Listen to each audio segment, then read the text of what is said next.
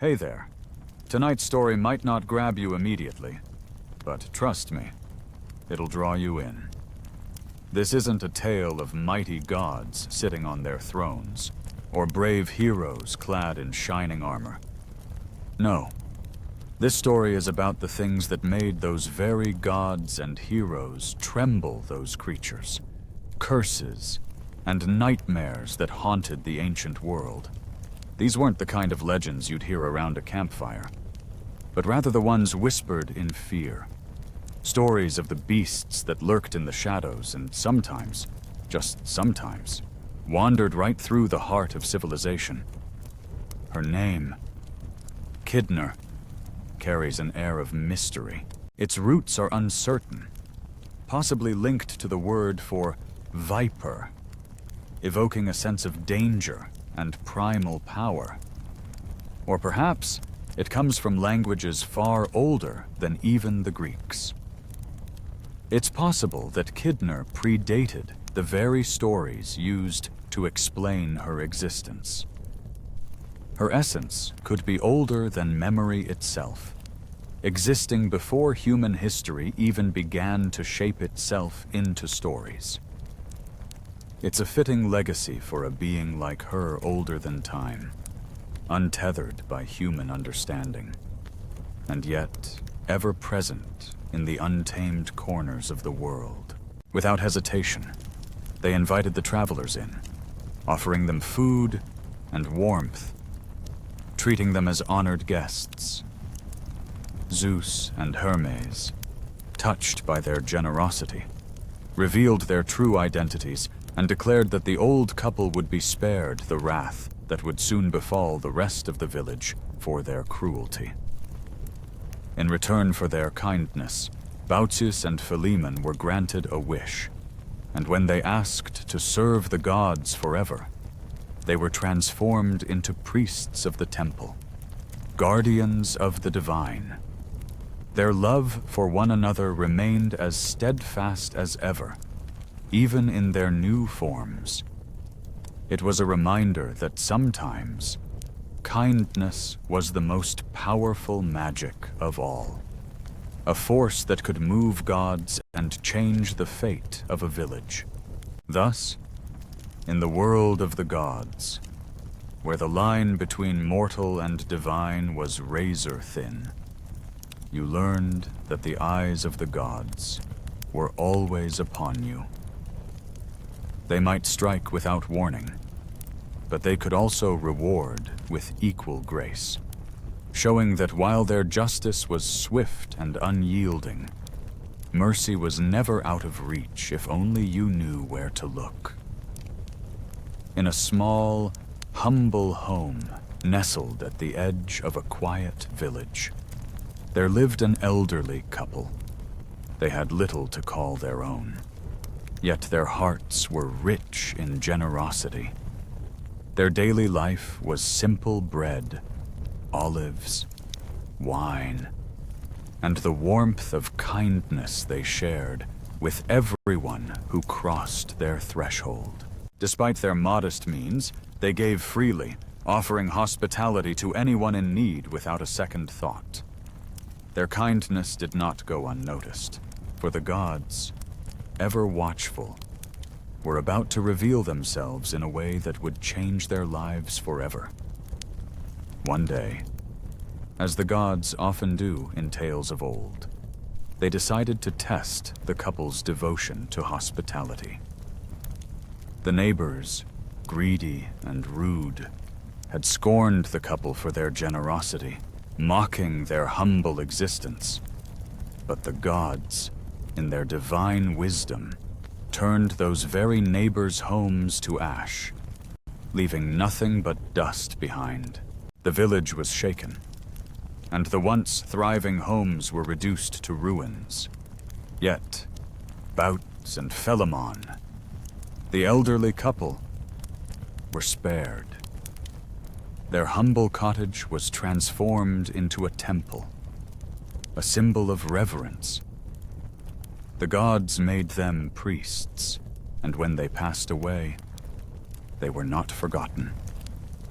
Instead, they became two intertwined trees, their branches forever entwined, a testament to their unwavering kindness. It was a sweet, almost fairy tale-like ending. But there was a deeper truth behind the blessings they had received. The gods, you see, were testing not just Butes and Philemon, but you. They were always watching, always observing, but in secret, in silence. You never knew when or how you might be tested. Perhaps it would be a beggar knocking on your door, asking for food, or a stranger crossing your path at just the right moment. There was no warning, no announcement from the heavens that this was a trial. It was up to you to assume that the gods were always watching, that their tests came in the most unexpected forms, and that they were never easily impressed. The gods cared not for grand gestures or elaborate offerings. What mattered was your heart, your willingness to offer what little you had to others without question, without hesitation.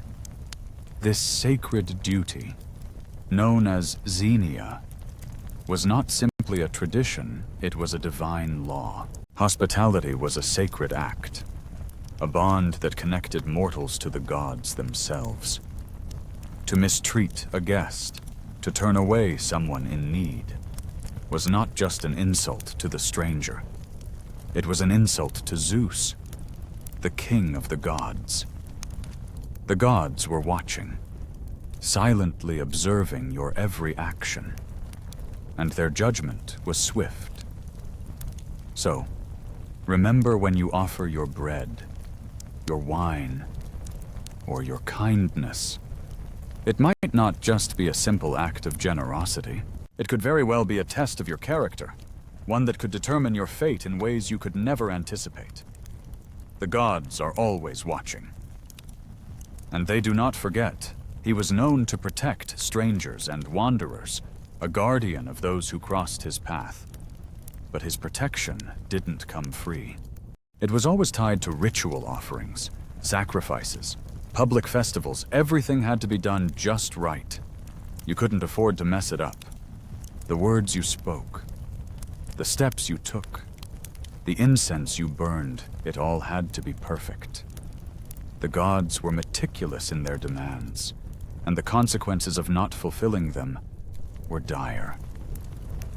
If you slipped up, even in the smallest way, the results were often catastrophic. Perhaps the crops would wither and die, or your ship would suddenly sink on calm seas. Maybe your newborn would cough once and then never make a sound again. There was no warning, no divine memo to tell you what you had done wrong, no official note saying, "You've offended Apollo," or "Hera is displeased." You had to figure it out on your own. Was it Hera? Did you forget to light the incense in her honor? Or was it Apollo, angry that you didn't offer enough honey in the right way? Maybe it was something as simple as pouring wine with your left hand instead of your right. The smallest misstep could tip the balance. It wasn't just superstition. It was a real, constant fear that you were always one mistake away from divine retribution. The ancient Greeks lived with a kind of divine paranoia that became a part of their everyday life. It wasn't a frantic, neurotic fear, but a deep, simmering awareness that every action you took held meaning. Every gesture had weight. You couldn't afford to ignore the rituals or dismiss the gods. Even the smallest oversight might trigger a chain of unfortunate events. And the gods themselves, they were many, so many, in fact, that trying to keep track of them was a challenge. Olympians, titans, river gods, tree spirits, household deities, nymphs of spring and stream, all of them had their own needs, their own demands, and their own whims. Each had their own territory, their own powers. The sheer number of deities made it nearly impossible to avoid offending one by accident. One wrong step could send you spiraling into divine chaos. The chances of angering a god were high, especially when you didn't know which one to be cautious of that day.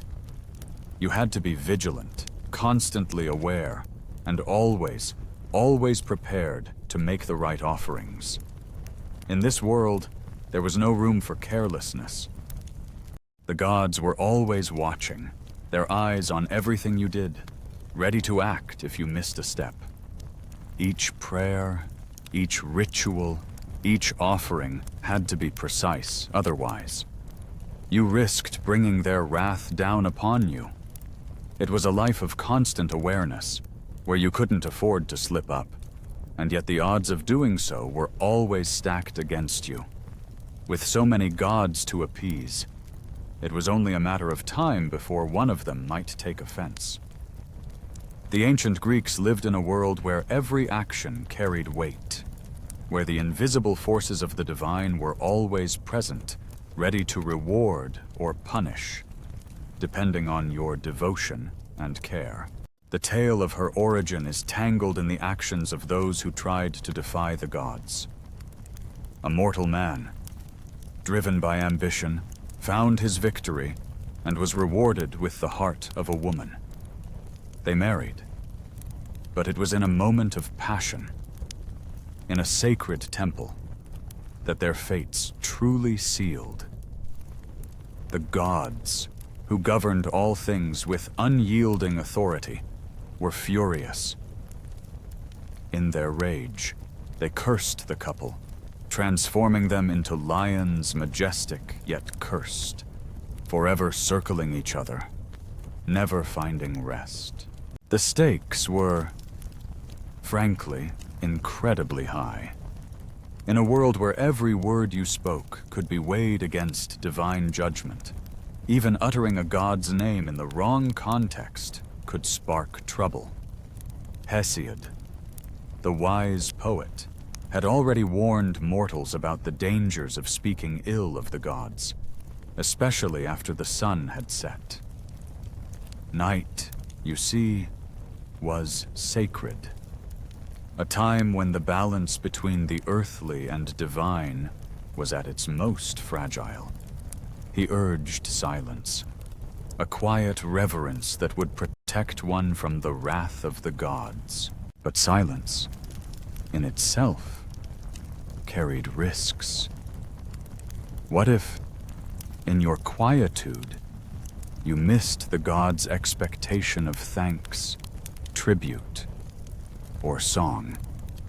What if, by not speaking, you failed to acknowledge the divine presence that watched over you? Living in such a world required an intricate, almost impossible, balancing act.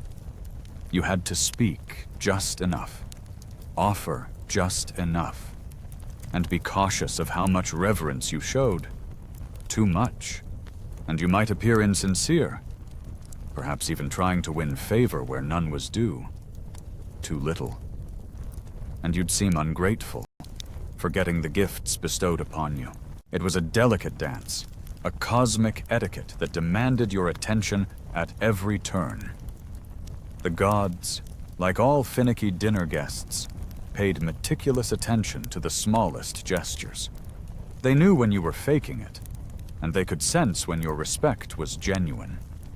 In such a system, every move you made was part of a much larger performance. The temples were more than just grand structures of marble and gold. They were the gods' homes. And when you entered them, you were not merely an outsider paying homage. You were stepping into the sacred space of a divine being. Much like a guest in someone's house, you had to behave properly, showing your respect in both action and demeanor. You had to cleanse yourself, dress appropriately, and bring offerings. But most importantly, you had to mean it. The gods, far beyond mere observers, were intimately connected to the places they inhabited. They weren't simply watching your actions from afar. They were sensing the sincerity in your heart. Entering the gods' temples was an invitation to reveal who you truly were. To show the gods not just your outward gestures, but your inner reverence. Every offering, every prayer, had to come from a place of genuine respect. The gods were not easily fooled, and their judgment was swift. It wasn't just about rituals or the right words. It was about the feeling that underpinned every action you took, the intent behind every gesture you made. In a world where the gods held such sway over every aspect of life, it was not enough to simply go through the motions. You had to live with the constant awareness that your every action could be a reflection of your devotion or your downfall. They were always watching your heart. It wasn't just about going through the motions, ticking off boxes on a list. Piety was far deeper. It was a way of being. The gods expected mortals to embody this posture of reverence at all times, as if their very existence depended on it. You couldn't simply show up to a festival with a careless attitude. Even the celebrations were serious business. Your participation, your emotions, and your behavior were all part of a sacred offering to the divine. The judges were always observing, making sure you measured up. If you laughed too much at the wrong play, or worse, failed to laugh at all, it could be seen as a direct insult to the gods. There were consequences. Your laughter, your joy, every part of you was scrutinized. Even in the most intimate and personal of moments like weddings or funerals, the gods were there, invisible, but ever present, watching over everything. Were the offerings made with enough care? Did the bride perform her rituals properly to honor the divine? Was Hermes honored for guiding the souls of the dead? Did the mourners sing the laments with enough sorrow and reverence? Did the family purify the house afterward, as required by custom? Despite her elusive presence, the goddess's influence stretched far and wide, especially in the tales of great heroes. Nearly every legendary monster slayer, whether it was Heracles, Bellerophon, Perseus, or Odysseus, encountered one of her offspring. These stories were more than just feats of strength and bravery. Each heroic act was a testament to her unyielding legacy. Every monster defeated, every battle won, echoed her influence, a reminder of the divine forces that shaped not only the world of gods and mortals, but also the very nature of heroism itself. She is the challenge at the heart of the story, the breath that gives life to the beast. There's something deeply maternal in her presence, though it's subtle, like a shadow quietly shaping the world around it. In ancient Greek society, women were often confined to the home, their voices barely audible in the public record. Yet, their roles were anything but invisible. They were the silent forces, the backbone of the family, and the lifeblood that kept culture alive. Echidna, in a sense, mirrors this role silent, almost forgotten in the myths, yet undeniably essential to their progression. The mother whose children face the trials of men, whose actions shape the very course of history, even if no one remembers her name. Over time, some versions of the myth gave her a bit more narrative flesh. The Roman tradition, for example, presented her not as a passive figure, but as an active partner to the forces of chaos. In some accounts, she stood beside Tartarus himself, not just as a place of torment, but as a living, breathing entity. This partnership hinted at a darker, more powerful nature to her, one that linked her to both the deepest pits of the earth and the boundless reaches of fate. Some even claimed that she birthed a line of mortal monsters, kings and queens, who ruled in distant, barren lands, far from the prying eyes of civilization. In this version, her blood seeped into the earth, birthing empires that rose to power and left their mark on history. These empires, fierce and untamed, were built on a foundation of her essence, a legacy that was, in its own way, even more frightening than the beasts she mothered. For it was not just the monsters that she gave birth to, but entire civilizations that carried her bloodline, her indelible influence, without ever truly acknowledging her presence.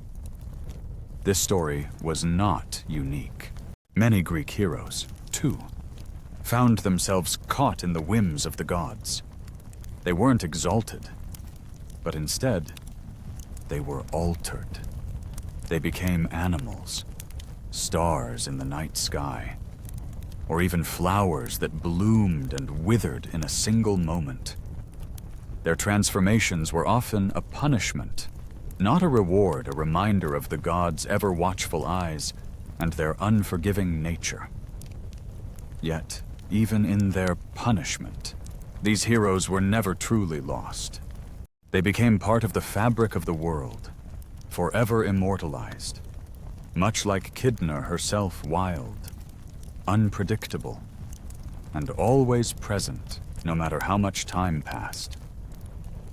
In art, the Kidna appears only rarely, an elusive figure who slips through the cracks of history. Yet, even in those fleeting depictions, her power is undeniable.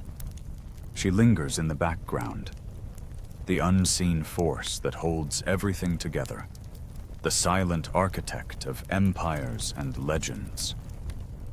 In the heart of ancient Greece, you would find a world where the divine intertwined seamlessly with the mortal. The Greeks, in their wisdom, understood that the gods were not merely figures to be adored. They were powerful beings who demanded respect above all else. You could almost feel the weight of their gaze upon you, a reminder that every action carried significance. The gods, with their capricious nature, were always ready to correct any misstep you might take.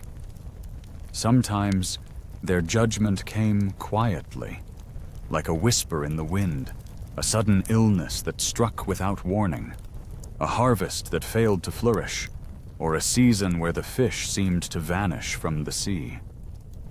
But there were times when the gods chose to make their displeasure known in a far more dramatic fashion. Imagine standing on the shore, the sky darkening ominously as a storm brewed on the horizon. You could hear the thunder rumble, a precursor to the chaos that would soon unfold. Or perhaps you found yourself in the midst of family turmoil, where madness seemed to seep into the very fabric of your home. And then, there were those rare moments when the heavens opened up, and Zeus, the king of the gods, unleashed his thunderbolts with a fury that left no doubt of his power. Even the historians of your time, like the great Herodotus, wove tales of human folly and divine retribution into their accounts. You would hear of kings who fell from grace, their pride leading them to challenge the gods, only to be met with swift and terrible consequences. Cities would burn, and the people would murmur among themselves, recognizing the signs that spoke of moral lessons hidden within their misfortunes. There was always a reason behind the chaos, a finger pointing skyward as if to say, "Look here. This is the cost of hubris." In this world, Stories were not just entertainment. They were a means of survival. You would gather with others, sharing tales of caution and remembrance, ensuring that the lessons of the past were not forgotten. Children would leave small offerings at the foot of trees, whispering apologies to the spirits that dwelled within. You might sprinkle libations into the earth, a humble gesture of respect, just in case the gods were watching.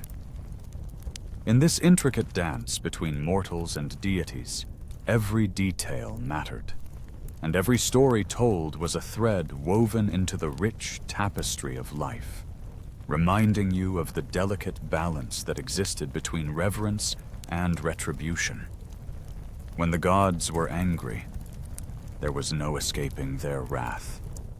They had the power to destroy you in the blink of an eye, and there was nothing you could do to stop them. But when they were merely curious, that could be even worse. Curiosity, you see, led to tests that twisted your fate in ways you never could have imagined. The gods played games with mortals, and these were not games you could win. Strange dreams haunted your nights, and you found yourself in homes that weren't really homes at all, trapped in impossible choices with no right answer. Yet, despite all this, mortals continued to play along, for they knew something deeper, something that bound them to the gods. They told their myths and built their temples, adorning the walls with stories of judgment, justice, and the whims of the divine. But it wasn't out of love for the gods. It wasn't even out of fear. It was because mortals understood them. They understood the gods were like storms, beautiful, unpredictable, and, in their own strange way, necessary. You could try to honor them, and perhaps, if you were lucky, the storm would pass over your house, sparing you from its fury. But there were no guarantees. The gods could strike at any moment, and you never knew when they might turn their attention to you. The truth is, the gods were always watching, always judging, and there was something haunting about that. You could feel their eyes on you, weighing every action, every decision, and that, in its own way, was the cruelest part. Because there is a special kind of suffering in knowing your fate, but being utterly powerless to change it. That was the essence of the Greek prophecy. It wasn't a warning you could heed, nor a guide you could follow. It was simply a truth you had to accept. Your future was already written, and all you could do was wait to see how it would unfold. In the end, the gods remained an enigma, neither fully good nor fully evil, neither friends nor enemies. They were just there, watching, waiting. And in that quiet judgment, the real test began. How would you live with the knowledge that your fate was always in their hands, never truly your own? That was the question every mortal had to answer, in their own way, throughout their lives. In the world of mythology, prophecies were not your guide to safety or survival. They weren't like a comforting prediction that could prepare you for the future. No, they were traps, designed to entangle you in a web of fate that you couldn't escape. These prophetic words weren't meant to inform you about what might happen. They were designed to ensure that what was foretold would, without fail, come to pass. Even the very act of trying to outrun a prophecy often had the opposite effect, setting into motion the very events you were trying to avoid. It's a cruel twist, isn't it, that no matter how much you fought against it, the prophecy would always find a way to fulfill itself. Their stories, twisted by the divine hands of fate, serve as powerful reminders for the rest of us. You see, The gods are always watching, and the lessons they weave through these tales are meant to guide you. Be brave, yes, but not too brave. Strive for greatness, but don't let your pride eclipse the heavens. Live brightly, but never so brightly that you outshine the gods themselves. Even those who served the gods directly found no guarantee of safety or favor. The path of the divine is fraught with peril, and no one is truly immune to its unpredictable wrath. For mortals, this was a particularly cruel fate.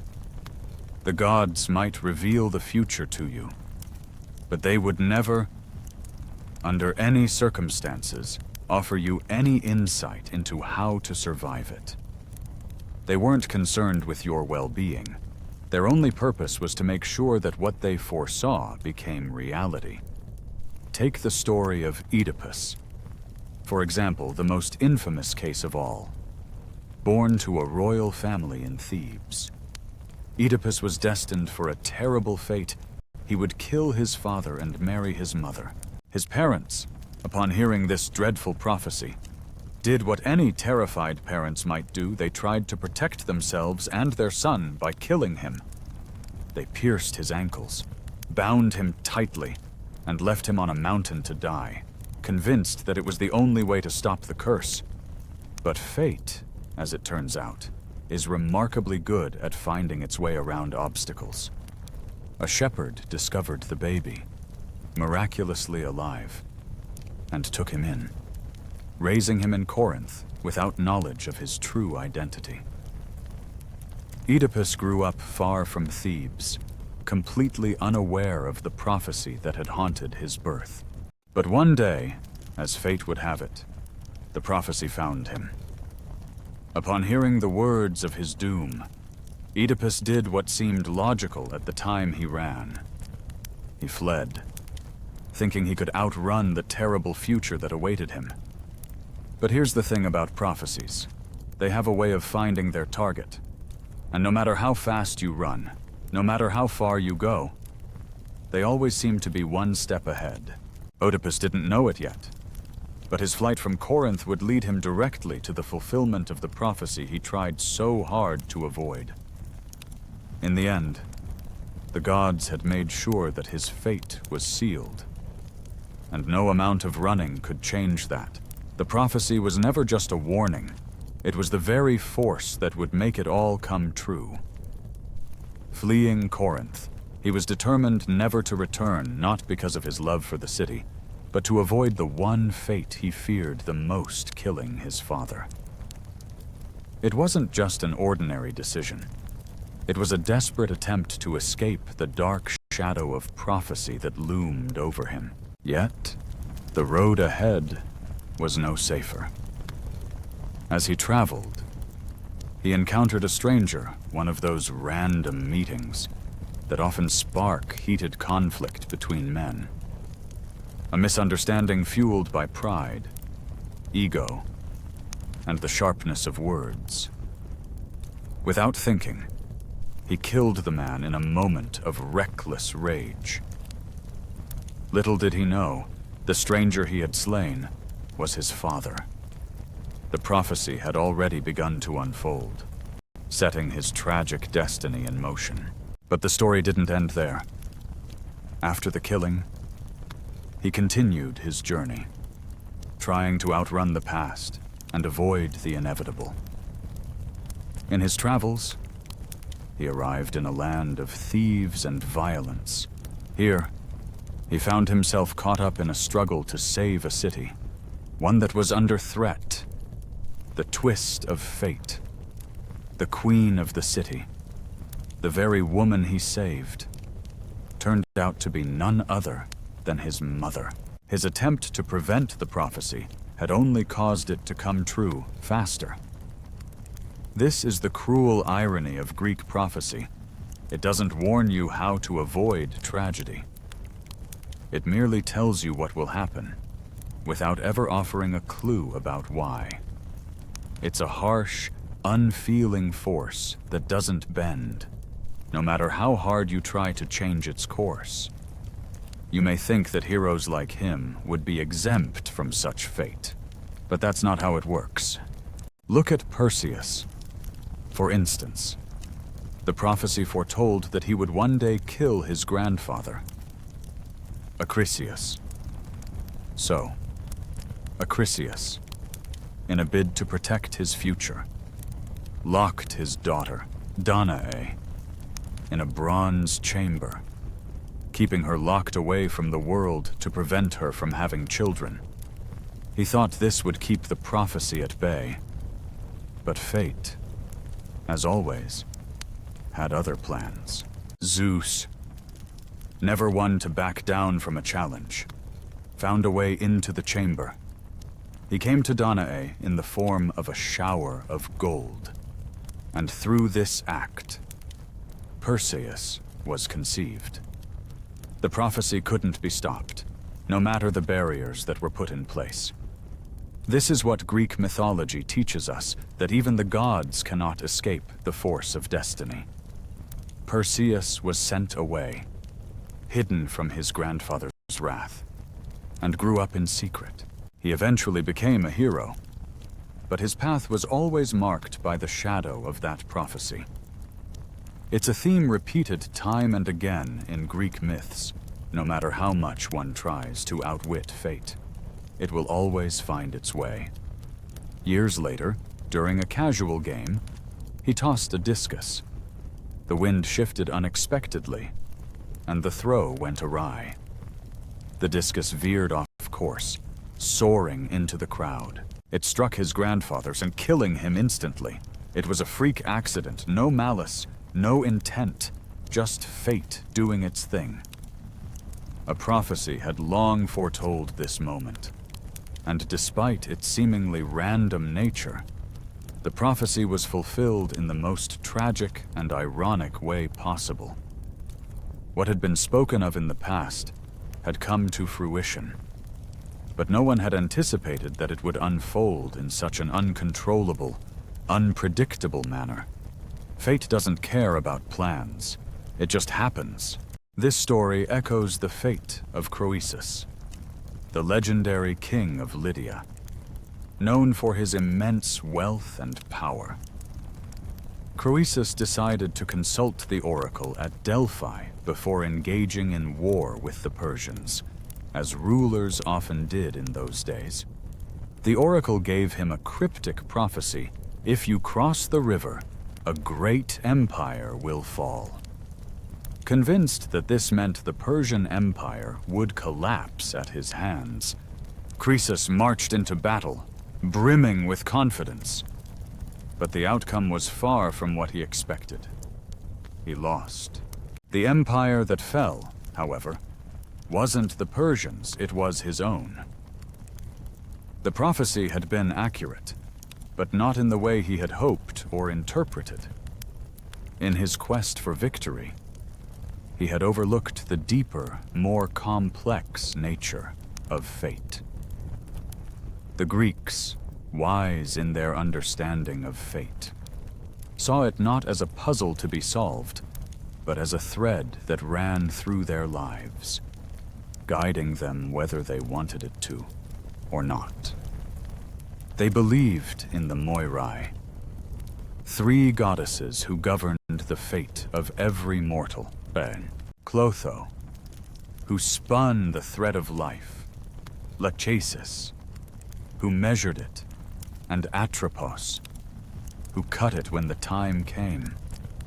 The Greeks accepted the power of these ancient deities as absolute, with even the mighty Zeus, king of the gods, respecting their authority.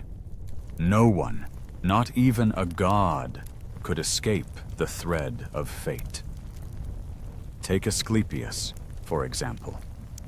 He was the son of Apollo, and his healing powers were unmatched. In fact, he grew so skilled that he learned the secret to raising the dead. A noble pursuit, surely, one that could have brought him eternal glory. But there was a price. Hades, the god of death, was none too pleased with Asclepius's ability to cheat the natural order. After all, death was supposed to be an inevitable part of life, a cosmic law beyond even the reach of the gods. So, in his anger, Zeus struck down Asclepius with a thunderbolt, punishing him for his defiance. In the end, these stories remind us that fate isn't something we control or predict. It's a force beyond our comprehension, waiting for the right moment to unfold, sometimes cruelly, sometimes with a twist, but always with the certainty that it will eventually come to pass. No one can outrun fate. Fate was ancient, older than the gods of Olympus, older than time itself.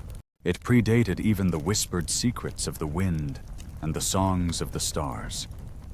And in the midst of all this ancient mystery, there were the oracles, these priestesses, haunted by a divine presence, spoke the will of Apollo. But they weren't creating their words. They were simply translating the messages that had already been written in the very fabric of the universe. It wasn't their imagination, but their connection to something far older than themselves that made their words so powerful and cryptic. Among the many oracles, the Pythia of Delphi was the most famous. She sat on a sacred tripod, perched over a chasm in the floor of the temple. From this spot, she inhaled vapors, likely the natural gases that rose from deep within the earth, and entered a trance. It was in this altered state that she would speak, her words a puzzle to anyone who dared ask. Kings and queens traveled from far and wide, seeking answers. Generals came before their battles, farmers before their harvests. Everyone, it seemed, wanted to know the future, and the Pythia was the key to unlocking it. But the answers she gave were never clear-cut. They were always vague, wrapped in layers of ambiguity. If you asked her how long you would live, she might answer, "When the eagle leaves its nest, so too shall your flame go out." A response that gave no clarity, but hinted at a deep truth, one that would only make sense when the time came. And if you asked if your son would return from battle, her answer would be equally enigmatic. "He will bring glory to your name, though not your house." A technically accurate answer, perhaps, but practically useless, leaving you more uncertain than before. It wasn't that the gods took pleasure in confusing mortals well, maybe a little. But to them, prophecy was more like theater. The gods reveled in the performance of it, in the drama of human lives caught between fate and free will, always pushing forward, never fully understanding the direction. The words of the oracles were part of a divine play, unfolding in real time, with no script and no curtain call. The gods, after all, were the ultimate audience, watching and waiting as mortals danced to the rhythm of fate. In the grand narrative of life, everything is written every moment, every step. Mortals, no matter how hard they try, must follow the script laid out for them, each line as essential as the next. No one, not even the protagonist, can skip ahead or rewrite their part. This was the fate of those bound by prophecy, and in ancient stories, their lives were ruled by the foretelling of what was to come. Take Paris of Troy, for instance. His birth came with a curse, a prophecy that foretold he would be the destruction of his city. His parents, desperate to avoid such a fate, abandoned him on a hillside, hoping to stop the inevitable. But as is often the case in these stories, fate has a way of sneaking through the cracks. Paris survived. He grew up strong, handsome, and charming, with a knack for assessing divine beauty, a talent that would later play a significant role in his life. His fondness for judging the beauty of goddesses would lead to the infamous Golden Apple contest. It was the spark that ignited a chain of events, including his fateful meeting with Helen, the most beautiful woman in the world. One prize, one contest, one illicit affair, and before long, the 10-year Trojan War unfolded. All of this, every battle, every loss, every tragedy, was the fulfillment of the prophecy. Troy burned not just because of Paris's birth, but because mortals, in their attempt to prevent the foretold ruin, only made it more certain. This brings us to an interesting thought. Is prophecy a trap? It's easy to see it as such. A cruel twist of fate that binds you to a future you can neither escape nor alter. But the Greeks didn't view prophecy as a trap in the traditional sense. They understood it as moira, the concept of fate, of your portion, your lot in life. It wasn't something to be avoided, but something to be understood. Prophecies, they believed, weren't a means of control, but a way of understanding the inevitable path each person must walk. There was no escaping it, but perhaps there was a way to accept it. In this light, the truly tragic figures aren't those who attempt to defy fate, those who fight against the current of destiny, only to be swept away. No, the most tragic are those who misunderstand their own place in the grand design. They think they can outwit or outfight fate. But the more they struggle, the more tightly it holds them. In the end, it's not the defiance of fate that brings ruin, but the failure to understand it. They were the ones who never truly understood the weight of what they were facing. Take Agamemnon, for instance. He came back from Troy, triumphant, basking in the glory of his victory. He was proud, certain that his return would be celebrated as a hero's homecoming. Yet, he had no inkling of the darkness that awaited him. Clytemnestra, his wife, had already set her plan into motion, a plot to murder him in his bath. Agamemnon, so consumed by his own pride and the cheers of his soldiers, never saw it coming. There was no prophecy to warn him, no divine whisper telling him of the betrayal brewing at home. It was just the slow, relentless march of consequences catching up with him, a war he had started, a daughter he had sacrificed, and a kingdom he had neglected. But Apollo, furious over the loss of his son, retaliated. In his rage, he killed the Cyclopes, the very ones who had forged the thunderbolt that took Asclepius's life.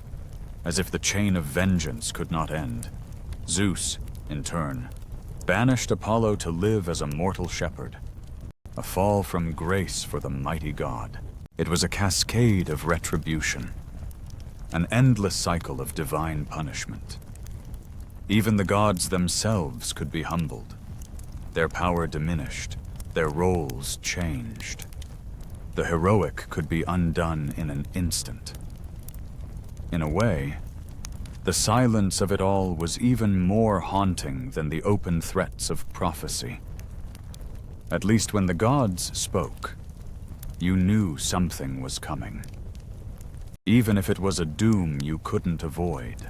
But Agamemnon was left to walk in the dark, unaware of how his past decisions were weaving the very threads of his demise. The gods might not have whispered a warning, but the universe was speaking nonetheless. And he didn't listen. His downfall wasn't some grand revelation. It was simply the result of a series of choices he made, each one stacking on top of the last, until it all came crashing down. Yet prophecy, despite its often tragic role in Greek mythology, wasn't always just a harbinger of doom. In fact, it was also a tool of power, a means by which kings could claim divine approval. Oracles were revered, their words seen as messages from the gods themselves. Leaders, especially those founding new colonies, would seek out prophecies, hoping for a sign that their efforts were blessed. Take Socrates, the philosopher who, at the height of his fame, was famously told by the oracle at Delphi that no man was wiser than he. Socrates, ever the skeptic, spent the rest of his life trying to prove the oracle wrong, only to find that in doing so, he had proved it right. The irony was profound. In the pursuit of proving the prophecy false, Socrates unknowingly fulfilled it, revealing a deep truth about the nature of wisdom and the limitations of human understanding. That's the true nature of Greek prophecy. It wasn't about making things clearer or simpler. It wasn't about handing out answers on a silver platter. Instead, it was a challenge, a riddle to unravel. Prophecy didn't always illuminate the future directly. Sometimes, it revealed the truth not by explaining, but by confronting you with it, forcing you to wrestle with your own fate, your own understanding of the world. It was a test of human resolve. And often, the greatest revelations came not through clarity, but through the struggle to understand what had been foretold. You didn't truly understand it until it was too late. Only after the bodies had been counted, the final toll weighed against the balance of life and death. The temples had been reduced to smoldering ruins, their sacred walls now just whispers of smoke.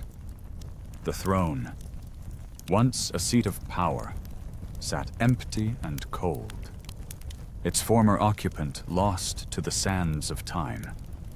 Only then, when everything seemed lost, did someone, somewhere, finally say, "Ah, so that's what it all meant." And in the aftermath, humanity was forced to adapt, to survive in the wake of uncertainty. Mortals learned how to live with the unknown, how to find comfort in the ambiguity that fate had handed them. They began to read omens, watching the flight of birds with reverence, believing that their patterns held secrets. They would burn bones and study the cracks, trying to divine the future from the remnants of the past. A priestess, her eyes clouded with ancient wisdom, might interpret the blood of a goat, offering insight into a kingdom's fate.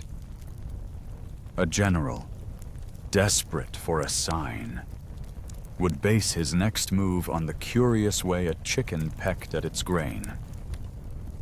If this all sounds absurd to you, remember they weren't seeking certainty. They weren't looking for answers that could be written in stone or carved into the firmament. No, they were searching for alignment, a sense that their actions, their choices, were somehow in sync with the will of fate. For if the gods approved of their decisions, if they seemed to favor their path, then perhaps, just perhaps, things would go well. But if the gods turned their backs, if their favor was withheld, then at least the calamity would be faced with dignity. Even the most brilliant minds, those who seemed to outwit the world, like Odysseus, never truly escaped the grasp of prophecy. They could navigate it, delay it, even dance around its edges, but the inevitable thread was always there, hanging over them, waiting to be cut. The fates, no matter how clever the mortal, had the final say. No one, not even the tricksters, managed to escape in the end. It's a deeply human thing, this. We yearn for knowledge, we crave it, but once we get a glimpse of it, we're forced to confront a painful truth. Knowledge alone does not grant us control. We can understand the future, see it clearly ahead of us. Yet still, there's this quiet hope that maybe, just maybe, the future isn't written in stone. Maybe there's still a chance to rewrite it. Some mortals, unable to bear the weight of prophecy, were driven to madness.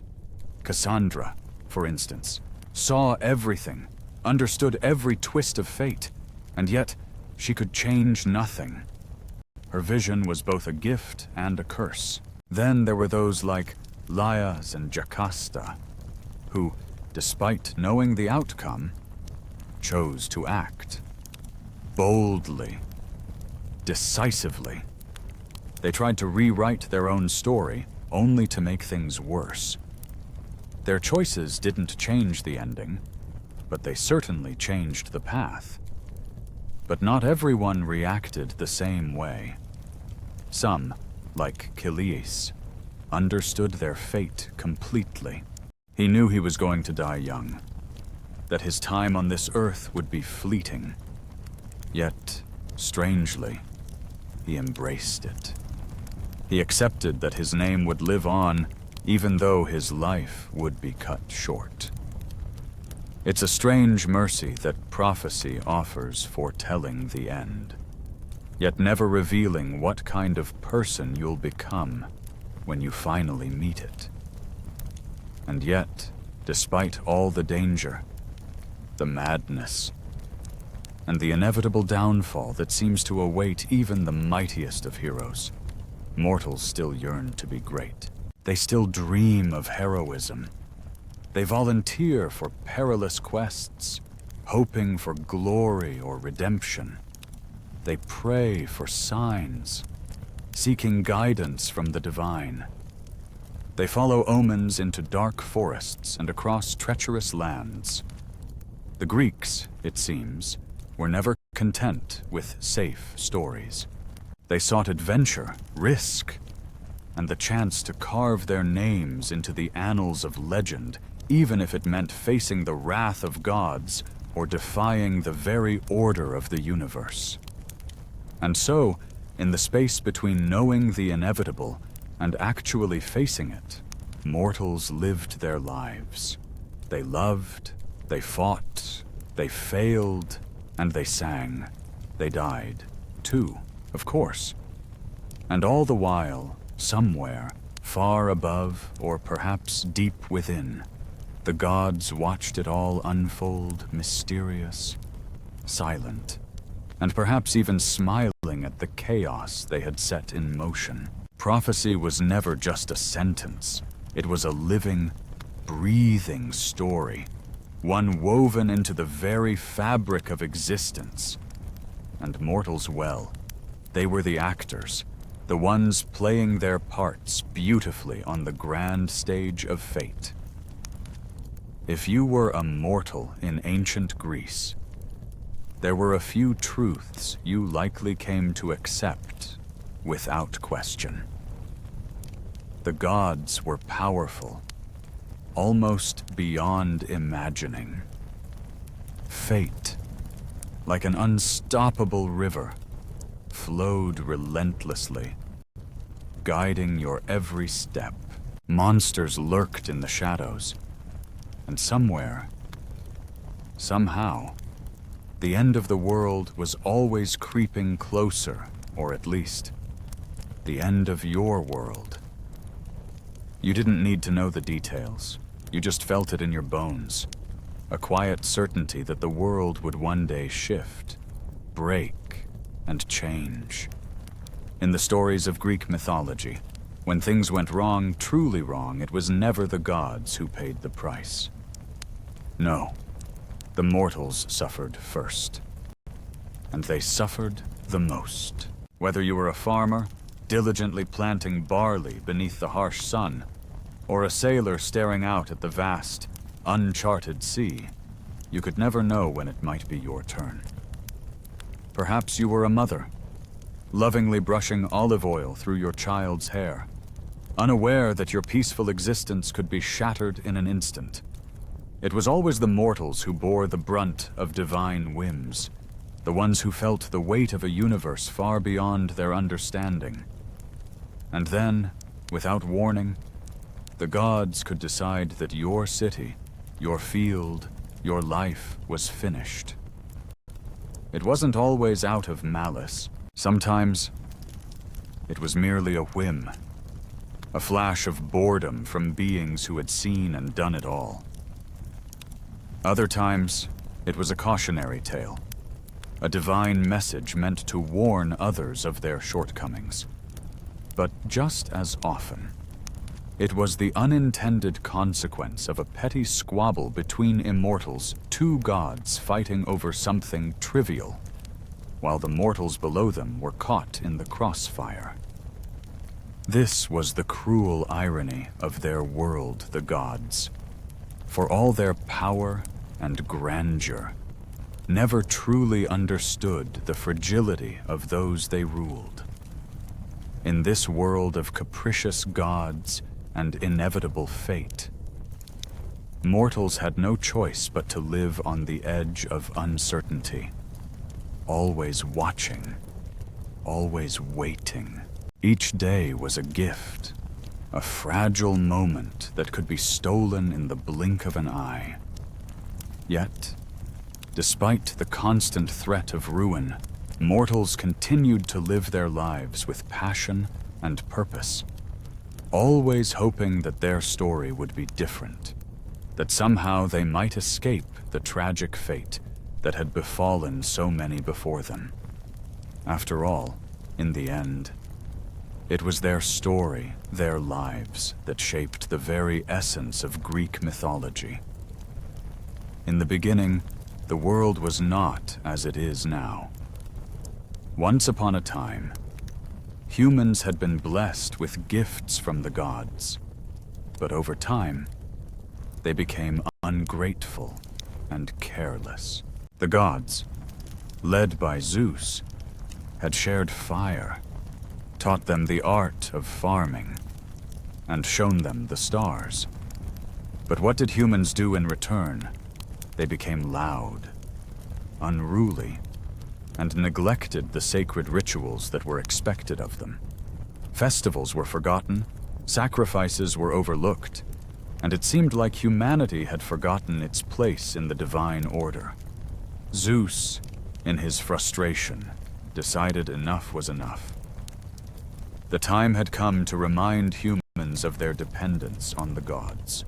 His solution: a great flood, a cataclysmic deluge that would wash the earth clean of the ungrateful mortals. The flood was like nothing the world had ever seen before. Cities crumbled, temples sank, and entire civilizations vanished beneath the waves. The storm raged on, leaving only destruction in its wake. But amidst the chaos, there were two who survived Deucalion and his wife, Pyrrha. They weren't powerful warriors, nor were they particularly wealthy. What saved them was their devotion, their piety. Unlike the others, they had remained faithful to the gods, offering respect and reverence even when the rest of humanity had turned away. Zeus, in his mercy, sent them a warning before the flood came. Following his guidance, Deucalion and Pyrrha built a simple chest. It wasn't a mighty ship or a grand vessel. It was just a simple box, sturdy enough to float upon the floodwaters. As the world around them drowned, The chest carried them, keeping them safe as the waters rose higher and higher. They watched as the land they had known slowly disappeared beneath the surging tides. Days turned to weeks, and the world around them became a vast, empty ocean. When the waters finally receded and the storm ceased, they found themselves in a desolate world. The once thriving lands were now barren, devoid of life and civilization. It was just the two of them alone, exhausted and unsure of what lay ahead. They had survived, yes, but at what cost? The world they had known was gone, and now they stood at the edge of an empty future, with only each other to rely on. They were the last of their kind, the only remnants of a world that had been swept away by Zeus's fury. Now, it was up to them to rebuild, to repopulate the earth. They were given a strange command: throw the bones of your mother behind you. A riddle, as mysterious as it was unsettling. But in time, they deciphered its meaning. The bones were not literal. They symbolized the stones of Gaia, the earth itself. So, they threw the stones behind them, and as they did, something miraculous occurred. The stones, which seemed so ordinary, began to transform into people. Life emerging from the very soil of their world. These new beings were vibrant, striking more dynamic and dramatic than anything they'd seen before. They were also easier to fit onto pottery, capturing their essence in art and culture. They craved stories worth telling, stories that would echo through time. So, over and over again, mortals gave themselves up to the gods, to monsters, to wars, and to the wounds that followed. It wasn't for peace that they sacrificed themselves. No, it was for something far more elusive, something far more dangerous for glory. The gods, the monsters, the endless battles, they all etched their names into the annals of history. And even though they were chewed up and consumed by the relentless jaws of myth, they were never forgotten. We remembered them, their courage, their struggles, their pain. It all lived on. They were heroes, yes, but they were also disposable. Maybe, just maybe, they knew that from the very beginning. Yet, despite their sudden emergence, there was one figure who stood apart. A woman, half human, half serpent, who could not be mistaken for anyone else. Her upper body was that of a beautiful woman, often depicted as bare, while the lower half of her form twisted into the sinuous coils of a serpent, fading into shadow. Her face exuded calmness, unapologetic, unwavering. She was not a monster born of pain or desperation. She wasn't pleading for understanding or sympathy. She was simply Chidna, and the power of that name held something strange, something both terrifying and awe-inspiring. What made her so powerful wasn't her monstrous form, but her unapologetic existence. She was feared, yet not villainous. She embodied a strange kind of might, being monstrous without remorse. Her very presence was a challenge to all who encountered her. But she never sought forgiveness, never begged for acceptance. She gave birth to Taras, one of the most terrifying and formidable creatures. And yet, she never once asked for atonement or pardon. In the modern world, her name has endured, though it has taken on a different form. The Acanthina, a spiny anteater from Australia, shares little in appearance with her mythical namesake. However, the creature's peculiarities, the oddity, and the uniqueness of its existence serve as a distant echo of the myth that has survived through the ages. A testament to a strange, untamed power, one that continues to intrigue and mystify, leaving a legacy that stretches from ancient legend to modern biology. In the world of myths, there are stories that twist and tangle in ways that could make even the greatest Greek storytellers proud. One of these is the tale of a creature unlike anything you might imagine. It lays eggs, yes, but that's just the start. It has a reproductive anatomy with 4 heads, an utterly bizarre feature that seems as absurd as it is ancient. It's shy, keeping to the shadows, yet completely unaware of how strange it looks to the outside world. If there was ever a creature that could make a kid wonder, could I be friends with it? This one would be the one. Still, as you ponder this peculiar being, it's clear that its myth has faded with time. As the centuries passed, the story of this strange creature, like many others, began to slip away. The earliest accounts of it gave way to more philosophical thinking as Greek thought evolved from epic storytelling to deep philosophical inquiry. Over time, monsters like this one were explained away through natural causes or turned into allegories, simple tales meant to represent deeper truths.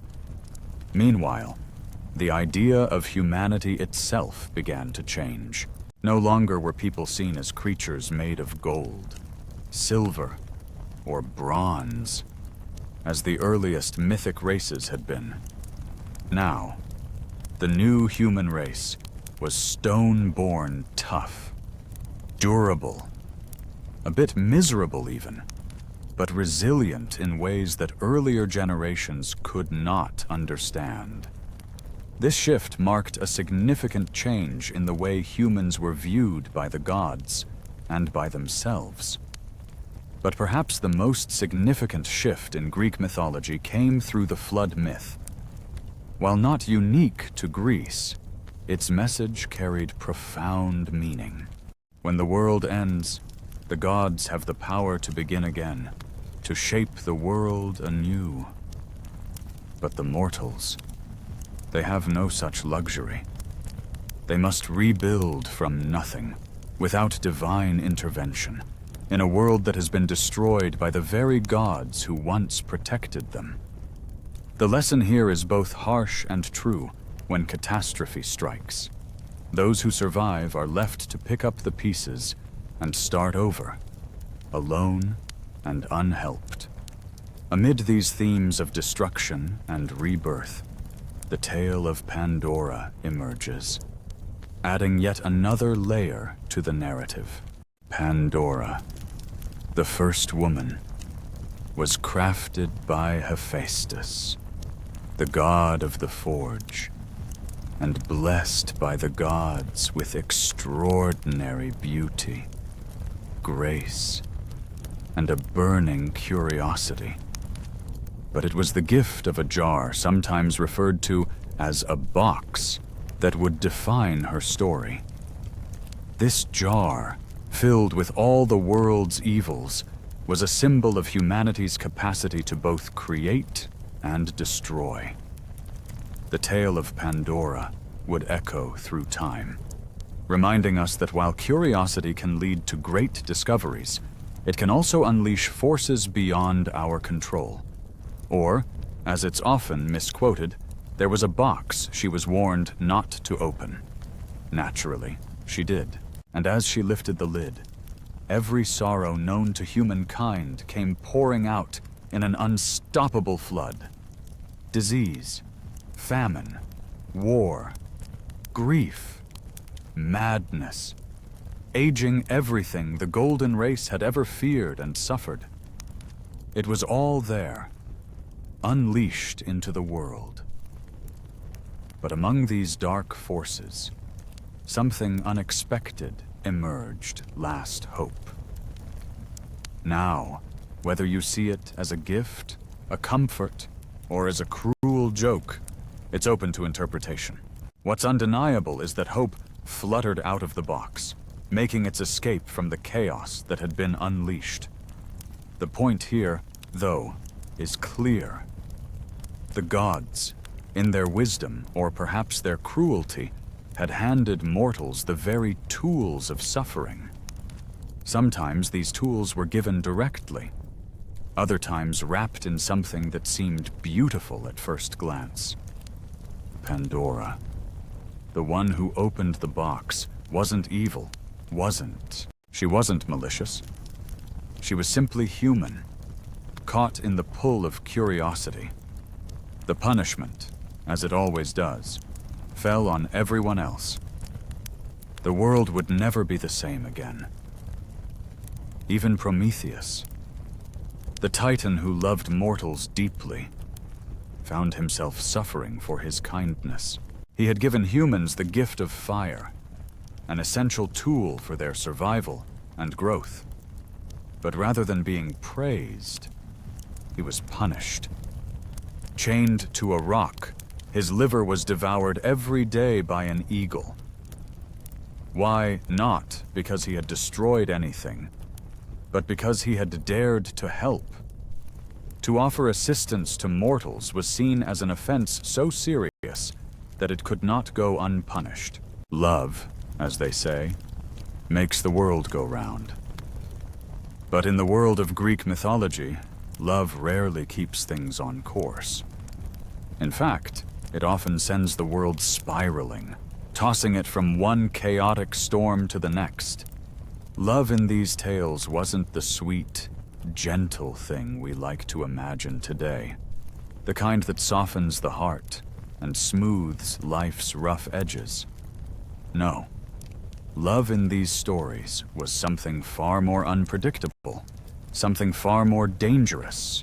It was a force of nature, a storm that could uproot entire lives, or worse, a divine weapon wielded with both grace and cruelty. Sure, it could bless someone with a rare gift, but more often than not, it destroyed everything in its path. And yet, despite the harsh consequences, the mortals continued. They kept living, working, worshipping, and most importantly, hoping. Perhaps it was because hope had slipped out of that jar too, flickering faintly among the shadows. It wasn't much, but it was enough to keep them going, to make them believe that even in the face of endless suffering, there was still something worth fighting for. The gods didn't need an apocalypse to end a world. Sometimes, all they had to do was simply turn away. Take Demeter, for example. When her beloved daughter Persephone was taken by Hades into the underworld, the goddess of the harvest was shattered. She wandered the earth in mourning, her grief so deep it caused the world to wither. Crops failed, famines spread, and the vibrant earth turned brown and desolate. Mortals, innocent and guiltless, starved not because they had sinned, but because the heart of a mother ached. Demeter's sorrow was too great, and the world paid the price for it. But eventually, a compromise was struck between the gods. Persephone would spend part of the year in the underworld with Hades, and part of it above, in the realm of the living. Thus, the seasons were born. Spring and summer, when Persephone returned to her mother's embrace. Autumn and winter, when she descended again into the shadows. It's a beautiful myth, isn't it? The tale of love and loss, of a mother's grief that shaped the very fabric of nature. But it's a myth built on the bones of the hungry, on the sacrifices of those who suffered beneath the gods' indifference. Even in their sadness, The gods left consequences behind, consequences that no mortal could escape. And then, there were the wars. The Trojan War, for example, wasn't just a clash of men and swords. It was divine theater, a spectacle where gods and goddesses took sides and played with human fate. Aphrodite, in her love for Paris, gave him Helen, igniting the fire that would burn Troy to the ground. Hera and Athena, scorned and furious, sided with the Greeks, each driven by their own vendettas and ambitions. And Zeus, the king of the gods, watched it all unfold, sometimes amused, sometimes bored, but always distant. As the gods made their choices, the fate of empires hung in the balance, and mortals were mere pawns in their celestial game. The gods, with all their power, were no different from the people they ruled. Their actions were driven by love, jealousy, and anger emotions that carried consequences. The heavens were not a sanctuary of pure light, but a realm where gods played with the lives of mortals, shaping history with a cruel indifference. And still, we tell their stories, trying to understand the nature of fate, power, and the deep, unyielding sorrow that binds the gods to us all. The battlefields were littered with the bodies of the fallen sides turned against each other, and mortals lay dead in the wake of gods who played with their fates. Achilles, Hector, Patroclus, Ajax, and thousands of unnamed souls all caught in the fury of a war not their own. A city that once thrived now crumbled to dust. A king lost his chance at returning home to his throne, while a queen plotted her revenge, furious over the smallest of slights. Why? Because a mortal had dared to judge a beauty contest among the gods. A single, seemingly insignificant decision, one golden apple tossed carelessly, one compliment that fell upon the wrong immortal, and the world was set ablaze. It was all part of the eternal game the gods played, one of creation and destruction. Every war was their miniature apocalypse, and every slight was their opportunity to unravel the world. Mortals, caught in the crossfire, never stood a chance. Their lives, their very existence, were mere collateral damage in the gods' endless battles of pride and vengeance. And even love, the very thing that should unite, could bring about the end of everything. Ask Emily. She was just a mortal woman, seduced by the might of Zeus himself. Hera, burning with jealousy, tricked her into asking Zeus to reveal his true form. And when he did, Emily was vaporized by the divine radiance. Her unborn child, Dionysus, was the only one spared. A god now woven into the world's fabric in the most bizarre way, sewn in Zeus's thigh. Because, as always in the world of gods, myths are rarely neat. But then there was Samila. Her death wasn't out of malice or vengeance. It wasn't born from a god's fury or jealousy. No. Samila's death was technical, a tragic result of divine power. She simply wasn't built to see a god in his full, terrifying glory. Mortals never are. In their finite, fragile forms, they're ill-prepared to witness the unimaginable force of a god's true being. And when they do, they are consumed by it, destroyed in an instant. Such is the way of the gods. and such is the fate of those who are caught in their webs. Then came the madness, a force as merciless as it was unpredictable. The gods, with their boundless power, could break a mortal mind as easily as snapping a reed in half. One moment, a man could be living with purpose, and the next, his very sanity could be torn apart. Take Heracles, for example, the mightiest hero, the strongest man to ever walk the earth. Yet, even he was not immune to the capricious whims of the gods. Hera, in her jealousy and wrath, drove him to madness. In a blind, uncontrollable rage, he slaughtered his wife and children. In that single moment, his world ended. The man who had been revered for his strength and heroism was reduced to a shadow of himself, a murderer in his own eyes. Though Heracles sought redemption, the path was anything but easy. To atone for his sins, he was tasked with completing 12 impossible labors, each more brutal and soul-shattering than the last.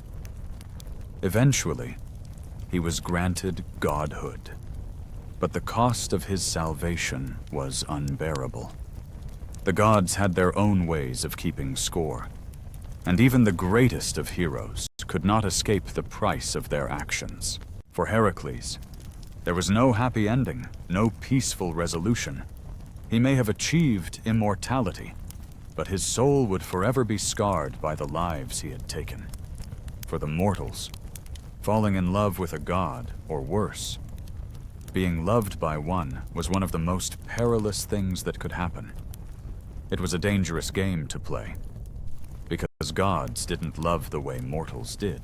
Their affections were capricious, their desires unpredictable, and their wrath unforgiving. Mortals who became the object of divine affection found themselves caught in a whirlwind they could neither control nor escape. Every kiss, every touch, every whisper from a god was a promise wrapped in danger. They were doomed to be drawn into the chaos of love and power, and the cost of such a tangled existence was often their very lives. And what of the mortals caught in the wake of such tragedies? For them, there was no redemption arc, no second chance. Only blood, only silence.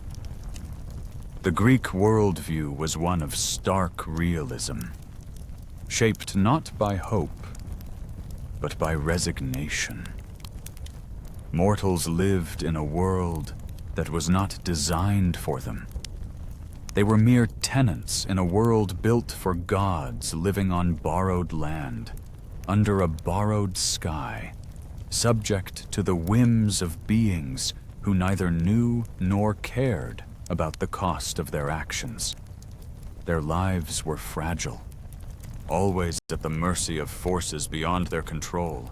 When the gods lost interest or turned their attention elsewhere, the consequences were often catastrophic. A neglected ritual, a missed omen, or a slighted shrine could trigger unimaginable disasters.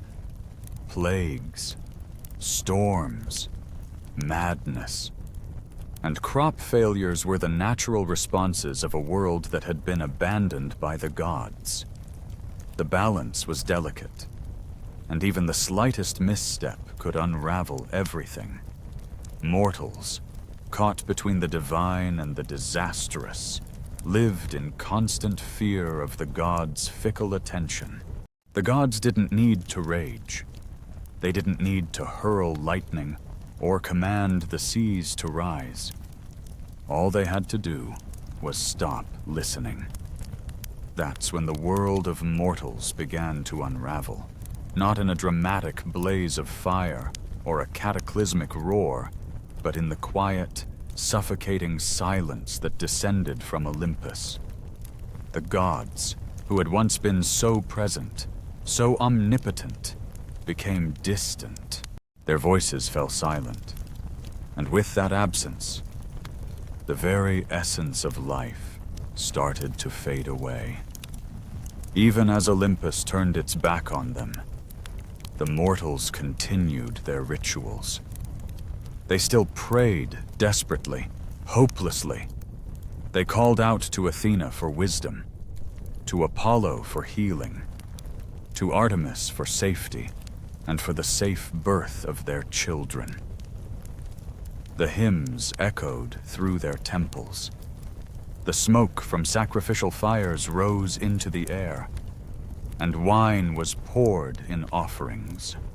They did all this not because they believed it would sway the gods, not because they thought they might receive divine favor, but because they feared what might happen if no one did. Silence, it seemed, was worse than any disaster, worse than the wrath of a single god. It was the complete absence of the divine, the loss of connection with the cosmos that made them tremble.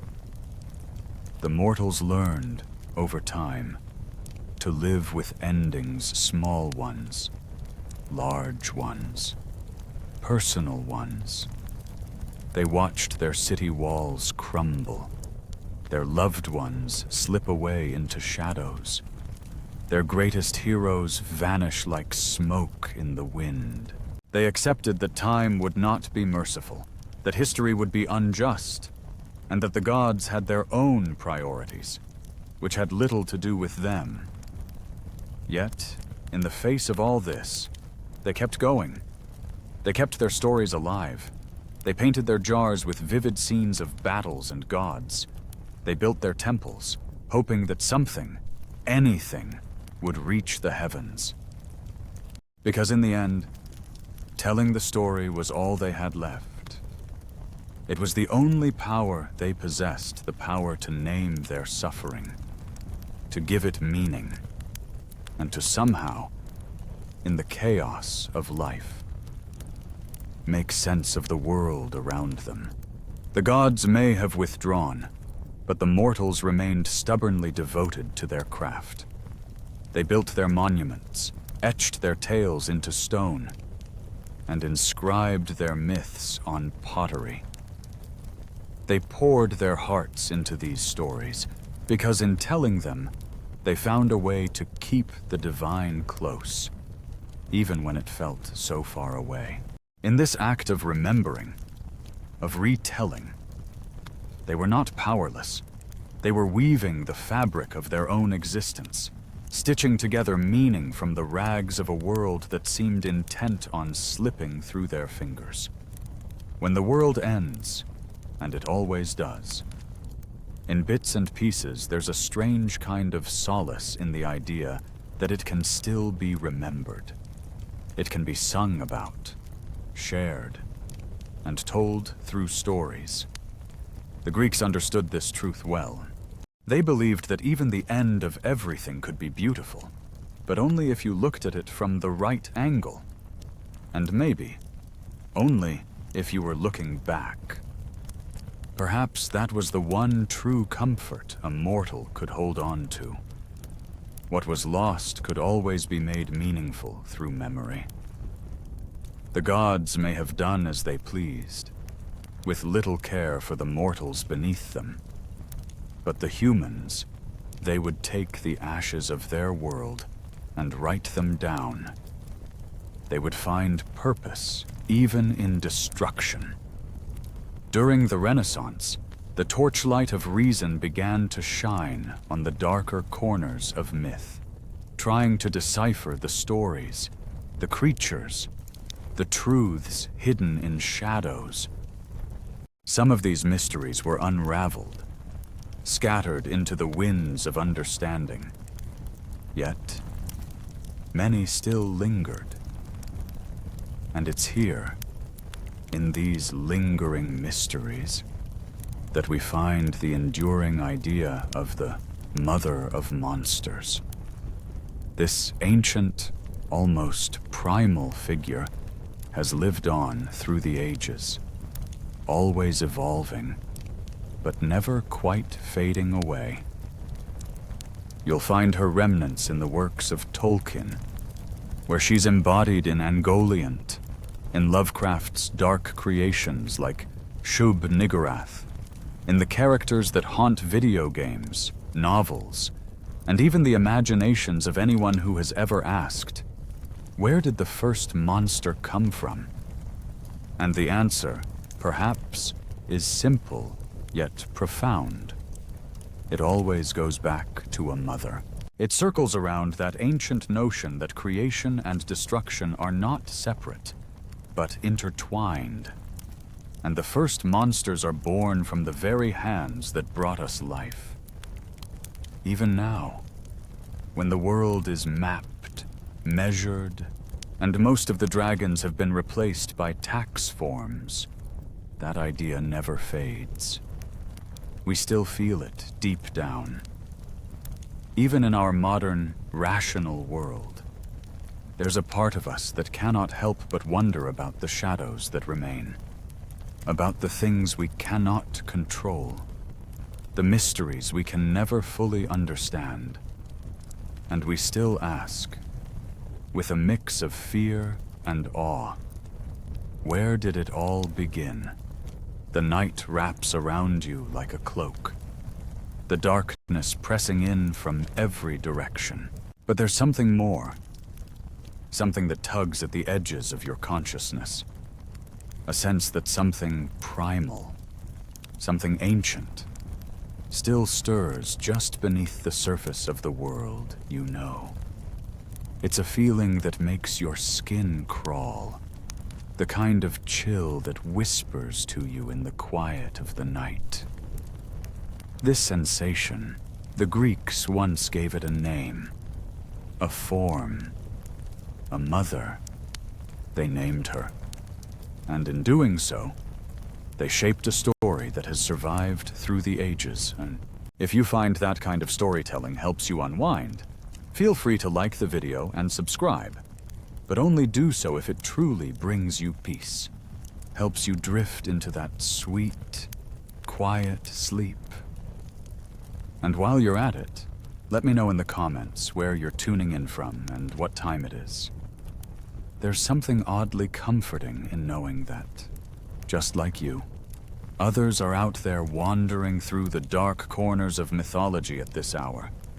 It connects us all, even in the stillness of the night.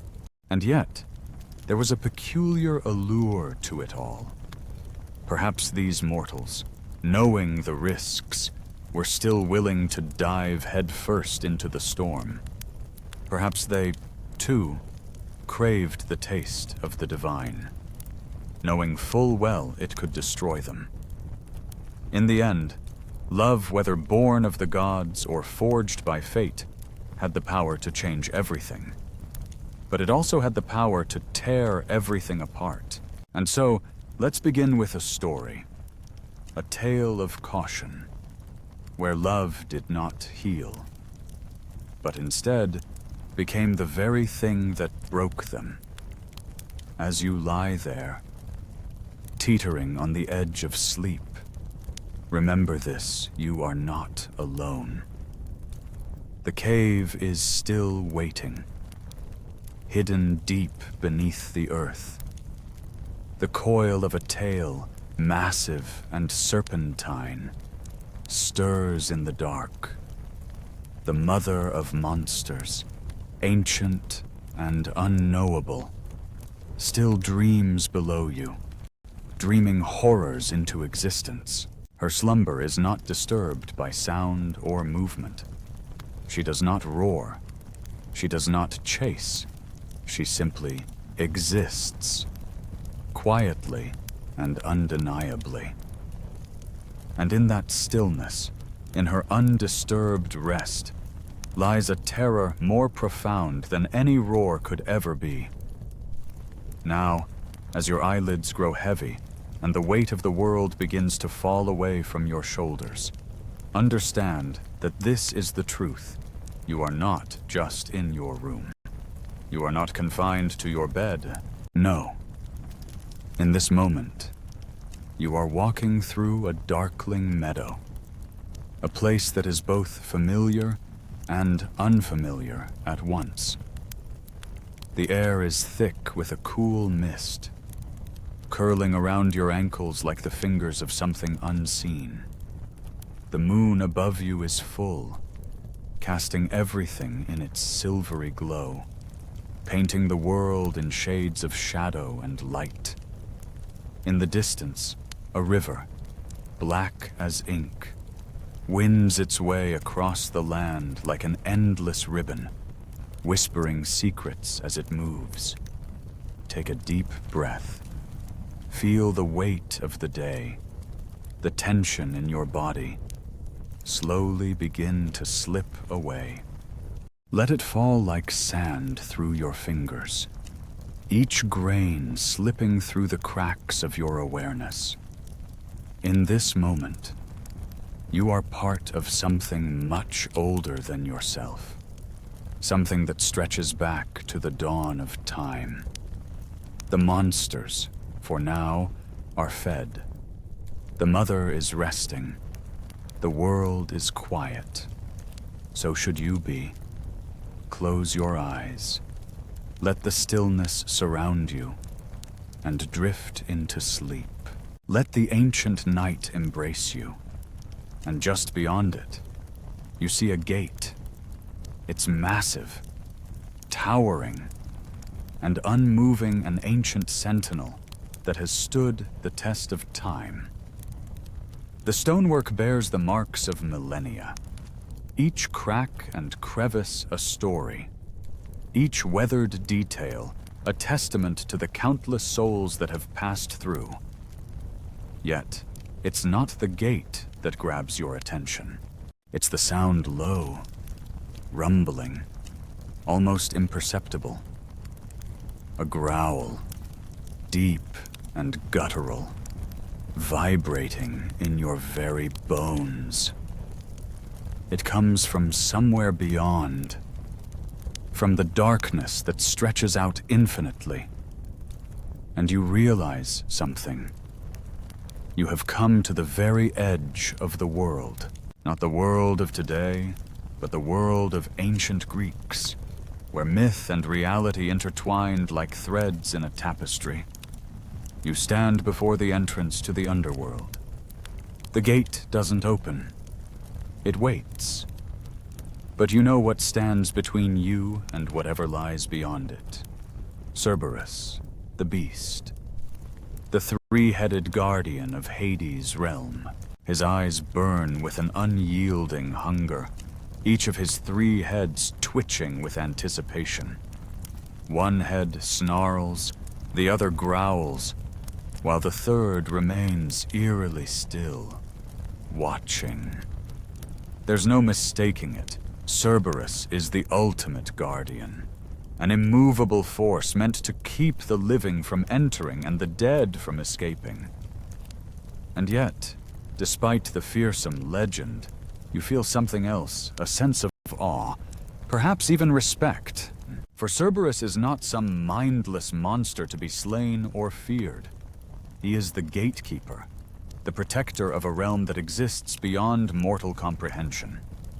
It's important, you think, to cast aside the modern interpretations of Cerberus.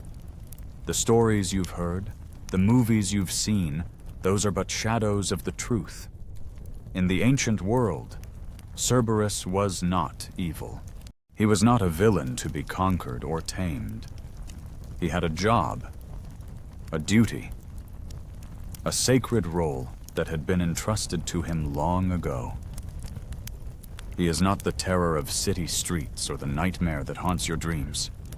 No, Cerberus is far more dignified than that. He doesn't chase down heroes in a fury of teeth and claws. Instead, he stands steadfast, guarding the threshold between life and death, the final obstacle that one must face before entering Hades' dark domain. And if you look closer, you'll see the family ties that bind him. Cerberus was born of monstrous parentage.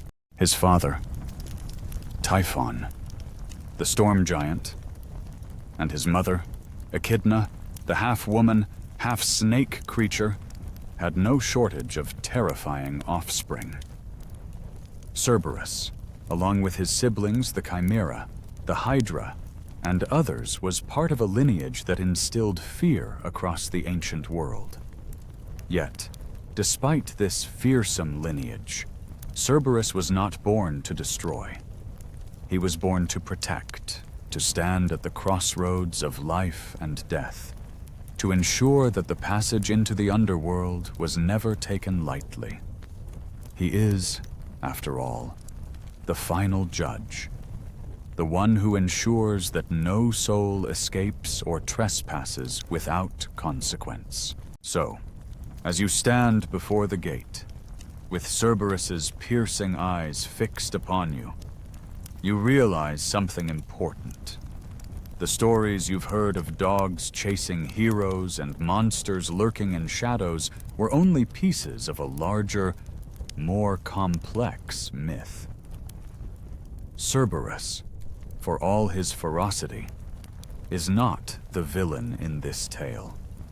He is the guardian, the stalwart protector, ensuring that no soul crosses into the underworld without due cause. In that moment, you understand. Cerberus is not your enemy. He is simply doing his job, standing guard at the very boundary between life and the eternal unknown. And in his eyes, you can almost see the weight of his responsibility. But Cerberus was no ordinary creature. He wasn't created to terrorize mortals or wreak havoc across the countryside. His purpose was far more specific and far more chilling. He was designed to guard the gates of the underworld, to keep the dead in their realm and the living out of it.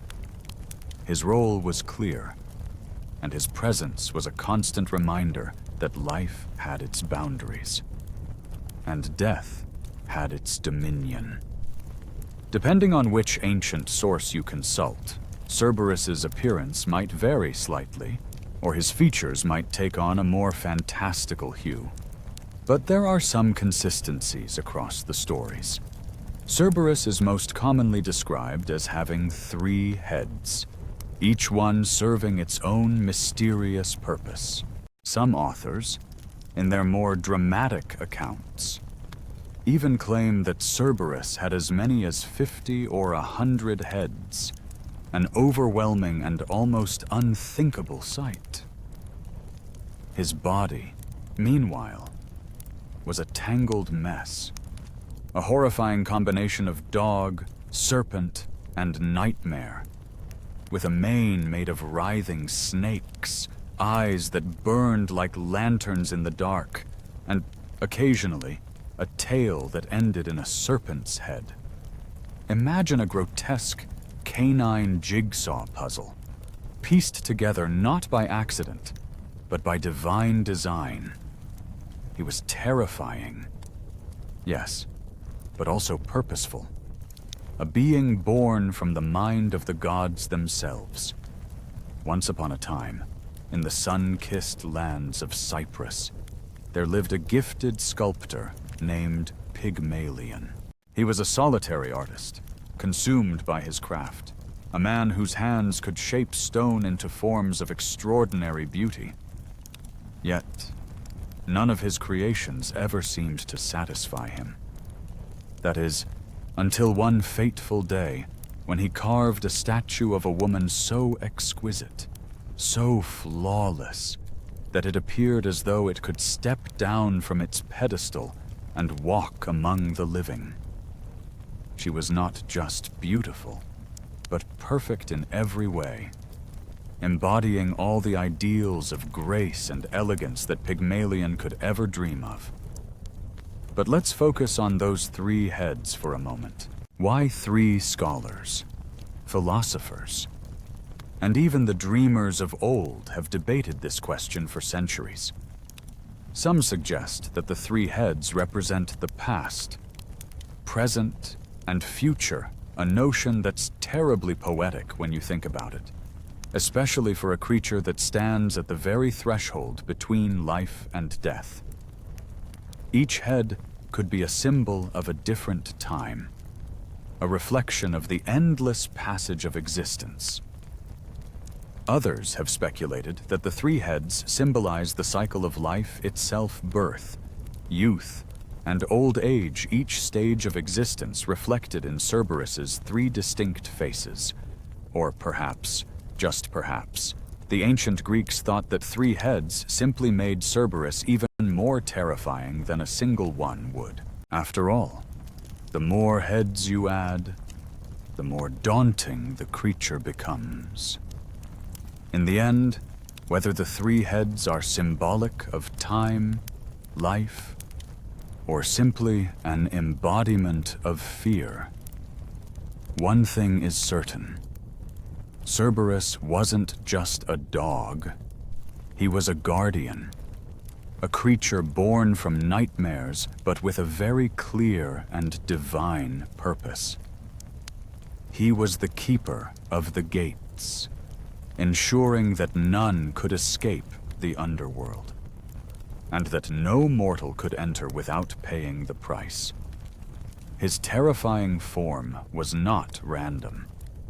It was calculated, crafted for one purpose: to guard, to frighten, and to remind all of the inevitable truth that death is both a barrier and a boundary.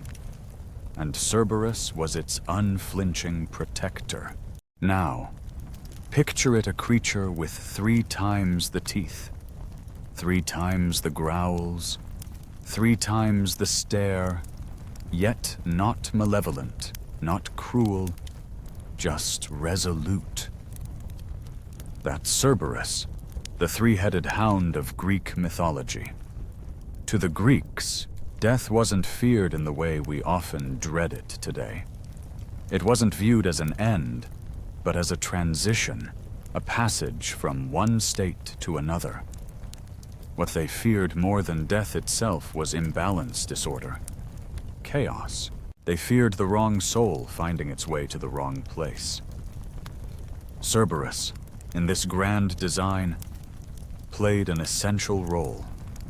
He wasn't just a guard. He was the boundary, the line that ensured no soul ever escaped the underworld, and no living person dared step too far. Cerberus kept things in perfect order, a force that was unyielding, but not out of malice. You may be wondering, what was the underworld actually like? Was it as terrible as the myths and stories often make it sound? In truth, it wasn't a land of constant fire and brimstone, nor was it populated by demons with pitchforks. The underworld was not about eternal torment for all, not for the majority of souls anyway. No, it was a quiet place, bathed in shadow, a realm that felt more like memory than suffering. It wasn't an abyss of agony, but a domain of reflection, a space where lost moments lingered, and echoes of lives past whispered. Yes, there were darker regions within it, places where punishment and torment awaited. But the underworld was far more layered than we might think at first glance. In fact, the underworld was divided into distinct realms, each with its own purpose. The fortunate souls, those who had lived virtuous lives, found themselves in the Elysian fields. Imagine this: fields of vibrant green and gold, bathed in an eternal, soothing light, where there was no hunger, no pain, only peace and rest. For them, the afterlife was a reward, one that offered perpetual ease and comfort. It was a haven, free from suffering, a gentle reward for those who had earned their place there. But not all souls were so fortunate. Those who had committed heinous acts or lived lives of cruelty were cast into Tartarus, a far darker place within the underworld. Tartarus was reserved for the worst of the worst, those who had angered the gods and faced their eternal punishment. There, monstrous creatures and ancient titans languished, each facing their own unique torments. It wasn't a place of rest, not like the fields. It was a land of eternal retribution, where suffering never ceased, and the echoes of past sins lingered endlessly. It was a stark contrast to the beauty of Elysium, a reminder that actions, even in death, had their consequences. Restlessly, the souls drifted, their forms blending into the ever-changing shadows of the underworld. Cerberus, the fearsome three-headed hound, stood watch over them all, ensuring none strayed too far from their designated paths. But even in the darkest corners of the realm, where fear reigned and death was certain, there was always room for a little rebellion.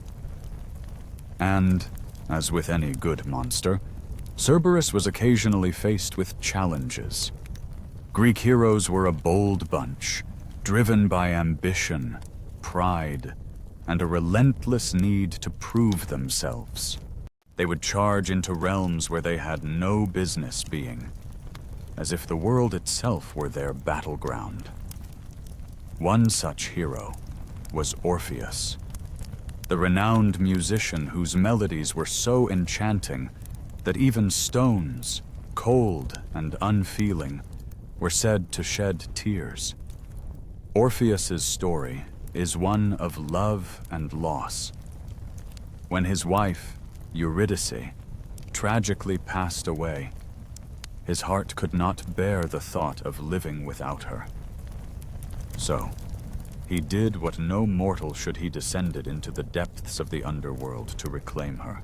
The gates of Hades were not kind to any who dared to pass through them, but Orpheus was no ordinary man. With his lyre in hand, he played a tune so sorrowful that it made even Cerberus pause. The great hound, usually fierce and relentless, was captivated by the music. His monstrous heads, each a symbol of his wrath, bowed down as if in reverence. And there, in the dim light of the underworld, Cerberus did something truly unexpected. He lay down, subdued by the power of Orpheus's sorrowful song. Perhaps the beast wept, or perhaps he simply drifted into a deep slumber. Either way, Orpheus passed by, and his quest continued, as he navigated the shadowy paths in search of his lost love. Then, there was Heracles Hercules, as the Romans would later call him, a hero whose strength was the stuff of legend. Tasked with the impossible challenge of capturing Cerberus himself as one of his 12 labors, Heracles did not need to defeat the beast. No, the task was simpler. Yet no less daunting, he had to remove Cerberus from his post, temporarily bringing him to the surface. Heracles, ever the symbol of brute force and unyielding determination, approached the three-headed hound without fear. With no weapon but his own powerful arms, he wrestled the monstrous creature into submission. There was no grand battle of swords or magic, just sheer will, strength, and the resolve to overcome any obstacle. The struggle between them was legendary Heracles against Cerberus, one a symbol of strength and power, the other a creature born to guard and protect. These stories, though filled with mythical creatures and divine feats, speak to a deeper truth. Heroes, no matter how mighty, must always face challenges. Some they fight, others they must charm or outwit. And even in the underworld, where darkness seems to have the final say, there are moments of unexpected grace. In the end, it was not always strength that proved victorious, but the ability to confront the impossible, whether through music, might, or sheer perseverance. As he gazed upon the statue, something stirred within him. It wasn't just admiration, but something deeper, something almost impossible to explain. Pygmalion found himself speaking to the statue, whispering his thoughts and desires to her as though she could hear him. He brought her fine gifts, delicate jewels, silk robes, fragrant flowers.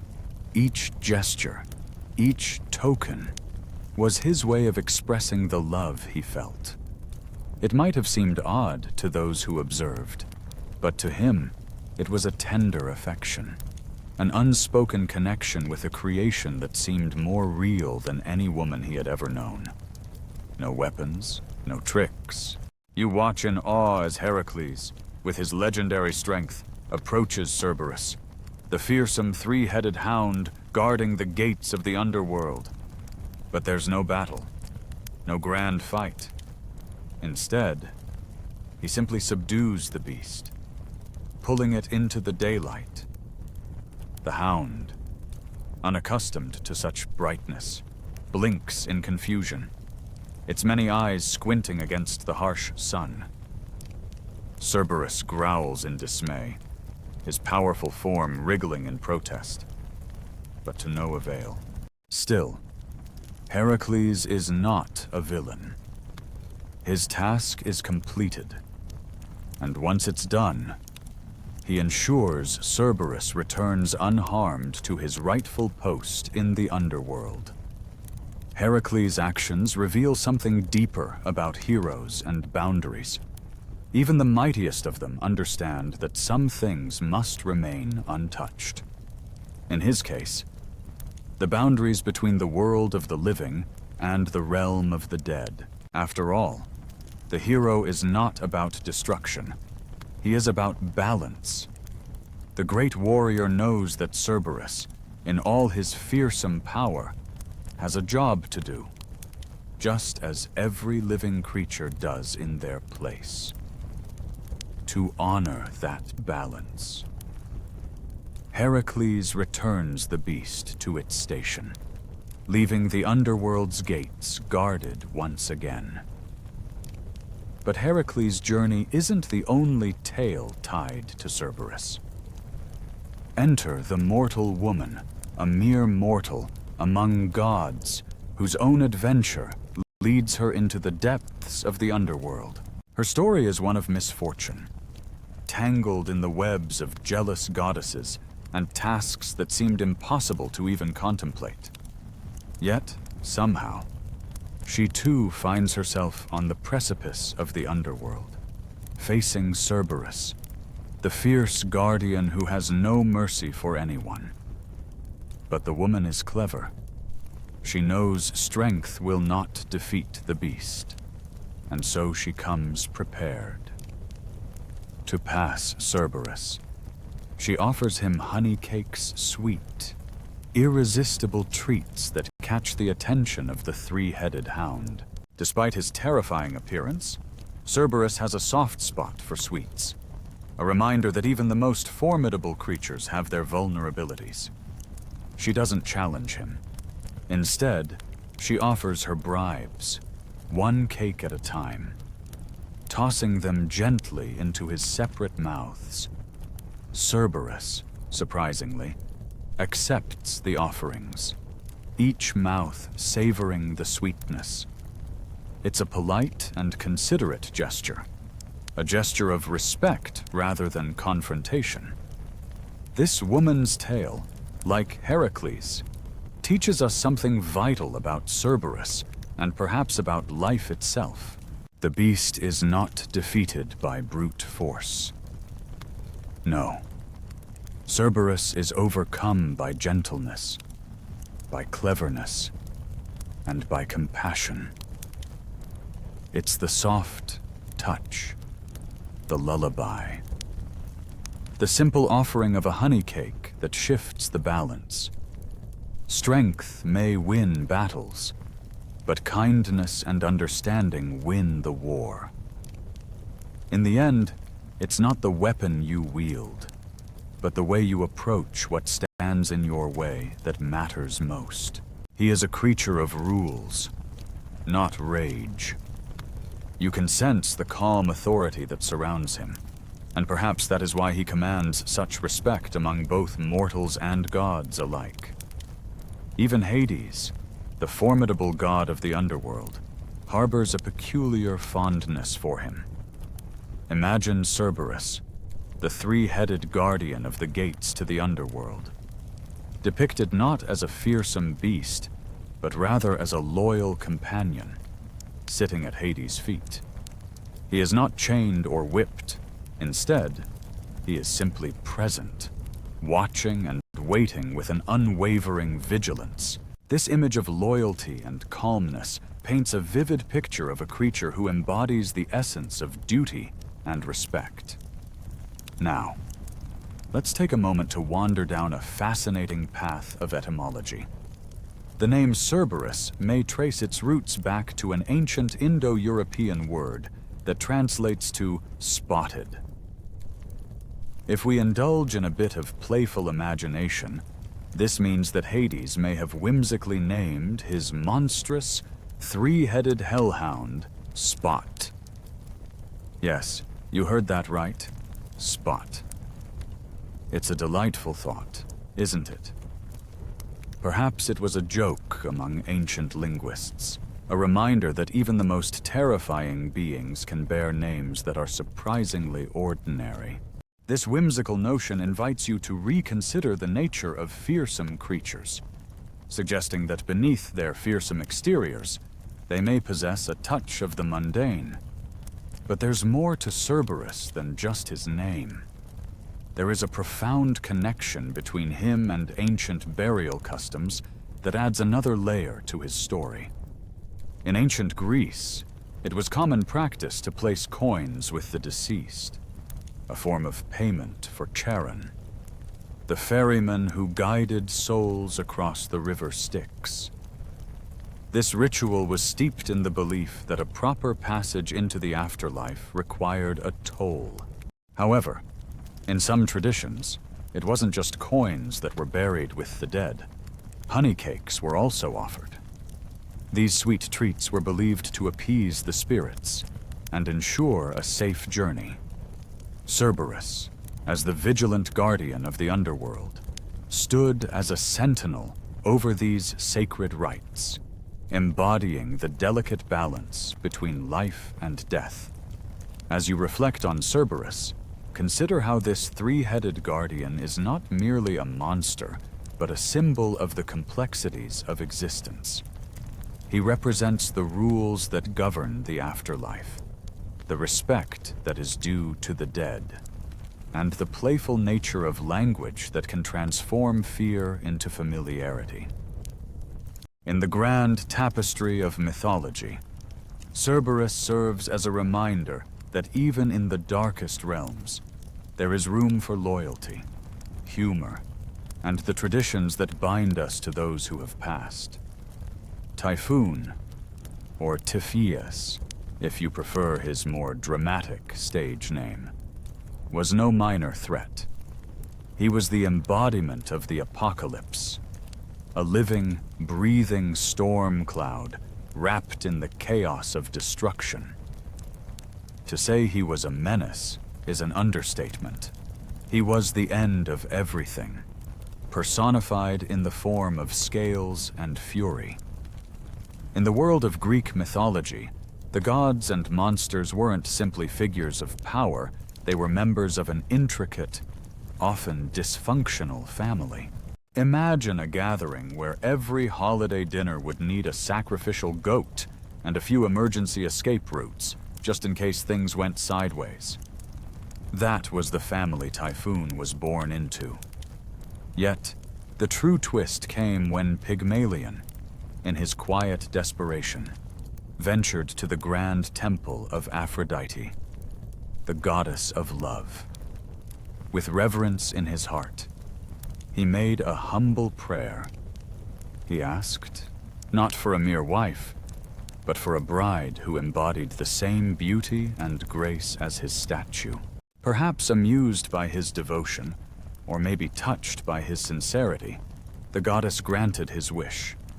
To Pygmalion's astonishment, the statue he had so lovingly crafted began to breathe, her marble skin softening, her eyes opening to the world for the first time.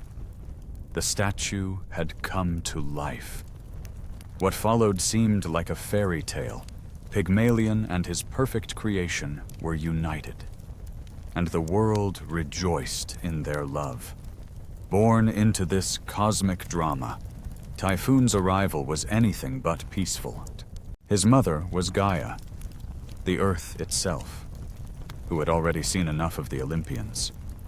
By the time Typhoon came into the world, Gaia's patience had worn thin after Zeus and the Olympian gods overthrew her own children, the Titans. While Gaia was a nurturing mother, she was also the kind of mother-in-law that made life difficult. In her frustration and rage, she turned to Tartarus, the endless chasm beneath the world, a place where light and hope dare not venture. Not exactly a place to find romance, but then again, in Greek mythology, love stories tend to begin in some rather dark and twisted spots. Out of this fiery union between Gaia and Tartarus, Typhoon was born. He wasn't just a being of power, he was a living storm, a physical manifestation of Gaia's anger. His mere existence was a challenge to the Olympians, and a reminder that, no matter how powerful the gods seemed, they were always at the mercy of fate, of the very earth beneath them.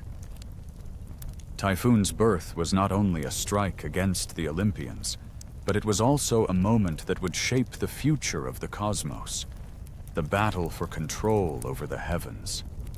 Earth, and even the underworld, was far from over, and Typhoon would play a critical role in the next chapter of this eternal struggle. In Typhoon, you could see the result of a cosmic imbalance, a creature born of fury, power, and the desire to reclaim what had been lost.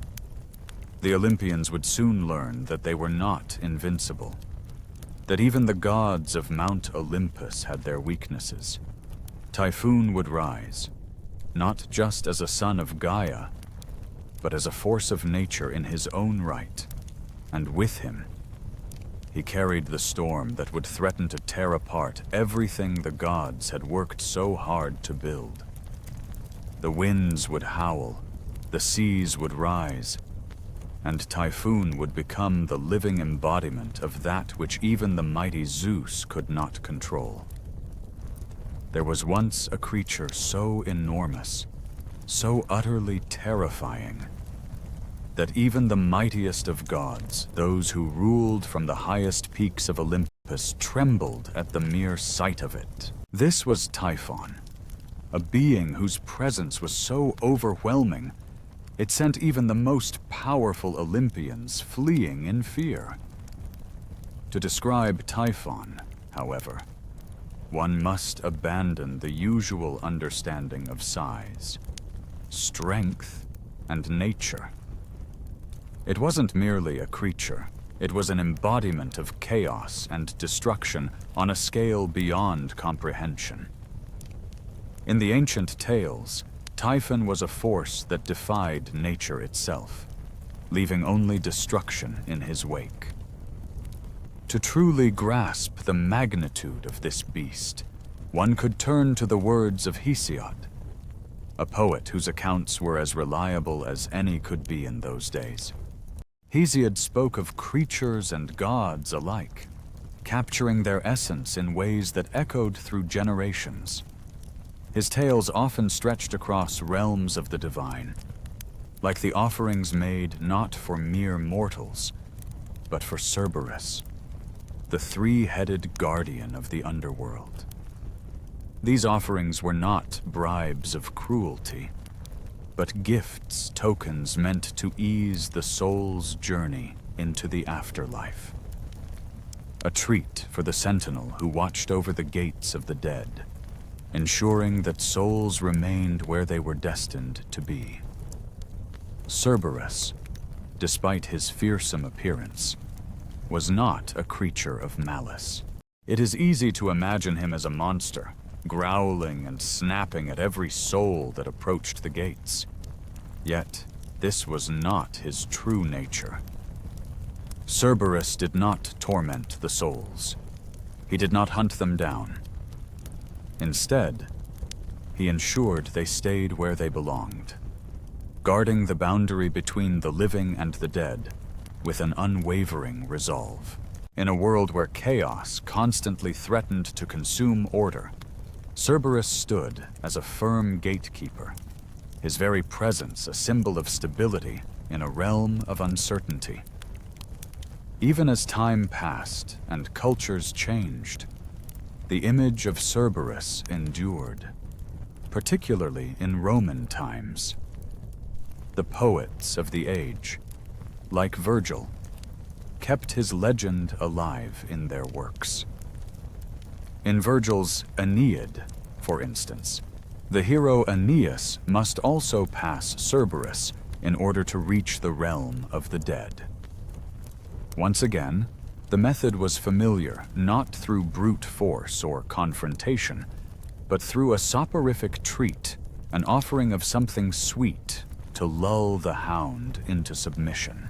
This clever tactic, where sleep replaced struggle, is a timeless element of the ancient world, reminding us that not all battles are won by force, but by wisdom and calm.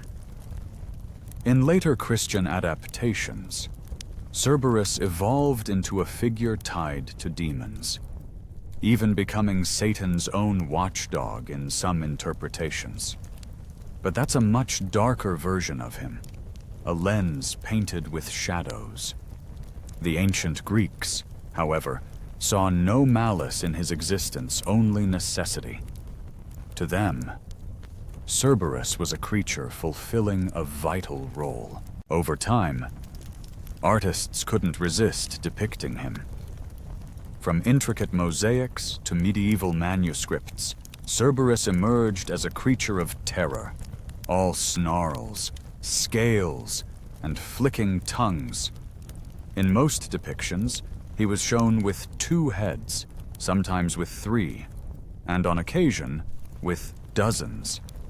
But no matter the number of heads, his presence was always unmistakable, a clear warning. A message that said, "Here lies the boundary. Do not cross it lightly." And yet, as with all great myths, the most captivating stories are often about those who do. Heroes, who against all odds, manage to get past Cerberus, sometimes through wit, sometimes through sheer bravery. But here's the fascinating thing: once their task is done, these heroes rarely harm the creature. They don't seek to defeat or destroy him. Instead, they return him to his place, leaving him undisturbed.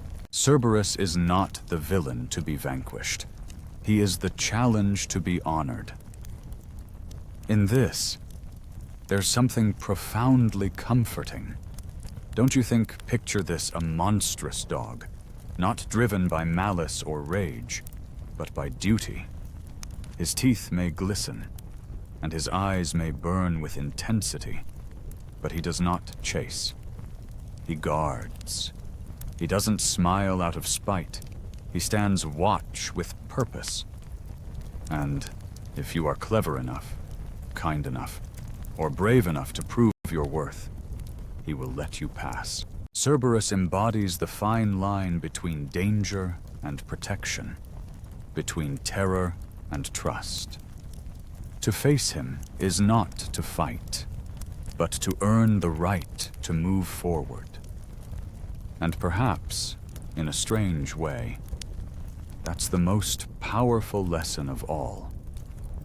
But before you get swept away by the idea of a happily ever after, take a moment to look closer. Pygmalion hadn't truly fallen in love with a woman he had created one. She had no past, no memories, no family. She wasn't a person in the traditional sense. She was a thing made to please, to exist solely for his admiration.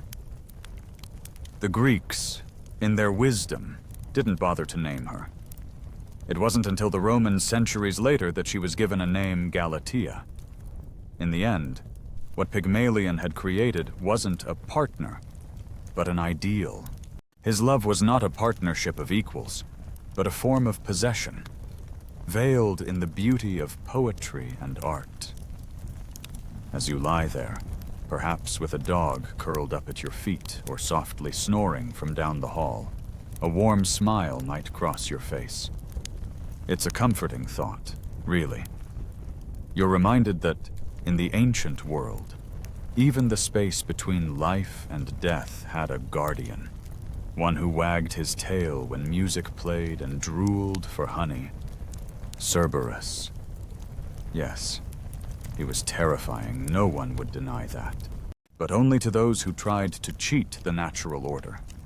He was no monster to the innocent. He never strayed from his post, never once left his duty, eternal, unyielding, and steadfast at the gate. Though he was a beast of legend, a child of chaos, there was something undeniably pure about him. Beneath his fierce gaze and fearsome form, he was simply a very good boy. And tonight, as you rest, the ancient guardian is still doing what he was made for, keeping watch over that gate. His three heads, now resting gently on the stone, keep their eternal vigil, watching the road behind you, ensuring the silence remains undisturbed. The world around you feels calm and still, and you know that you are safe. The gate is closed. The watch is held. So, sleep now. There's no need to fear, no need to run. Tonight, you are not trespassing. You are simply drifting as the night embraces you. Cerberus is there, doing what he's always done, watching over the threshold. His presence is a quiet comfort, a reminder that some things like guardianship and loyalty never waver. Let yourself settle into the mattress. Let your body fall heavy, like stones sinking gently into a calm pool. Everything is as it should be. The night is peaceful, and the watchful eyes of Cerberus remain on guard. So, sleep well. Rest easy. The guardian keeps the watch. The silence remains unbroken, and you are safe in your journey into dreams. The night falls gently, like a velvet curtain being drawn with utmost care. Beneath that soft cloak of darkness, in the distance, an ancient sound stirs a ripple, faint but steady. It's the sound of something moving, something vast and primal. The air is thick with the scent of damp earth, the stillness broken only by the occasional croak or rustle. Deep within the wetland, something shifts beneath the murky waters. Eyes, too many eyes, watching, waiting. Tonight, you're drawn toward this place, a land of endless swamp and shifting mist. It's a place where the air feels heavy, almost suffocating, and the ground beneath your feet seems to pulse with a rhythm all its own. This is where the Lanaian Hydra resides. Not a myth or a mere tale to be whispered around a campfire, but a beast of such persistence, such fury, that even the gods themselves had to intervene. It lived in the heart of this foul, stagnant swamp, where the steam rises from the water in eerie clouds, mingling with the darkness of the night. And it wasn't an easy creature to kill. In fact, it was nearly impossible. The creature you're about to learn about, this Hydra, wasn't just a problem to be dealt with. She was chaos incarnate, a force of nature that existed in direct defiance of order. The gods themselves had to send a demigod, armed with a club, a sword, and the might of the divine, just to slow her down. Slay her. That would take much more than mere strength. It would take something almost as terrifying as the Hydra itself, divine intervention. The Hydra, a creature of too many heads and an unrelenting venom, was no mere legend. You've probably heard the story of the Hydra before, perhaps as a metaphor for those problems in life that only seem to grow worse the more you try to fix them. Cut off one head, and two more take its place. It's a fitting image, especially when you have a long list of things to do that never seems to shrink. But the truth is, the Hydra was far more than just a metaphor. She was real, a beast born from chaos, thriving in the darkest corners of the world, her very existence a challenge to all who dared face her. To the ancient Greeks, she was very real, and she was definitely a force to be reckoned with. Her presence loomed large in the world of Greek mythology, and her origins trace back to the monstrous parents, Typhon and Echidna, two of the most feared beings in all of myth. These two didn't raise their offspring in the traditional sense. No, instead, they released their terrifying creations into the world, scattering them across the map like wild challenges, each one waiting for the brave and the foolish to face them. Among their many offspring, the Hydra stood out as one of the most terrifying. The Hydra made her home in the swamp of Lerna, not far from the city of Argos, where she slithered in the murky waters, her body coiling and twisting with a frightening elegance. Descriptions of her vary, but she was always depicted as a massive, multi-headed serpent. The number of heads she had depended on who you asked. Some tales tell of 7 heads. Others claim there were 9. A few, perhaps caught up in the drama of her myth, went so far as to claim the Hydra had as many as 100 heads. But no matter the number, all shared a common and truly horrific feature: they simply wouldn't die. Every time a hero managed to cut one off, 2 would grow back in its place, as if the creature itself was mocking the very idea of defeat. And while Pygmalion's story is often seen as a tale of longing and fulfillment, the truth is, love in myth rarely fits into such simple definitions. Far more often, love in these ancient stories was a force of punishment, not creation. Just think of Narcissus, the handsome young man who fell so deeply in love with his own reflection that he was doomed to forever gaze upon it. His love wasn't about connection or creation. It was about obsession and self-destruction. In these myths, love is often something far darker and more complex than we might first realize. This wasn't the Hydra's only deadly trait. With each head came a venomous bite, so potent that even the mere scent of it could prove fatal. It was a monster that seemed impossible to defeat, one that would keep returning, stronger and more menacing after every blow. And for the unlucky heroes who faced her, This was not just a battle of strength, but of strategy. For slaying the Hydra required more than just cutting off heads. It required careful thinking and a great deal of courage. Her breath was toxic, her bite deadly, and the very ground she slithered upon was laced with poison. The Hydra didn't need to hunt her prey. They merely wandered too close, and nature took care of the rest.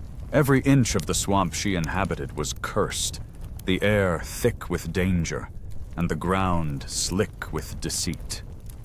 Even the bravest souls avoided its borders, for they knew that to enter was to risk never leaving. The creatures that called the swamp home were just as lethal, hiding in the shadows, waiting for their next victim to make the wrong move. Yet, the Hydra, more myth than beast, was the true ruler of this cursed place. The swamp was a place of legend, steeped in ancient Greek lore. It was known as Lerna, a place where the veil between the living and the dead was barely there, a liminal space where reality and myth bled together. The ancients believed that Lerna was one of the gateways to the underworld, and those who ventured too far into its depths were never the same, if they returned at all. The air hung heavy with an eerie stillness, the kind that made even the most seasoned adventurers hesitate at its edges. The fog rolled in thick, clinging to the land like a shroud, hiding the monsters that lurked beneath its surface. It was the perfect home for a creature like the Hydra, whose very existence seemed to defy nature itself. When Heracles, known to the Romans as Hercules, was tasked with his second labor, he knew this wouldn't be a simple battle. The Hydra was no mere beast. She was a living nightmare. It wasn't enough to simply find her and strike her down with a sword. The task demanded more. It required not just raw strength, but cunning, strategy, and sheer willpower. Heracles wasn't alone in this daunting task. He was accompanied by his nephew, Iolaus, whose role would prove crucial in the battle. Depending on the version of the myth, Iolaus was either just a helper or a key figure, wielding his own tools and intelligence to assist in the fight. Together, they would face the Hydra, a creature whose many heads could regenerate with terrifying speed, making every strike feel like a futile attempt. But this was no ordinary fight. To defeat the Hydra, Heracles would have to think beyond brute force. Every head he severed would grow two more in its place, unless he could stop the regeneration. As the battle raged on, with the Hydra's poisonous breath and sharp fangs closing in from all sides, Heracles and Iolaus would need to outwit the monster, burning the stumps of the severed heads to prevent them from growing back. The swamp, thick with danger and death, seemed to close in on them, testing their resolve at every turn. It was a fight not just for survival, but for victory over the very elements of myth and nature itself. It all started when someone, perhaps a misguided adventurer or just an unlucky soul, found themselves in the wrong place at the wrong time. They had no idea what they were walking into when they stepped into the marsh on that fateful day. But there he was, Heracles, the mighty hero doing what he did best. With a powerful swing of his club, heads flew, and the swamp rang with the sound of cracking bones. It seemed like every strike was a victory, yet the marsh was a place of endless chaos. For every head that tumbled to the ground, two more sprouted from the bleeding stumps, hissing with fury, as if mocking his strength. The Hydra was relentless, its heads darting from every direction. Heracles could feel the frustration mounting. The battle had only just begun. but it already felt like one of those days that would never end. If anyone could hear him in the thick, oppressive air of the swamp, they might just hear him sigh. Exasperated, knowing that this fight would not be so easily won. The swamp boiled with Hydra fury. Heads flickered in and out of sight, venomous fangs flashing in the dim light.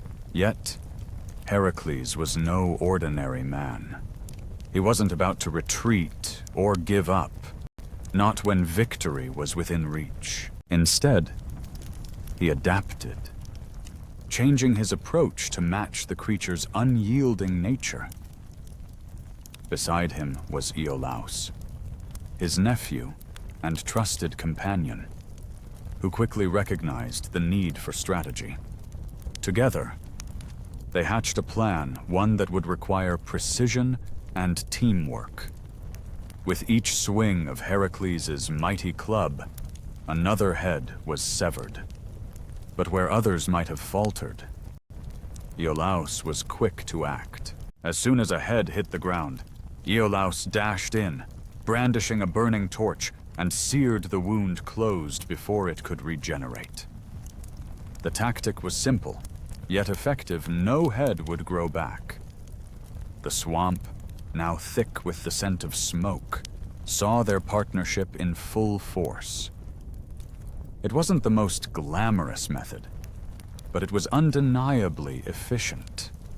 With each passing moment, the Hydra grew weaker. Heracles and Iolaus pressed on, the air growing thicker with every swing and every torch. Slowly, the number of heads dwindled, until only one remained, the central, immortal head. The Hydra's most dangerous secret, the one that could never die. No matter how many heads had already been severed, this one simply could not be destroyed.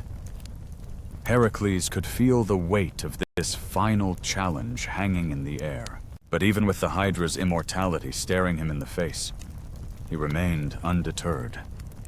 This fight would be like no other. But Heracles had already proven time and time again that no challenge was too great. With the immortal head in his sights, he prepared for the final, decisive blow, ready to face the creature's greatest trick yet. Heracles had no choice but to wrestle with the creature. The Hydra, with its countless heads, was a terror that seemed to multiply with each strike. Every time Heracles severed one of its heads, two more would grow in its place.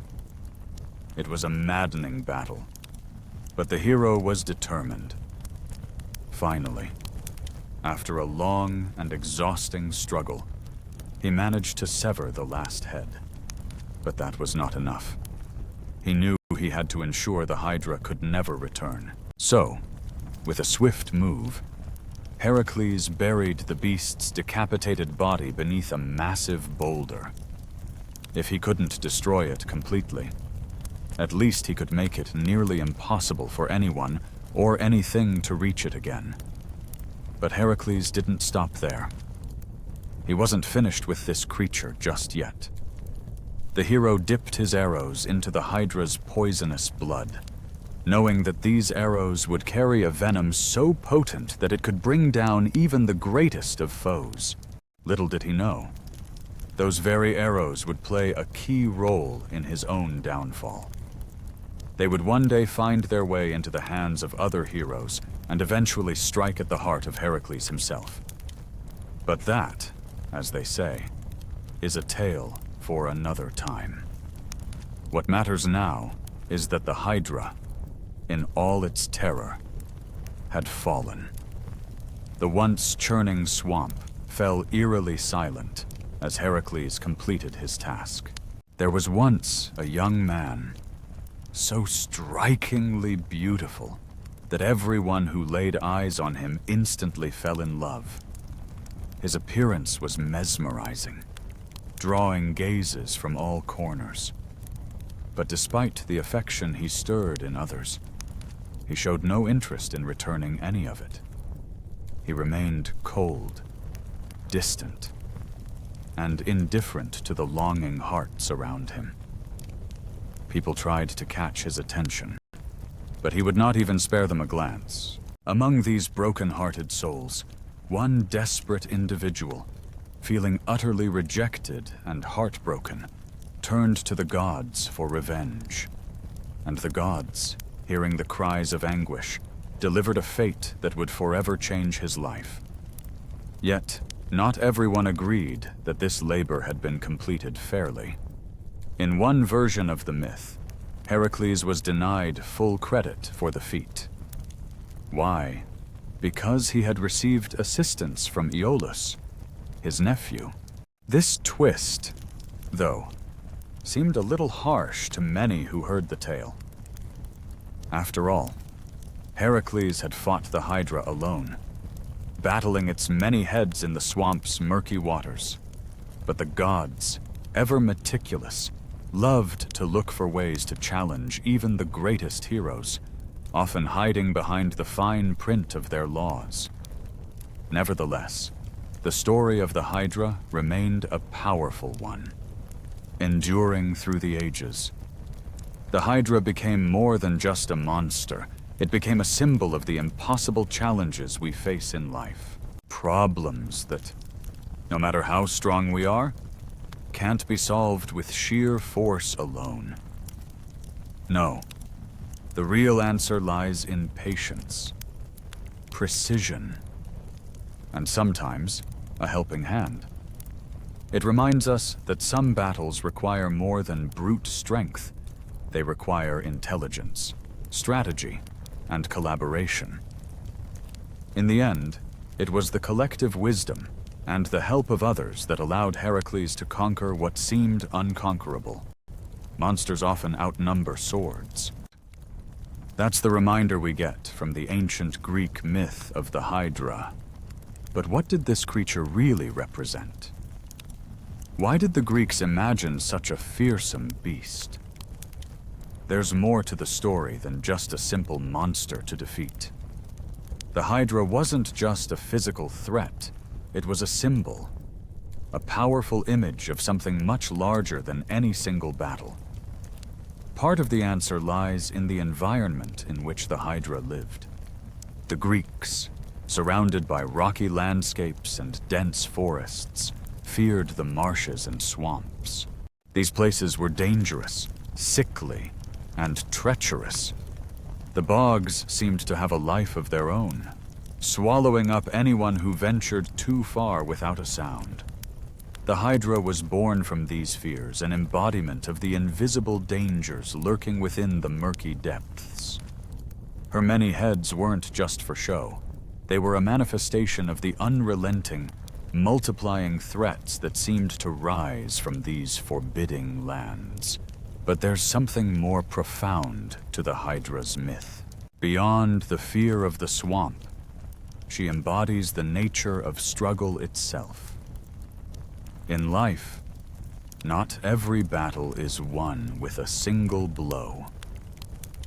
The Hydra teaches that some problems don't disappear when you strike them. Instead, they multiply, split, and often return more powerful than before. The ancient Greeks knew this better than anyone. Their world was constantly under siege by war, famine, plague, and betrayal. Victory in one conflict often led to more uncertainty and challenges. Solve one problem, and two more would spring up in its place. The Hydra was the embodiment of that harsh reality, proof that in life, the fight never truly ends. Yet, the Hydra wasn't invincible. Heracles, the hero who faced this terrifying creature, reminds us of a crucial lesson. Even the most overwhelming challenges can be defeated, but only with intelligence and persistence. It wasn't sheer strength that won the day, but strategy. With each head that was cut off, another would grow in its place. But Heracles didn't stop. He learned that by burning the stumps after each head was severed, he could prevent the Hydra from growing back. It's a lesson in perseverance sometimes. Overcoming the impossible requires more than brute force. It requires adaptability and the willingness to face challenges from every angle. The Hydra may have seemed unbeatable, but with the right approach, even the greatest monster can be conquered. Even the mighty Heracles, renowned for his strength and heroic deeds, had to stop and think, had to innovate, had to accept help. His greatest victories were never his alone. Every triumph came with a moment of realization that he couldn't conquer everything on his own. In his battles, especially against the Hydra, it wasn't just muscle that won the day. It was strategy, cooperation, and sometimes sheer persistence. There's a subtle lesson woven into these legendary tales. No one is an island. In the end, the Hydra was not just a creature to be defeated. It was a challenge to be understood, a metaphor for the complexities of life itself. The Hydra's legacy lives on far beyond ancient Greek myths. Her name has evolved into a literary tool, a political symbol, even a psychological concept. Over time, the Hydra has come to represent the kind of problem that seems to multiply no matter how much you try to defeat it. In every era, societies have faced these recurring, complex challenges, those issues that only grow more difficult the more we engage with them. It's as though the harder we try to solve them, the more heads appear, each one trickier and more insidious than the last. Yet, despite the struggle, the torch of wisdom, the cunning, and the will to persist continues to be passed down. The Hydra reminds us that some problems require more than brute strength. They demand cleverness, patience, and sometimes outside help. In ancient art, the Hydra was a popular subject. Depicted on painted amphorae, she coils and strikes, her heads twisting like braids in the wind. Sometimes her form is dragon-like, other times more serpentine, but always ominous. And always, there is Heracles, grim and determined, club in one hand, torch in the other. The imagery captures the chaos and dynamic nature of the battle, frozen just before the final victory. You can almost feel the tension in the air, the moment before resolution, where the outcome hangs in the balance. It's a scene of relentless effort, but not of final triumph. We never see Heracles' victory. Instead, we're left with the struggle, the relentless, grinding effort that it takes to face down overwhelming odds. It's in these depictions, these moments of suspended action, that we find the true lesson of the Hydra. The effort itself is just as significant, if not more so, than the victory. The Hydra, with its ever-multiplying heads, mirrors the trials we face in our own lives complex, frustrating, and often unyielding.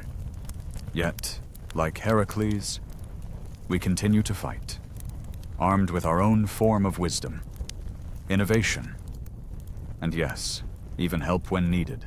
In every era, we're reminded that no matter how fierce the battle, the effort is what shapes us. The Hydra may not be defeated in a single blow, but with each strike, we get closer to understanding what it takes to face the most difficult challenges, and perhaps, in time, to finally overcome them. One day, Narcissus, as he was called, wandered to a quiet, serene pool. As he knelt beside the water, he caught a glimpse of something that struck him to his core, a reflection of himself. He stared at it, transfixed, not realizing at first that it was only his own image staring back. In that moment, he fell deeply in love with the figure before him. It was impossible for him to tear his eyes away. His heart raced as he longed to touch the person in the water, to embrace them. But there was no one there, only the surface of the water that distorted every attempt. As days passed, Narcissus grew weaker. Unable to leave the water's edge, consumed by his obsession, he withered away, fading from the world. When he died, a delicate flower sprouted in his place, pale and fragile, its petals forever bending toward the water as if it, too, was searching for a love it could never reach. This was the birth of the Narcissus flower, a symbol of the toxic self-love that we now call narcissism. The ancient Greeks had already recognized the dangers of excessive self-regard, and they turned it into a myth, one meant to warn others, gently blooming by the riverbank as a reminder of the destructive power of vanity. Perhaps that's fitting. In Roman times, the Hydra was reshaped, more monstrous, more terrifying, yet somehow less symbolic. It was as though she had lost some of her deeper meaning, but never her place among the pantheon of horrors. Her monstrous form fit neatly into the era's mythology, reminding the people of a fear that lurked just beneath the surface of their civilization. But even with her change in appearance, the essence of the Hydra remained unshaken, an immortal creature that could not be defeated by any means, not with mere strength, nor wit, nor bravery. As centuries passed, the Hydra's role shifted again. In Christian allegory, she became a stand-in for sin, for heresy, for everything that threatened the purity of the faith. Whenever something needed a villain to be shaped with dramatic flair, the Hydra was called upon. Her many heads became a symbol of the sins that sprang up in multiples, each harder to defeat than the last. Despite the context changing, the core idea remained the same, a creature that could not be easily overcome. She represented something deep, primal, and inherently dangerous, no matter the interpretation. In the Renaissance, however, something curious happened. The Hydra transformed once more this time. She became almost seductive. In the retellings of the period, she was no longer just a mindless, monstrous creature. Instead, she was imbued with feminine traits, her serpentine form entwining the ancient fears of both the wild and the unknown. Now, she became more than a beast. She was a metaphor for desire, temptation, and danger, a seductress whose many heads promised both allure and destruction. Yet, through all these reinventions, if you peel away the layers of time, the creature that remains is still that same primal force, that terrifying embodiment of the unknown. Now, imagine this: you're standing on the edge of a marsh. The air is thick with mist, the kind that clings to your skin, making you feel like you're not alone. The reeds part with a soft rustle, and you feel the faintest ripple move across the still water. Your heart quickens, your senses sharpen, and then, breaking the surface of the murky depths, you see it a long, narrow head, with fangs that gleam like daggers, rising from the water, you freeze. Another head follows, and then another. The night blooms, not with flowers, but with serpents. You can hear the hiss in the air, a sound that sends chills down your spine. In that moment, you understand. The Hydra is here, not just in myth, but in the deepest, most visceral part of you, the place where fear and fascination intertwine. 100 eyes blink open, sharp and knowing. 100 tongues taste the air, sensing the faintest stir of movement. You take a cautious step back, not out of fear, but in awe. What you're witnessing isn't evil, it's something far older, more complex. This is ancient power, raw and untamed, yet wrapped in a strange elegance. It's a puzzle, not a curse, a riddle waiting to be unraveled. In the distance, somewhere far beyond your reach, a torch flares, cutting through the dark. And just like that, a figure steps forward, not with a sword drawn, but with a quiet determination to understand. You pause and breathe in, the weight of the moment sinking in.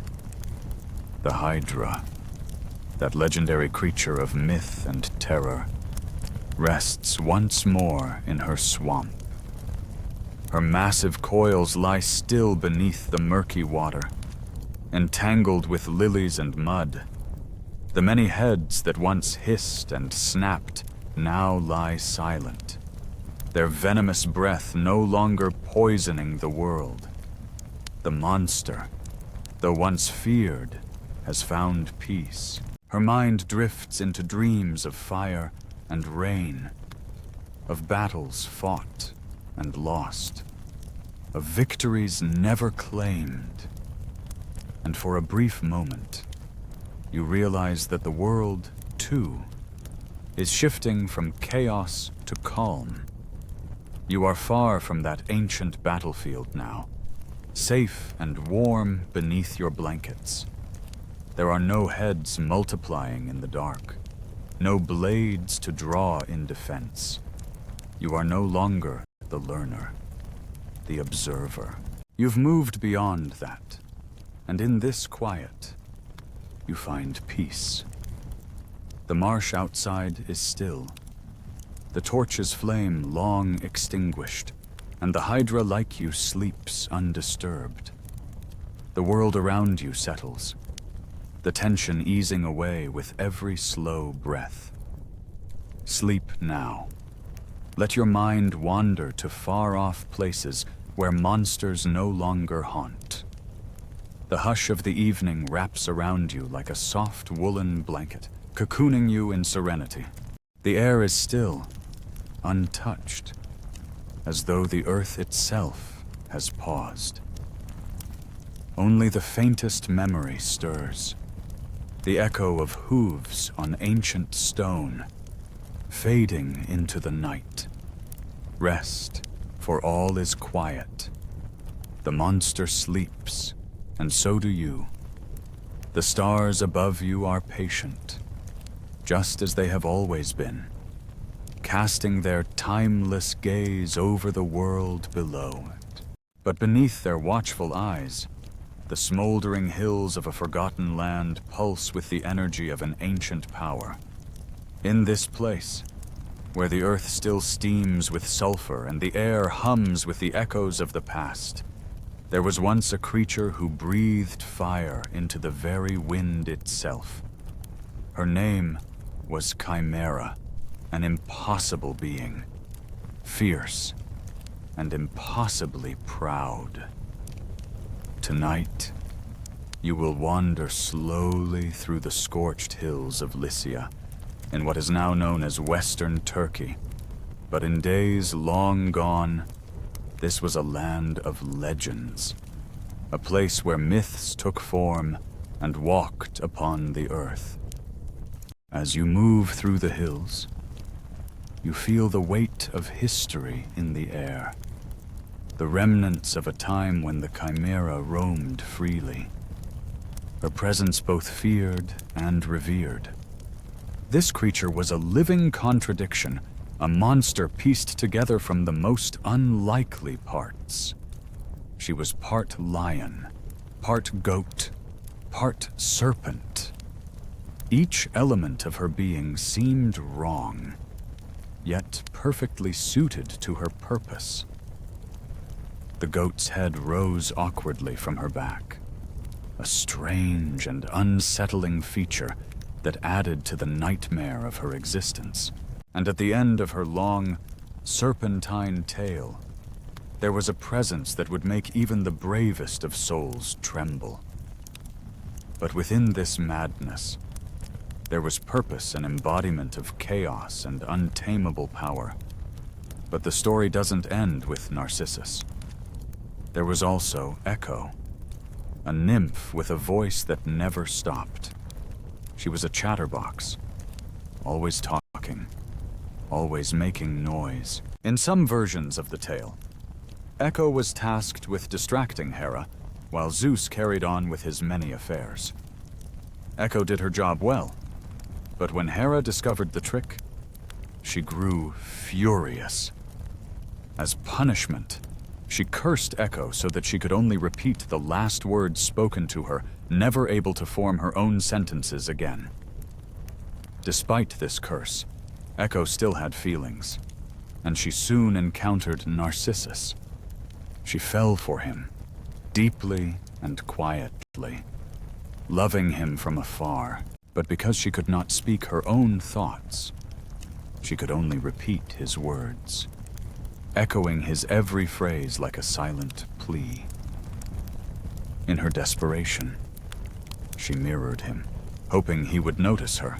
But Narcissus, oblivious and consumed by his own reflection, turned away from her, just as he had turned away from all others, heartbroken. Echo faded into the forest, her presence growing weaker and weaker until she disappeared completely. Her voice now just a faint sound that echoes through the mountains and valleys, a ghost of love lost and never returned. And then, there's Typhon, another creature whose legend lives on in the cracks of these hills. Typhon was a giant, so immense that his head brushed against the very stars themselves. His arms stretched across the world, reaching east and west, while his eyes glowed with the fire of the earth's deepest wrath. But it was from the waist down where things truly became otherworldly.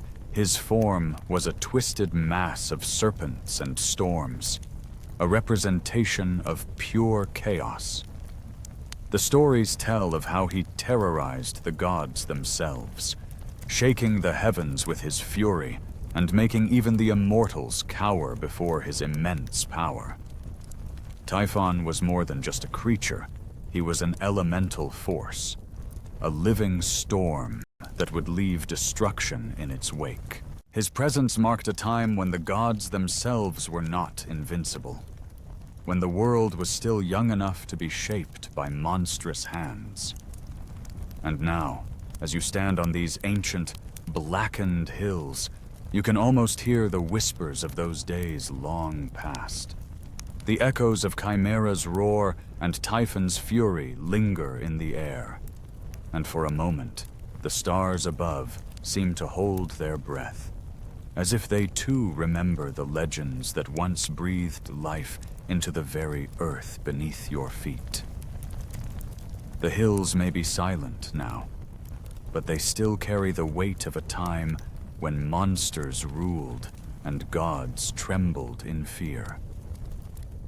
The legacy of Chimera and Typhon lives on, not just in the stories passed down through the ages, but in the very land that bears witness to their power.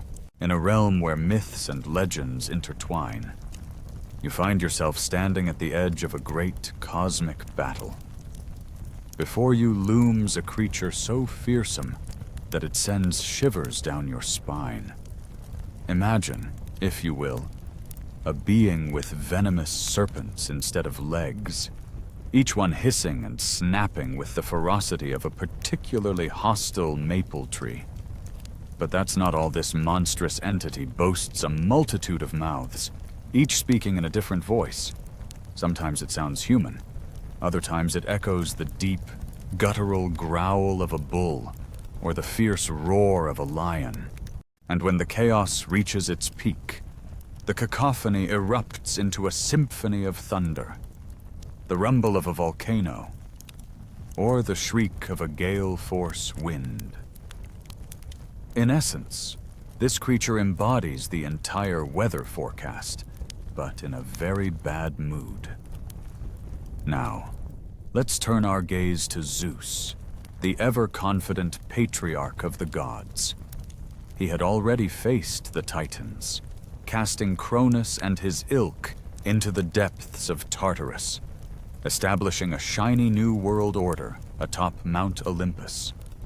This was a place of grandeur, complete with thunderbolts, cloud palaces, and branches of ambrosia that promised eternal life.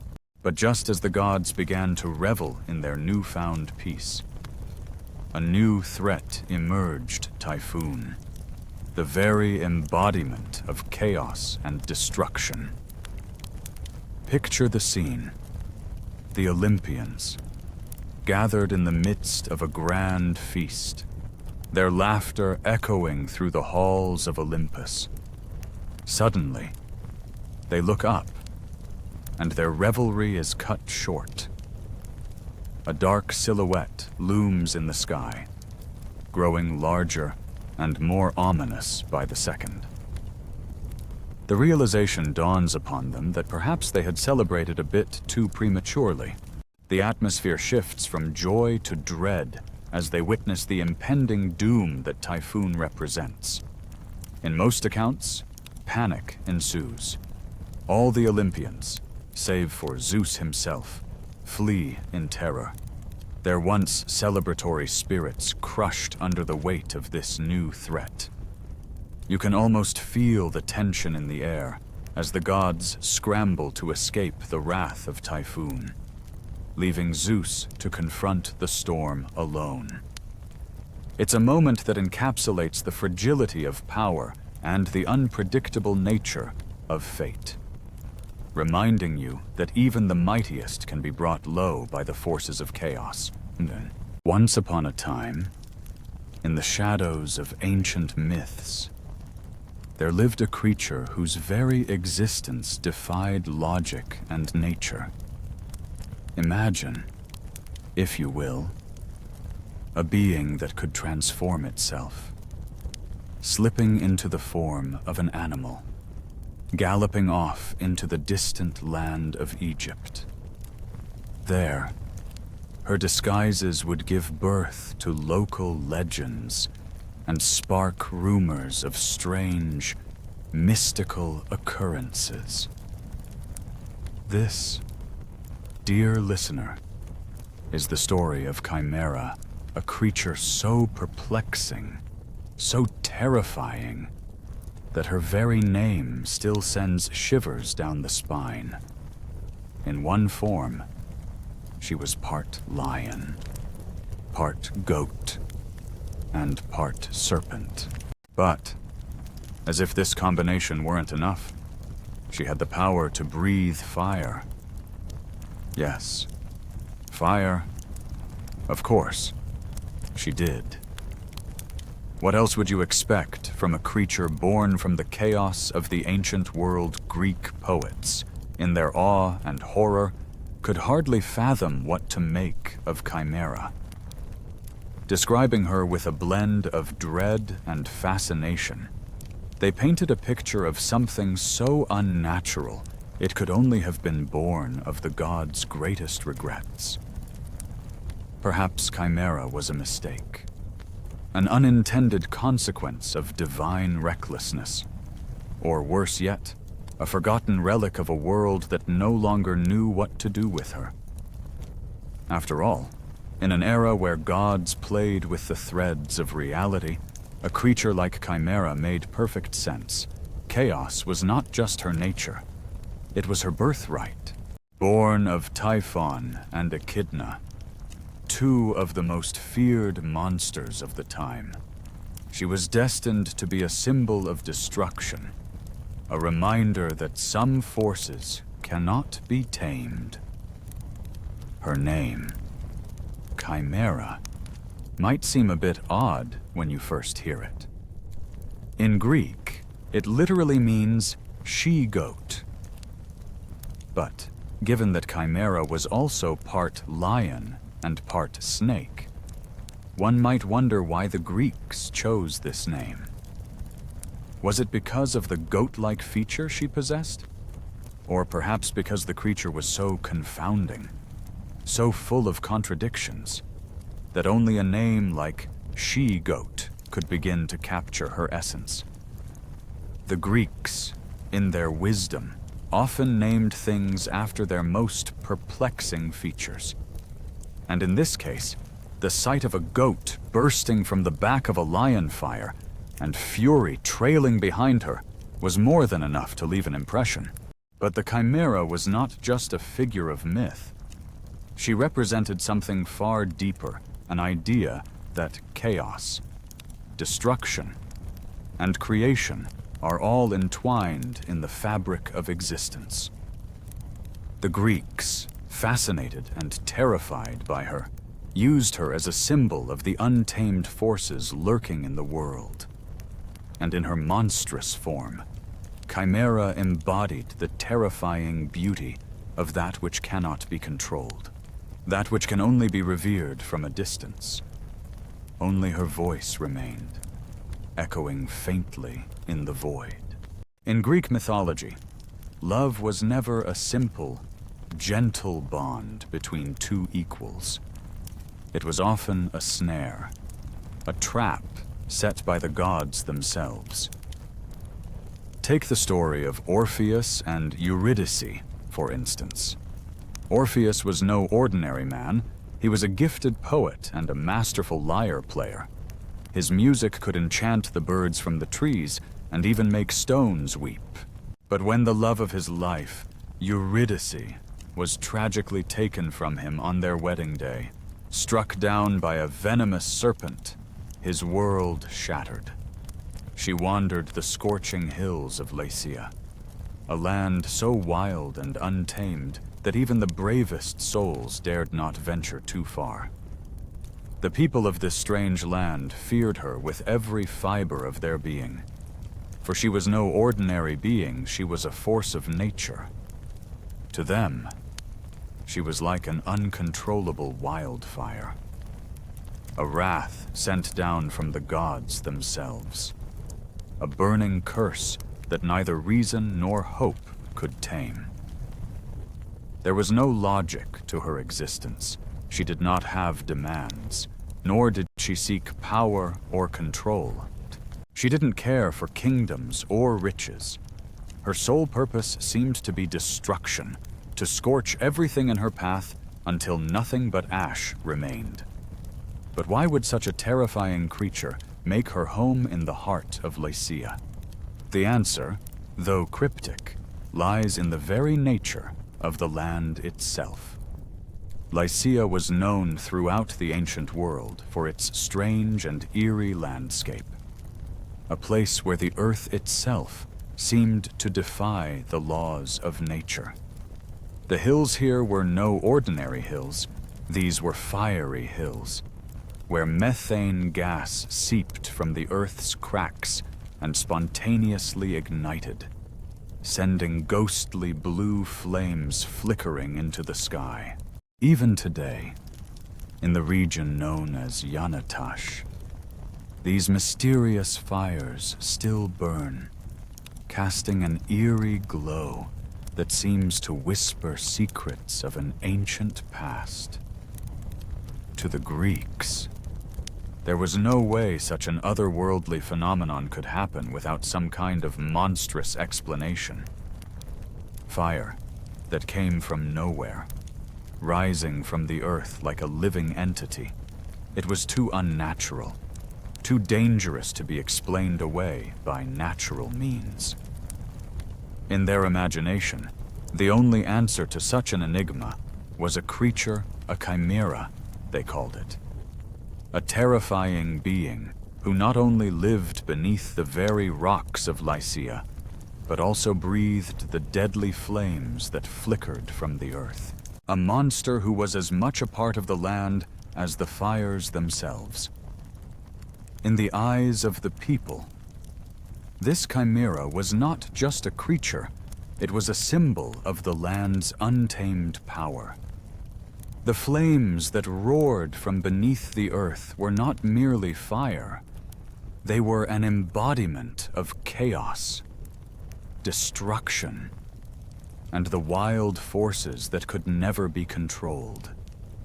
And the chimera, the monster who breathed those flames, became a living embodiment of the land's own fury, a reminder that in Lycia, nature's power was both a mystery and a terror. Myth, after all, is how the Greeks explained the impossible. One of the most famous tales to come from their rich tapestry of stories is that of Bellerophon and the Chimera. This is no ordinary hero, though not as well known today. He stands out in the mythic world for reasons both extraordinary and tragic. Bellerophon's story, in fact, might remind you of someone who could have been a hero or a fugitive depending on who you ask.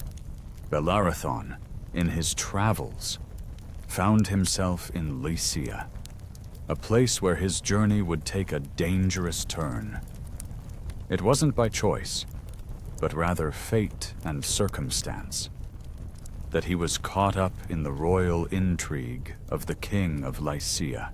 The king, desperate to rid himself of this seemingly troublesome guest, devised a plot.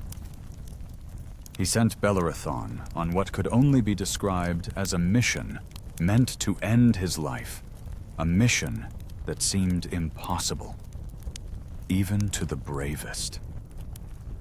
The king ordered Bellerophon to slay the fearsome chimera, a monster that was both unkillable and utterly terrifying. It was a clever strategy, send the hero on a death mission. And if he succeeded, well, splendid. If he failed, then no blood would be on the king's hands. But Bellerophon, rather than succumbing to fear or accepting his grim fate, took on the challenge with a resolve that would have made even the gods take notice. While most would have balked at the thought of facing such an invincible beast, Bellerophon chose to hunt the chimera down. It was a matter of survival, but it was also more than that. It was a test of courage, honor, and cunning. Now, what many forget to mention about Bellerophon is that he didn't face this impossible beast alone. He had a secret weapon, one that was as miraculous as the gods themselves. Through prayer, perseverance, and a golden bridle gifted to him by the goddess Athena, Bellerophon had a companion that many would envy Pegasus, the winged horse. This divine gift would prove to be the key to overcoming the seemingly insurmountable challenge ahead. With Pegasus by his side, Bellerophon prepared for the most legendary battle of his life, not just against a monster, but against fate itself. To tame Pegasus, the legendary winged horse, was no easy feat.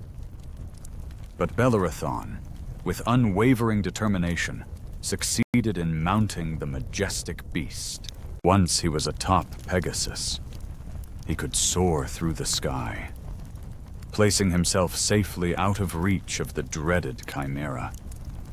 With her ferocious claws, venomous fangs, and the terrifying ability to breathe fire, the chimera was a fearsome foe. But now, Bellerophon had the upper hand. Imagine the scene, the cracked earth stretching beneath the beast as the chimera stalked forward. her goat head bleeding and flames pouring from her jaws.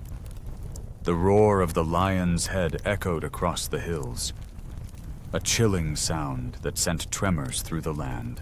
And there, high above, Bellerothon circled, his wings beating like thunder, spear in hand, eyes ever watchful.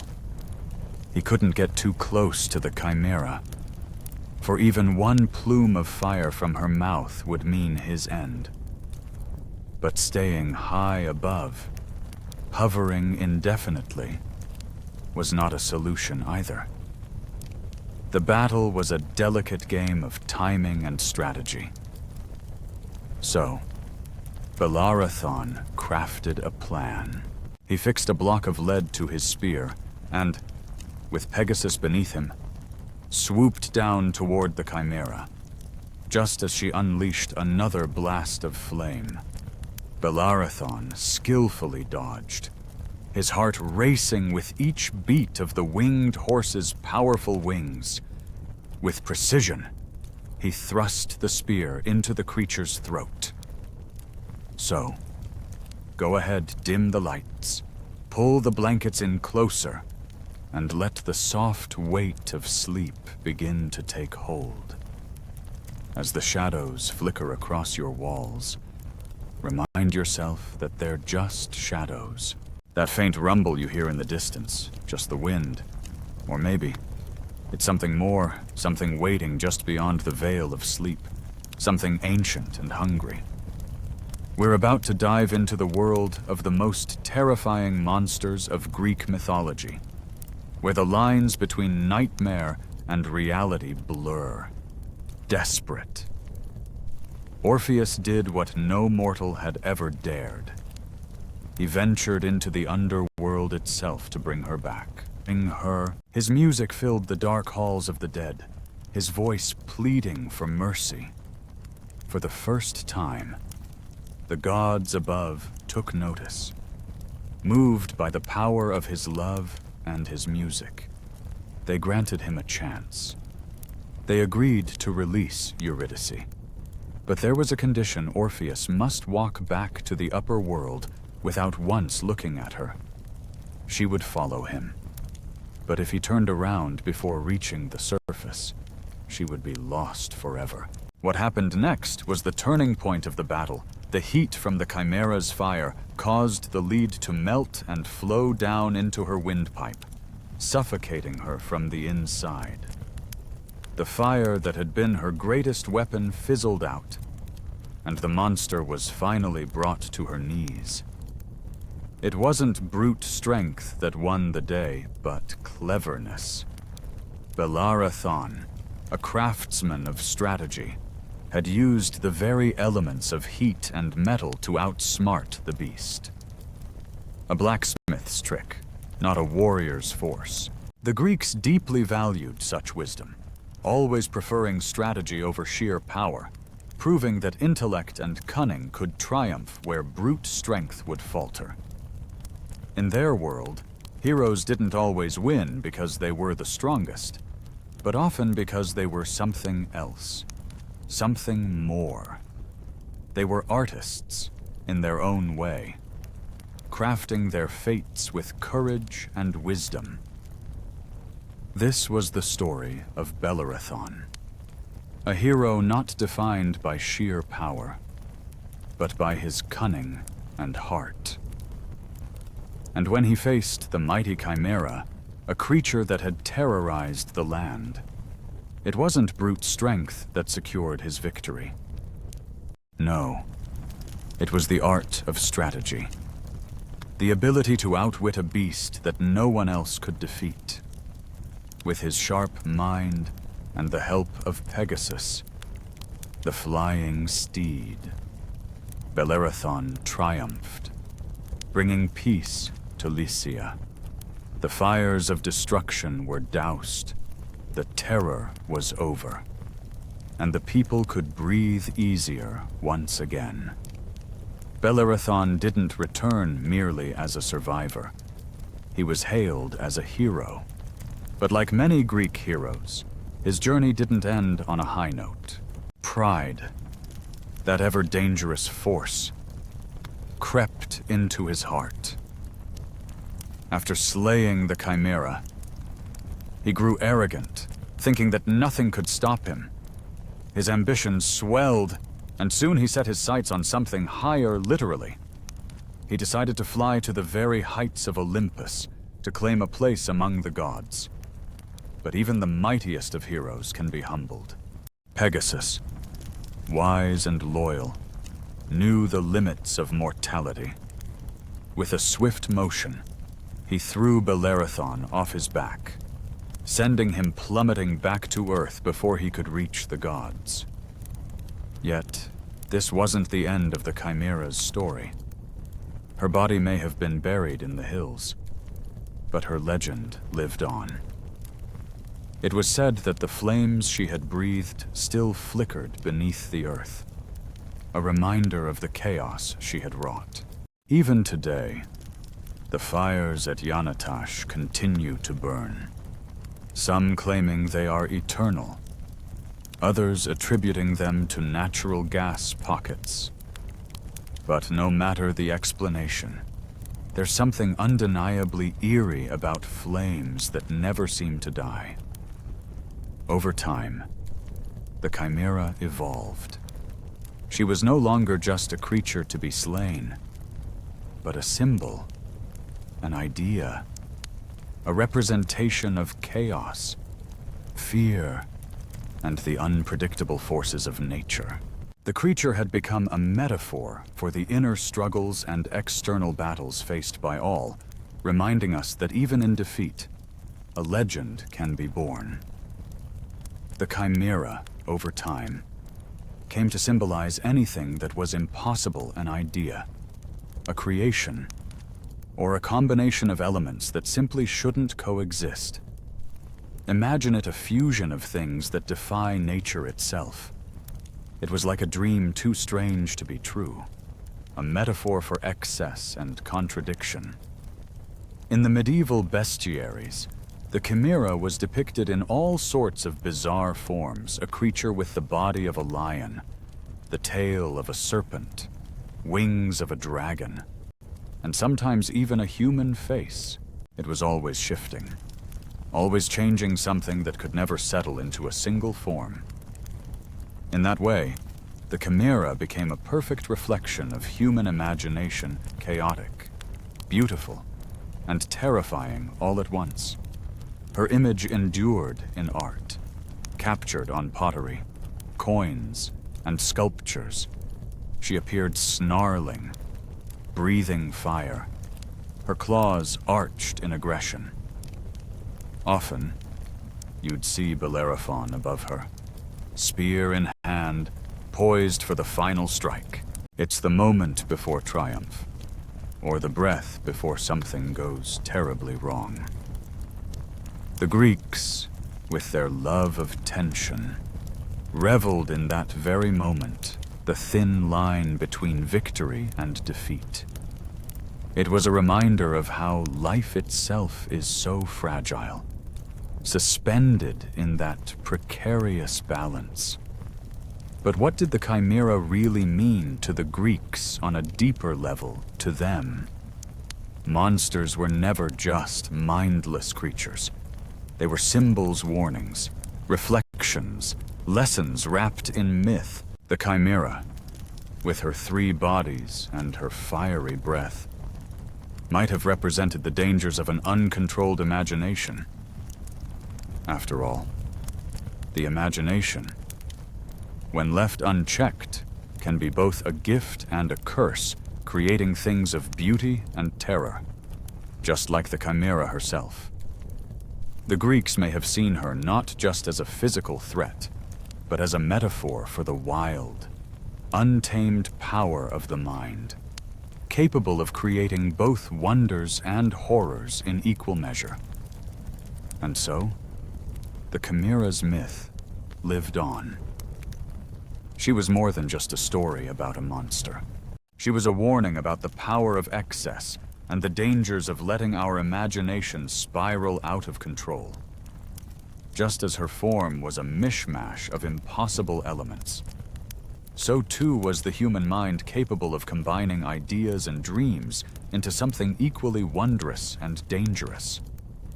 In this sense, the Chimera became timeless, her image still lingering in our minds, reminding us of the chaos that can arise when we allow the impossible to become our reality.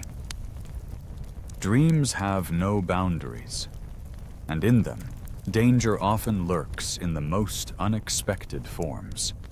You've probably heard of hybrid creatures, those strange beings that blur the line between two or more worlds, neither here nor there, but existing somewhere in the middle. They represent the unknown, the unnatural. Perhaps the Chimera, that ancient myth, was nothing more than a creature of fire and fury, brought into existence to help people understand the land they walked on. But then again, maybe she was more than that, a symbol for the complexities of life itself. Orpheus, filled with hope, agreed. He walked ahead, heart racing, every step growing heavier with the sound of her footsteps behind him. The weight of doubt began to settle in. What if she wasn't really there? What if the gods were playing tricks on him? What if, in his desperation, he had imagined the whole thing? His mind spiraled with uncertainty, and in a moment of doubt, he turned. In that single instant, Eurydice vanished, swallowed by the darkness once again. This time, there was no hope. She was gone forever. In mythology, there's a quiet genius at play. It takes the chaos of the world, the confusion, the fear, and gives it shape, face, and form. It turns silence into story. Every monster, every hero, every legend at their core, they represent something larger, something we can grasp. The Chimera wasn't just a creature to be feared. No. She was a reflection of the struggles people faced. A reminder of the battle between the forces that shape our world and the forces that try to tear it apart. Tonight, as you lie in your own bed, far removed from the hills of Lycia, you can almost picture her, can't you? The Chimera, her form so vivid in your mind, pacing among blackened stone. The lioness body, fierce and powerful. The goat's head bleeding and burning, and the serpent tail flicking in anticipation of some unseen threat. But here's the truth. She wasn't coming for you. She never was. The Chimera lived her life, raged through her existence, and was ultimately defeated. Yet, even in defeat, she lives on. Her story endures, carried forward by those who remember her. The hills are quiet now. The fires have long since dimmed, the smoke dissipated into the cold air. Pegasus continues his flight across the heavens, and Bellerophon, prideful and fallen, has been forgotten by all but the pages of history. Yet the Chimera remains, a powerful symbol of what once was. She's not a ghost haunting your thoughts, but a reminder that even the fiercest battles and the most monstrous of creatures leave their mark, leaving us with stories to tell for generations. Not as a threat, not as a curse, but as a story. I ask you to sleep now. The wings have passed overhead, and the night has wrapped itself around you. The flame that flickered is now nearly out, and the great beast that once roared is finally at rest. So, too, are you. Close your eyes. Feel the stillness settle into your bones. Let the soft tide of silence lap gently at the edges of your thoughts. There is no hurry. There is no weight of waking hours bearing down on you. Just the breath in your chest, rising and falling, while the drifting stories of the old world unfold around you like forgotten whispers. Tonight, there will be no need to journey underground or wade through swamps. There will be no lions, serpents, or creatures with too many legs chasing your steps. No. Tonight, we turn our gaze elsewhere. We look into eyes. Not yours, not mine, but hers. And be warned, if we are not careful, we might never look away again. This, my friend, is the story of the Gorgons, of one in particular. You already know her name. You may not remember exactly where you've heard it before, but it lingers in the back of your mind like an echo, like a warning from a forgotten dream. Medusa. Say it slowly, softly, and feel the weight of it, because that name carries power. It is already an incantation, one that lingers in the air long after the words fade. Medusa, the one who stands apart from the others, her gaze as deadly as it is mesmerizing. The Gorgons were three sisters, Steno, Euryale, and Medusa. But among them, it is Medusa who commands the most attention. The others, though fearsome in their own right, are lost in her shadow. Steno, with her strength, and Euryale, with her cunning, both pale in comparison to Medusa's legend. You may ask why. Why her, and why now? Because Medusa's story is not just one of terror, but of tragedy. It's a story of transformation, of punishment, and of a curse that would bind her for eternity. Depending on which version of the myth you prefer, the Gorgons were either monstrous from the start, or became that way later on. That's the thing about Greek mythology. It's never straightforward. Everyone has a story, and usually, it's a complicated one. So, let's begin with the older versions of the myth, the ones that predate any notion of sympathy. In these stories, the Gorgons were born monstrous. They weren't cursed or transformed. They were simply made that way. Born of the sea gods, Phorcys and Ceto. They were creatures of terror from the very moment they drew their first breath. The Gorgons lived in a faraway place, beyond the edges of the world. In the west, beyond the reach of reason. Beyond the boundaries of any map. Their home was a land where no man dared to tread, a place where the rules of nature seemed to unravel. With bronze wings that could slice through the air like sharp blades and hair that twisted into living serpents. They were fearsome in every way. Their skin was like the scales of a serpent, rough and glistening, and their teeth were sharp enough to tear through anything in their path.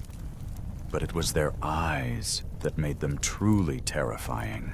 Not just metaphorically, not emotionally, literally. One look from a Gorgon could turn you to stone. Your body would freeze, your breath would stop, and in an instant, your soul would slip away, leaving you cold and gray, a petrified statue forever frozen in time. These creatures weren't hunted. No, the Gorgons did the hunting. They were the predators, and anyone who ventured too close to their lands was never seen again. Or worse, those who did return were rarely ever the same. The tales say no man came back from the Gorgons' realm whole, whether they were turned to stone or driven mad by the terror they witnessed. The Gorgons were relentless, and their mythic terror spread far and wide. Their reputation was one of such darkness that even the bravest souls steered clear, knowing that to encounter them was to face an inevitable fate, one that could only end in destruction or death. Orpheus continued to live, to play his music, but something inside him had broken. In one version of the tale, he was torn apart by the Maenads, the wild followers of Dionysus, who found his refusal to love anyone but his lost bride maddening. His heart, now consumed by grief and the memory of his tragic love, had no room for anything else. But then, another version of the story emerged. One with a much softer tone. One that carried with it a sense of tragedy.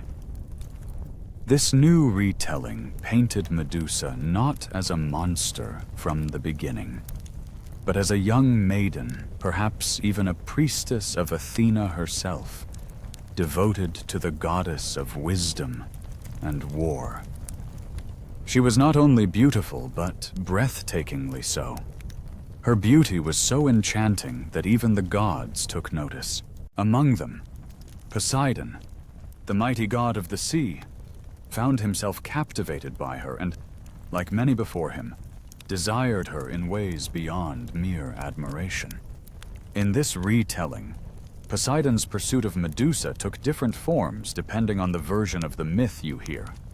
Some say he seduced her with promises and charm, while others claim he assaulted her, an act of violation that took place not in some secluded grove, but within Athena's very temple, a sacred space meant to honor the goddess.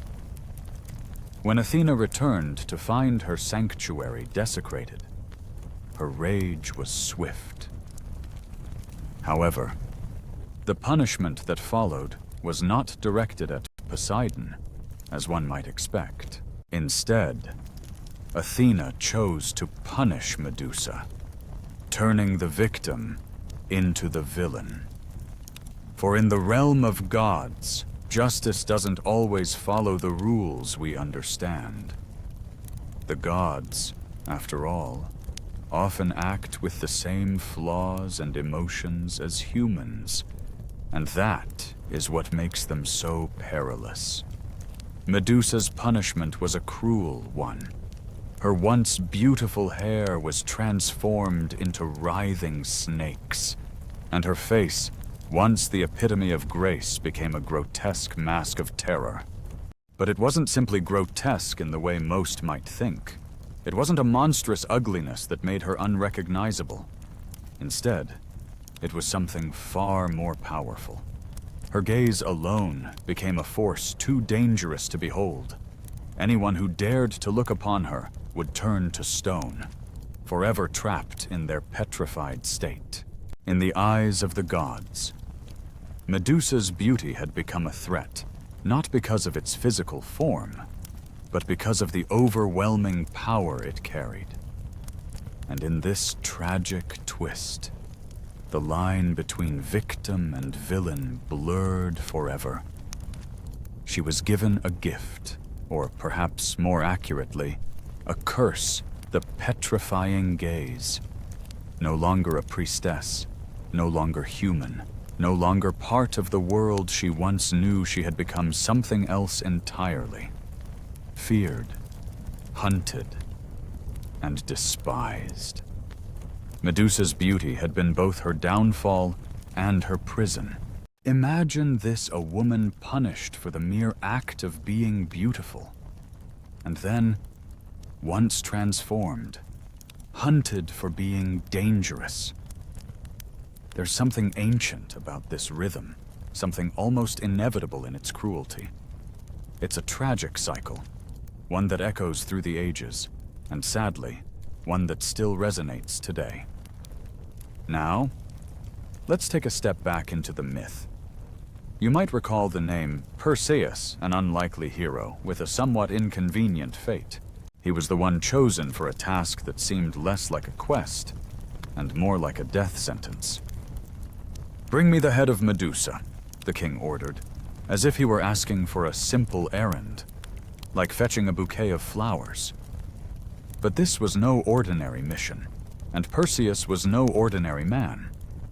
His quest was set by a king who, without saying so outright, essentially wanted him dead. Yet Perseus did not face this peril alone. Divine hands reached down from Mount Olympus to aid him. The gods, in their mysterious ways, provided him with the tools he would need for success. Athena, the goddess of wisdom, gifted him a polished shield, one that was more than just a defensive tool. It was a mirror. The shield's reflective surface allowed Perseus to view Medusa's deadly gaze without ever meeting her eyes. Hermes, the messenger god, gave him a curved sword sharp enough to sever the monstrous head, and as if that weren't enough, Perseus was also gifted a magical satchel to carry Medusa's severed head safely, along with winged sandals from the nymphs, allowing him to fly. With these divine gifts, he was ready to face the impossible. There's something familiar in the pattern of Greek heroism, isn't there? The hero, equipped with the guidance and gifts of the gods, must confront an insurmountable challenge. But in this story, it's not just about bravery, it's about navigating a world where the boundaries between the divine and the mortal are blurred. The gods' motives, their assistance, and their interference paint the tale with an otherworldly brush, making the hero's journey not just one of physical trials, but of cosmic influence. The story of Perseus and Medusa is timeless, a reminder of the fragile line between the human and the divine, the beautiful and the dangerous. The monster is rarely defeated by sheer strength alone. You must understand that true victory often comes from tools, relics, and a deep understanding of the rules. The ancient Greeks knew this truth well. They didn't view monsters as mere beasts of power. They saw them as symbols, embodiments of greater forces that required not only physical prowess, but wisdom and reverence to overcome. It wasn't just about battling strength for strength. It was about the mind and spirit working together to outwit the monster. Perseus, the hero, knew this all too well. He ventured to the very edge of the world, seeking the land where the Gorgons, those terrifying creatures with eyes that could turn any living being to stone, slumbered. It was said they slept during the day, and while they rested, their stone-turning gaze was harmless. The trick was, even the most dangerous curses need rest. And in that precious time when the Gorgon's eyes were closed, Perseus knew he could act, but only with caution. As he crept closer, his movements deliberate, he avoided direct eye contact. Instead, he used the reflection in his polished shield. It was a clever approach, don't you think? Rather than facing the danger head-on, he chose to view the monster indirectly, through a shield's reflection, safe from her deadly gaze. There's a lesson here, isn't there? How many of life's dangers and truths must we face the same way, not directly, but through careful observation, reflection, and distance? The shield became his guide, allowing him to see the Gorgon without the risk of her turning him to stone. Even when love seemed to be mutual, the outcome rarely ended well. Take, for example, the tragic tale of Phaedra and Hippolytus. Hippolytus, a strikingly handsome young man, was adored by many. Yet he dedicated himself wholly to Artemis, the goddess of the hunt and purity. His life was a devotion to her, a vow that set him apart from the world of ordinary mortals.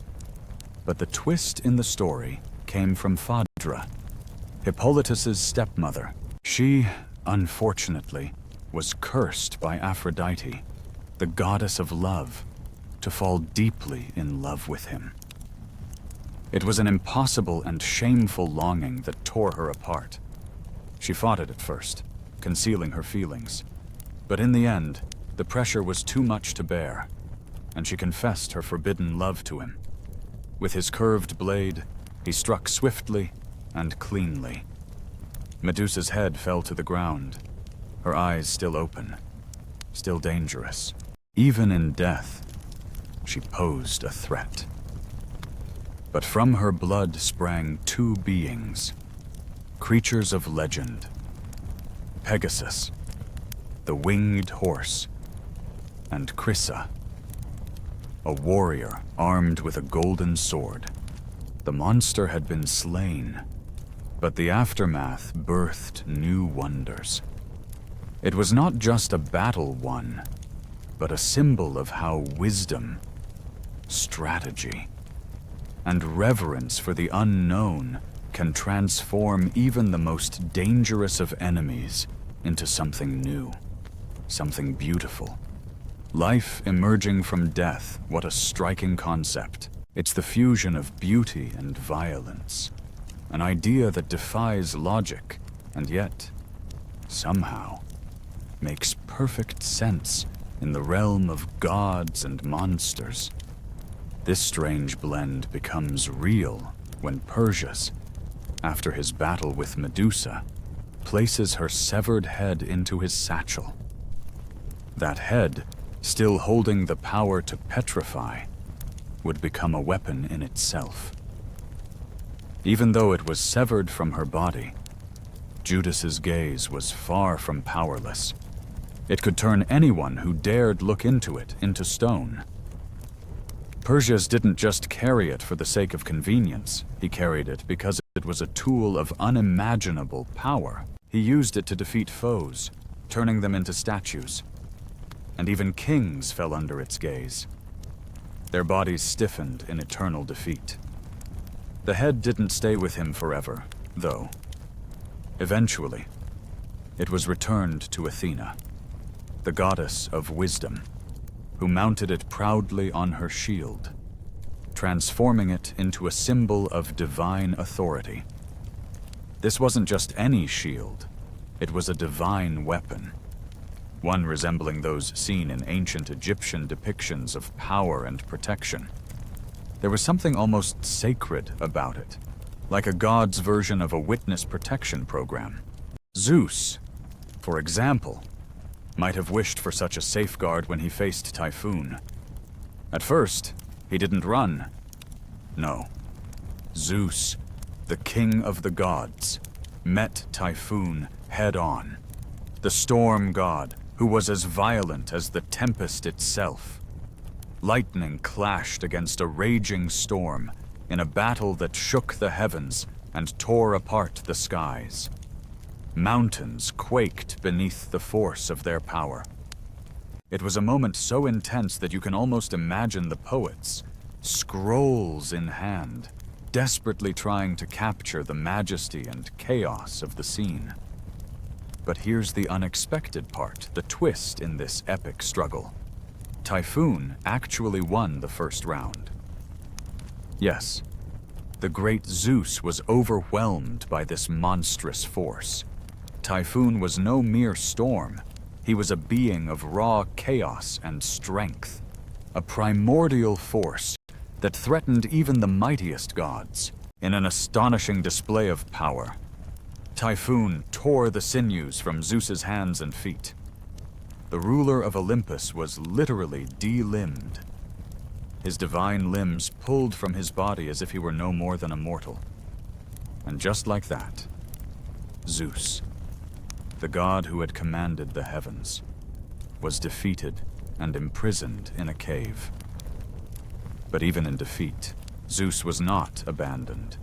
He was guarded by the she-dragon, Delphin, who had her own role in this strange and seemingly unfair arrangement. Would she have fought against her duty? It's hard to say. But the gods always seem to have a way of turning even the most difficult situations to their advantage. It was only with the help of Hermes and Pan that Zeus was finally freed. Yes, Pan, the musical goat man, who, as it turned out, moonlighted as a rescue operative, played a pivotal role in this daring rescue. Without him, Zeus might still be trapped. Once the mighty god had his tendons restored, thanks to Hermes, he regained his strength. With newfound determination, Zeus quickly regrouped, preparing for the final confrontation that would decide the fate of the gods. The stage was set on Mount Etna, the fiery, volcanic peak in Sicily. There, Zeus would unleash the full fury of his thunderbolts. Typhon, the terrifying Titan, finally met his match and fell. Buried under the weight of the mountain, Typhon's fury was extinguished, but his presence still lingered, a reminder of the chaos he once wrought. Then there's the haunting tale of Athena and Medusa. Athena, the goddess of wisdom, cursed Medusa, turning her from a beautiful maiden into a terrifying monster. But the story doesn't end there. Medusa's curse became intertwined with Athena's fate. It was a man, Perseus, who would kill Medusa. But he didn't stop there. After the deed was done, he took her severed head and placed it on a shield, carrying it into battle. The question remains, why would Athena, a goddess of such power, wear the very face of her victim? What could compel a goddess to carry the likeness of someone she had condemned? Some say Athena wore the head out of guilt, as a way to honor the once beautiful Medusa. Others argue it was simply practical. The head was undeniably effective. Its gaze could turn any enemy into stone, a powerful weapon in battle. But perhaps there's more to it than that. Could it be that Medusa's image transformed over time, no longer just a curse or a symbol of punishment, but something else entirely? Maybe, in Athena's mind, Medusa had become more than a victim. She had become a symbol. As the centuries passed, Medusa's image spread far beyond Greece. But it wasn't always as the monster she was once portrayed. Over time, her image evolved, taking on new meanings in various cultures. Far from just a warning of what happens to those who anger the gods, Medusa became something of a guardian, a protector, not of the living, but of something deeper, perhaps a representation of the strength that arises from suffering and transformation. Her face, this terrifying, mythical Gorgon, was everywhere, painted on shields, carved into the frames of ancient doorways, etched into coins, and even on the breastplates of warriors. But it wasn't to frighten the innocent. No, it was there to ward off evil. Scholars, with their fancy words, called it a potrapek, a term that simply means something meant to turn danger away. In a sense, it was a reversal of fate, a transformation from being hunted to being a protector, from cursed to divine. The face of Medusa, once a symbol of terror, now stood as a barrier against harm.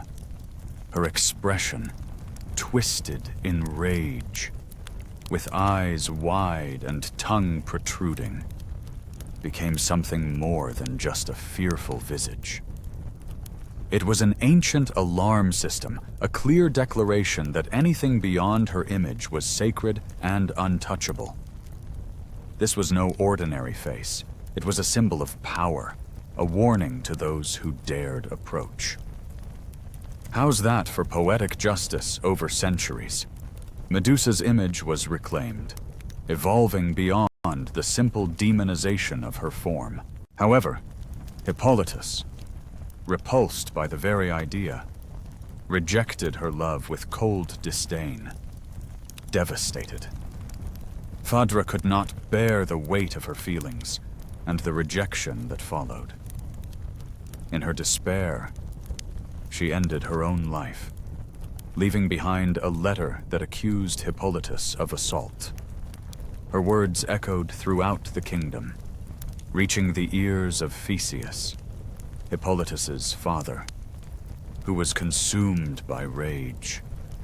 He, too, cursed his own son, blaming him for the tragedy. To further punish Hippolytus, Poseidon, the god of the sea, sent a terrifying sea monster to torment him. As fate would have it, Hippolytus's chariot was overturned, and he was dragged across jagged rocks, his body torn apart in a gruesome death.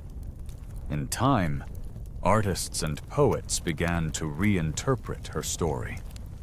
No longer was she the monstrous creature with snakes for hair and fangs that dripped venom. Instead, she was depicted with sorrow in her eyes, her hair not a nest of serpents, but a collection of symbols. Her transformation became a story not of terror, but of painful rebirth. The Renaissance was a time when poets and painters softened her features, humanized her. They saw her not as a monster, but as a tragic figure whose beauty and pain intertwined. The horror that once surrounded her became a symbol of something deeper, an emblem of change, loss, and survival. And then, in the modern world, Medusa found herself reborn once again, this time as a feminist icon. No longer was she merely the victim of a cruel punishment. She became the symbol of a woman punished for her beauty, transformed against her will, and ultimately demonized for simply surviving. Her story was no longer just about terror. It was about strength, resilience, and the relentless power of transformation. Is she still terrifying? Yes, she is. But perhaps not for the same reasons you might think. Medusa, the infamous Gorgon, has long been a figure of fear and dread. But her story is far more complex than the monstrous visage that haunts your nightmares. And what of her sisters? Steno and Eurylee. These immortal Gorgons often go unmentioned, overshadowed by Medusa's notoriety. They weren't slain, nor were they cursed like her. Instead, they remained wild and winged, forever grieving their lost identities. Their names, which mean strong and far-roaming, hint at their power and presence. They were perhaps even more terrifying than Medusa, yet their lack of fame is a curse of its own, a haunting reminder of what it means to be forgotten. Imagine the weight of that legacy. To be the sister of a legend, yet to remain in the shadows, unseen and unheard. Steno and Eurylee glide through the skies, not quite villains, not quite mourners, but rather shadows that dance along the edges of the world. They embody a different kind of terror, one that is rooted in the sorrow of being overlooked. Their existence is a poignant reminder that not all who are feared are evil. Some are simply lost, wandering in a world that has forgotten them. In the mythology that weaves through the lines of history, they still fly, their stories lingering like whispers in the wind, And here we arrive at the heart of it all. The Gorgons, and Medusa in particular, are not monsters in the traditional sense. They are protectors, victims, warriors, and even goddesses.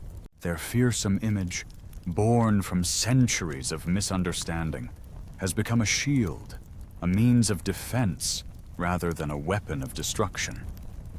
Think of it, a face so powerful that it can turn violence to stone, not through brute force or flames, but simply through the act of looking. This is the paradox of Medusa and her sisters. They wield a power that is both feared and revered, a duality that speaks to the complexities of existence itself. As you delve deeper into their story, you begin to see the layers of meaning that lie beneath the surface. Medusa's gaze, once seen as a curse, transforms into a form of empowerment. It is a reminder that sometimes the most terrifying aspects of ourselves can also be our greatest strengths. In a world that often seeks to silence the voices of the marginalized, the Gorgons stand as symbols of resilience. They challenge you to reconsider what it means to be feared and to embrace the shadows that linger in the corners of your own life. So, as you ponder their legacy, remember that the line between monster and protector is often blurred, and that true strength lies in the stories we choose to tell. What could be more dangerous than a woman whose gaze you cannot meet? A woman who, in return, sees everything. Tonight, let us not fall victim to fear. Instead, let us imagine her not as a monstrous figure with serpents for hair, her eyes a deadly, bloodshot stare. No, tonight, let us picture her differently. Envision her as a being walking along the edge of myth and memory. She's not chasing you, not hunting you. She's simply there watching, standing, guarding, perhaps even standing just outside your window right now. Not to petrify you into stone, but to keep watch over the world around you, holding back the darker things that the night might bring. In her quiet strength, she offers you a strange kind of safety. Tonight, sleep beneath her watchful gaze. You are safe, aren't you? The true monster she seeks to face is the one lurking in the shadows of your own mind, the one that seeks to steal your peace, your rest. And in this quiet, gentle moment, Medusa has transformed. She is no longer a victim, nor a villain, no longer the monster of nightmares, but a guardian, a goddess, standing at the threshold between what is known and what is imagined. She guards the line with silent authority. And you, dear soul, are on the peaceful side of that line. There is no need to run, no need to fear. Just rest, and let her presence wrap you in a quiet embrace. Sleep now. Feel the weight of the world lift away, even if just for a moment. Let the stone in your body turn back to flesh. Let the hair, once sharp as serpents, become soft like the breeze. Her eyes, fierce once, will soften now. They will close, gently, for they have no more need to watch. The night is peaceful, and so are you. Breathe in, but not too deeply. Just enough to feel your ribcage rise and fall like the gentle tide beneath a tranquil moon. In this calm, you are safe. The world outside may be wild, but here, in this space, you are held in quiet, sacred peace. Take a breath, not too deep, just enough to remind yourself that you are here, in this moment, on the other side of that threshold, where nothing can harm you. Not tonight, not under her watchful eyes. In the end, the goddesses Aphrodite and Artemis, who had been the driving forces behind the tragedy, intervened to end the story. By the light of dawn, they made sure their champions, the cursed lovers, were no longer a part of this mortal world. Yet, even in their demise, the lesson remained painfully clear: love, in its most intense and uncontrollable form, could be fatal. Let your limbs go still. Let your thoughts drift away, soft like the evening breeze. Tonight, we set sail, but not toward peace. Not yet, anyway. No. Tonight we sail into the heart of danger, threading our way between monsters.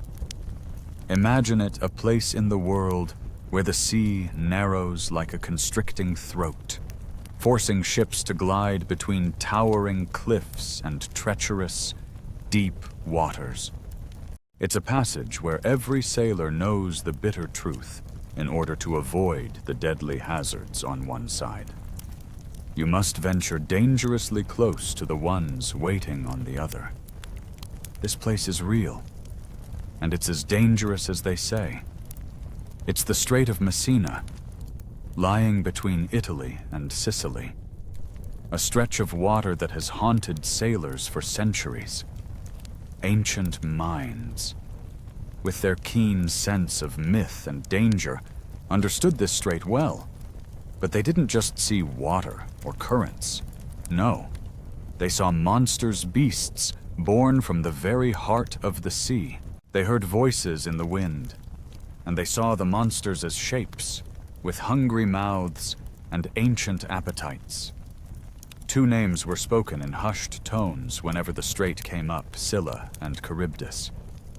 If you could ask an ancient Greek sailor about it, if you could peer into his soul, as he stood at the edge of this deadly passage, he might pause for a moment, thinking, weighing his options. Then, with a shrug and a knowing look, he'd say, "It depends. Depends on how you'd like to go." Scylla, the first of the two, lived high in the cliffs. She was a monstrous figure, with 12 legs and 6 heads, each with 3 rows of teeth. She didn't move much, just enough to ruin your day, enough to tear your ship to pieces with her sharp jaws, one bite at a time. It was a slow, terrifying end. On the other side, there was Charybdis. While Scylla posed a constant, unyielding threat, Charybdis had a different kind of hunger. She was the whirlpool, a living vortex, waiting to swallow you whole. She could drag a ship down into her abyss, and there would be no escape, no return. Each sailor had to choose risk the jaws of Scylla, or brave the relentless pull of Charybdis. It was a choice that many made only once, for it often led to their final voyage. But the Strait of Messina, with all its horror, was a challenge that had to be faced. For those who dared to pass, there was a brutal beauty in the necessity of making the choice. For those who survived, they became part of the legend. She sat perched high in the cave, overlooking the restless sea, her gaze fixed on the horizon. The air was thick with anticipation, and she waited, patient and still, for the ships to draw near. As they came into range, she moved quickly, her actions smooth and practiced. Efficient, almost hungry. She reached down with an inhuman speed. Homer describes her as a creature of nightmares, her 12 long legs stretched out like some monstrous spider, each one sinewy and deadly. 6 necks, long and serpentine, rose from her twisted body, each ending in a hideous head, complete with 3 rows of sharp, jagged teeth.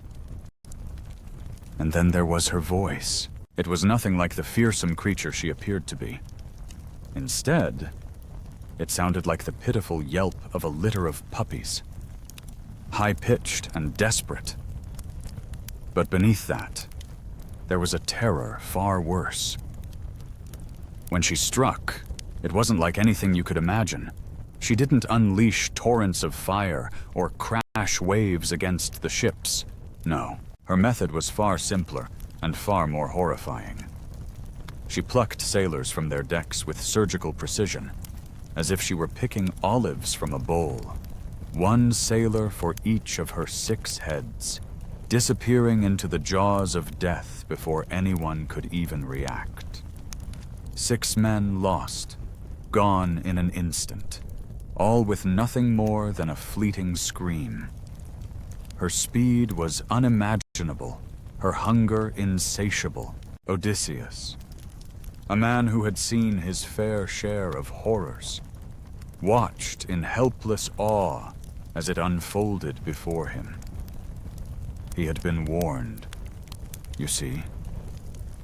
The sorceress, Circe, had foreseen the danger and told him to steer his ship close to Scylla's cave. "You'll lose a few men," she had said, her voice grim.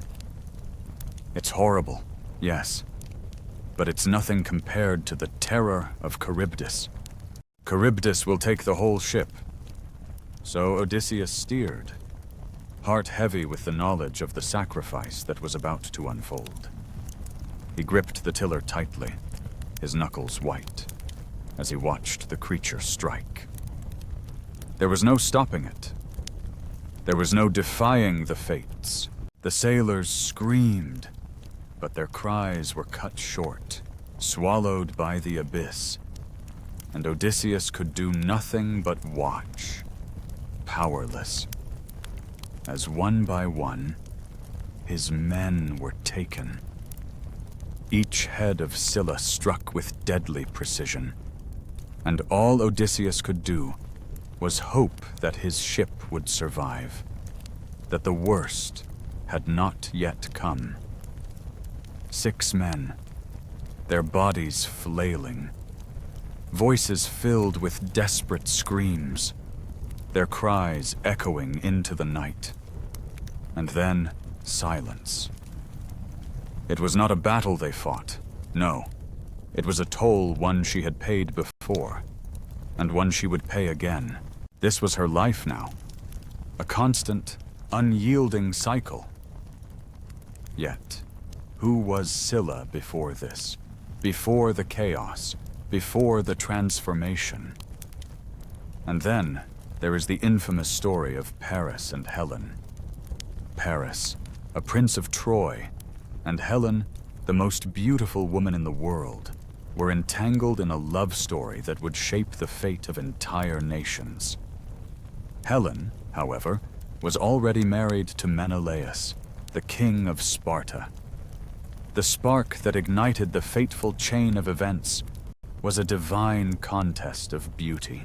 Paris, seeking the most beautiful woman, awarded a golden apple to Aphrodite, the goddess of love, declaring her as the fairest of them all. In return for this favor, Aphrodite promised Paris the love of the most beautiful woman in the world, Helen. It was a gift that would lead to the abduction of Helen from Sparta, sparking the legendary Trojan War. The stories Whispers that carried through the winds told a different tale, a softer, sadder tale. They say she was once just a girl, nothing divine, nothing monstrous, simply a girl who walked the shores, her heart drawn to the sea. She loved the rhythm of the waves, the way the wind tugged at her hair, and the taste of salt on her lips. And one fateful day, as she strolled along the shore, she caught the eye of Glaubius, the god of the sea. He was captivated by her. Her innocence, her simplicity, it was unlike anything he had ever seen. But Scylla, she did not return his affections. She did not fall for the god. Not then, not ever. Desperate. Glaubius turned to someone else for help. He sought out Circe, a goddess of great power and allure, and begged her to make him irresistible to Scylla. But Circe, too, had feelings deep, unspoken feelings for Glaubius. And so, in her pain and jealousy, she saw Scylla not as a girl, but as a threat. Scylla had done nothing but exist, and in doing so, she had shattered Circe's love for the sea god.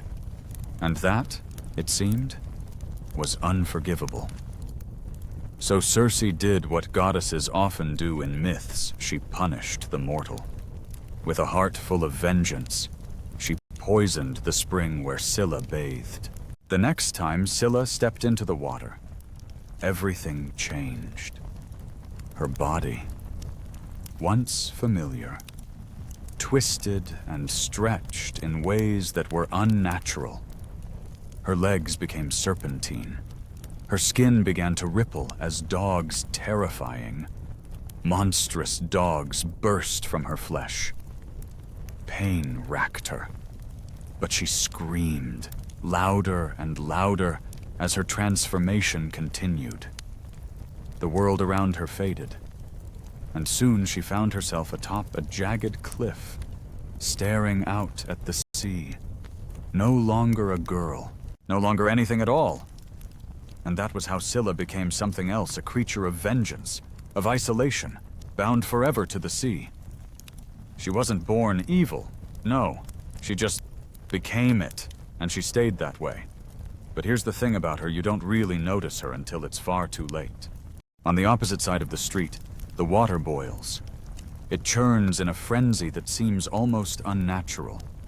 And that's where Charybdis waits, hidden beneath the waves. But don't mistake her silence for nothingness. She doesn't have arms, teeth, or eyes you can gaze into. She's just a shape, an ominous whirlpool that surfaces 3 times a day, opening its mouth wide to drink the ocean. And if you're unlucky enough to be in her path, well, that's where your story ends. There's a myth that says she was once the proud daughter of Poseidon himself, loyal to her father. She once helped him drown coastlines and flood enemy lands, her power unmatched in the ancient seas. But then, Zeus, always the one with his own ideas about balance and control, struck her down with a bolt of lightning, as if that wasn't enough. He chained her to the ocean floor, leaving her cursed with a hunger that would never be sated. Now, every day, she swells and collapses, breathing in and out, as if the sea itself can never be enough to fill her endless, gnawing emptiness. She is an absence made visible, a force of nature that cannot be ignored. And so, there you are, a sailor, a captain, a hero, perhaps just another soul passing through. The sky is a dull gray, and the sea stretches endlessly in front of you. To your left, a towering cliff stands motionless, its sharp edges hidden in the shadows. It's the kind of place that feels like it holds a secret, Something dangerous lurking beneath the calm exterior. But you're used to danger, right? You've navigated through storms and fought off monsters that others wouldn't dare face. What's one more hazard in the endless sea? Yet, as you make your way across the waters, you start to feel it, the unmistakable pull of something deeper, something ancient. It's as if the sea itself is whispering, warning you. You glance around, searching for the source of the growing unease. But there's nothing. Nothing except the boiling water on the horizon, and the creeping sense that you're already too late. Carib is waiting. And soon, you'll know what it's like to face the hunger of the sea. To your right, the water pulls sideways, tugging at the keel. It beckons you, offering no promise of return. You have no choice but to choose. It's a decision that must be made. Odysseus made his choice, picking Scylla. Why? Because losing one was better than losing everyone. That's what he told himself. But what about the gods? What about the voices that echoed through the winds, whispering of fate and doom? The gods had their own plan for him. A cruel plan, perhaps, but one that followed a logic all too familiar in Greek mythology, a logic that demands sacrifices. Survival, it seems, always comes at a cost. You can feel the weight of that decision. Scylla and Charybdis weren't just monsters. No, they were choices, terrible choices. Scylla, the sharp, specific pain. You know it's coming. You brace for it, and when it hits, you endure. It's like the sting of a wound you can see but cannot avoid. You suffer. Yes, but it's fast. It's a pain you can survive. Paris, driven by the goddess's influence, made his move. And Helen, despite her marriage, followed him to Troy. The consequences of their union were far-reaching, as the abduction of Helen became the catalyst for one of the greatest wars in history. Thousands of lives were lost, and the fate of Troy was sealed in blood and fire. In this story, love did not only lead to personal ruin, it led to the destruction of an entire civilization. Love, once again, proved to be a deadly force, leaving behind a trail of destruction that spanned generations. Then there's Charybdis, the slow and creeping dread. It's the danger that pulls at your feet, always there, even when you try to avoid it. It's quiet, insidious, like regret settling into your bones. It comes with an inevitability that feels like gravity, dragging you down even when you think you've escaped. Charybdis doesn't just kill a few, it devours everything in its path. It's relentless, and in its wake, nothing remains. Together, Scylla and Charybdis represent something ancient, something that speaks to a deeper truth. Some journeys, you realize, offer no safe path. There is no way through without loss. In the end, to keep moving forward, something must be sacrificed. That's the price of survival. And sometimes, you have to decide which monster you'd rather face. And yet, Odysseus sailed on. He wasn't untouched. Not by any means. He was scarred, exhausted, and deeply changed. But he kept moving forward, against all odds. That's the key, isn't it? Even in the face of ancient monsters, heart-wrenching losses, agonizing choices, and waves that don't care if you pray for mercy, you can still push through. The Greeks believed that, no matter how painful the journey was, no matter how narrow the path, you could keep going. Even if you were drowning in tears, the ship could still be steered. In later retellings, the story softened. Some versions show Odysseus fighting back, desperately attempting to stab Scylla as she pulls his men into the depths of the sea.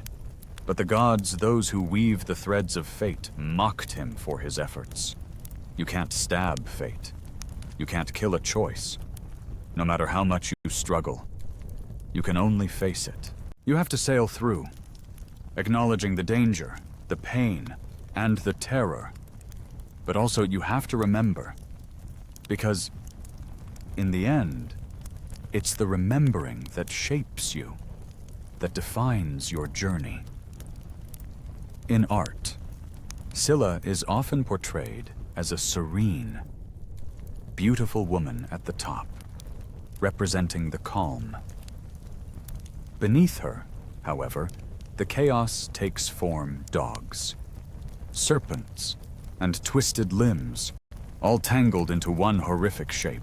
She's both terrifying and alluring, embodying the sea itself, peaceful on the surface but wild and unpredictable beneath. But then there's Charybdis. She's harder to depict. She's not a creature so much as a force of nature.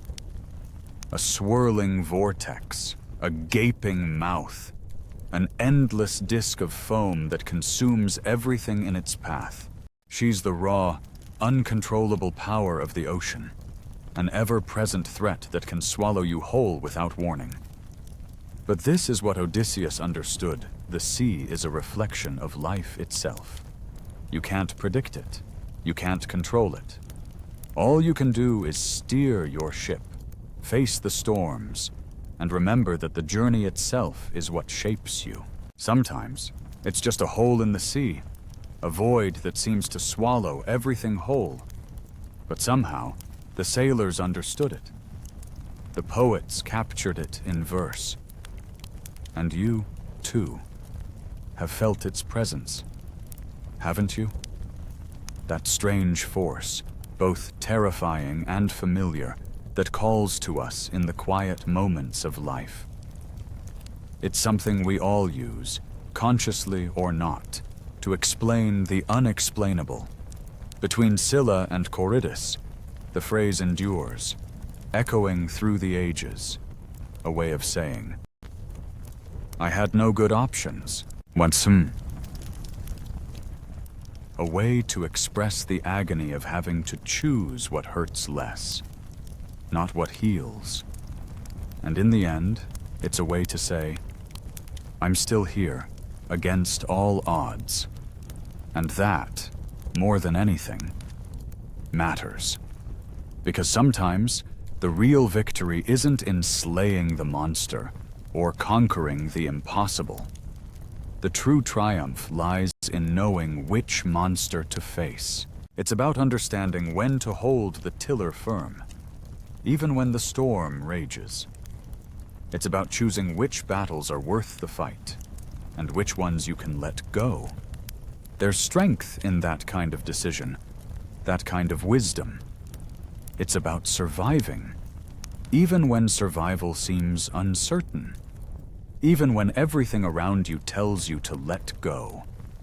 The ancient world was a place full of mysteries, earthquakes that shook the ground beneath their feet, storms that could rip a ship apart, currents that could pull you under. Loss was ever present, always lurking in the shadows. Yet, instead of surrendering to fear, the Greeks found a different path. They gave these forces stories.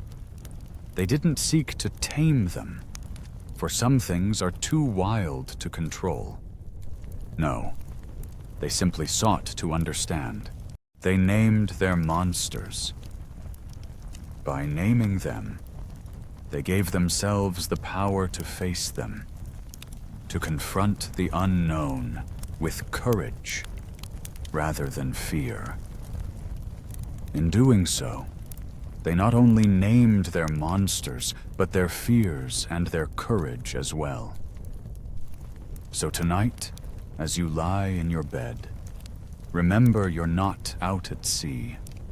You're not trapped between rocks, struggling to keep your ship afloat. There's no well pool beneath you, no dark jaws waiting to snap shut. You are safe. The monsters may still lurk in the distance, but for now, they're far away. And you are here, whole and present. And in this moment, that's enough. They gave him Helen in return. But it wasn't a gentle exchange. No. It was an abduction. Some say it was a seduction, depending on which version of the story you follow. Regardless of the details, it was this event that sparked the fateful war, the Trojan War. A brutal conflict that stretched for 10 long years, filled with slaughter, cities reduced to ash, and countless heroes falling in battle. All of this chaos, all of this death, was set in motion for one woman and a single reckless divine bribe. In the world of myth, love was always a gamble. But to be loved by a god, that was a far more dangerous wager. The road behind you is now empty. The journey left in your wake. Scylla, the ancient being of sorrow, sleeps in her cave, her form curled tightly around her grief.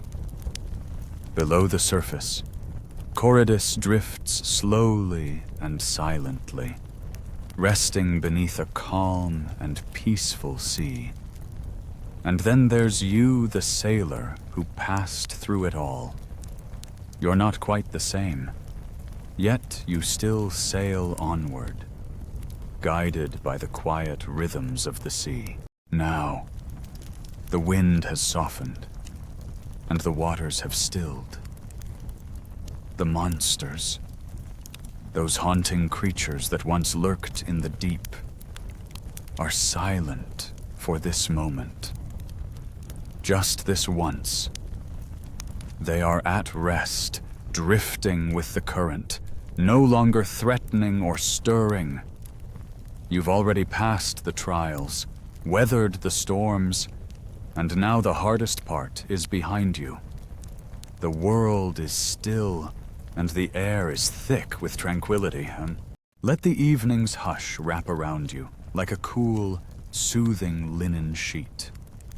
It's the kind of peace that kings and ancient covenants once warned about in the quiet, fading light of a Mediterranean dusk. It's as though the very earth is holding its breath. In this moment, you are reminded of the deep history of this land, where the earth trembles beneath your feet with the echoes of a time long past. If you ever find yourself standing on the sun-soaked hills of Sicily, and the ground beneath you shakes, don't be alarmed. It's not a sign of doom, but rather Typhoon stirring in his sleep. The fire and fury that once raged across these lands wasn't just a spectacle for the ancient Greeks to weave into bedtime stories to scare their children. No. Typhoon served a much deeper purpose. His power was a force that shaped the world, left its mark on every stone, every hill, every breath of wind. And now, his legacy slumbers, leaving the island to rest in the quiet you now feel. He represented chaos, a force that roared, unrelenting and raw, embodying the very essence of nature's turmoil. To the ancient Greeks, chaos was not just a concept. It was something they experienced daily. Earthquakes that shook the very ground beneath their feet, volcanoes that erupted with fury, Storms that tore through the skies, all these were reminders that nature had no respect for human plans. Dinner might be interrupted by a tremor, a thunderstorm, or a volcanic eruption. And these were no small matters. Modern minds might look at these natural occurrences with a scientific lens, trying to theorize about subduction zones and tectonic plates. But for the Greeks, it was far more visceral, more primal, a true manifestation of nature's power. And at the heart of this chaotic force stood Typhon, the embodiment of nature's fury. Typhon was no mere mythological figure. He was the father of monsters, a terrifying being whose very existence seemed to be a testament to the wild, unbridled force of nature. And he wasn't alone in his chaos. Typhon's offspring were as monstrous and unpredictable as the storms he commanded. His children were creations that defied the very laws of nature, each one more terrifying than the last. Take, for instance, his most famous offspring, a creature half serpent, half something else entirely. This was no ordinary monster. It was a fusion of the unnatural, a symbol of Typhon's own chaotic nature. But the list didn't end there. Typhon's legacy stretched far and wide, creating a gallery of nightmares, each one more dreadful than the last. Now, let's pause and take stock of just a few of Typhon's monstrous offspring. There's Cerberus, the three-headed dog who was tasked with guarding the underworld. Imagine the howl of this beast echoing in the depths of the underworld, its multiple heads snapping at any who dared approach. Then, there's the Chimera, a creature that defied logic. A lion's head, a goat's body, and a serpent's tail, all fused together, breathing fire. It was an embodiment of destruction, a creature that burned everything in its path. And we cannot forget the Hydra, an even more terrifying beast. With each head that was severed, two more grew back in its place, and its poisonous breath could kill anyone foolish enough to get too close. Each of these monsters was a reminder of Typhon's wrath, a wrath that could not be contained by mere mortal hands. Now, imagine yourself standing in the darkness of an ancient labyrinth. The air is thick with tension. You hear the distant flicker of a torch, its light dancing off the cold stone walls. Footsteps echo down a long corridor, the sound growing louder with each step you take. You feel marble beneath your feet, cool and unforgiving. A door creaks open, and the soft sound of it closing behind you sends a shiver down your spine. The labyrinth is alive with the whisper of ancient horrors. You're not alone, and somewhere in the shadows, the monsters of Typhon lurk waiting. It doesn't matter how you arrived here. What truly matters is that you have, and now, at the heart of this labyrinth of stone and shadow, awaits the monster. Tonight, you will face the Minotaur. But this isn't just any beast trapped in a maze. No, it's something far older, more mysterious, and far sadder than you could have imagined. This creature is a symbol of something far deeper than mere myth. So, let's begin at the very start, a beginning. Like so many Greek myths, that is neither simple nor clean, and certainly not what you'd call family-friendly. It all begins with a king, King Minos. He wasn't just any ruler. He was a king who sought not just dominion over men, but over the seas themselves. His ambition stretched as far as the horizon, to prove his divine favor. Minos turned to Poseidon, the mighty god of the oceans, praying for a sign that would affirm he was chosen. Poseidon, in his immense power, answered the king's call. From the depths of the sea, he sent forth a majestic white bull, radiant, powerful, and undeniably divine. The bull was a gift, a token to show that Minos was indeed favored. But here, at this crucial point, Minos made the fateful error that would shape the course of his life and the lives of many others.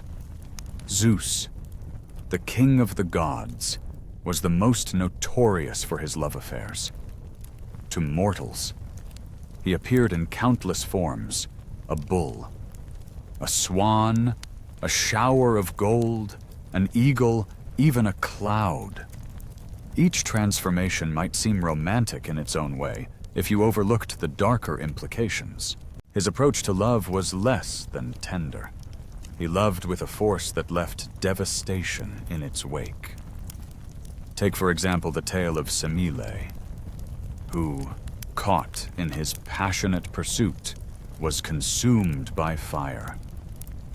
Then there was Io, transformed into a cow, forced to wander the earth in isolation, and later bearing children from eggs. Minos was human, after all, and like most humans, he made the mistake of attachment. The bull was too perfect, too beautiful, too magnificent to simply sacrifice. Surely the gods would understand if he kept it for himself, offering a lesser beast as a substitute at the altar. But the gods, as they so often do, minded. They saw the flaw in Minos's heart, and their response would be swift and unforgiving. The very gods who had bestowed this gift upon him were not so easily deceived. They demanded respect, obedience, and loyalty not just to their presence, but to the world they governed. And this small act of defiance would come to haunt Minos in ways he could never have imagined. In the realm of gods and men, Poseidon harbored a deep resentment. His anger was not easily sated, and the fates of mortals often became the canvas of his wrath. It was Minos, the king of Crete, who had incurred Poseidon's ire. The king had been given a magnificent bull as a gift from the sea god, meant to be sacrificed in Poseidon's honor. But Minos, captivated by the bull's beauty and strength, refused to fulfill his part of the bargain.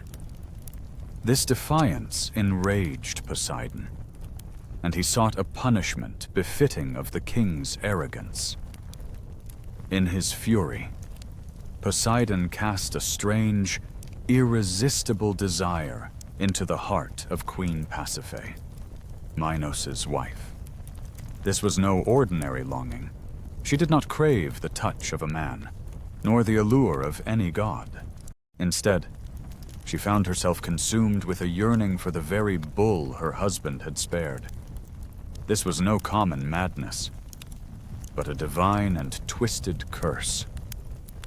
Desperately, the queen sought counsel from Daedalus, the great inventor and craftsman, whose mind was as sharp as it was creative. In her torment, she asked him to create something that would allow her to fulfill this unnatural desire. Daedalus, though deeply disturbed by her request, did not refuse.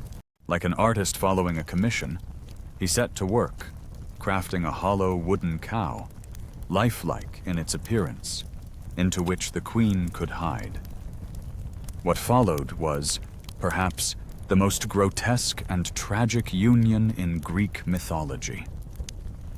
Queen Pasiphae, now hidden within the wooden cow, deceived the bull into mating with her. The result of this union was a child unlike any other, A creature with the body of a man but the head of a bull, the Minotaur.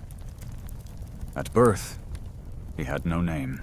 The title Minotaur, meaning Bull of Minos, was simply a way to label him as a possession, an inconvenient problem to be dealt with. He was a monster, a symbol of the consequences of defying the gods. The Minotaur could not be allowed to live among the people. His very existence was a blight upon Crete, a monstrous reminder of his mother's shame and his father's failure. To contain this beast, Daedalus, ever the architect, designed a labyrinth so intricate and complex that no one could escape it once they entered.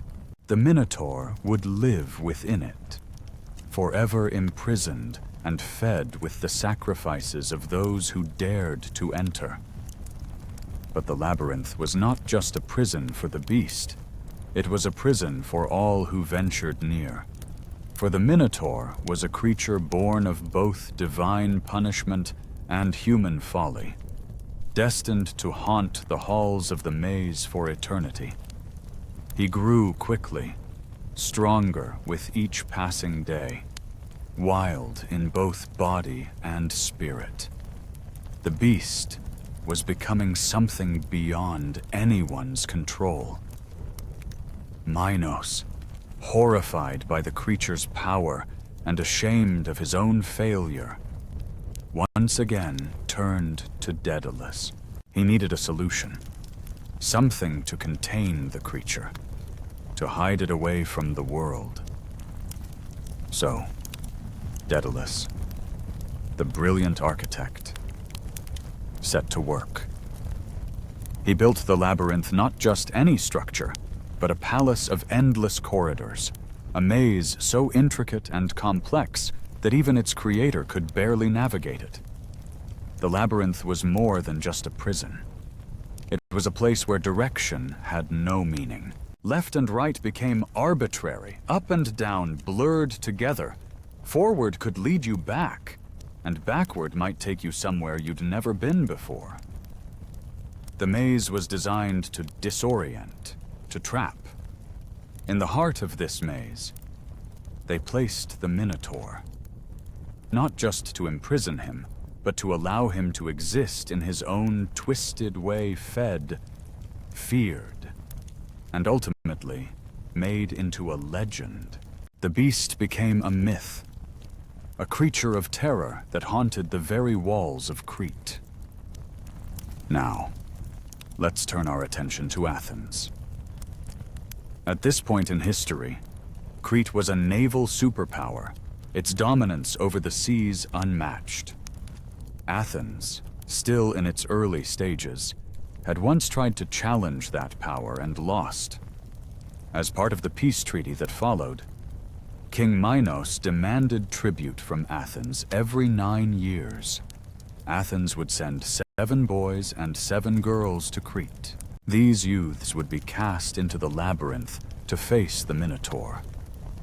It wasn't an execution, not in the traditional sense, but a slow, inevitable disappearance.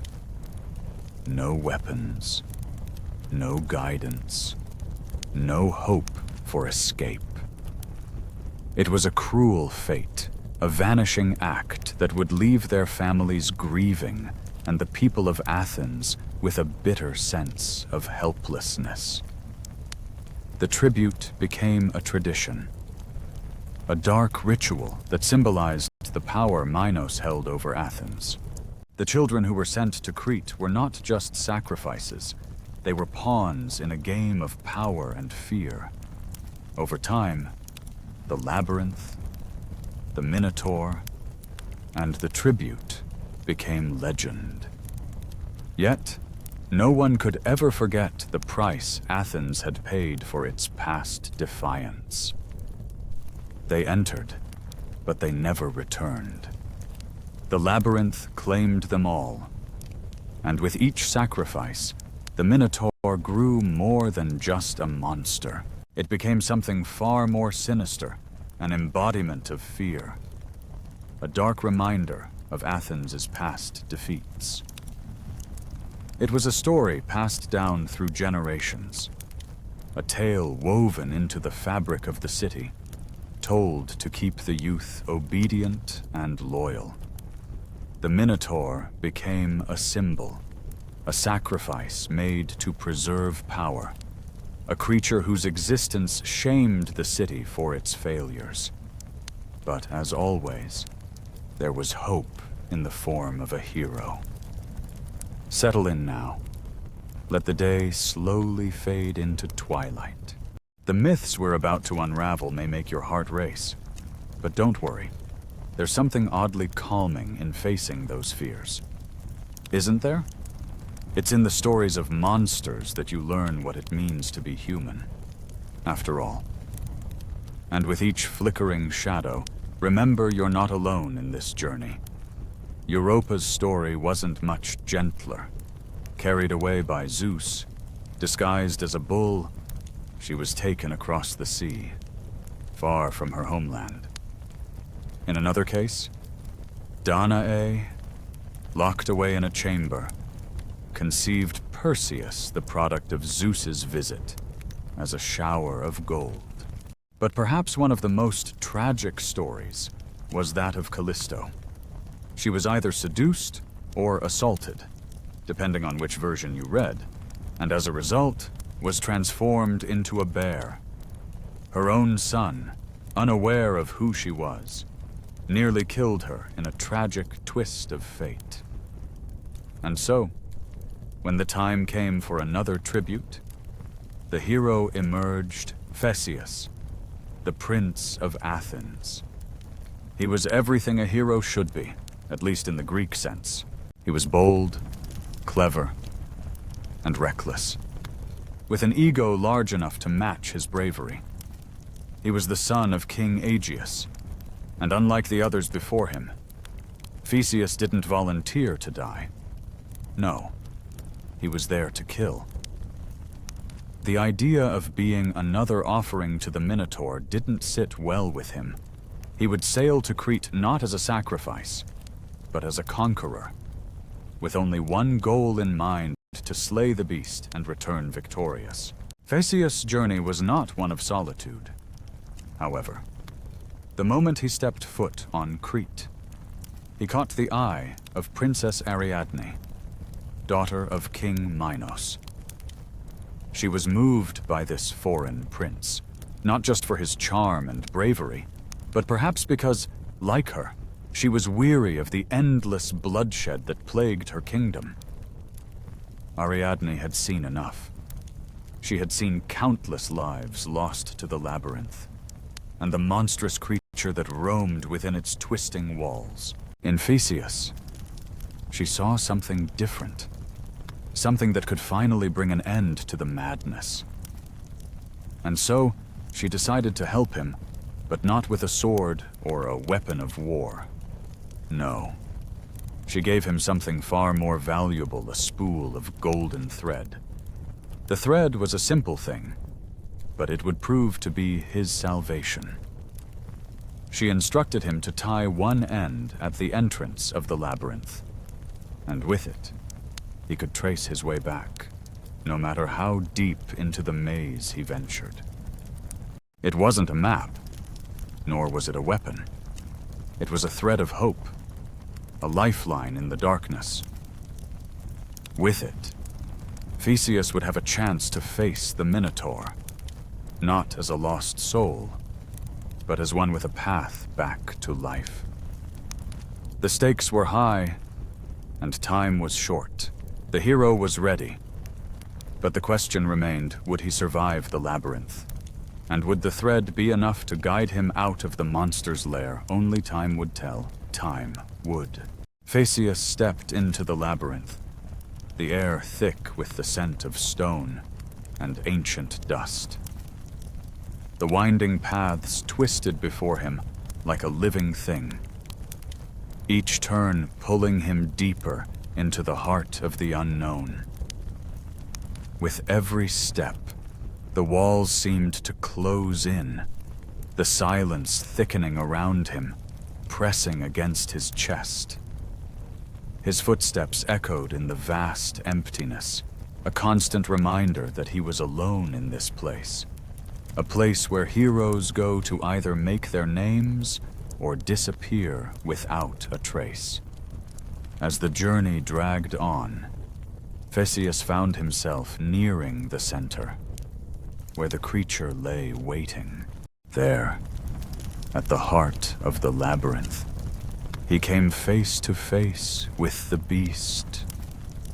But this moment, this climax that legends are made of, was not as one would expect. The Minotaur did not roar, nor did it charge. It simply stood there, staring, its eyes deep and knowing, locked onto Theseus as though it understood something the hero could not. It was a silent confrontation, a battle not of swords and strength, but of wills. The truth is, the Minotaur didn't ask for any of this. He didn't choose to be born, didn't choose the labyrinth, didn't choose the fate that had been thrust upon him. The myths and stories never tell you this part.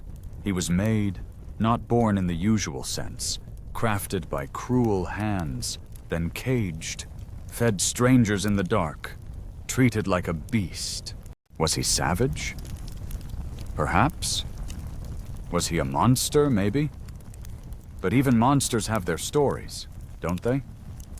In the silence between them, Theseus couldn't help but wonder, was he really the hero? Or was he just another part of the Minotaur's tragic tale with a swift motion? Theseus killed the beast, his sword sinking into the creature's chest. The Minotaur crumpled to the floor, leaving only the echo of its final breath behind. Theseus left the body in the darkness, retracing his steps, following the thread that would lead him to freedom. Victory was his, or so it seemed. The labyrinth had been conquered. The hero had triumphed, and the myth would be told. Yet, as with all Greek myths, the ending raises more questions than answers. Who was the Minotaur? Really? Was he merely a symbol of mankind's pride? A cautionary tale of unnatural unions punished by the gods? Or was he something deeper, something tragic? A creature born from the ashes of shame. The unwanted child left to fester in the heart of power. It's easy to see him as a monster. But what if he was a reflection of something far darker within us all, perhaps?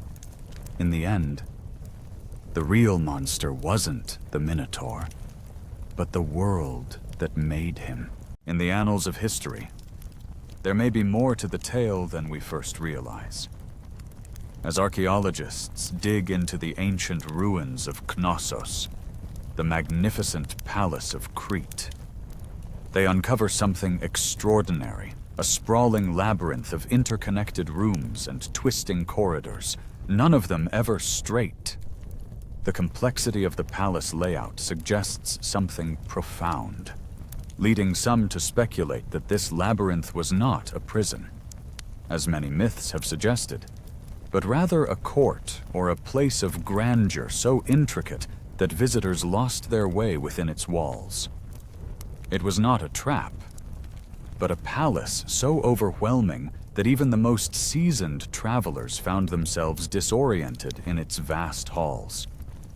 In my own culture, the bull held deep significance. Bull leaping, an ancient sacred sport, was practiced with reverence.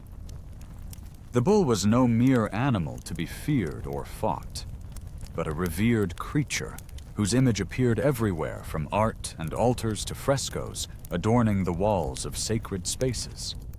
The rituals surrounding the bull were profound, a reflection of strength, vitality, and spiritual power. This culture, where bulls were celebrated, not conquered, painted a stark contrast to the myth that we all know the tale of the Minotaur. The god's love was not soft or kind. It was powerful, overwhelming, and often destructive, leaving behind a trail of broken lives and shattered destinies. To be loved by a god meant you were caught in a storm, tossed about, and changed forever. Perhaps the story of the Minotaur was born out of a Greek reinterpretation or even misinterpretation of a foreign tradition. The Athenians, known for their love of narrative and drama, may have seen something different in the sacred practices of the Cretans. To them, the bull and its rituals might have seemed foreign and strange, a mysterious part of an island culture that stood in contrast to their own.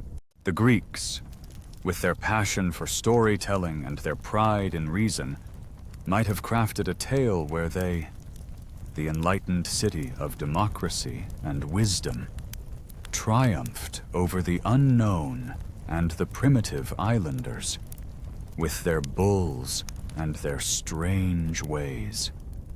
History is often written by the victors, and it's not surprising that the myth we now know as the story of the Minotaur emerged from this context. It is a retelling of history, woven into myth, shaped by those who sought to make sense of the unfamiliar. But the image of the beast, the Minotaur, endures through time. Even now, it remains an emblematic figure in our collective consciousness, an enduring symbol of how we interpret, reshape, and remember the past. The myth lives on, its roots deep in the soil of ancient history, even as we continue to seek out the truth beneath the stories we've been told. The maze.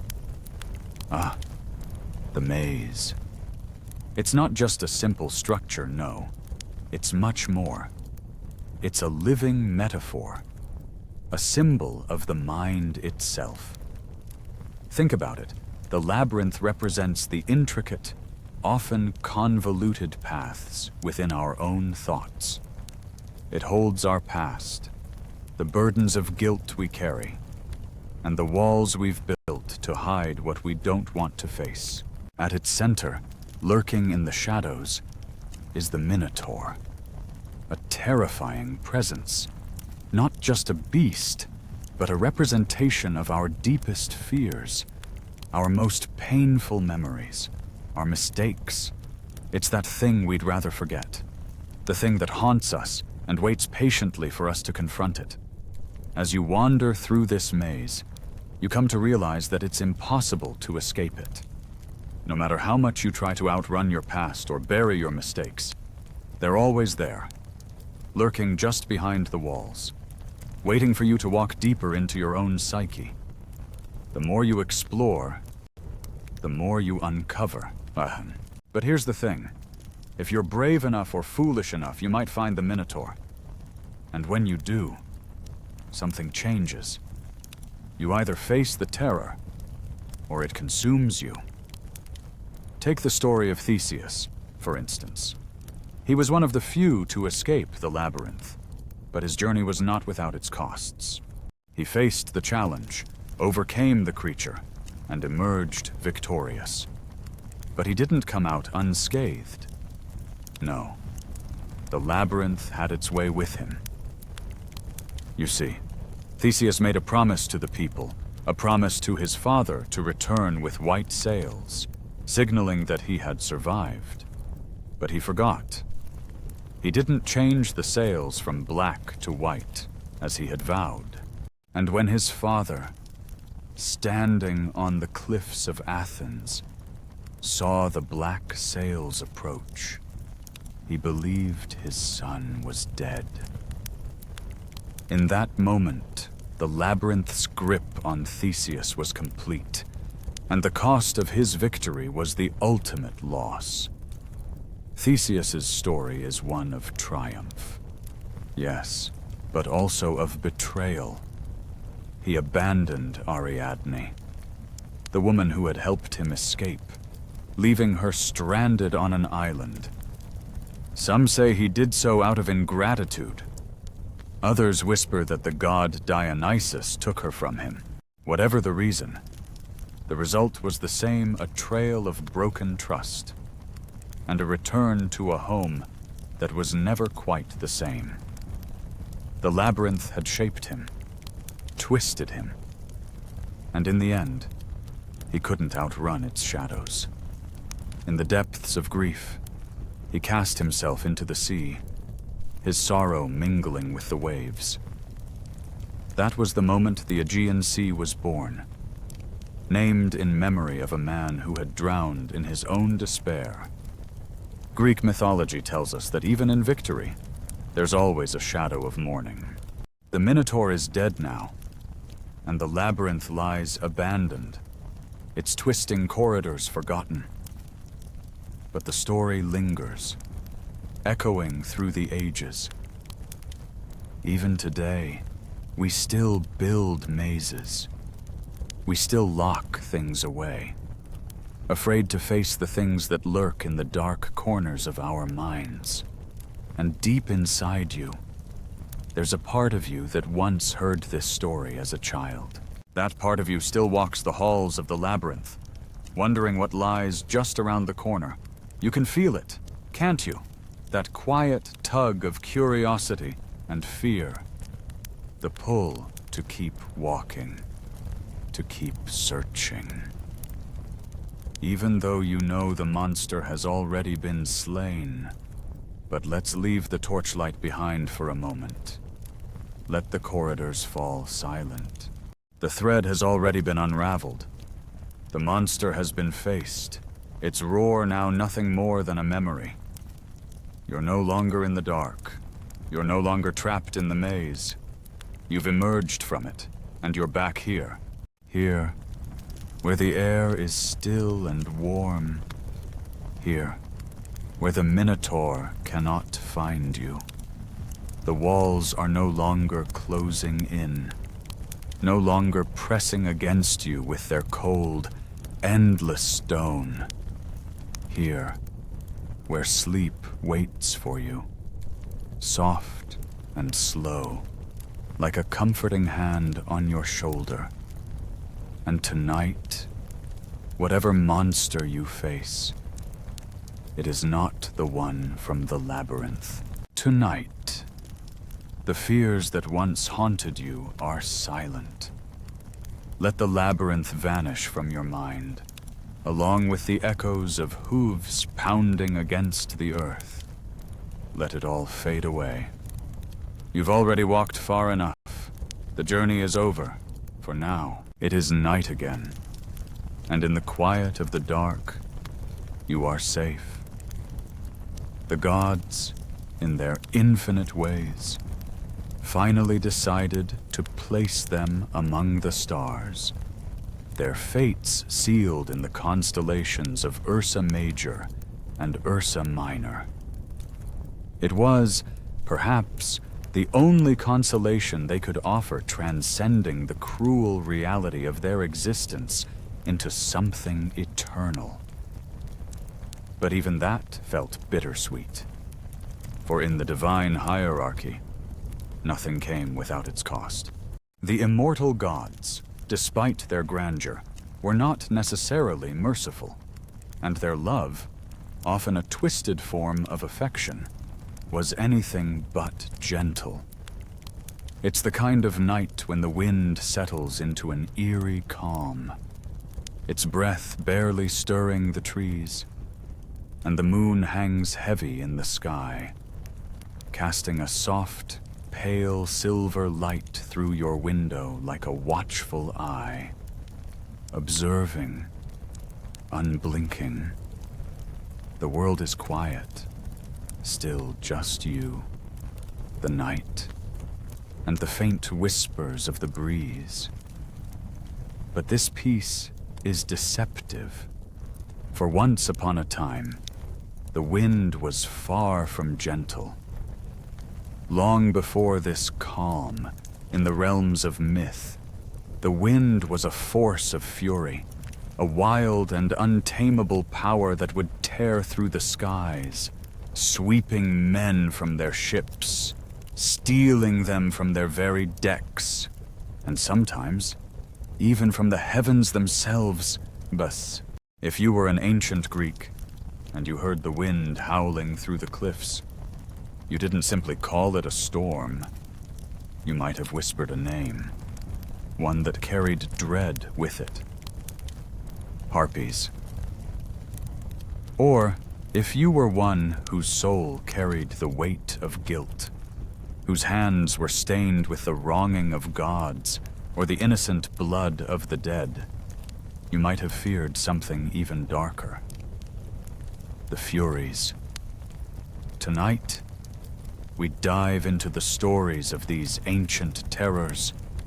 We step into the world where winged monsters screech through the air, where skies are torn asunder by the shriek of vengeance, into a world where judgment is swift and punishment eternal. Our first stop, the Harpies. Their very name, derived from the Greek word hopazo, means to snatch, and that is exactly what they do. They don't simply pass by. No, they swoop down with terrifying speed and snatch, take, steal. The Harpies were not content to simply watch. They were the embodiment of divine retribution. Their purpose was to punish, and their method was as cruel as it was effective. Imagine the terror of seeing them approach, their wings slicing through the air with a scream that could freeze the blood in your veins. They were not just creatures of hunger. They were the very hands of fate, reaching out to claim those who had crossed the line. To anger the gods or to stain your soul with wrongs, these were crimes you could never escape once the Harpies were set upon you. But their story doesn't end there. Their presence in myth is more than just a warning. It is a tale of power, of a force far beyond human understanding. The wind may now seem gentle, and the moon's light may seem kind. But remember, there was a time when the very air itself could condemn you, and the creatures of myth were the agents of that judgment. The Harpies were only the beginning. They weren't always evil. Not exactly. In the beginning, when their stories were still fresh and untamed, they were simply storm spirits, wild, unpredictable, and free. Born of the sea god Formus and the Oceanid Electra, they were daughters of the sea, their very essence tied to the winds and waters. Their names Aelo, Ossipid, and sometimes Kaleno held a strange beauty. Don't you think Aelo, the swift flyer, Ossipid, the storm, and Kaleno, the dark one? Beautiful names for spirits born of the tempest. In the earliest myths, they were just that forces of nature, no more malevolent than the winds that sweep across the ocean. In those ancient tales, the Harpies weren't the menacing creatures you might imagine today. They were elemental, fierce winds given form, racing through the air with the power of a storm. Their screeches echoed across the sea like a bad omen, a warning of something wild and untamed on the horizon. Sometimes, they carried the souls of the dead to the afterlife, their wings cutting through the air with precision. Other times, they swiped objects from the hands of mortals, swift as lightning and twice as deadly, unpredictable, ravenous, and restless, nothing more than forces of nature, at least in the beginning. But as the years wore on, the stories of the Harpies began to change. They grew darker, more terrifying, their roles in the mythos becoming twisted by time and fear. No longer just creatures of the storm, they became more rough. They shifted in the minds of mortals, turning into women with the bodies of great, terrible birds. Their vast wingspans could blot out the sun, their talons sharper than any blade, capable of rending stone and flesh alike. Faces that might have once been fair twisted into something unrecognizable, rage and divine duty seeping into every line and curve. The Harpies became a reminder of something more violent, more chaotic. They weren't just spirits of the air anymore. They were wrath incarnate. With their transformation, so too did their presence in the world. Their scent became foul, a mix of rot, smoke, and salt, an unsettling reminder of their divine fury. The winds no longer felt like a cool breeze, they felt like a warning. These weren't just creatures of air and sea anymore. They were the storm itself, a terrifying force that brought destruction in its wake. What was once elemental now became monstrous, their dark wings casting shadows over the land. The Harpies were no longer mere spirits of nature. They were creatures of vengeance, of divine retribution. And they would never again be as they once were. Their voices screeched through the air, like the creaking of rusted hinges, unsettling and unnatural. Their feathers, once bright, were now streaked with grime, tangled with the remnants of whatever they had consumed last. These creatures didn't hunt because they were driven by hunger, but because it was their purpose. The gods, in their infinite wisdom, often required messengers who could bring misery swiftly and without mercy. And who better to carry out such grim tasks than the Harpies? They were a reminder to mortals of the divine forces that played with their fates, turning lives upside down in the most unpredictable ways. One of the most infamous stories that involved the Harpies was that of King Phineus of Thrace, a man blessed, or perhaps cursed, with the gift of prophecy. He could peer into the threads of time, uncovering secrets that were never meant to be revealed. His visions often took him to places where few mortals dared to go.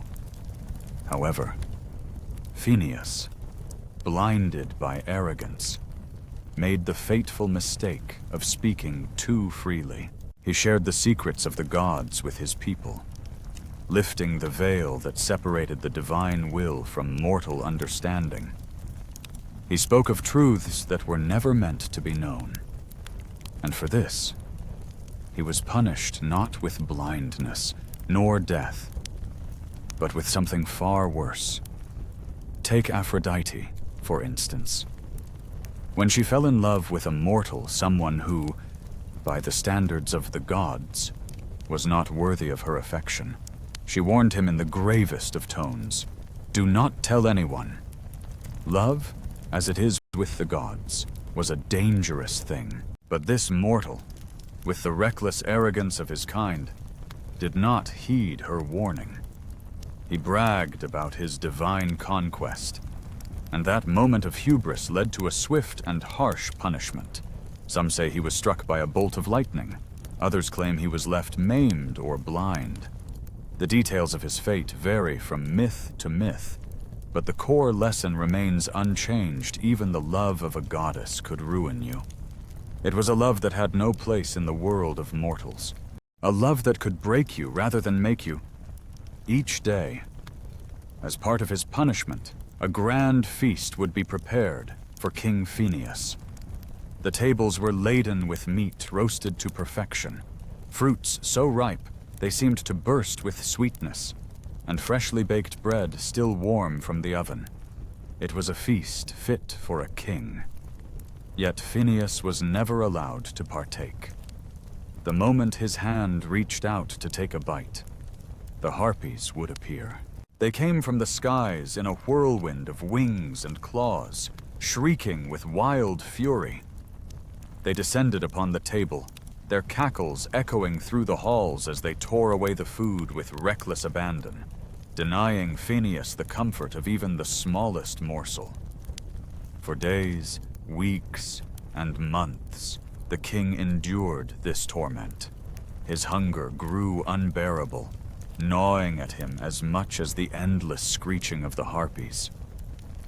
Each time he thought he might get a taste of the feast, they would arrive, swooping down in a frenzy, their claws raking the air, their eyes glowing with malicious glee. It was a punishment designed not only to starve him, but to remind him of the consequences of his actions. Phineas, once a man of wisdom, had now become a broken shell, his hunger unrelenting, and the gods' wrath unyielding. They would snatch the food away, or contaminate it with filth so vile that even the thought of touching it was unbearable.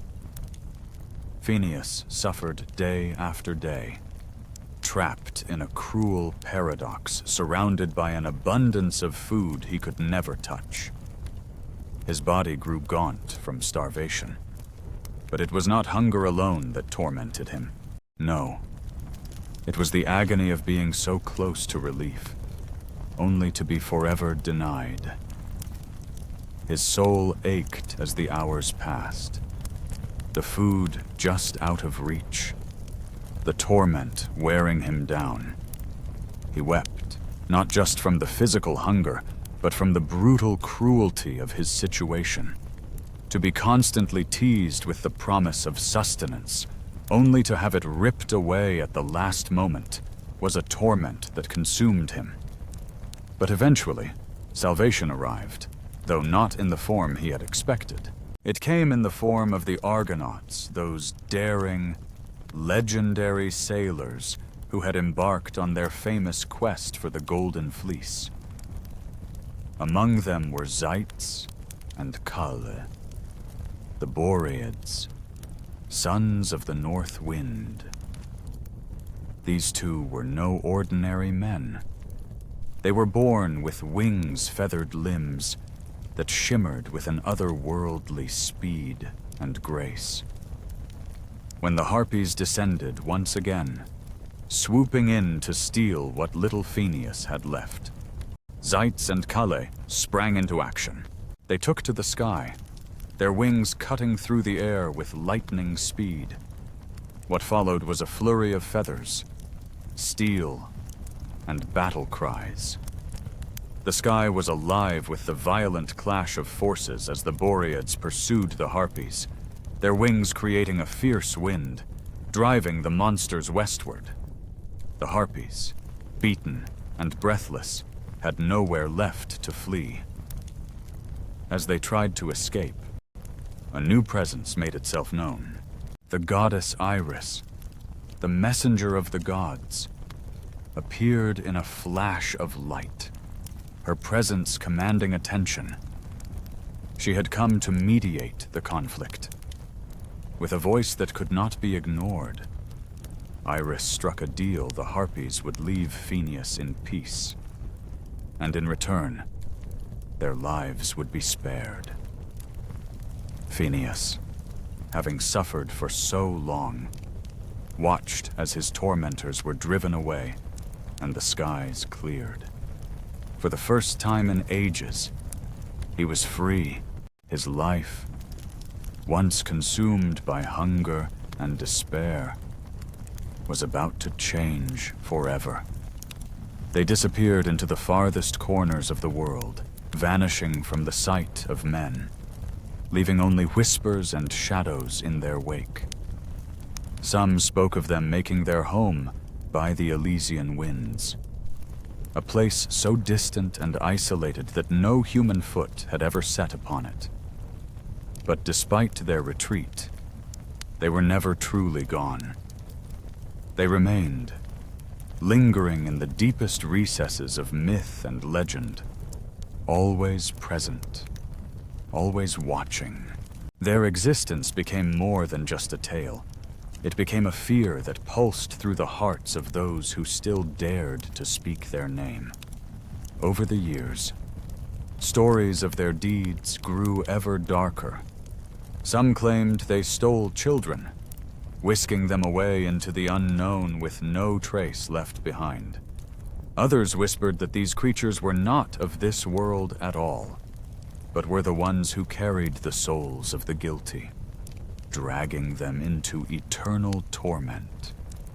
And still, there were those who believed they were instruments of divine retribution, spreading pestilence and plague across the land, punishing mankind for sins both great and small. Perhaps they were all these things and more, shifting between roles, always elusive, impossible to define. Then there were the Finks, creatures of riddles and riddles that led only to deeper, more unsettling questions, evoking a sense of existential dread. And of course, the Nemean lion, its golden hide impervious to the weapons of mere mortals, standing as a symbol of power and invincibility. These figures and others like them were not just myths. They were the fabric of the ancient world's imagination. Dangerous, ever-present forces that shaped their understanding of the world. In truth, figures like Typhoon and Kidner weren't merely a couple of beings. They were more like a factory, endlessly producing monstrosities to populate the dangerous edges of Greek imagination. Creatures born of chaos and fear, designed to torment the human psyche. But how did the ancients truly depict Typhoon? Greek myth often painted Typhoon as a being of divine trauma, a monstrous force of nature that tore at the very fabric of existence. Some stories told of his serpentine lower half and dragon wings, adding to his terrifying image a creature so vast and powerful that he seemed to embody the wrath of the gods themselves. And so, the legends continue, unfolding like a never-ending tapestry of terror. It's curious, isn't it? The way love works in the myths. In the Greek imagination, love was not something gentle or controllable. It wasn't a soft, nurturing bond like some modern fairy tale. No, love was chaos, divine madness. The god Eros, whom the Romans later called Cupid, wasn't some innocent cherub with a bow and arrows. He was a force of nature, a spark of chaos that could tear apart everything in its path. When struck by his arrows, you didn't just fall in love, you were possessed by it. The person you were before, the rational being you prided yourself on being, was lost. In that moment, you were no longer yourself. The control you once had over your life, your actions, your decisions, all of it was swept away. Others reshaped him into a more human-like figure, though still something out of your worst nightmares. His form was ever-changing, and that fluidity is what made him all the more terrifying. Typhoon wasn't just a character. He was an embodiment of something far deeper, an idea, a manifestation of the fear of the unknown. Just enough of his shape was given form for you to envision him in your wildest dreams. And it wasn't just some random villain. Typhoon was a force, one that tapped into primal fears you couldn't even articulate. In the Roman era, Typhoon's legend wasn't confined to a single story. He was sometimes combined with other storm deities, blending into a storm of mythological chaos. The Alexandrian poet, Nonnos, writing in the 5th century CE, delivered one of the most breathtaking retellings of Typhoon's battle. The way he described it was nothing short of a cosmic symphony, pure chaos and fury unleashed across the heavens. It wasn't something you'd hum before bed, but it was perfect for those dramatic retellings meant to capture the full intensity of Typhoon's destructive power. The Egyptians, for their part, never shied away from a good myth. In fact, they absorbed many of these ideas into their own cosmologies. Even in Egypt, Typhoon wasn't merely a figure from another culture. He became a part of their stories. In Alexandria, where the worlds of Greece and Egypt often collided, Typhoon was sometimes equated with Set, the Egyptian god of chaos and desert storms. Both were agents of destruction, relentless in their fury. But where Set might have been more familiar, Typhoon felt like the ultimate outsider, an embodiment of nature's darkest side. The Harpies, too, aren't just about theft. They represent something far more insidious torment. Their presence isn't just about stealing what's yours, it's about unyielding, unjust suffering. The Harpies are symbols of relentless agony, an oppressive force that never lets up. And when they are woven into the same narratives as Typhoon, they magnify the sense of hopelessness and dread that these mythologies were so brilliant at evoking. Together, they form a web of terror and chaos that's almost impossible to escape. There is a shadow of cruelty that lingers over those already suffering, a dark cloud that intensifies the pain. These are the moments when something precious is stolen, something that can never be reclaimed.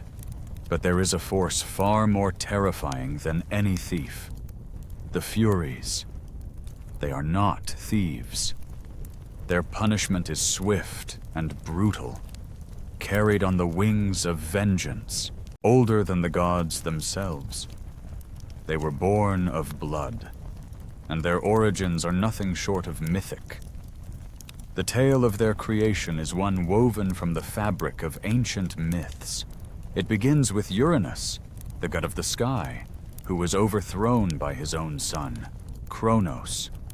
As Uranus fell, his blood spilled upon the earth, and from that very blood, Gaia, the mother of all, gave rise to the Furies. They were not crafted. They emerged, born of the earth's dark womb. Electo, Megaera, and Tisiphone were their names. Primeval forces of retribution.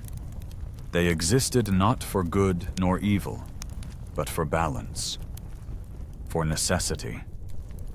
Each of the Furies was a harbinger of punishment in their own right. Electo's fury was unleashed upon those who committed moral crimes. Megaera thrived on the fires of jealousy and vengeance, while Tisiphone's wrath was reserved for those who shed blood, especially when it was spilled within families. These are not entities that come uninvited, but once called upon, they do not relent. The Furies are eternal, relentless in their pursuit of justice. Always female, the Furies embody a motherhood that is anything but merciful. They are memory, unyielding and unforgiving, with no room for compassion or tenderness. In the eyes of mortals, femininity might be seen as nurturing, gentle, even kind. But the Furies are not these things. They are a force of nature, a relentless tide of punishment that sweeps away all in its path, ensuring that no wrong goes unpunished. They are a reminder that some crimes cannot be forgotten, and some wrongs can never be undone. Justice, in its purest form, doesn't cry, it punishes, relentlessly, with the fierceness of a storm. The Furies were its harbingers, relentless and terrifying. With serpents woven through their hair, they were a terrifying sight, wild and untamed. Their breath scorched the air. Their eyes glowed with fury. In their hands, they carried torches, scourges, and poisonous snakes, symbols of their power and wrath. At times, even their robes bled, as if they were made from the very essence of vengeance. Their very footsteps were enough to drive people mad, as though their presence alone could awaken guilt in the deepest recesses of the soul. And they didn't just punish. No, the Furies made you punish yourself. They turned your mind into a battleground, a twisted game of torment and self-inflicted justice. No crime could summon the Furies faster than parricide, the brutal act of a child slaying a parent. It was the most sacred of taboos, one that echoed through the very core of humanity. And thus we arrive at Orestes, the son of Agamemnon and Clytemnestra. His tale is one woven with pain, betrayal, and fate. His father, Agamemnon, had sailed to Troy, driven by ambition and the desire to win the war. To ensure victory, he sacrificed his daughter, Iphigenia, in an act that cost him his soul. After years of war, Agamemnon returned home, only to be murdered by his wife, Clytemnestra, and her lover. And that, you see, is why love in Greek mythology is so unsettling. In a society that prized moderation, dignity, and restraint where self-control was the highest virtue, love was the very thing that could strip away all of those things. It could drive you mad, turn you into someone you never intended to be. It was, in the truest sense, a force beyond your control. And to lose that control, to give yourself over to something as uncontrollable as love, well, that was the ultimate surrender. It was a tragedy that marked the bloodlines of the house of Atreus, but fate had not finished with them yet.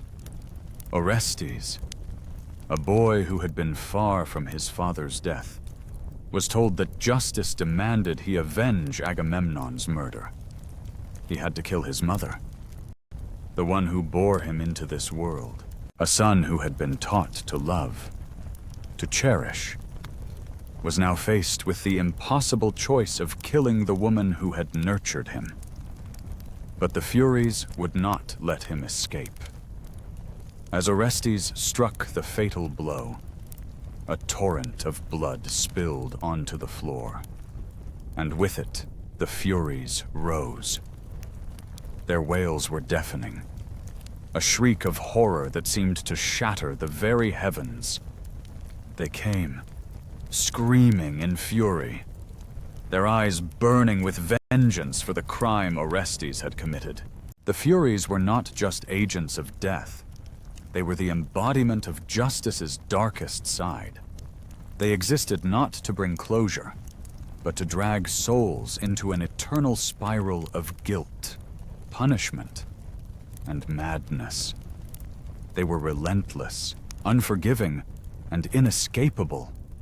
For Orestes, his punishment had only just begun.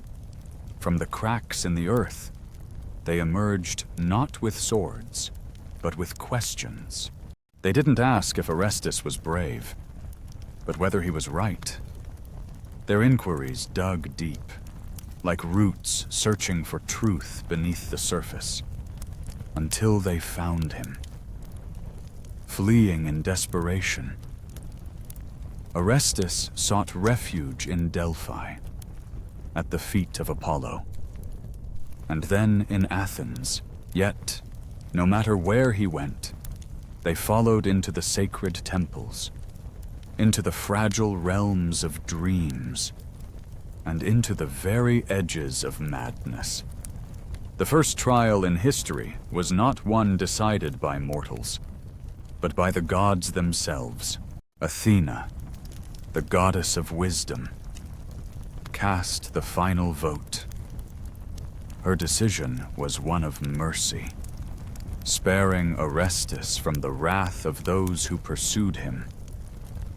But the Furies, those relentless beings who had once tormented, were not simply sent away. Athena, with her boundless wisdom, offered them a new role. No longer would they be the instruments of vengeance, but instead, they would serve as guardians of justice. Their home would be beneath Athens, within the sacred grove of the Areopagus, where they would stand vigil, not as tormentors, but as protectors of the wronged. In this moment of transformation, the Furies were reborn not just as figures of wrath, but as the kindly ones. It wasn't a mere euphemism for their old nature, but a deep and meaningful change. Even vengeance, it seemed, could grow weary of its endless cycle. Even fury, when given a new purpose, could find peace. The Furies would continue to appear in stories, in dreams, and in the hearts of those burdened by guilt. But now, their role had shifted. No longer did they embody the blind rage of punishment, but the careful, quiet wisdom of those who have seen the endless toll of bloodshed and understood the need for balance. And so, the Furies, now the kindly ones, embraced their new role. They watched over Athens, hearing the cries of the wronged, guiding them toward justice. The past might never fully let go, but the future was shaped by their quiet watch, and the old ways, heavy with vengeance, were forever altered. They, too, had been transformed not by their own will, but by the mercy and wisdom of Athena, who knew that even the darkest forces of the world could be remade for a higher purpose. And thus, peace, however fragile, was found. The concept of justice has always been complex, evolving over time. Yet one thing remains constant: the deep connection between memory and morality. The ancient Greeks grasped this truth in a profound way. They understood that justice isn't just about punishment. It's about remembering what the world often seeks to forget. The Furies, those relentless figures from Greek mythology, embody this very principle. They are the eternal witnesses, the keepers of grievances too long buried. They remember the girl silenced, the child abandoned, the murder left unpunished, the lie that became law. Time doesn't move for them as it does for mortals. They do not age, they do not sleep, and they do not forget. They watch, ever vigilant, knowing that when the world tilts too far from balance, their time to act will come. In their existence, the Furies stand apart. Unlike mortals, whose sense of time is fleeting and whose memories often fade, the Furies are fixed, unyielding, and patient. Their purpose isn't just to punish, it's to ensure that the wrongs of the past are never allowed to vanish into obscurity.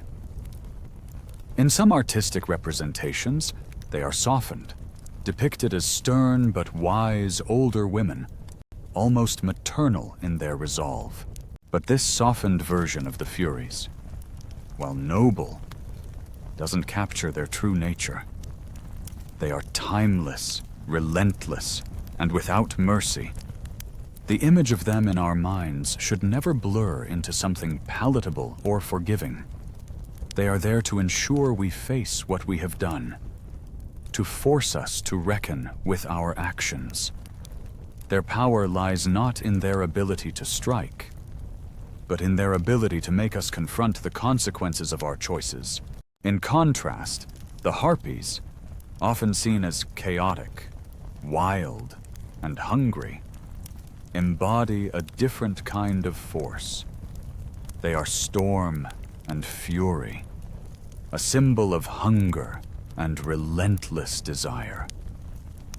While the Furies make you face the truth of your past actions, the Harpies take what belongs to you, sweeping it away in a whirlwind. Both are terrifying in their own right, but there is something uniquely unsettling about the Furies. They don't just come to take, they come to remind. They are the conscience that never lets go, the voice that demands accountability, no matter how long it takes. They don't act out of malice, but out of a deep commitment to keeping the scales of justice balanced. Perhaps what makes the Furies so terrifying, and in many ways so noble, is the reminder they offer: monsters are not always what we fear outside our homes. Sometimes, the most frightening monsters are the ones we carry within, the ones that live in our own memories, waiting patiently for the day we can no longer ignore them. They don't strike because they are hungry for vengeance, but because they are determined to see justice done. In this way, the Furies are not just mythological beings. They are the embodiment of our own need to confront the darkness of our past and to make right the wrongs that have lingered for far too long. Mortals, bound as they were by duty and fate, could never afford to lose control. It was a delicate balance, one that they constantly walked on the razor's edge. Even throughout the pages of history, this recurring theme persisted. The ancient Greeks, for instance, had a deeply complicated view of love. To them, love wasn't just a mere feeling, it was both a force of civilizing influence and a destructive power. Marriage, for them, was seen as a social contract, important, yes, and even sacred in its own right. But passion, the very essence of Eros, was something entirely different. It wasn't something to be fully trusted. It was dangerous, powerful, and beyond control. Sometimes, as you lie in bed, you might feel a presence around you. It's a strange sensation, isn't it? Sometimes they seem to be lurking inside your thoughts, wearing your name like a cloak, whispering echoes that sound eerily familiar. But don't be alarmed. These Furies don't come to harm you. Instead, they arrive to remind you of the weight of your actions, to ensure that you know, deep down, just before you drift into slumber, that justice is not blind. It patiently waits in the shadows, ready to reveal its truths when the time is right. But tonight is different. There's no cause for fear. The Harpies, those winged creatures of myth, have flown far from your windows, leaving you in peace. The Furies are not coming for you, not unless you've called upon them, and you haven't. You find yourself still cocooned in safety, drifting gently into the realm of dreams. The stories of old, those tales of vengeance and reckoning, are merely that, stories. They are watching, yes, but they are not here for you tonight. Let the feathers settle around you like a soft blanket. Let the torches of worry dim, and allow sleep to take you softly into its embrace. As you surrender to the night, you can feel the kindness of the universe wrapping around you. The kindly ones, those gentle spirits that watch over you, are at rest, just as you are. The night has transformed into a serene quiet, the kind that lives in the space between thoughts, where the world feels suspended in time. It's a silence that feels like a question waiting to be asked, a moment filled with potential and mystery. And fittingly, tonight, you are about to meet the monster who waits in the depths of your imagination, a creature born from your fears and dreams alike. This monster, however, is not what you might expect. It is not a figure of terror, but rather a reflection of your own inner struggles and desires as you prepare to encounter it. Remember that this meeting is not one of conflict, but of understanding. Embrace the stillness, for it is in this quiet that you will find the answers you seek. The night is your ally, and you are safe in its embrace, ready to explore the depths of your own soul. So, breathe deeply, let go of your worries, and allow the journey to unfold. Questions, not with claws, not with fire, but with a riddle and a smile. The stillness is thick, and there's a choice to be made. This is the story of the Sphinx. But not the Egyptian one you might know, the one that stands as a monument beneath the hot desert sun. No, this Sphinx is something else entirely. A guardian, a challenge. She is part lion, part woman, part bird, and yet she is all mystery, a creature woven from the fabric of the unknown. She sits on a rock just outside the city of thieves, high enough to look over the road, yet low enough to remain hidden from those who dare approach. And when someone passes by, she speaks. One question, her voice soft but chilling. Answer correctly, and she lets you go. Answer wrong, and she devours you. But let's not start with her end. Let's trace her origin, a story wrapped in divine uncertainty, as so many Greek myths are. The Sphinx's lineage is as complex as the riddle she asks. Some say she was born of two monstrous parents.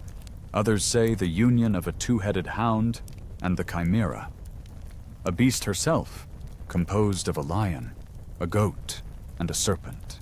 Then there's the tale that she was the daughter of Echidna and Typhon, the very same terrifying pair that birthed many of the world's most infamous creatures. The details are hazy, like the myths themselves, always shifting, always open to interpretation. But it doesn't matter where she came from, only that she exists as a riddle, a figure of power and mystery, standing at the crossroads of fate. The Sphinx is not just a guardian of the road, but a keeper of stories, stories that twist and turn, like the riddle she poses to those who cross her path.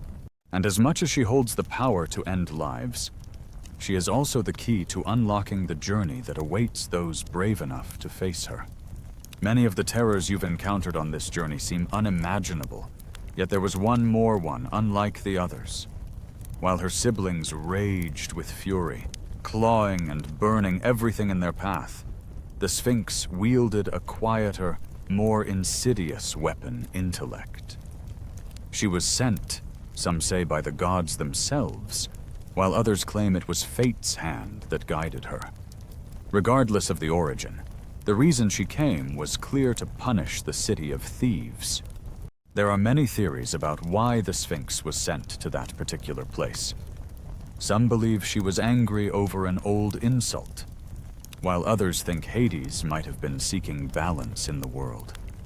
But perhaps it was simply the gods being gods, petty, patient, and fond of watching the chaos unfold at the gates of the thieves' city. Whatever the reason, she didn't destroy the city outright. She didn't demand a tribute or launch into a fit of rage. No, the Sphinx had a different plan. She asked a riddle. In their tragedies, love often became the very thing that led to downfall. It swept people away, pulling them into chaos. And yet, in their temples, love was treated with a deep reverence, something almost divine, to be approached with caution and awe. But in their myths, love was rarely a source of happiness.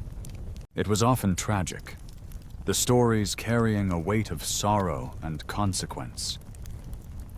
Take, for example, the tale of Psyche, a mortal princess whose beauty was so extraordinary that it caused even the worship of Aphrodite, the goddess of love, to be abandoned. What walks on 4 legs in the morning, 2 at noon, and 3 in the evening, she asked. No hints, no elaboration, just the question. And those who dared to attempt an answer without truly understanding, or those who answered poorly, met a cruel fate. They were caught in her claws and torn apart, not out of malice, but because failure carried a price that could not be avoided. The once thriving city of thieves was paralyzed by the Sphinx's challenge. Trade slowed to a crawl. The roads became empty as travelers feared to venture too close. Fields remained untended, and the people cowered behind their walls, paralyzed by the fear of answering wrongly. There was no escape from her riddle. And in that silence, the city of thieves began to wither. Their walls stood tall, their future hanging by a single sentence. It wasn't a dragon or a raging war that posed the threat. It was a question. And that question was the true terror of the Sphinx. She didn't strike with the force of an army or the sharpness of a sword. No. She dealt her punishment through uncertainty.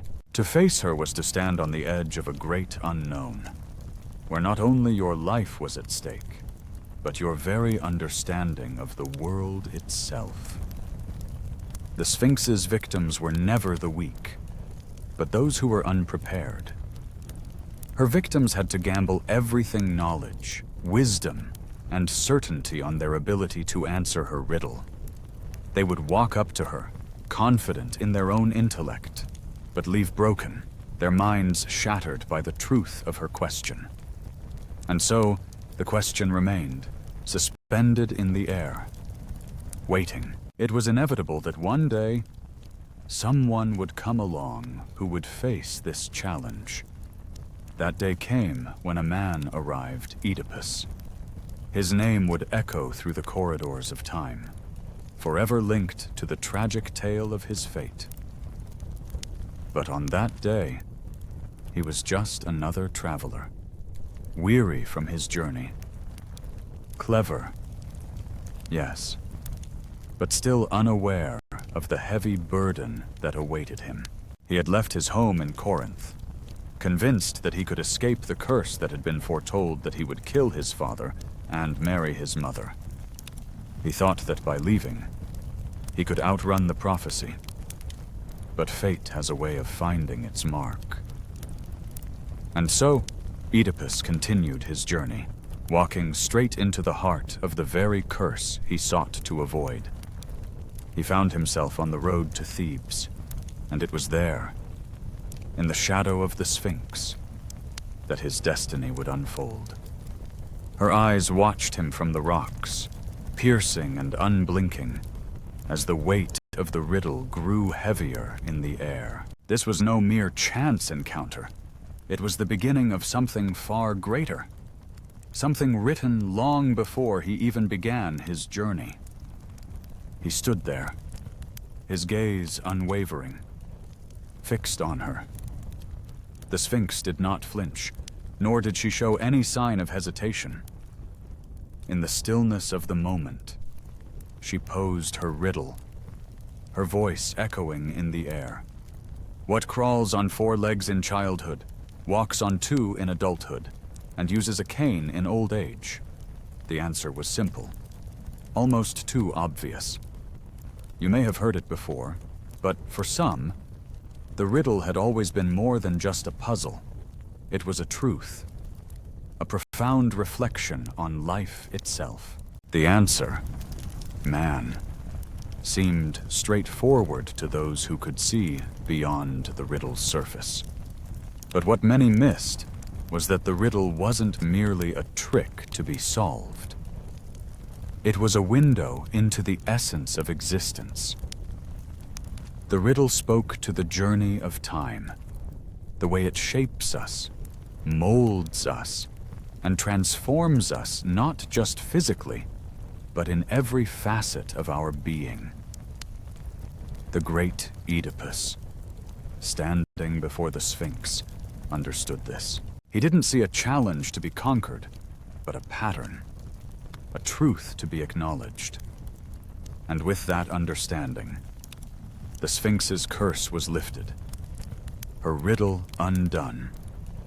In that very moment, the Sphinx's expression softened. She didn't roar in fury or wail in despair. No. She simply leapt from her rock, her wings spread wide, and with a final, mournful cry, she fell to the jagged cliffs below.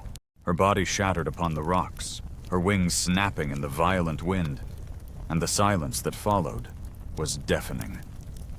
Some whispered that she had been bound by magic, cursed to live until the riddle was solved. Others claimed that she died from shame, her pride shattered beyond repair. But perhaps, in the end, she chose to go. For what purpose does a riddle serve once it has been solved? What remains for the mind to grasp when the mystery is no more? The riddle had served its purpose, not just in the sense of being a challenge for a hero, but as a reminder that life itself is full of questions, full of answers that may seem simple, but are, in truth, profound. Time changes us all. It shapes our needs, our desires, our very way of being. In the end, the Sphinx was not just a creature of myth, but a symbol of life's fleeting nature, where once a question is answered, it ceases to exist. And like all things, it fades into silence, leaving behind only the echoes of what once was. Furious at this affront to her beauty, Aphrodite sent her son, Eros, to cast a spell on Psyche, making her fall in love with something dark and mysterious, forbidding her from ever looking upon his face. The catch was clear. Psyche could never know the true identity of the one who captivated her heart. But of course, curiosity got the better of her. One night, against all warnings, she gazed upon his face as he slept. Eros fled in anger, leaving her alone and heartbroken. The sacred mystery of the Sphinx has always been one of the most haunting enigmas of ancient myth. It was a riddle so elusive that once unraveled, it could not remain as a monster. Yet, she was never truly a beast. No, she was a question that lingered, poised and silent, waiting for someone to seek the truth. And when Oedipus came upon her, solving her riddle seemed like the moment of triumph. The thieves, who had once feared her, now rejoiced. Oedipus, hailed as a hero, married the queen, and ascended the throne. The world celebrated. But what they did not know, what they could not foresee, was that this was not a happy ending. Not by any means. For you see, the man he killed at the crossroads, the man who had once been his father, was only the beginning of his tragedy. The queen he married, the woman who had stood beside him on the throne, was his mother. The riddle Oedipus had solved, the one that had given him his fame, was only the first of many. The real test, the one about who he truly was, would not come so easily. It would take him years, and it would cost him everything. But that is a story for another time. For now, let's linger here, with the Sphinx. The Sphinx is more than just a monster, more than just a terrifying creature of myth. She represents something deeper, something that exists within all of us. She is the moment before understanding, the stillness that hangs in the air before a word is spoken. She is the test that cannot be passed by brute force or might, but only by reflection. She is the question that arises when you stop running, when you are alone with your thoughts, and no one else can answer. In that stillness, in that pause between action and realization, the Sphinx waits. She is not an enemy, but a mirror, a reflection of the unasked questions we carry within us. In every moment of doubt or confusion, the Sphinx is there, standing just beyond your reach, urging you to look deeper within. The mystery she embodies is not one to be conquered or defeated. It is a test of understanding, of growth, of realizing that the answers we seek may not always come easily. Perhaps the greatest gift she offers is the space to ask the right questions, and the patience to wait for the answers to unfold. And maybe, just maybe, it is through that very process that we come to know ourselves more deeply than we ever imagined. The Sphinx stands as a gate, one that everyone must pass through. Sometimes it's just once. Other times it's again and again. In her arch, she appears both regal and restrained, her lioness body curved in repose. Her wings are poised, arched as if they are on the verge of flight. Her eyes, distant and unmoving, are not cruel, not even curious, just waiting. In the most famous depiction, dating back to the 5th century BCE, she sits atop a pillar, her gaze fixed in silence.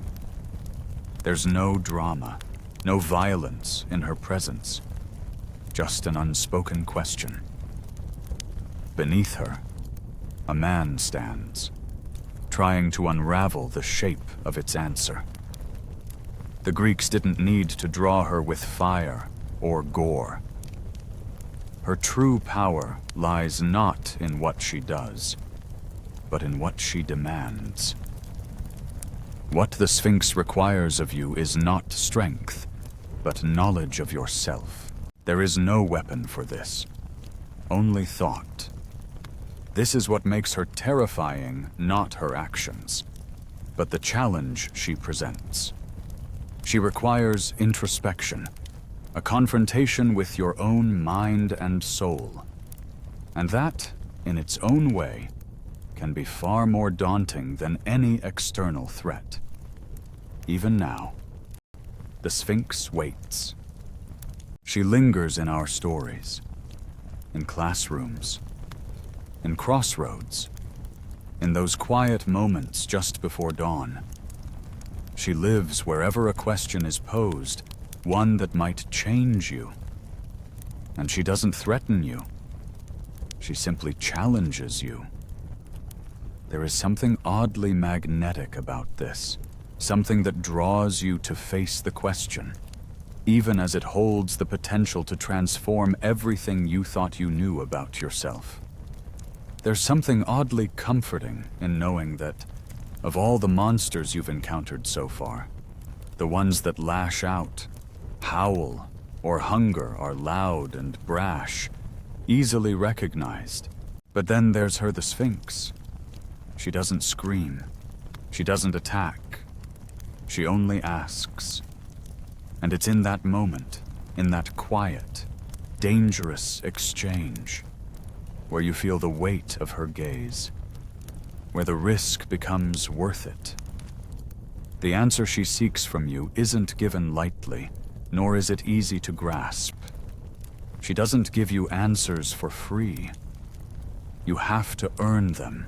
And like all sacred knowledge, the deeper insights you acquire often come from silence.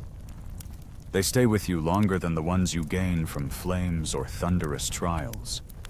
So if you ever find yourself standing before her, not in some distant myth or forgotten legend, but in a real, raw moment, don't panic. Don't rush. Just breathe. Think. The answer may not arrive at once. It may seem out of reach, elusive, almost impossible to touch. But know this, it is there, waiting, patiently, not kindly, perhaps, but undeniably patient. Because that's what she does. She waits. She waits for you to grow, to stretch into your answer, to rise to the occasion, even if it takes time. Desperate to win him back, Psyche embarked on an arduous journey, filled with impossible tasks set by the gods themselves. She traversed the earth, overcoming challenges that tested her will and her endurance. But in the end, her perseverance paid off. The gods, impressed by her determination, reunited her with Eros, and she was granted immortality, a rare gift, a happy ending. Yet, it came only after enduring immense hardship, suffering, and divine intervention. This was one of the few stories of love that wasn't a tragedy, but even then, it carried the weight of divine trials. And now, as she's gone, her cliff is silent. Her wings are folded, never to spread again. She has stepped aside, leaving you standing in the aftermath. You, dear listener, have passed. You've walked the road, faced the riddle, and spoken the words. The challenge has been met, and now you may rest. Close your eyes. The question has been asked. The answer has been given, and you've crossed the threshold. You've triumphed. The monster has vanished, and you've emerged victorious. The gates have opened, and the time has come to begin not with thunder or prophecy, but with the tale of a girl and her loom. Her name was Rachne, and she was unlike anyone you had ever seen before. A mortal, yes, but her hands moved with such grace and skill that they seemed to dance through wool, as if they were guided by the very wind itself. Each thread she touched became a part of something far greater than mere fabric. It was a tapestry woven with precision, a story told in the most vibrant colors.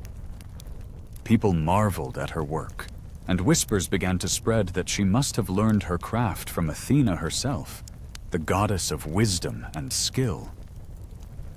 But such praise, in ancient Greece, was not something one should utter lightly. The gods were not to be compared to mortals, and they certainly didn't take kindly to being outshone by a human. Rachne, however, took it in stride. She didn't simply accept the flattery she laughed. In fact, she boldly declared that she was better than the goddess herself. Now, that was a mistake. For you see, the gods of Olympus were not distant and untouchable beings living far above the world. No, they were near, always near, watching and listening.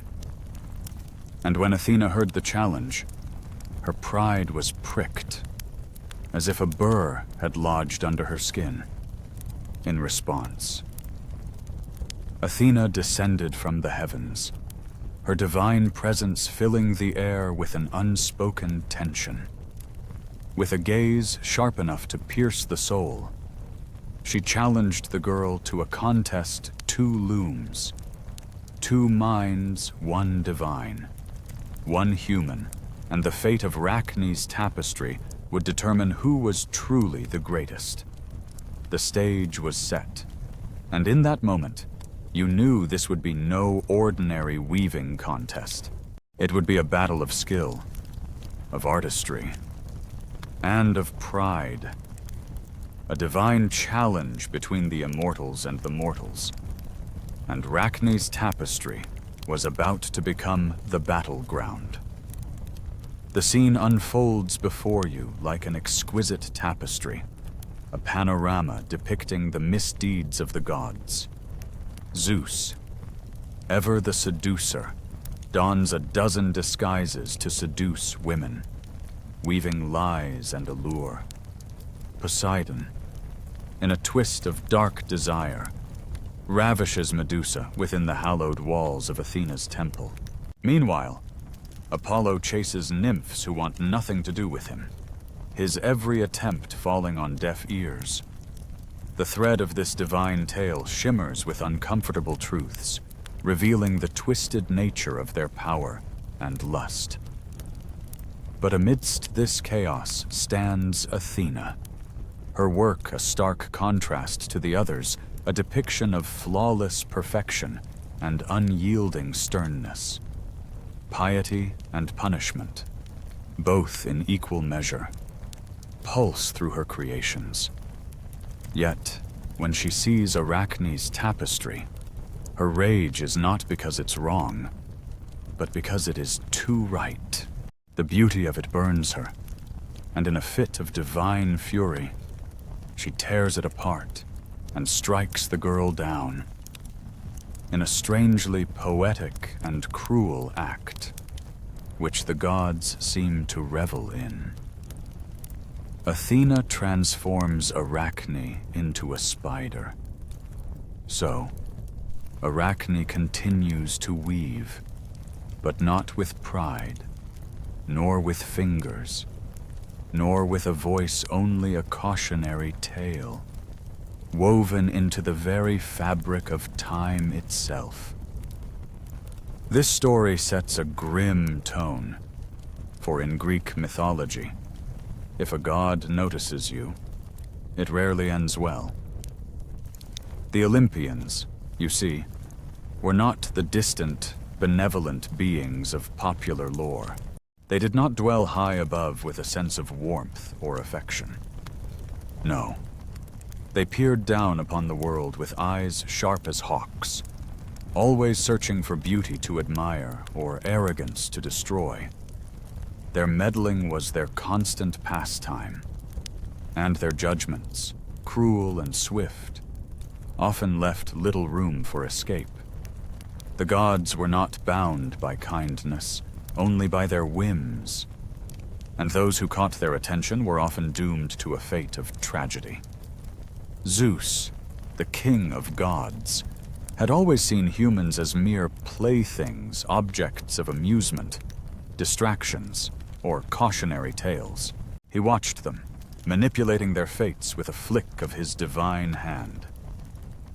Among his many interactions with mortals, there was one that stood out. Her name was Semele, a woman of mortal origins, whose beauty and charm had captured the heart of the mighty Zeus. She became his beloved, a favorite of his affections.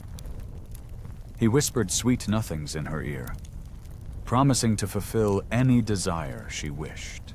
In a moment of fateful curiosity, Samali asked to see him as he truly was, to behold his divine form in all its brilliance. Zeus, though taken aback, warned her of the consequences. He begged her to reconsider. He hesitated.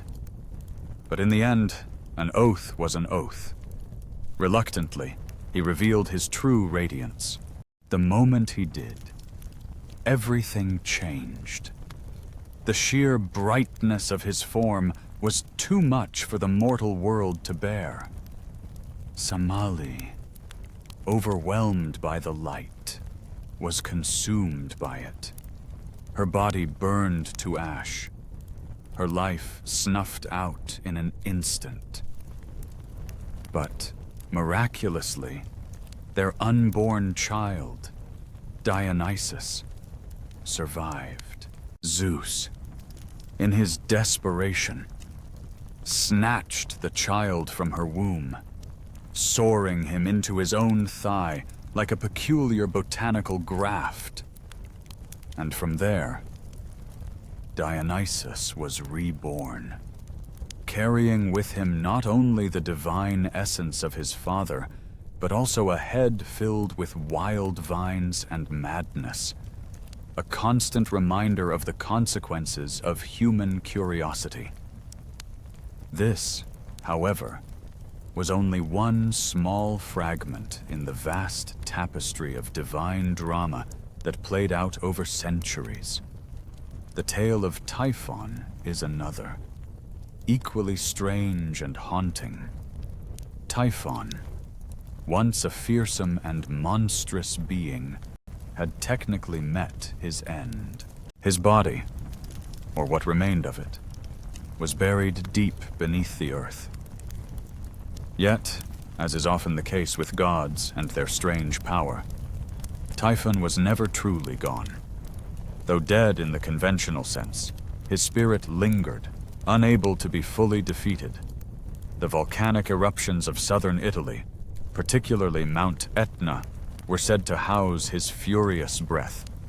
It was as if the very earth itself bore the wrath of Typhon's existence. His rage manifested in fiery explosions and violent eruptions, a reminder that even death could not extinguish the fury of a god. In the distance, you hear nothing but the whispering wind, a gentle reminder of the calm that surrounds you. Yet, beneath that serene facade, there lies a world teeming with ancient stories, tales of creatures so vast they could blot out the stars themselves. If you were an ancient Greek, however, you would feel a shiver of uncertainty creeping up your spine. For in their realm, beneath the orderly surface of Olympus and the polished marble columns, there was always something simmering just beneath the surface, something monstrous, something that could awaken at any moment. Humiliation, grief, and symbolic death. These are the recurring themes in Greek myths that seem to haunt every tragic love story. But have you ever wondered why the Greeks kept telling these tales, despite the pain they portrayed? The answer lies in how they understood love. To them, love was never a safe or simple emotion. It was always raw, always real. Love was the crack in a king's armor, the madness that clouded even the clearest of minds, the delicate balance between the mortal and the divine. It wasn't something that could be controlled or predicted, and it terrified them. Yet, it was revered, woven into myths, perhaps in an attempt to understand it, or at least contain it. These stories of the gods, woven into the very fabric of mortal history, reveal the complexity of divine influence on the human world. The gods were not simply distant, untouchable beings. They were active participants in the lives of mortals, for better or for worse. Whether through love, rage, or curiosity, They shaped the world in ways both seen and unseen. The legacy of their actions lived on, not just in the heavens, but in the very earth beneath their feet. And so, even today, echoes of their stories endure, reminding us of the eternal dance between gods and humans, between fate and free will. When lava poured down the mountain's flanks, it wasn't just molten rock flowing. It was the very wrath of Typhoon itself, spilling out in fiery torrents. You could almost feel the earth trembling under the weight of his fury. In the myths and stories passed down through generations, Typhoon became the embodiment of chaos, an unstoppable force of nature, as relentless and destructive as a cosmic storm. Picture this, a being so powerful that the mere act of his defeat signaled the end of an age of disorder and the beginning of a new era, a world in which things could finally settle. At least for a while. The victory of Zeus over Typhoon wasn't just about proving who was stronger. It was about showing that the world could continue spinning without crumbling into ruin at every turn. It was about stability, something we often take for granted, until it starts to feel fragile once again. But even after that legendary battle, Typhoon didn't vanish entirely. He's still there, slumbering beneath the surface, occasionally stirring and rolling over in his deep, forgotten cave. Sometimes, it's almost like he's reminding us that the ground we walk on is never truly still. It's easy to forget, especially when life feels quiet and peaceful. But the earth itself is alive, breathing, shifting sometimes, without us even noticing. The world beneath your feet is not some static, unchanging thing. It's a restless, untamed beast, sleeping for now, but always capable of waking up and reminding us of its power. So, while you might lie there in the quiet of your room, feeling safe and serene, remember that soft hum you feel is the pulse of the earth itself. It's the reminder that everything is always in motion, even when you don't see it. And what about the creatures of Typhoon's myth? The serpents, the fire-breathing monsters. They weren't just created to be terrifying, though they were certainly mighty and monstrous. They were symbols of something far greater, chaos itself. And after the storm passed, after the final battle was won, what did they do with these terrifying creatures? They buried them beneath mountains, tucked away in caverns, keeping them contained.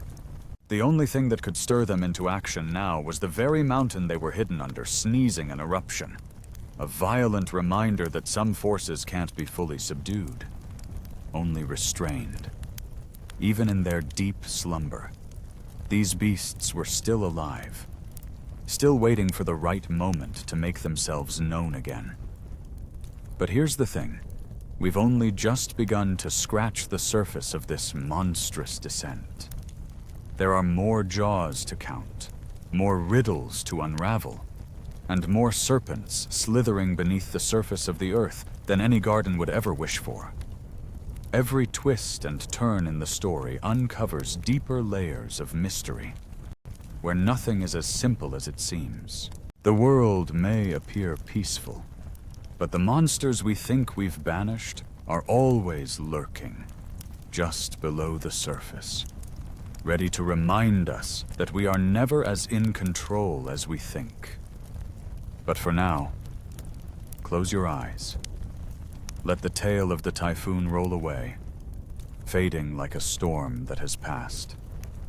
Let your thoughts settle gently, like ash falling softly on a quiet volcano. The fire that once raged has dimmed, and the monster that once threatened lies in peaceful slumber Now, it's time for you to rest, too. Close your eyes, if you haven't already. Now, imagine the world of the gods. Io, a young woman in the grand tapestry of Greek mythology, was not so fortunate. She found herself caught in Zeus's gaze. An unfortunate fate shared by many of the mortal women in these ancient stories. To shield her from Hera's wrath, Zeus transformed her into a cow, a beautiful, pure creature, but still a cow. Hera, however, is no fool. She soon demanded the cow as a gift, sending an august giant with 100 eyes to guard her. Io wandered, never truly alone, always watched, always pursued. And to make matters worse, Hera sent a relentless gadfly to torment her, biting and stinging, ensuring she would never find peace. Io's journey took her across continents, her name becoming a whispered legend in every land she crossed. Yet, her suffering was far from over. It wasn't until much later that she was restored to her human form. But by then, she had learned a bitter truth: divine attention, no matter how flattering it might seem, often comes at a steep cost. Even those who never sought fame or glory, those who merely lived their lives in quiet humility, found themselves drawn into the gods' endless schemes. And then there was Cassandra, another soul twisted by fate, another who was caught in the gods' web. She, too, was a victim of divine interference. Unlike Io, however, her curse was not one of physical transformation. Cassandra was blessed with the gift of prophecy, able to see the future with perfect clarity. Yet, there was a cruel twist. Apollo, the god who granted her this gift, was enraged when she rejected his advances. In his fury, he cursed her, dooming her to speak the truth, but never to be believed. Her warnings went unheard, her foresight disregarded. Both Io and Cassandra, caught in the web of gods who played with their fates like pawns on a chessboard, remind us that sometimes the greatest punishment lies not in the actions of others, but in the attention of the divine. A fate no mortal ever sought, yet one that shaped their stories for all eternity. Love, in the Greek world, wasn't something that always led to happiness. In fact, it often led to chaos, destruction, and madness. But that's exactly what made it so powerful, so compelling. It wasn't about a happily ever after, but rather about the journey downward, inward, and forward. Love in Greek mythology takes you to unexpected places, into ruin, into glory, and sometimes into complete madness. And for those in the mortal realm who found themselves at love's mercy, there was no map, no safe path. They had only the desperate hope that the gods, just once, might look away and let them escape unscathed. But more often than not, the gods didn't look away. To them, love was not a sacred bond, but a tool, a game they played with mortals. And for those on the receiving end, it was nothing but a trap. You were once given the gift of prophecy by Apollo himself, a token of his love for you. But as time went on, feelings changed, as they so often do. You had second thoughts, and when you turned away from him, rejecting his affection, Apollo's response was not one of forgiveness. He cursed you. The prophecy you once held as a gift became both a blessing and a curse. You would still speak the truth, your visions of the future as clear as ever. Yet, no one would believe you, not a single soul. Your warnings fell on deaf ears, and the tragedy that you foresaw was ignored, dismissed as nonsense. You saw the fall of Troy with vivid clarity. You saw your own demise, the world around you burning to the ground, consumed by fire and ruin. And yet, no matter how many times you spoke, how urgently you tried to warn those around you, they never listened. It wasn't just that they didn't care, it was as though your words didn't even exist. This was your fate, bound by a curse from Apollo, and it was a cruelty beyond comprehension. The Greeks had a word for what you were enduring, a word that captured the essence of your suffering: hubris. But hubris wasn't simply pride, it was more than that. It was the arrogance of overstepping, of pushing beyond the boundaries set by the gods themselves. They had their lines, drawn in the invisible sands of fate, and mortals who dared to cross them would always be brought low. It didn't matter how clever, how bold, or how beautiful you became.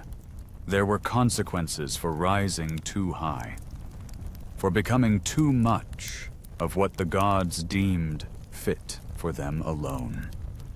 Those who believed themselves above the divine were often punished in ways worse than death. Take, for example, Niobe, the Queen of Thebes. Her downfall was a tragic lesson in pride. Niobe had many children, some say 12, others claim 14, and she boasted that she was more deserving of worship than Leto, who had only 2 children of her own. But Leto's children were no ordinary mortals.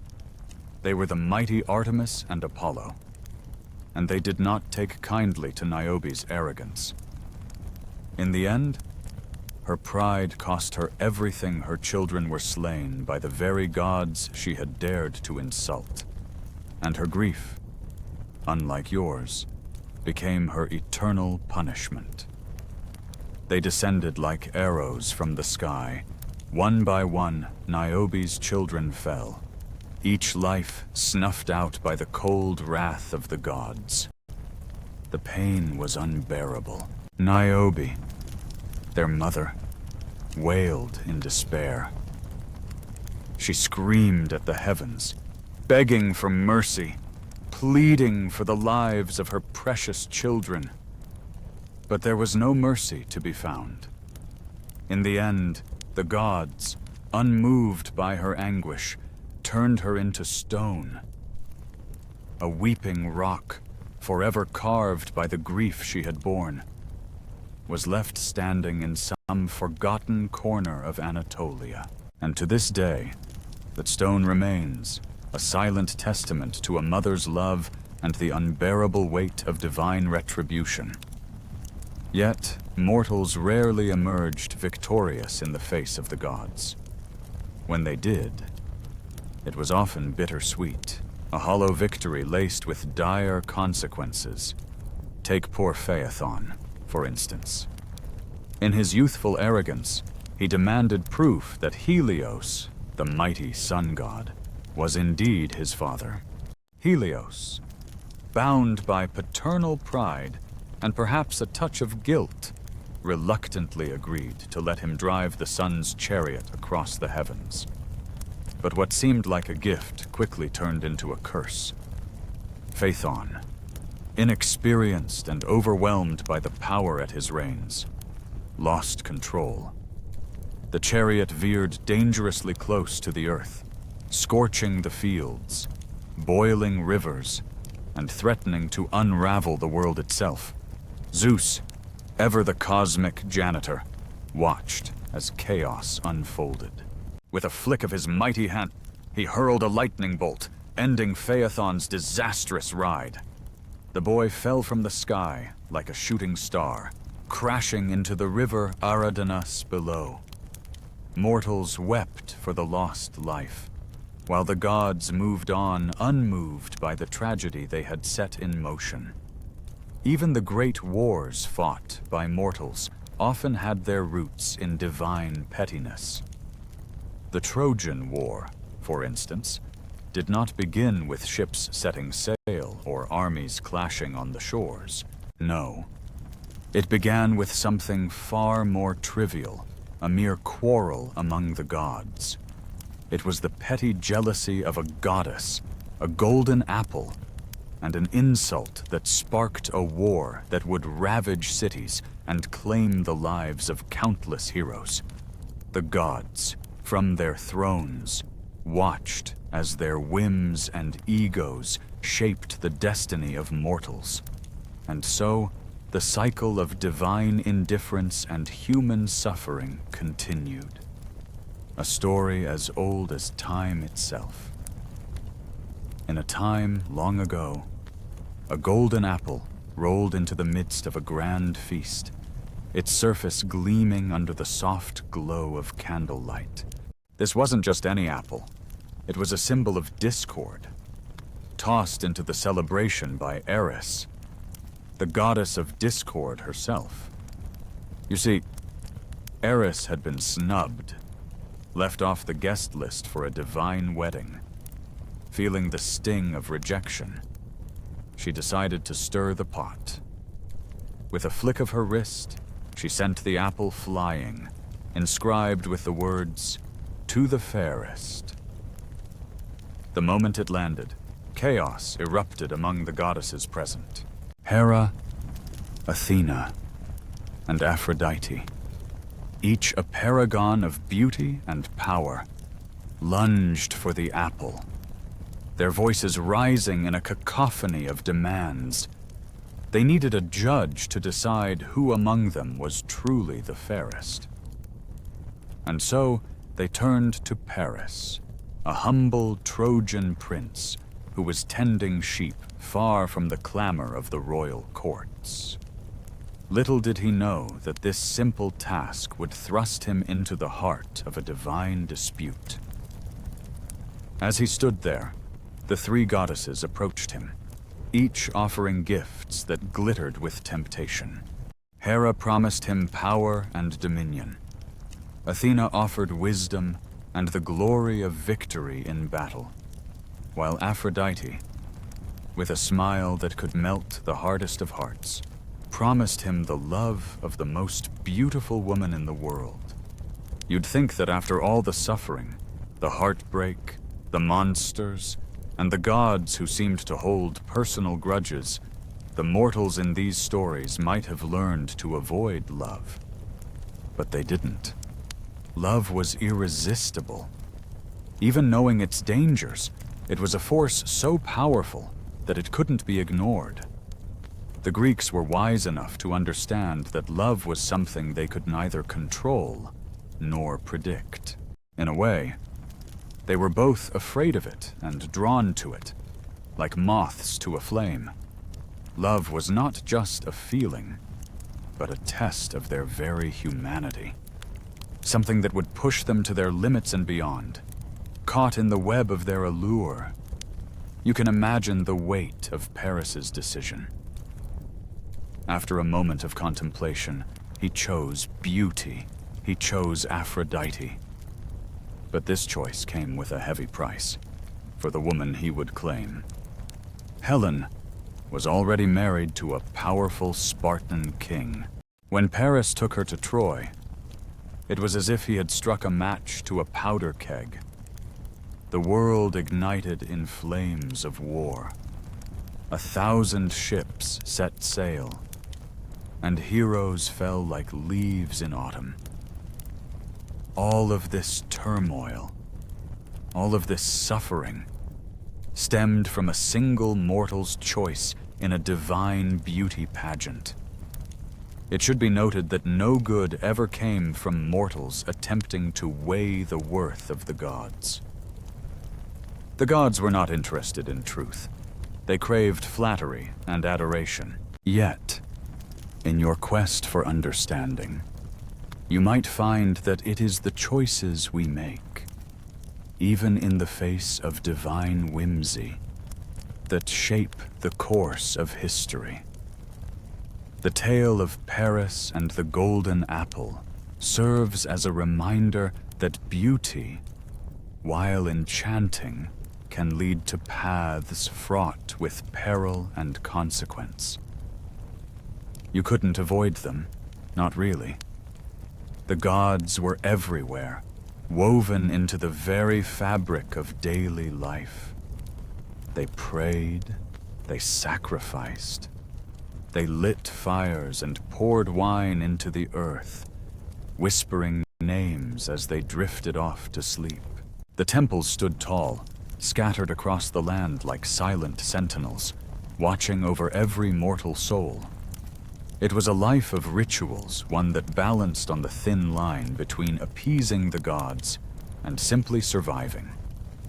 The gods, ever present, were not always listening, but their watchful eyes were never far. In this world, the relationship with the gods wasn't about love. It wasn't about devotion in the romantic sense, it was about survival. To be a mortal meant walking carefully, offering thanks quickly, and never, under any circumstance, taking credit for your own brilliance. The wise knew that to be overlooked was the safest path, for to be noticed by the gods was to risk becoming a story. And in the world of Greek mythology, stories rarely ended well. The gods didn't wait for mortals to catch up. They used them as pawns in a game far larger than any mortal could comprehend.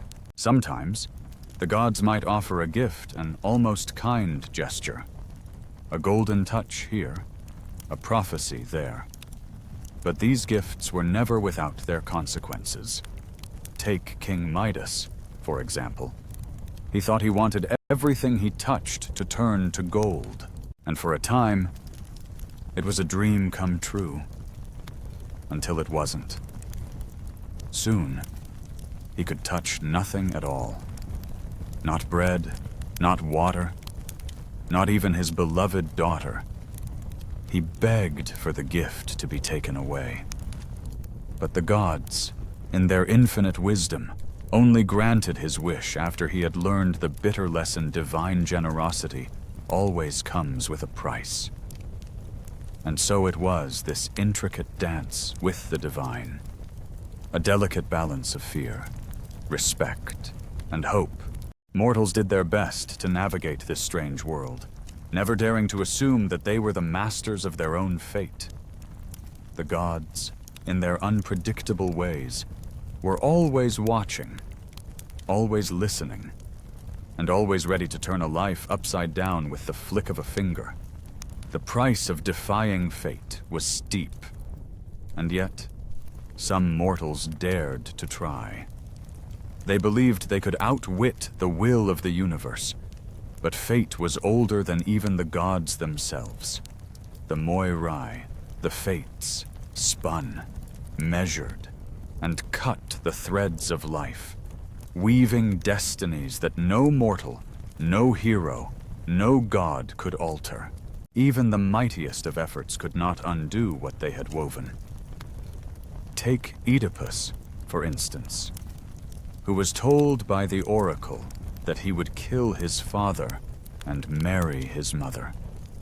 In a desperate attempt to escape this prophecy, he fled his home, thinking he could outrun his doom.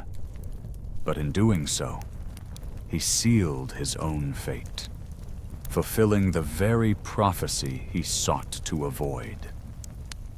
It was the cruel beauty of Greek mythology. No one could escape fate, no matter how far they ran or how hard they tried. It didn't matter if you were a king, a queen, a hero, or an ordinary mortal. Fate was inevitable. But despite this grim reality, people still continued to worship the gods. One might wonder why. especially when those same gods seemed to punish more than protect. Why would anyone pray to deities that often seemed indifferent, if not downright cruel? The answer lay in the very nature of these gods. They were the forces that explained the world. The storms, the floods, the sudden illnesses, the rise and fall of fortunes, everything that could not be understood, found its place in the stories of the gods. In a world filled with uncertainty and suffering, the gods gave shape to chaos. The gods did not just serve as figures of wrath, they were metaphors for human nature, for the forces of life that shaped the world in ways both harsh and beautiful. They were archetypes, representations of the trials and tribulations that defined existence. They were warnings in flesh, teaching lessons about hubris, ambition, and the inescapable truths of life and death. They were not just figures to be feared, but to be understood cautionary tales meant to remind mortals of their place in the grand scheme of the cosmos. This is the paradox of Greek mythology. It was both cruel and comforting. It gave people a sense of order in a world that otherwise seemed random and chaotic. The gods might punish, but they also explained. They brought meaning to suffering, and in doing so, they made life, with all its unpredictable twists, just a little easier to bear. After all, in the end, the gods, in all their complexity, were not above fate either. They, too, were bound to the threads of destiny, spinning their own stories along with the mortals they watched over. In the end, Greek mythology shows us that love wasn't about finding peace or solace. It was about exploring the depths of the soul and confronting the unknown.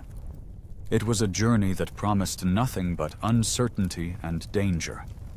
But somehow, the mortals still walked that perilous path, knowing all too well that love, with all its chaos and passion, was a force they couldn't resist. It was their curse, their glory, and perhaps their most human trait of all. In the world of Greek mythology, everything was fleeting, like the quick flicker of a flame. It wasn't just about living forever. It was about the impact, the legacy you left behind, whether you were a hero or a villain. To be immortal in that ancient realm wasn't about eternal life. It was about becoming a name in the verses sung by bards, a thread woven into the immense and ever-changing tapestry of fate. Some names shone brightly, but most, well, they were stained with blood and tragedy. Everything was fragile, every victory temporary, and the gods always above, always watching, viewed it all with a detached amusement or cold displeasure. And then, there you were, a mere mortal, caught in the current of it all. You didn't ask for this, you didn't choose it, but you did your best to survive the storm, to keep yourself afloat in the chaos. Imagine if your fate wasn't tied to your own mistakes, but to the long-forgotten actions of someone else, someone you'd never even met. A great-great-grandfather, perhaps, who once spoke carelessly to a god. Maybe it was a drunken exchange, a loose tongue at the wrong time, or even a rash decision made while losing at a game of dice. Whatever it was, it had nothing to do with you, and yet it would determine the course of your life. In the world of Greek mythology, curses weren't like simple misfortunes. They were far more profound, more deeply embedded in the fabric of time itself. They were heirlooms passed down from generation to generation, You could inherit your father's nose, your mother's eyes, and, if you were unlucky, a divine curse that carried the weight of family history. That curse wasn't just a random stroke of bad luck. It was an integral part of who you were. It could destroy your happiness, wreck your relationships, and ultimately ruin your life. Your family's name wasn't just a label, it was a legacy. And sometimes that legacy carried more than memories. It carried the sins and the blessings of ancestors long gone, trapped in the tangled web of divine retribution. You couldn't escape it, no matter how hard you tried. And you could only pray that whatever curse you inherited wouldn't be too heavy to bear. Because in Greek mythology, destiny wasn't kind, and the gods were never as forgiving as you would have liked. The bloodline stretched across generations, creating a family tree that was as dramatic as it was tragic. There was nobility aplenty, but happy endings were scarce, to say the least. Take, for example, the House of Atreus. This dynasty was so entangled in doom that even the most dramatic soap operas would seem tame in comparison. The story begins, as many do, with a quarrel between two brothers, Atreus and Thyestes, sons of the mighty king Pelops. The disagreement, the throne of Mycenae, a seat of power coveted by both. What followed was a tragic tale filled with betrayal, adultery, and, inevitably, cannibalism. Atreus, discovering that his brother Thyestes had an affair with his wife, decided to take revenge in a manner that would make even the gods recoil. His idea of punishment, to serve his brother a feast, one that included Thyestes' own children, cooked and served on a platter. These children weren't even fully roasted, a detail that only deepened the horror of the act. You might think, surely, the gods would intervene, strike down Atreus, punish the wicked, or at least send a divine memo warning of impending doom. But no, the gods simply looked on, grimly accepting the family's fate. They allowed the curse to settle in like a stain that no amount of purification could remove. From that moment on, the House of Atreus was forever doomed. The curse followed them like an ominous shadow, casting its darkness over the generations. Atreus' son, Agamemnon, would rise to become the leader of the Greek forces in the Trojan War. A great hero by all accounts, but even his triumphs were marred by the shadow of his family's bloody history. His actions, too, would reflect the deep scars left by his forebears' sins. For no one can escape the sins of the past, especially not in a family cursed by the gods themselves. And so, the tragic saga continued, each generation bearing the weight of a legacy built on betrayal, revenge, and the unrelenting grip of fate. In the ancient world, there was a king whose name still echoes through the ages, Agamemnon. A leader of great honor, he was revered by his people and feared by his enemies. But his journey to greatness was marred by the heavy cost of sacrifice.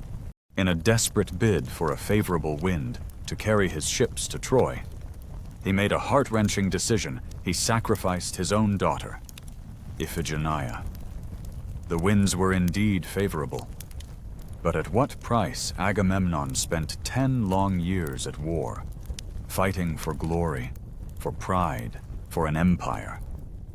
But the true cost of his actions would be paid only when he returned home. Upon his return, Agamemnon's story took a tragic turn. He was murdered in his own bath by none other than his wife, Clytemnestra, and her lover. The same wife he had left behind, whose grief and rage festered over the years. With his death, the burden of a father's vengeance fell upon his surviving children. They were caught in an agonizing dilemma. Was avenging their father's death worth committing matricide? Could they truly kill their mother, the one who gave them life, for the sake of revenge? It was a choice that no mortal should ever face, even in the realm of gods and myths. In the end, it was Orestes, Agamemnon's son, who made the fateful decision. He chose vengeance over maternal love and killed Clytemnestra. But the act of matricide unleashed a torment that would follow him for the rest of his life. The Furies, ancient goddesses of vengeance, pursued him with relentless fury. Their snakes hissed and their hearts burned with an insatiable thirst for justice. They would not forgive him. No matter where he ran, no matter how far, they were always just behind, punishing him for the sin of killing his mother. Only through the mercy of divine intervention was Orestes finally acquitted. But even then, the stain of his actions could never be fully washed away. In the stories we often hear, death is followed by something gentle, a peaceful rest in a sunlit meadow. Perhaps a reunion with long-lost loved ones, accompanied by soft heart music playing in the background. It's an image of tranquility, where suffering comes to an end and the soul finds its peace. But that's not quite how it worked in Greek mythology. No, in their world, death wasn't the end of suffering. It was just the beginning of something far more bureaucratic. The afterlife was not heaven, nor was it hell. It was a vast, dull expanse of gray, far removed from the comfort of a celestial paradise. The house of Atreus, Agamemnon's bloodline, became a living cautionary tale. Generations were cursed with betrayal, madness, and murder, not because they were evil by nature, but because they could not escape the wrath of the gods. The curse of divine retribution was a heavy chain, a shadow that loomed over every decision they made. And no matter how hard they tried to break free, the gods' fury could not be shaken off like old dust. The legacy of their family was one of tragedy, a reminder that even the greatest kings, with all their honor and power, could never outrun fate. It wasn't only royal families who faced the cruel hand of fate. Take the tragic story of Oedipus, for example. A name that will forever be associated with a tale of misfortune and prophecy. Born to Laius and Jocasta, the king and queen of Thebes. Oedipus's fate was sealed long before he took his first breath. Laius, like many men in myth, made a grievous mistake. In a moment of thoughtless arrogance, he abducted a young man, violating the sacred law of hospitality. This act of dishonor didn't go unnoticed by the gods, and in their wrath, they laid a curse upon the royal couple. A prophecy was foretold Oedipus would grow up to kill his father and marry his mother. The cursed parents, desperate to prevent such an unimaginable fate, did what any fearful, responsible parents might do. They ordered the death of their newborn son. A servant was given the horrific task of ending Oedipus' life, but the man, moved by compassion, or perhaps by a flicker of doubt, could not bring himself to carry out the orders. Instead, he left the helpless child to die alone on a hillside, abandoned to the whims of chance. But fate, it seems, is never so easily thwarted. A shepherd found the baby and, unaware of the grim prophecy that haunted him, took him to Corinth. Raised by the royal family of Corinth, Oedipus grew up oblivious to his true identity. The years passed, and with them, the darkness of his fate grew nearer. As a young man, Oedipus eventually heard whispers of a prophecy, one that echoed the words that had cursed his parents. He was told he would kill his father and marry his mother. Horrified by this revelation, and determined to escape the nightmare that seemed to chase him, he fled Corinth. In his heart, he hoped that by running far enough, he could outpace the twisted web of fate. But you can never outrun destiny. On a fateful day, while traveling along a narrow road, Oedipus crossed paths with a man, the very man whose death he was destined to cause. Laius, his father, was traveling the same road, unaware that the stranger approaching him was his own son. It all began with an argument, as many ancient stories do, fathers and sons clashing in conflict, their egos sharp as swords. The fight quickly escalated, and before anyone could stop it, a man was dead.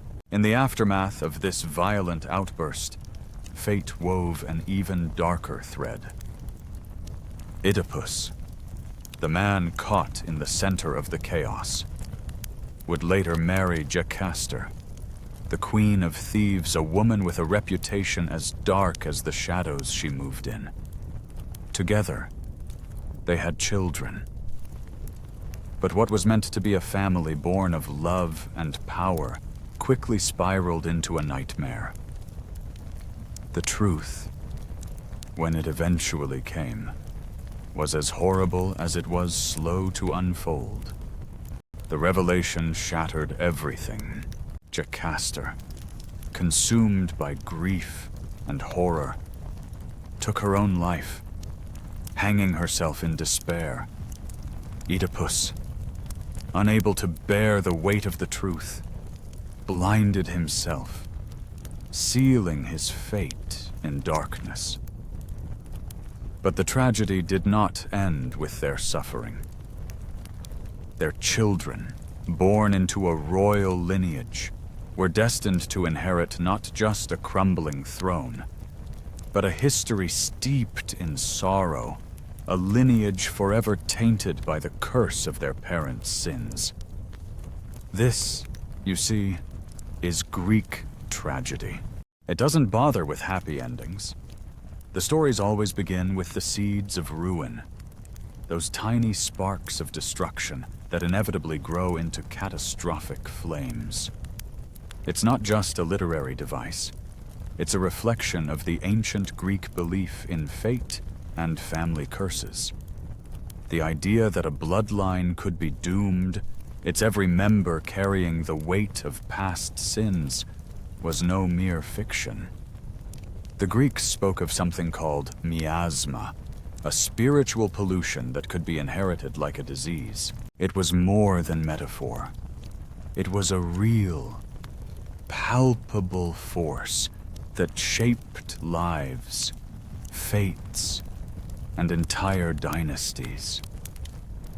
In this world, one was never truly free of the past. The sins of the ancestors lingered like a dark cloud, passed down through the generations. Blood cried out for more blood, until the cycle was broken by sacrifice, exile, or divine mercy. It would continue. Today, we might call it generational trauma, the inherited pain and suffering from the sins of those who came before. But in ancient Greece, it was something far more terrifying, a curse. A curse that could only be escaped by the most extreme measures, if at all. For For the ancient Greeks, fate wasn't just some abstract concept, it was a tangible, almost physical force, like a rot that clung to your very name. You could change your clothes, your home, or even your gods, but the curse of destiny, once it was upon you, never truly let go. It was a haunting presence, a reminder that who you were was far more important than what you did. Mortals lived in constant fear not of their actions, but of their very identity, the blood that ran through their veins. They feared the weight of their past and the inescapable future it shaped.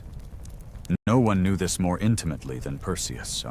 Born under the shadow of an ominous prophecy, Perseus's life began in a way that marked him for tragedy.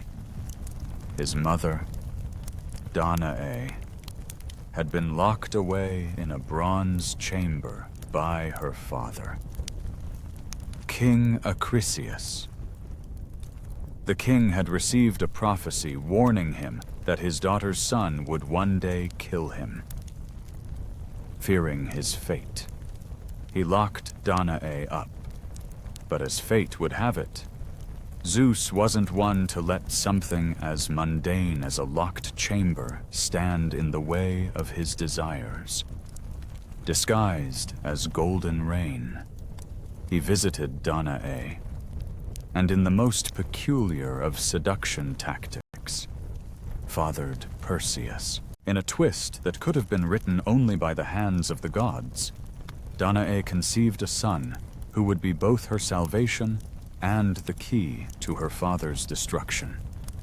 If you were lucky enough to be immortal, perhaps a good soul, maybe even a hero in your past life, the best you could hope for after death, was not eternal bliss or punishment, but a mild existence as a confused shade, wandering aimlessly in a barren, featureless landscape.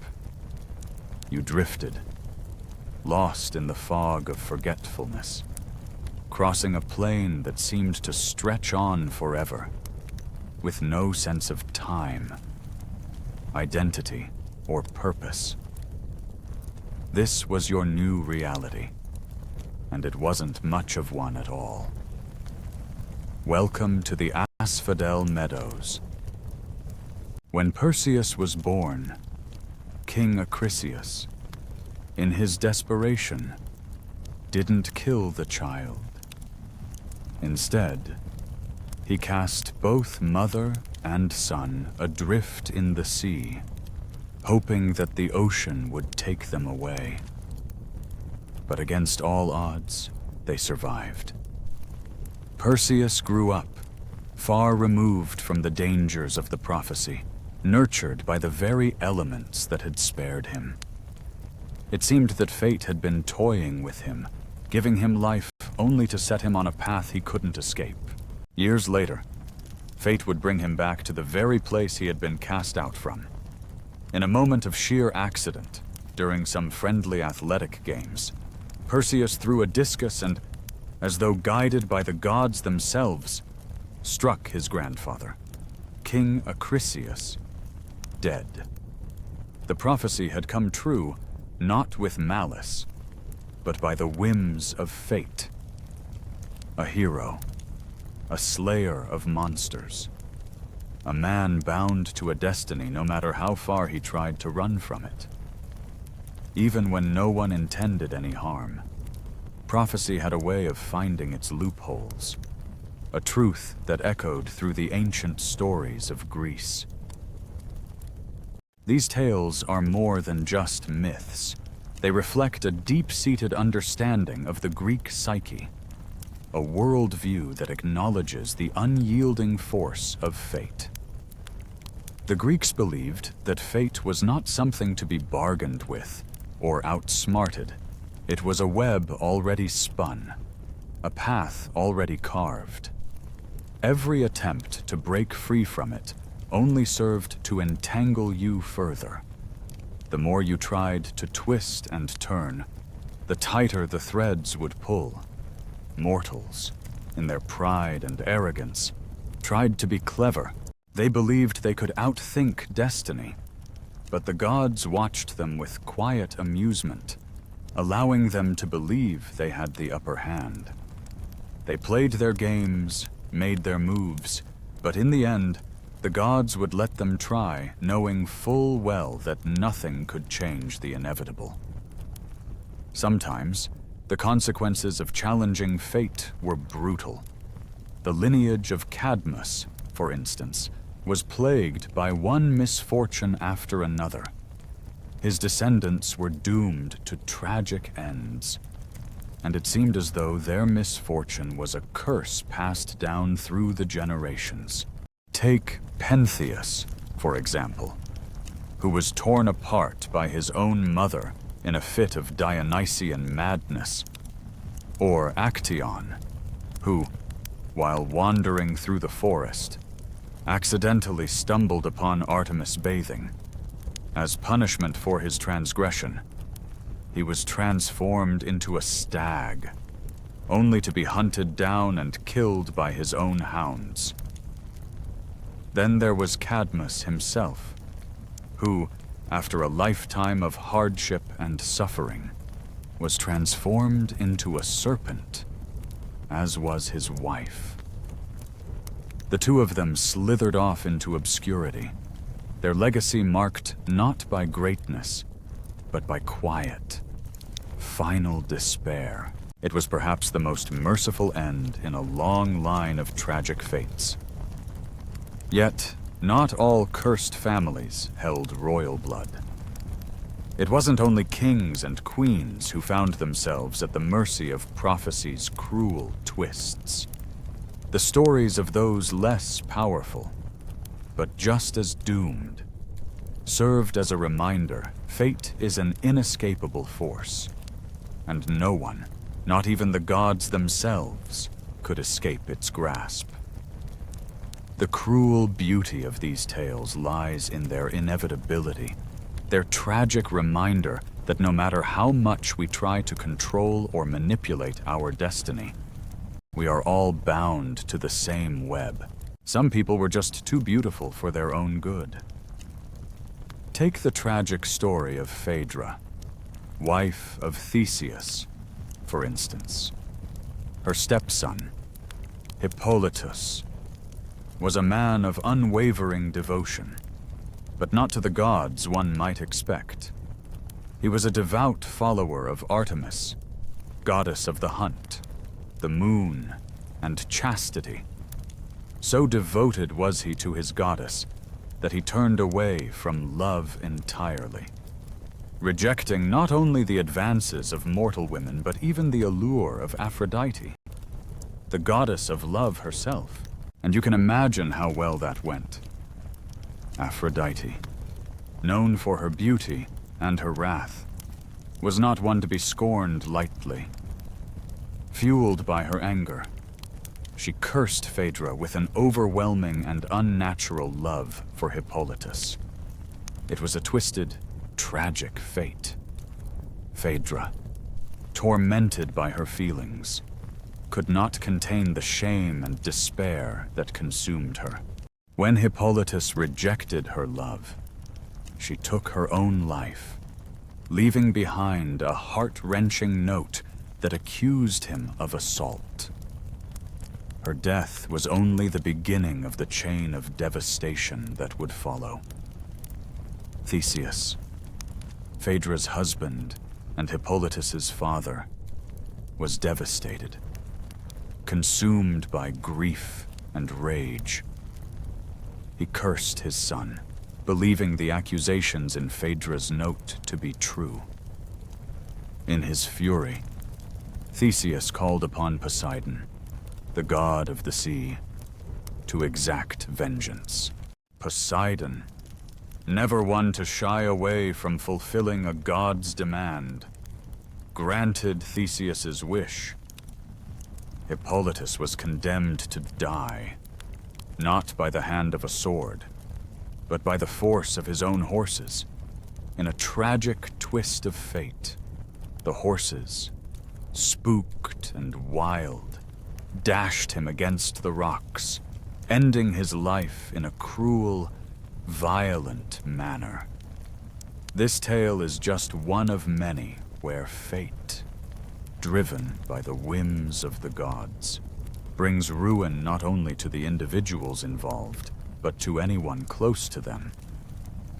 You could die simply because you were caught in the web of a cursed family, or because a god sought vengeance on someone who reminded them of a past grievance.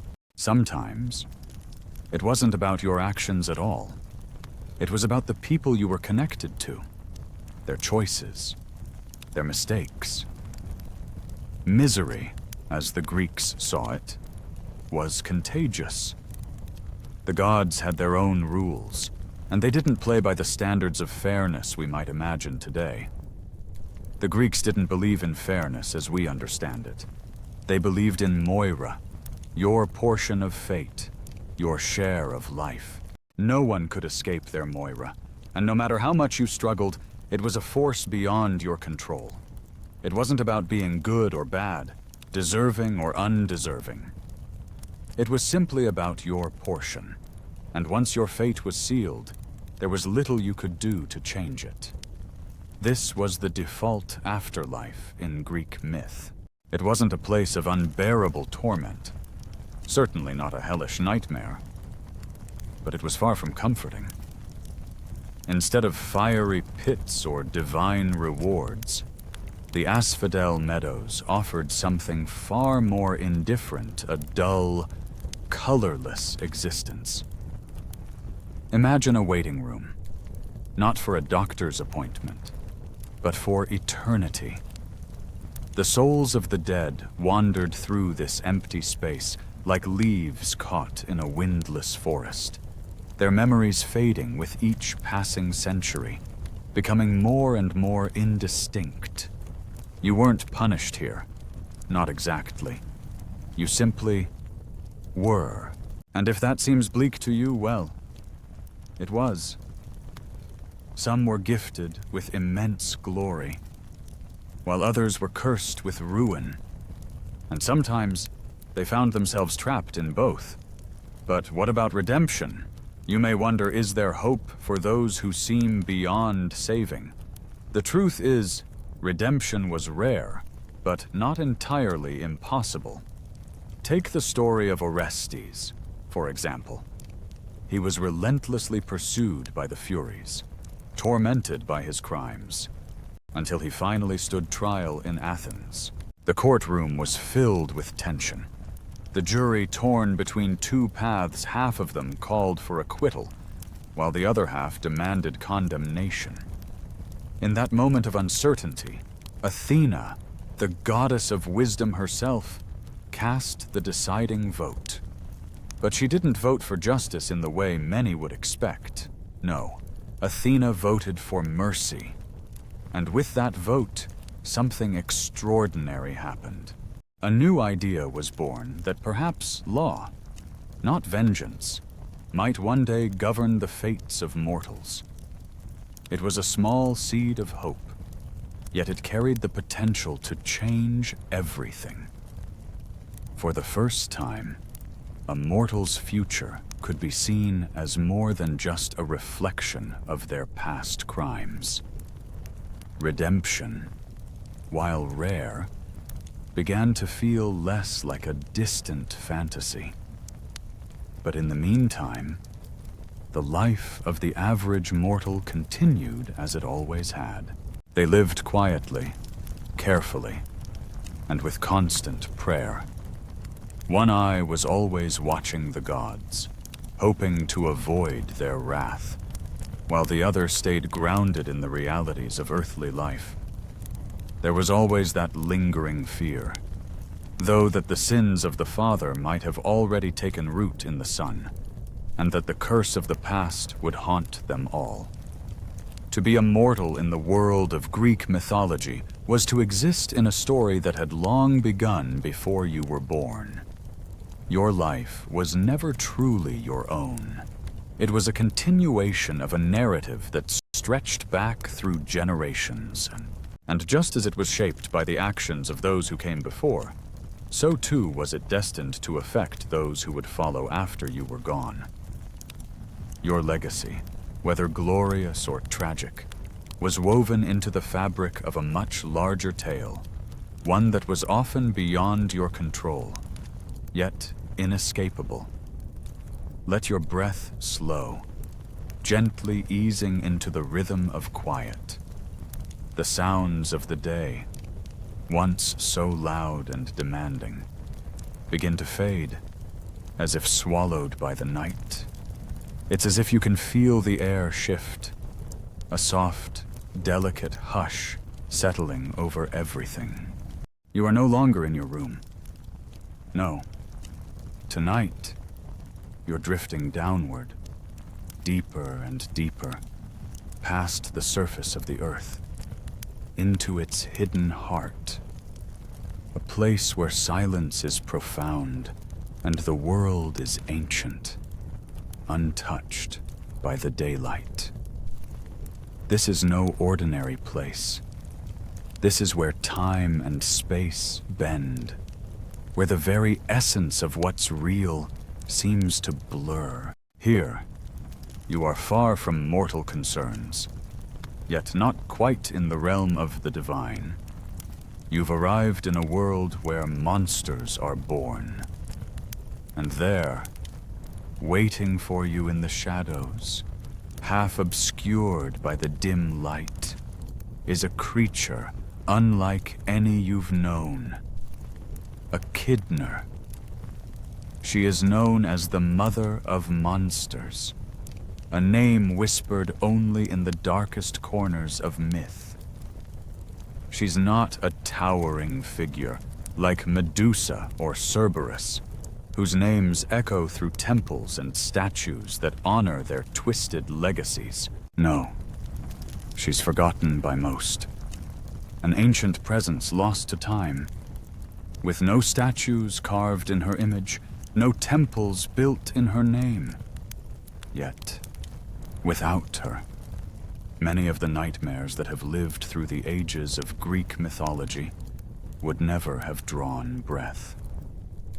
Her influence is far-reaching, her legacy subtle but powerful, and she is at the very center of the chaos that gave birth to monsters.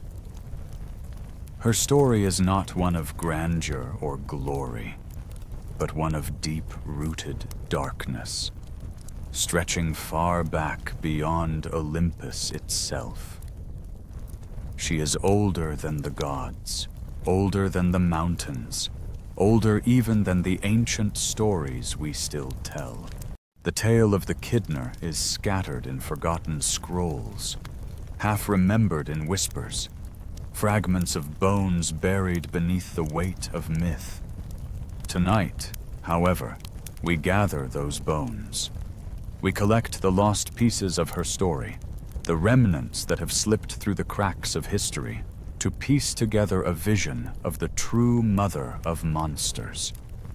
And here, in this space, where the world is as much a mystery as it is reality, we come face to face with her, the mother of all nightmares. The Greeks, as you might recall, had a way of explaining the unexplainable. They gave names to the forces of nature, to the creatures that stalked the edges of their world. They didn't just tell stories, they created worlds to help make sense of the wild, the unknown. And tonight, as you stand on the precipice between the living and the mythical, you're about to meet a force that existed long before the rise of gods and heroes.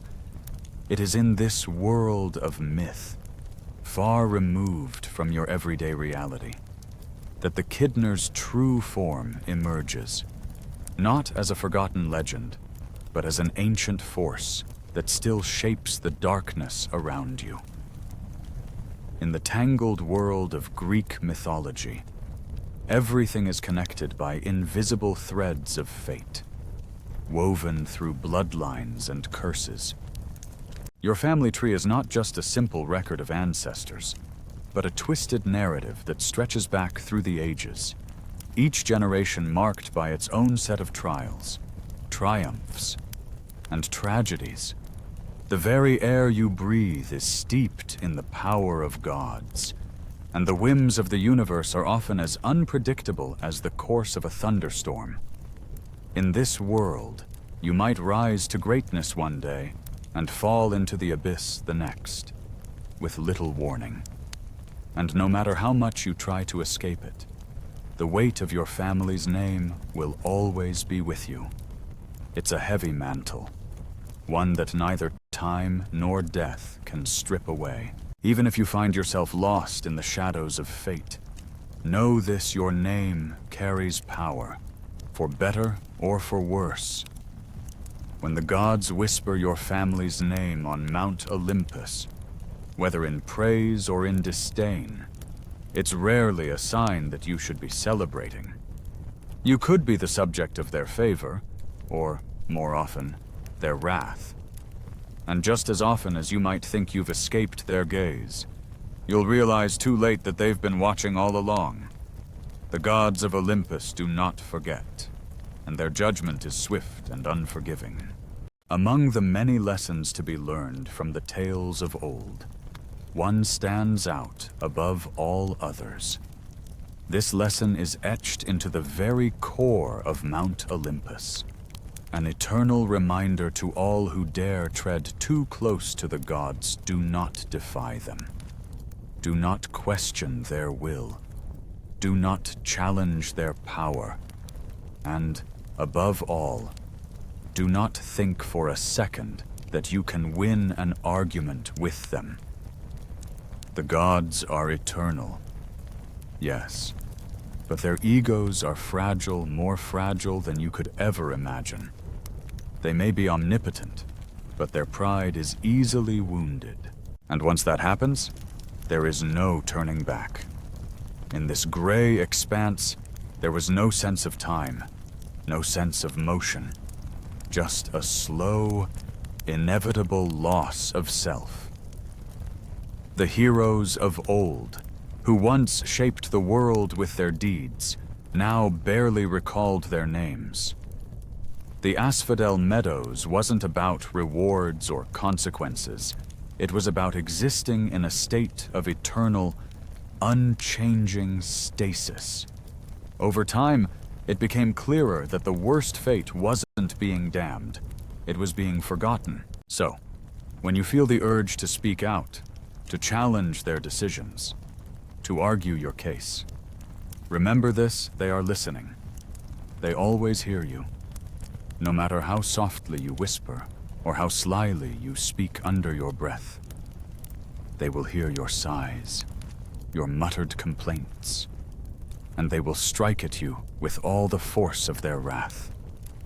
No, you cannot escape their attention, and no, you cannot win. It's best to keep your head down, keep your words to yourself, and learn to respect the unpredictable nature of their whims.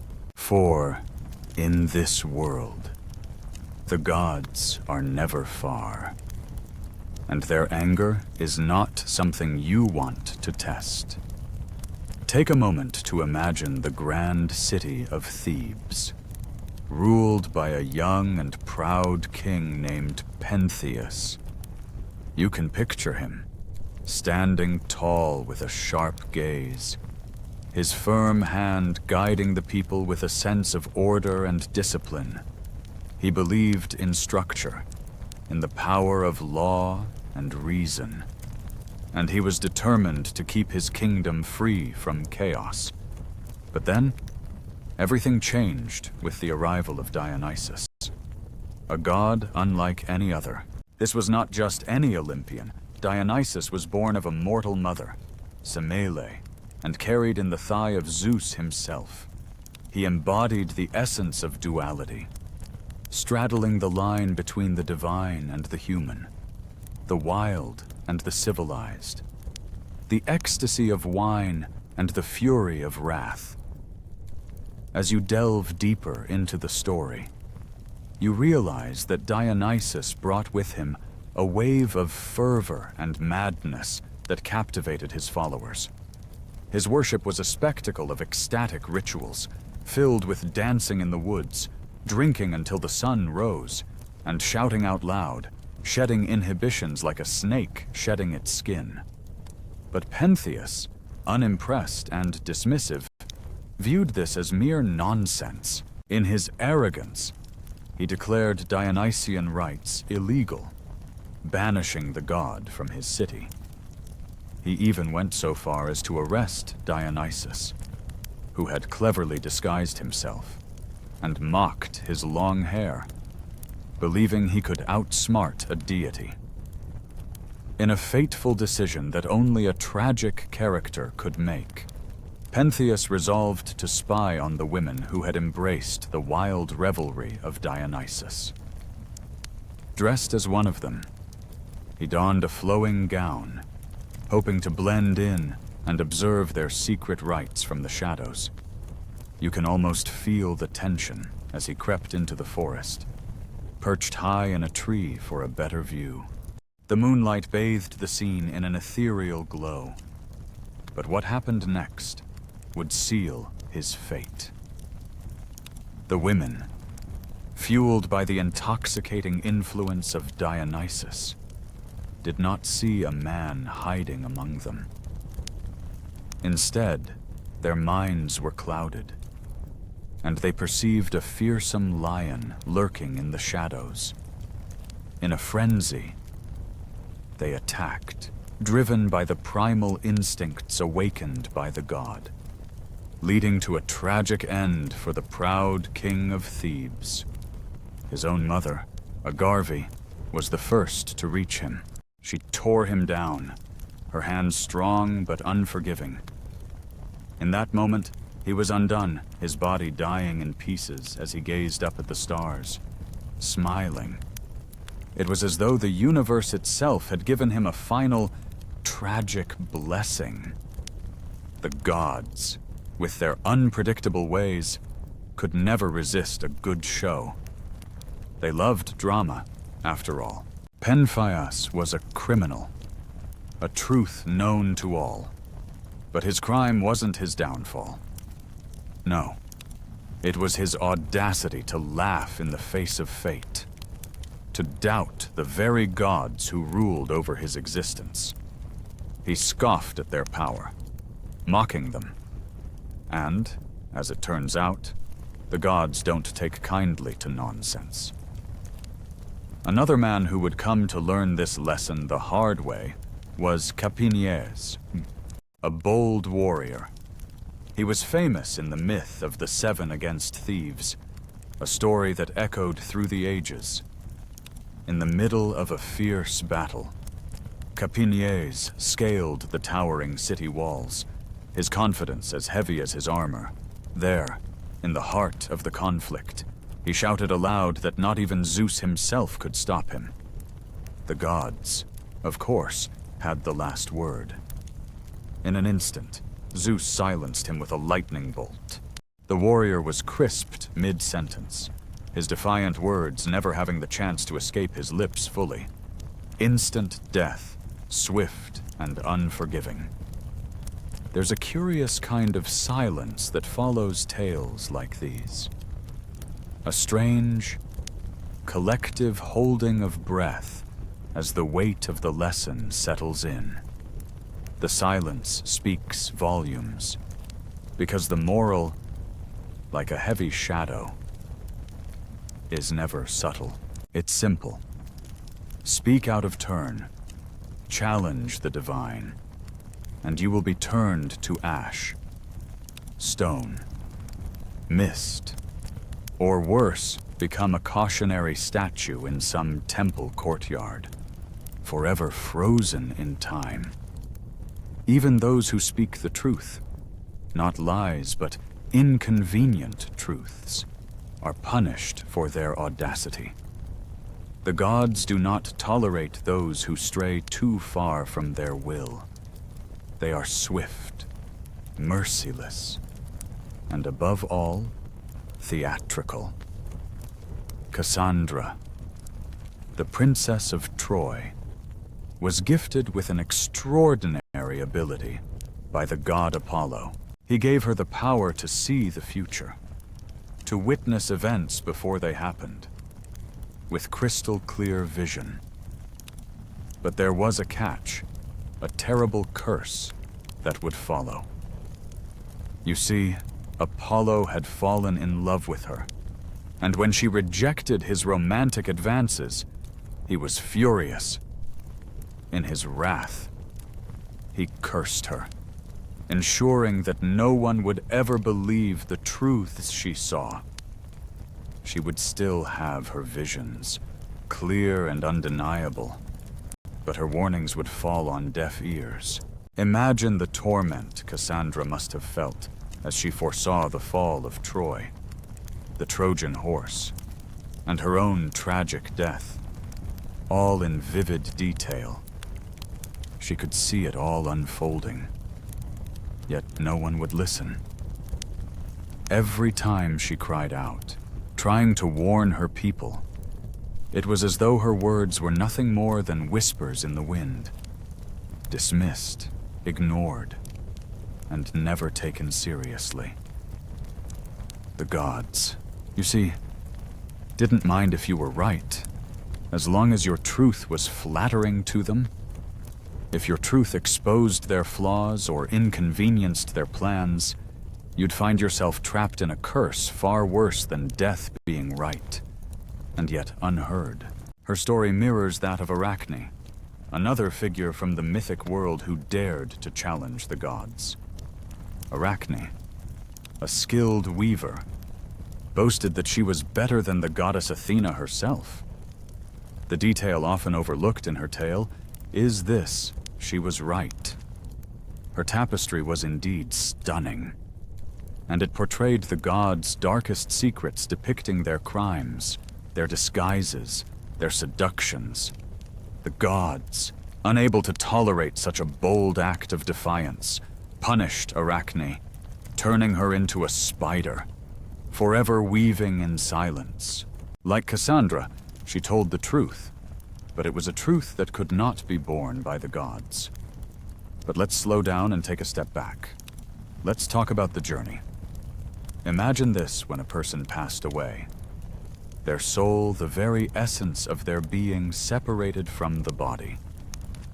It would then embark on its long and mysterious journey to the underworld, guided by Hermes, the swift and ever-stylish messenger of the gods.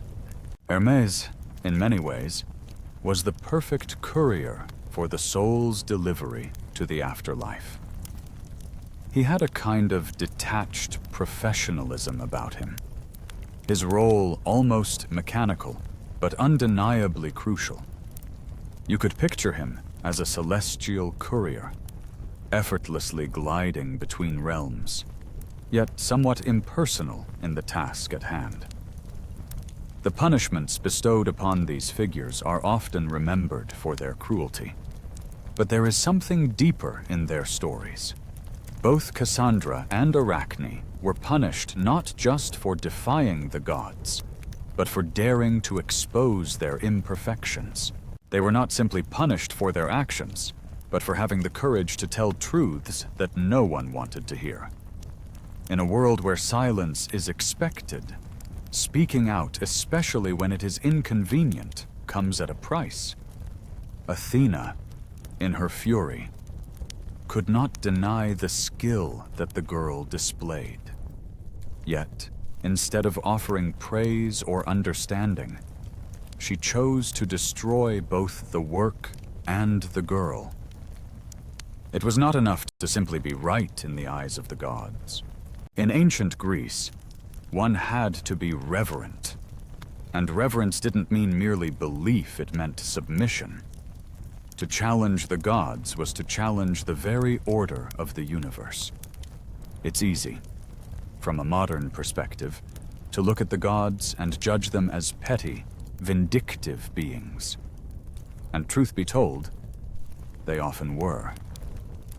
But their reactions to human actions reveal something deeper about how the ancient Greeks viewed the world. The gods were not moral exemplars, They were not the perfect embodiments of justice or fairness as we understand them today. They were powerful. And in the ancient world, power was the only form of justice that truly mattered. Power was not something that could be questioned without consequence. The gods did not represent lofty ideals or abstract notions of good. They were the forces of nature themselves.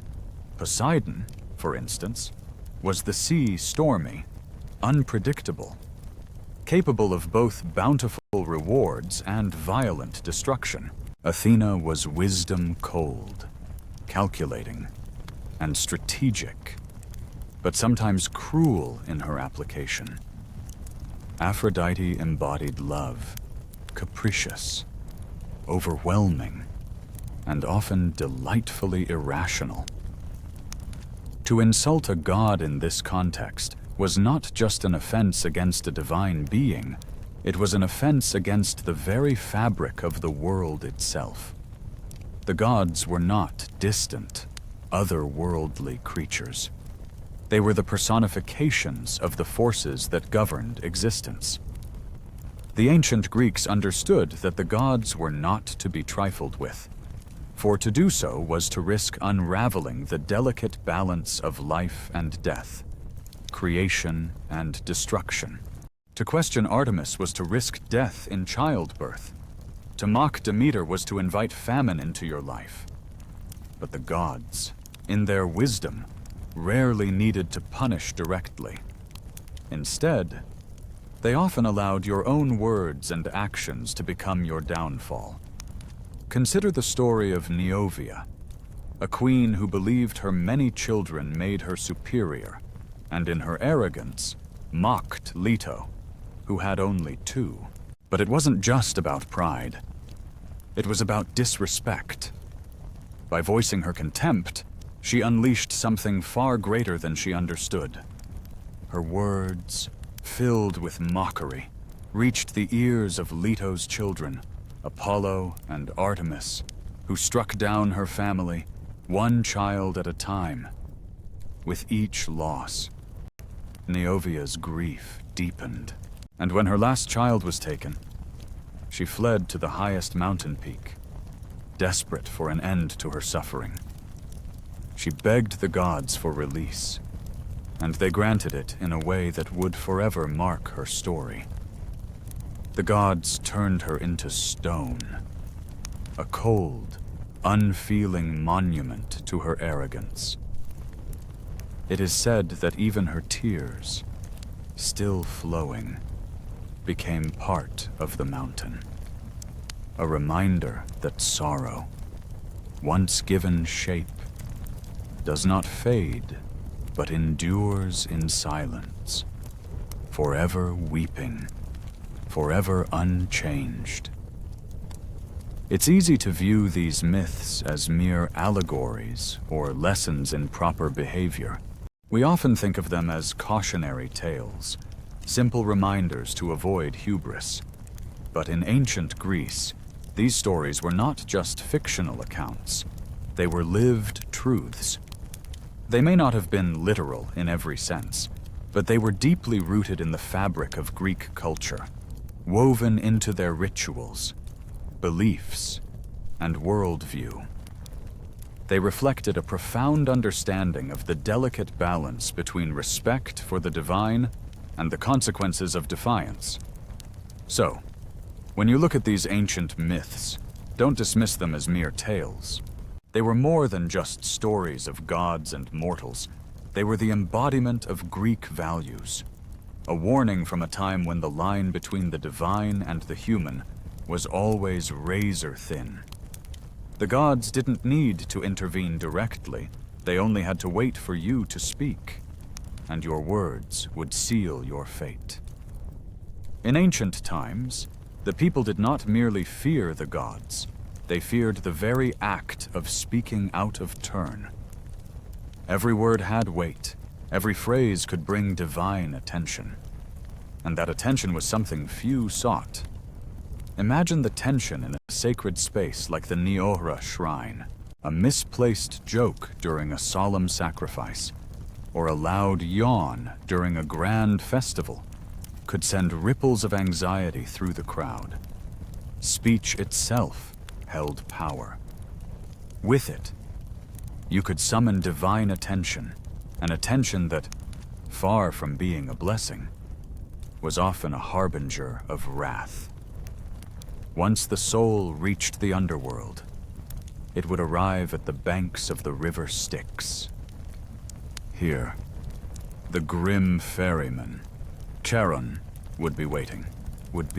His stern face was a warning in itself, a silent reminder of the finality of death. He didn't care for small talk. He had a job to do. To cross the Styx and enter the afterlife. Payment was required, and the price was steep. It wasn't much, just a single coin. An obol placed either under the tongue or on the eyes of the deceased. A simple but essential ritual. Without this payment, there would be no passage. Those without the coin, those whose loved ones had neglected their duty, or those who had not received proper burial rites, would be left stranded at the riverbank. The punishment was a cruel one. The soul would wander the shore of the Styx for 100 years, voiceless, trapped between worlds, unable to cross over. Imagine the despair of being caught in that limbo for eternity. This fear was rooted in the concept of akabaya, or impiety. Unlike how we think of heresy today, it wasn't about rejecting the gods. It was about failing to act with the proper reverence, to speak out of turn, to behave improperly in the presence of the divine, was considered a grave offense. It was a subtle dance of words and actions, and one wrong step could cost you everything. Take, for instance, the execution of Socrates. He wasn't condemned for atheism, as many might assume, but for atsabaya, for corrupting the youth, introducing new gods, and failing to honor the traditional ones. In the eyes of the gods, this was a violation far worse than disbelief. What's truly fascinating, though, is the gods themselves rarely followed the same strict standards. Zeus, the king of gods, was notorious for his numerous affairs and indiscretions. Hera, his wife, was known for her vengeful wrath, punishing mortals and gods alike in fits of jealousy. Poseidon, the god of the sea, would flood entire cities when angered. And Apollo, he once had a man hunted and killed, not for any grand betrayal, but for simply losing a music contest. The gods demanded the utmost respect from mortals, but in their own actions, they often showed little to no respect for each other or the rules they supposedly set in place. Yet, in the ancient world, this dichotomy between the divine's behavior and the expectations of the people created an atmosphere of fear and awe. The gods were fallible, yes, but to challenge them, even in thought, could bring ruin. And so, people chose their words carefully, feared every misstep, and prayed for the gods' mercy, though they knew better than to expect it. To question the gods' actions was to invite disaster. It was a divine paradox, a cruel irony woven into the very fabric of existence. You were meant to honor and worship beings whose flaws were as legendary as their power. Yet, there was an unspoken rule you had to do so with utter sincerity. In this complex web of belief, the average mortal developed a very pragmatic relationship with religion. It wasn't about faith in the traditional sense, it was about survival. The gods were a force to be reckoned with, and it was safer to appease them than to risk their wrath. So, you honored the gods not out of pure devotion, but because it kept you safe. You made offerings, sacrifices of fruit, wine, and incense. Anything to show your respect. You said your prayers, not to ask for anything specific, but to ensure you weren't forgotten. You didn't boast about your piety, and you certainly never challenged the gods. If they smiled upon you, it was a blessing. If not, you assumed it was your fault somehow, that you had failed them in some way. And so, you tried harder. There was an unspoken understanding you were constantly striving for their favor, and in doing so, you kept a fragile peace between yourself and their unpredictable wrath. But in this constant cycle of appeasement, there was something darker, something quiet and desperate. It was as if you were always trying to stay in the gods' good graces, not out of love, but out of fear of the slow, creeping punishment that could befall you. This was a cosmic game of silence, where the only real power you had was the ability to keep your head down. Mortals, with all their frailties, knew that the gods could strike with a vengeance. But it was in the quiet moments when you were ignored, forgotten, or left to rot that the real torment began. This form of punishment was not dramatic or fiery. It wasn't sudden, nor was it obvious. No, it was the kind of oblivion that would creep up on you, unnoticed at first, but unbearable in its own way. The ancient Greeks spoke of kleos, glory that lasted through the stories of time. Stories that would keep a hero's name alive long after their death. But if you dared to defy the gods, not with an open act of rebellion, but with some quiet, unseen resistance, the consequences were far worse. You might not be struck down immediately, but you would fade into nothingness, your name lost to time and history. This slow erasure, this gradual disappearance from memory, was the ultimate punishment, a fate worse than death. You might simply be forgotten, no songs sung in your honor, no statues erected to immortalize your name, no inscriptions carved into cold stone. To be remembered, after all, was its own kind of immortality. But to be erased from history, to fade into the void with no trace, was the cruelest fate of all. It's no wonder that so many Greek mortals met their ends in the most dramatic of ways. They weren't just unlucky, they were unforgettable. Their stories would echo through time because they had carved their mark into the world, for better or for worse. Living quietly, on the other hand, might have been safe.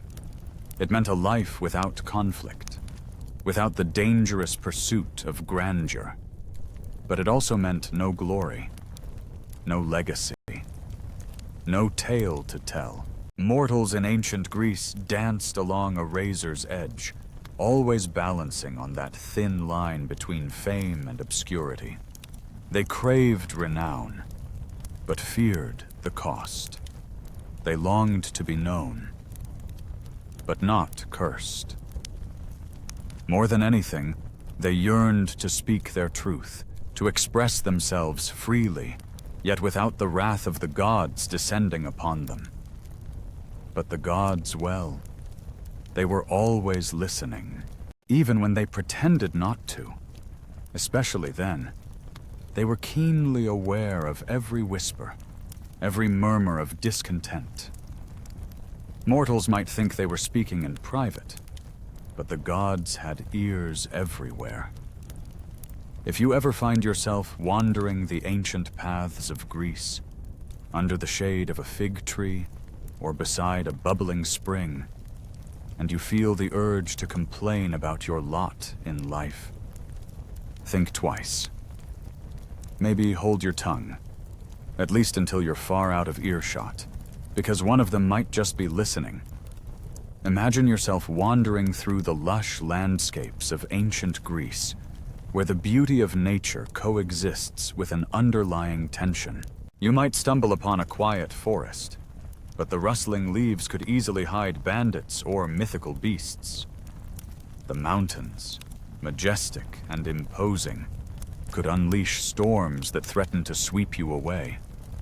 And those dark caves, they were not just the homes of animals, they were the abodes of gods, monsters, or perhaps the gods of monsters themselves. Each shadow could tell a story. Each rustle could signal danger, and you would be constantly aware that the wilderness was not a playground, but a realm filled with the unknown. This idea of being stranded, unable to progress, mirrors something deeper in Greek mythology. Many primordial goddesses, powerful and ancient, are like this, fading into the background of the mythos, yet always holding the very fabric of existence together. They rarely take center stage in the stories, their roles more subtle, but undeniably significant. Take, for example, the goddess Hecate. She isn't always the loudest or most celebrated figure, but her influence is everywhere, a quiet strength that underpins the workings of the universe. She is the one who guides, who ensures the balance between life and death, even when she isn't front and center. Much like Hermes, and even Charon, these figures may not always take the spotlight, but without them, the entire mythological world would fall apart. You're walking down a dusty, sun-baked road. The breeze is cool against your skin, carrying with it the earthy scent of thyme and olive trees. The faint sound of distant goats can be heard in the background, and everything seems calm, ordinary.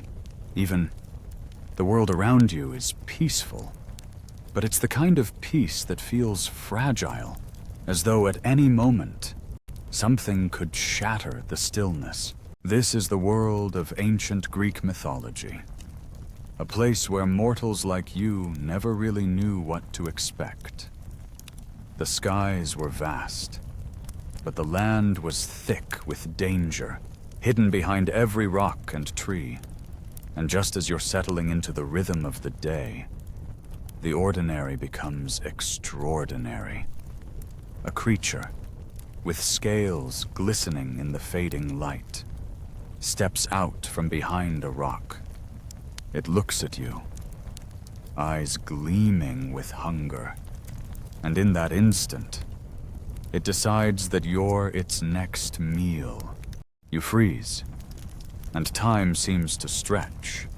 The world of olive groves and calm winds is replaced by the horrifying realization that you may not make it through this encounter. It's the kind of thing that could happen any day, but never quite feels real until it's happening to you. This is how it went in the ancient Greek world. There was always the possibility that something, or someone, would appear from the shadows. And these weren't the monsters you might find in modern stories, the misunderstood or tragic creatures seeking redemption. No, the monsters here were brutal, without need for justification. They didn't have complex backstories or tragic flaws. They were simply awful, existing to remind you that the world wasn't safe, and never would be. In the ancient Greeks' eyes, these creatures didn't need motivation. They were content in their cruelty, and that was enough. As you stand there, heart racing, you realize that in this world, the line between the ordinary and the extraordinary is razor thin. One moment, you're simply walking along, and the next, you might be fighting for your life against a creature born of nightmares. The olive trees, the breeze, the sound of distant goats. They're all just a backdrop for a world where danger lurks in every corner, where something monstrous could appear at any moment, with no reason other than that it simply was. Welcome to the wild, unpredictable world of Greek mythology, where heroes were made not by avoiding monsters, but by surviving them. They only craved one thing: appetites. And unfortunately for mortals, they often found themselves on the menu. Let's dive into the world of monsters. Starting with one of the most notorious creatures of ancient myth, the Chimera. Now, the Chimera wasn't just one simple beast. It was a combination of three terrifying creatures wrapped into one nightmarish package. Picture this: a lion's body at the front, a goat growing from its back, and a snake twisting its way out from the rear as a tail. Oh, and did I mention it could breathe fire? Because, of course, it could. It was a creature born to wreak havoc, and that's exactly what it did. Its sole purpose seemed to be roaming the countryside, burning anything in its path: livestock, villages, and anyone who had the audacity to try and stop it. The hero's journey. Well, it was heroic. Yes, but also highly flammable. Then there's Scylla, another beastly terror that haunted the seas. For sailors, the open water was often the most dangerous part of their voyage, where storms, pirates, and hunger were constant threats. But things got worse once they reached the narrow straits between Italy and Sicily. On one side, they faced a terrifying whirlpool named Charybdis, capable of swallowing entire ships as easily as a drunkard draining the last of a wineskin. But the other side was no safer. There lurked Scylla, a grotesque creature dwelling among the rocks. This horror was equipped with 12 legs, 6 heads, and an insatiable hunger for sailors, who were plucked from their ships by the terrifying jaws of the beast. The strait was a deadly gauntlet, and no matter how you navigated it, you were bound to face peril on both sides. The stories of these beasts were more than just tales of blood and terror. They were warnings. Heroes who dared challenge these monsters often paid the ultimate price. But, of course, it didn't stop the brave from trying. Many a sword was drawn, many a torch was raised, and yet, the Chimera and Scylla, along with other such creatures, remained the stuff of nightmares. These creatures weren't just threats. They were the embodiment of nature's wrath, fierce and untamable. And while the brave might have marched into their jaws with high hopes, the legends remind us that not all heroes are meant to survive the journey.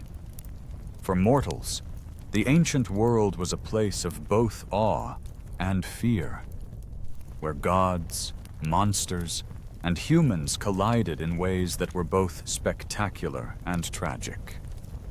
Yet, these tales live on, reminding us of the dangers lurking in the shadows of myth and of the heroes who dared to face them, often for a fate far worse than death.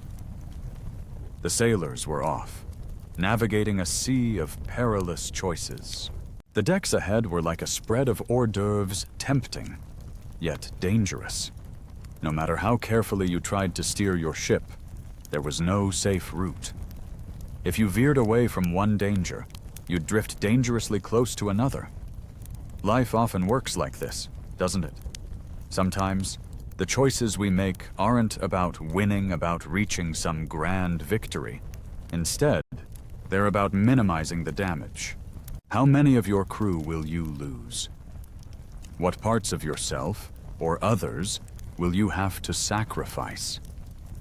It's not always about succeeding, it's about surviving. In the world of myth, things get even more complicated. Take the story of the Minotaur. Born of an impossible chain of events, it's a creature that symbolizes the messiness of divine intervention and human folly. Imagine this: a queen, cursed by the gods to fall in love with a bull, an architect whose imagination spiraled out of control, and a child born from that union. This child was no ordinary being, but a monstrous blend of man and bull. Raised in a labyrinth so intricate that even its creator could barely escape. The Minotaur was locked away in eternal darkness. This, because of a series of bad choices, missteps that led to a creature being doomed to wander the maze forever. She's rarely the villain, yet never the hero. She doesn't crave the spotlight, nor does she seek admiration. Instead, she simply exists quietly and steadily, waiting, lurking, and breeding in the shadows. There's something undeniably powerful about her presence, something almost magnetic, precisely because she never demands attention. She doesn't need it. Her strength lies in her unwavering existence, in her subtle but undeniable impact on the world around her. In the vast and often chaotic mythic world, she is a figure of profound significance, not because she seeks it, but because she simply continues to be. Meanwhile, the Athenians found themselves in a tragic pact with King Minos of Crete. They had angered him, and as punishment, every 9 years, they were forced to send 14 youths, 7 men, and 7 women into the labyrinth. The task was grim to be left in that labyrinth, where none returned.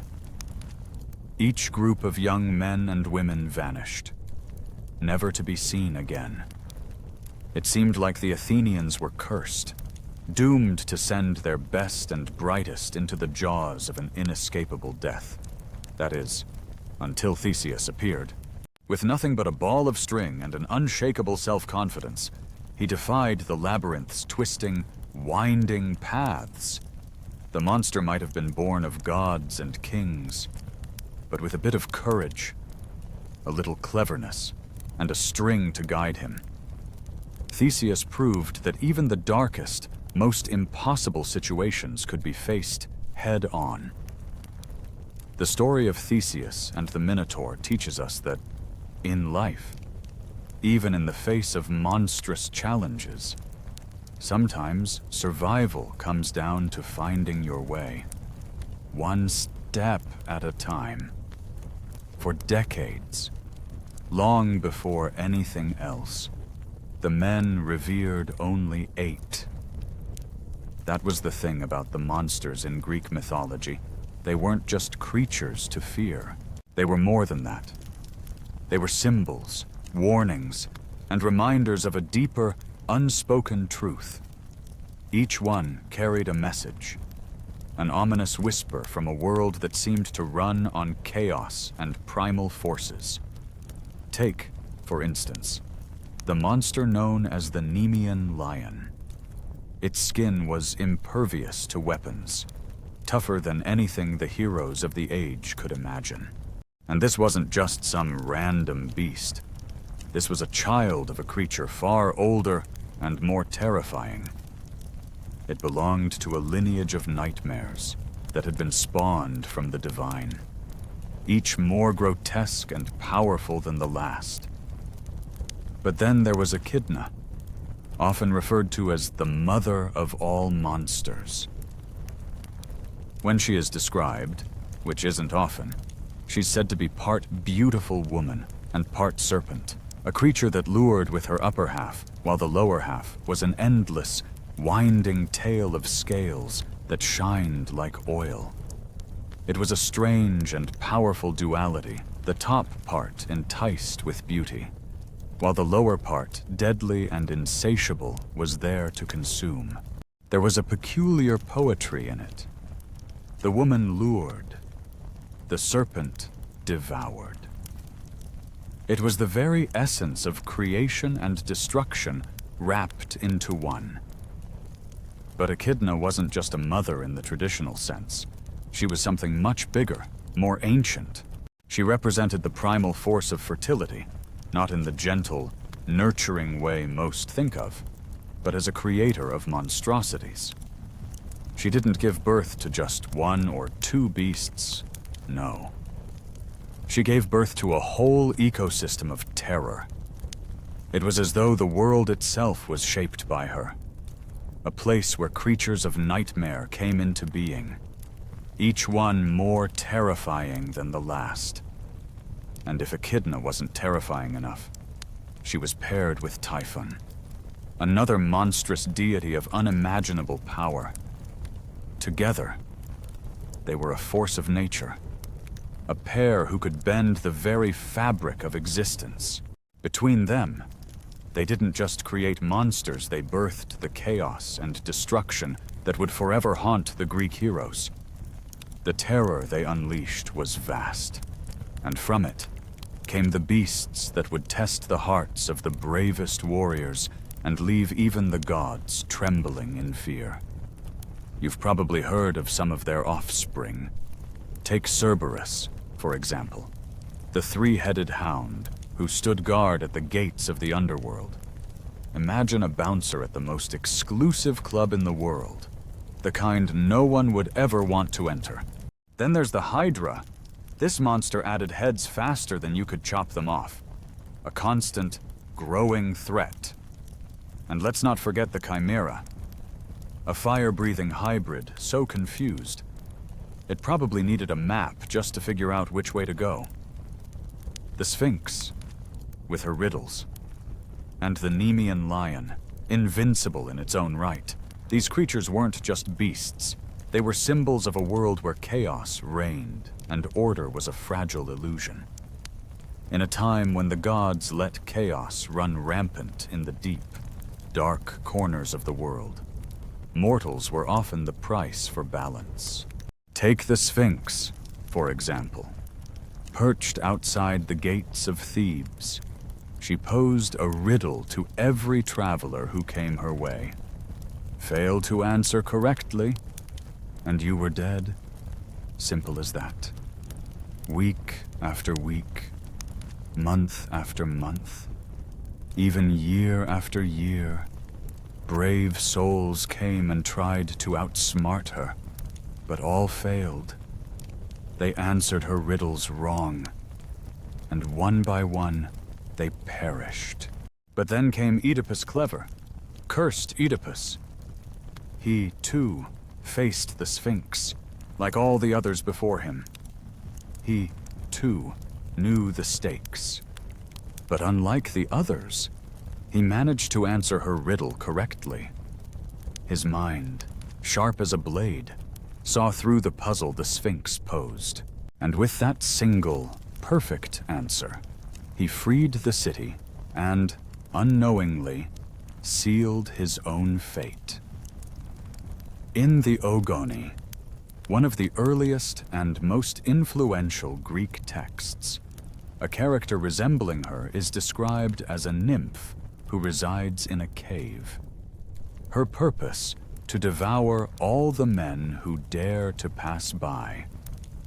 Now, whether this is meant to be metaphorical or a literal hunger for fresh snacks is up for interpretation. What's clear, though, is that meeting her on a stroll was never a good idea. Her reputation precedes her, and not in a way anyone would want to experience firsthand. In the words of Hesiod, she was immortal and ageless, a state that seems particularly unfair considering the sheer number of children she brought into the world. But then again, Greek immortality was rarely kind to the complexities of motherhood, It certainly didn't come with stretch marks. It's almost as if the world wasn't made for human comfort. Not really. The gods, in their infinite power, had let the forces of chaos roam free, and only the bravest or the most foolish dared to challenge them. Mortals, in this game, were often sacrificed for the sake of order. The creatures, the riddles, the traps, they were all part of that great, chaotic balance. But for a brief moment, Oedipus had triumphed, and the Sphinx was defeated. However, as with many victories in such a world, the cost was higher than anyone could have imagined. The Sphinx, a creature both feared and revered, leapt from her lair in a final burst of fury before perishing in the chaos of her own demise. It may have seemed like a triumph at first, a victory over an ancient terror. But this victory was short-lived, for it was only the beginning of Oedipus's descent into a much darker and more treacherous path. Solving the riddle of one monster merely led him deeper into the twisted labyrinth of his own existence, one where blood, both literal and metaphorical, would become the key to his fate. It was a puzzle with no easy answers, a riddle he couldn't escape. These creatures, the ones Oedipus faced, were not of a single nature. They weren't all born from the same source, and they were far from being mere figments of imagination. Some came from the most primal and chaotic forces of nature. Take Typhon, for example. A storm demon so colossal and terrifying that even the gods themselves could not stand against him. When Typhon rose from the depths, the skies darkened, the earth trembled, and the mighty Olympians fled in fear, leaving nothing but a void where their divine presence once stood. The gods, invincible as they were, could not face the storm born of Typhon's wrath. Others, however, were the offspring of a far more insidious origin, the hideous, serpentine mother of all monsters, Echidna, with a prolific mating relationship with Typhon. Echidna gave birth to a menagerie of horrors that would go on to haunt the world for millennia. Hydra, Cerberus, and countless other nightmares were born from this twisted union. The Hydra, in particular, was a creature of legend. A massive serpent with multiple heads, it was an unrelenting force of nature. Each time a hero, like Heracles, cut off one of its heads, two more would sprout in its place. A fitting metaphor for the way problems often seem to multiply the more you try to solve them. The Hydra's heads were not just obstacles to overcome, they were reflections of the endless cycle of struggle that defined the lives of those who dared to confront them. Heracles, that legendary hero, was the closest thing Greek mythology had to a full-time monster slayer. For him, the Hydra was just another beast to defeat. Another day's work in a life defined by the relentless pursuit of monstrous adversaries. But for Oedipus, each victory came with its own dark cost. As he fought these creatures, he was forced to confront not only the monsters in front of him, but the monsters within himself. And as each victory piled upon the last, it became increasingly clear that there were no easy answers in this battle, no clear path to redemption. The monsters may have been slain, but the riddle of his own blood remained unsolved. In a world where gods and monsters intertwined, you find yourself in the shoes of an exterminator, a mortal tasked with the perilous job of dealing with the unfinished business left behind by the deities. Picture this giant balls of chaos, man-eating birds that swoop down from the skies, and hellhounds that lurk in the shadows, all sent your way as part of a laborious assignment. These tasks often come from a cowardly king or an irate god who seems all too eager to let you handle the mess they've created. It's as if the Olympians took delight in conjuring up monsters, leaving you to clean up their chaos while they lounged on their thrones, sipping ambrosia and watching the drama unfold. You can almost feel the weight of their indifference as they watch you, a mere mortal. Sweat and toil. Each time you vanquish a creature, you can sense their expectation. They're ready to toss another beast your way as soon as you catch your breath. Perhaps a garland of laurels awaits you as a reward, but more often than not, it's just another monstrous challenge lurking around the corner. Even the most enchanting beings, like the sirens, can turn deadly.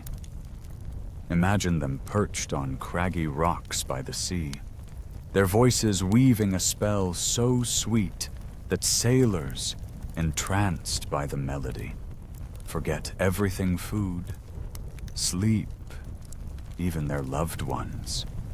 They become mere puppets, steering their ships toward the rocks, smiling as they meet their doom. Yet, amidst this chaos, there are tales of cleverness and survival. Take Odysseus. For instance, a man of wit who knew how to navigate the treacherous waters of both the sea and the gods' whims. He devised a plan to experience the sirens' enchanting song without succumbing to their deadly allure. Stuffing his crew's ears with wax, he tied himself to the mast of his ship, allowing himself to listen without the risk of losing his sanity or his life. It's a rare moment where a man encounters a monster and emerges not just alive, but with his ego intact. A testament to his cunning. As you reflect on your own journey, you realize that this life of battling the gods' creations is fraught with danger, but also filled with moments of triumph.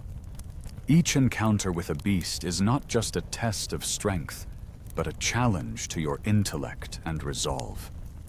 You are not merely a pawn in the gods' game, you are a player, carving your own legacy amidst the chaos they create.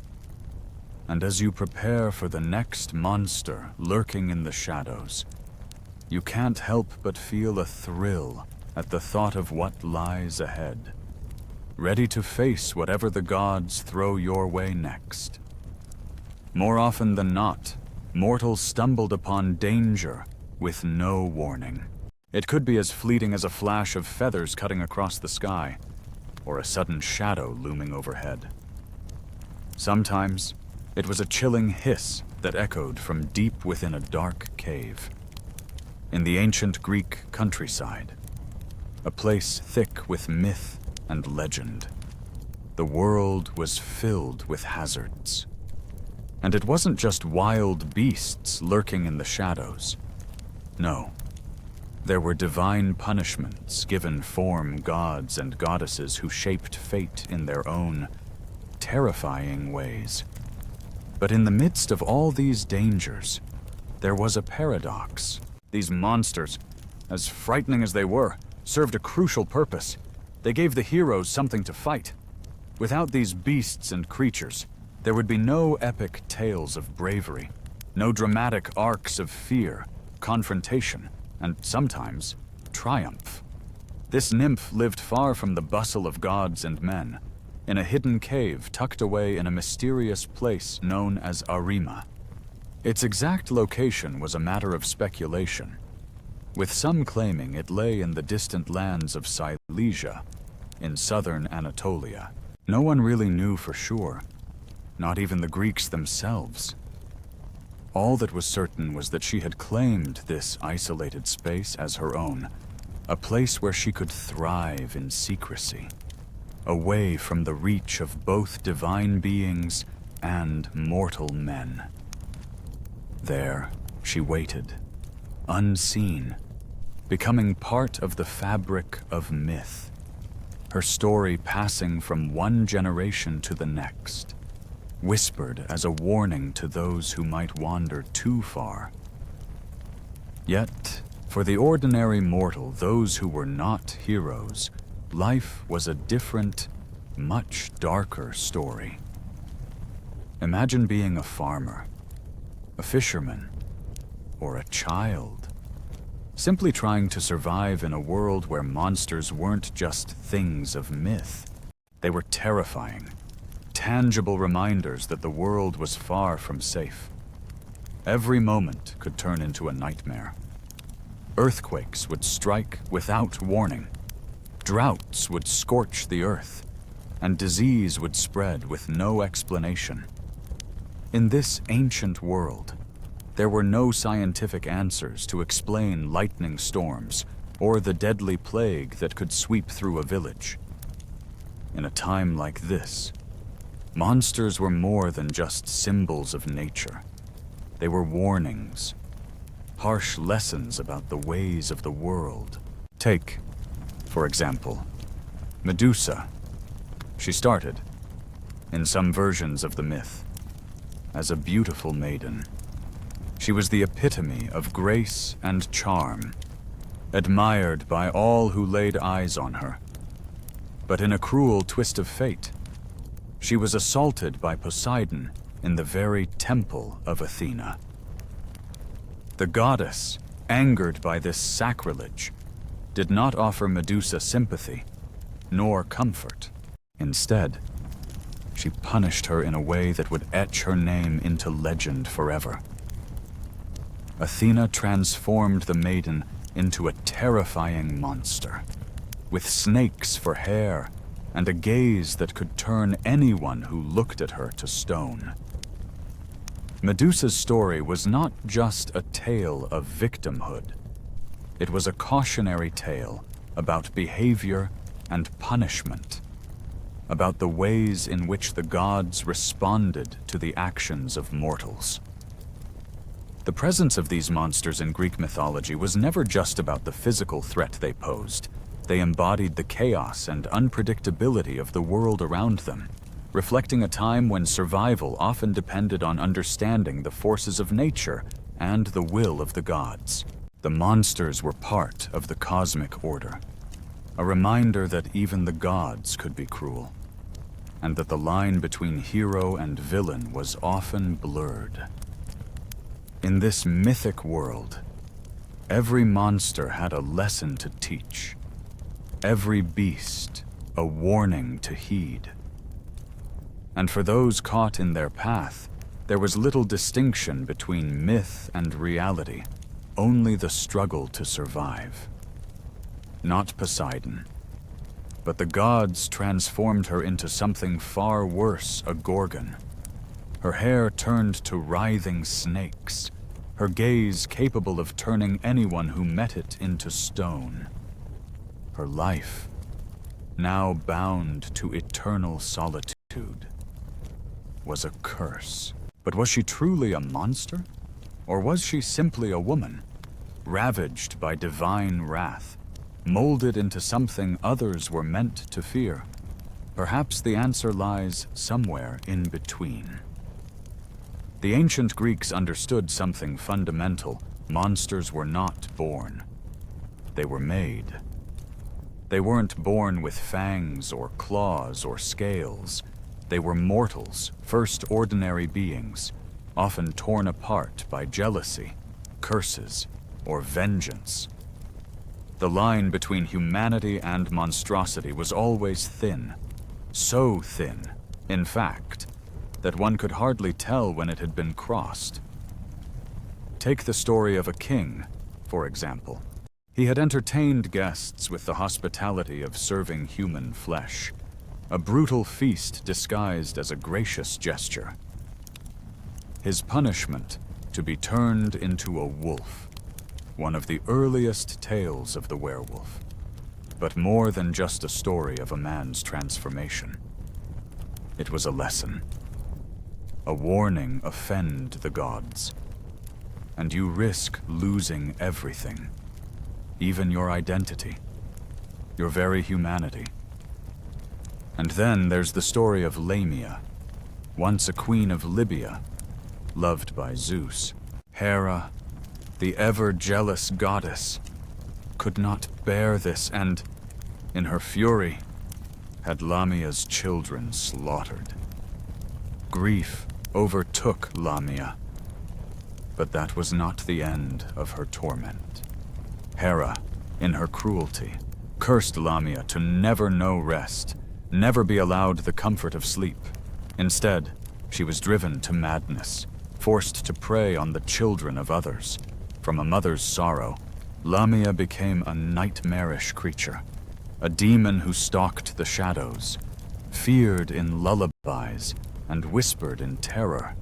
But beneath the monstrous exterior, there was only sadness, an unrelenting sorrow that would never let her forget the price of her punishment.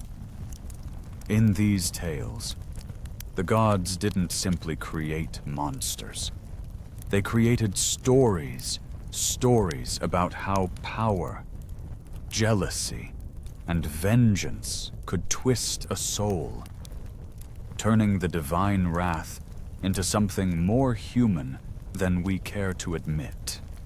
Monsters were not born from darkness.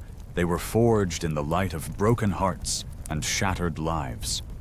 Her monstrosity was not born of choice, but a consequence of her fate.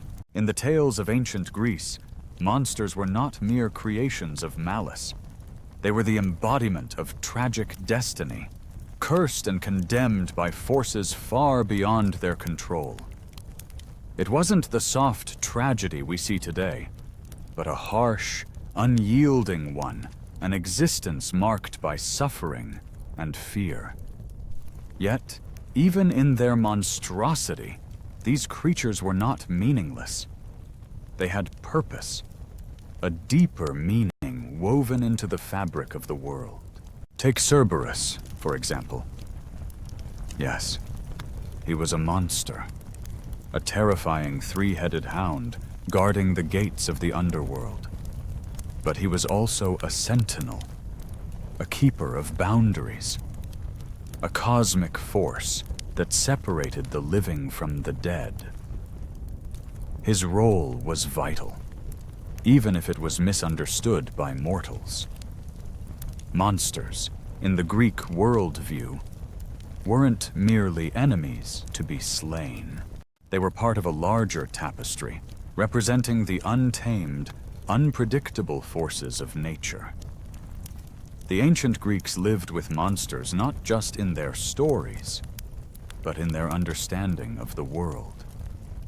They were the jagged teeth in the darkness, the creatures lurking at the edges of civilization, representing the consequences of divine will or human folly. The world was not yet fully tamed, and these beasts were reminders of that wildness, the places where human ambition and divine order clashed. Mortals could not defeat them all, nor could they ever make their cities truly safe.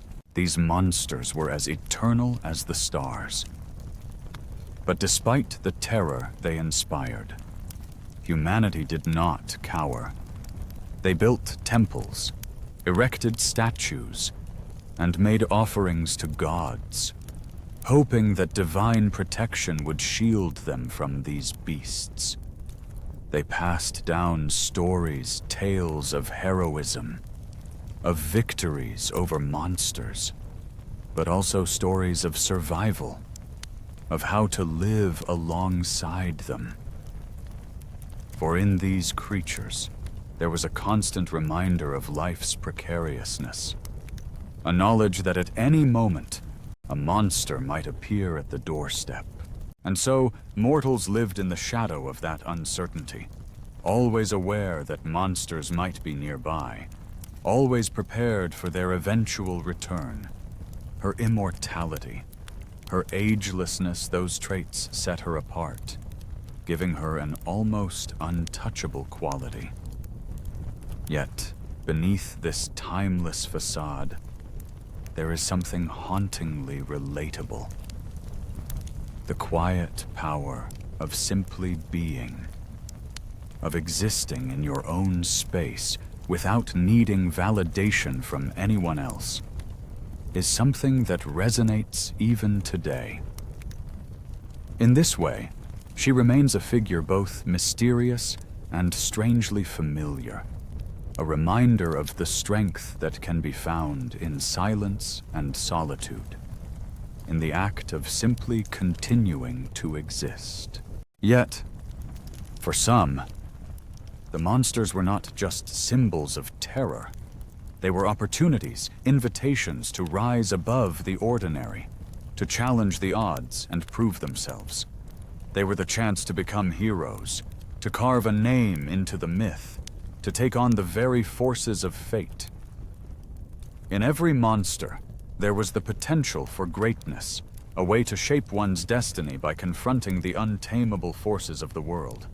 And in that struggle, in that confrontation, heroes were born. For many, the heroes of Greek mythology seemed untouchable, almost like figures carved in stone, immortalized in songs and stories that echoed across the ages. But for others, their lives were a darker tale. It wasn't about glory or triumph. It was about bad luck, misfortune, and the randomness of fate. A wrong turn, a scream in the night, an unexpected encounter. These heroes weren't immune to the world's cruel whims. They were reminders of a truth that most didn't want to face. The world wasn't built for comfort, not even for the gods' favorites. It was a place of wild beauty, yes, but it was also a land where wings sliced through the air, where massive scales moved beneath the waves, and where eyes lurked in the dark, watching, waiting. And when the gods, either through boredom, carelessness, or cruelty, grew tired of their immortal games, they let the monsters run free. There's something almost paradoxical about the Greek heroes. They were the stars of legends shining brightly in poems, their images cast in bronze, their names whispered through generations. Achilles, Heracles, Jason, Odysseus heroes, whose stories are etched into the very fabric of history. But if you took a moment to look deeper, beyond the surface of their glory and their triumphs, something unsettling might start to emerge. What if it wasn't all worth it? What if, for all their fame and eternal recognition, their lives were something much darker and tragic? To be a hero in Greek mythology wasn't simply to bask in the warm glow of eternal glory. No, it was to live a life of torment and sacrifice, a life hunted by monsters and gods alike.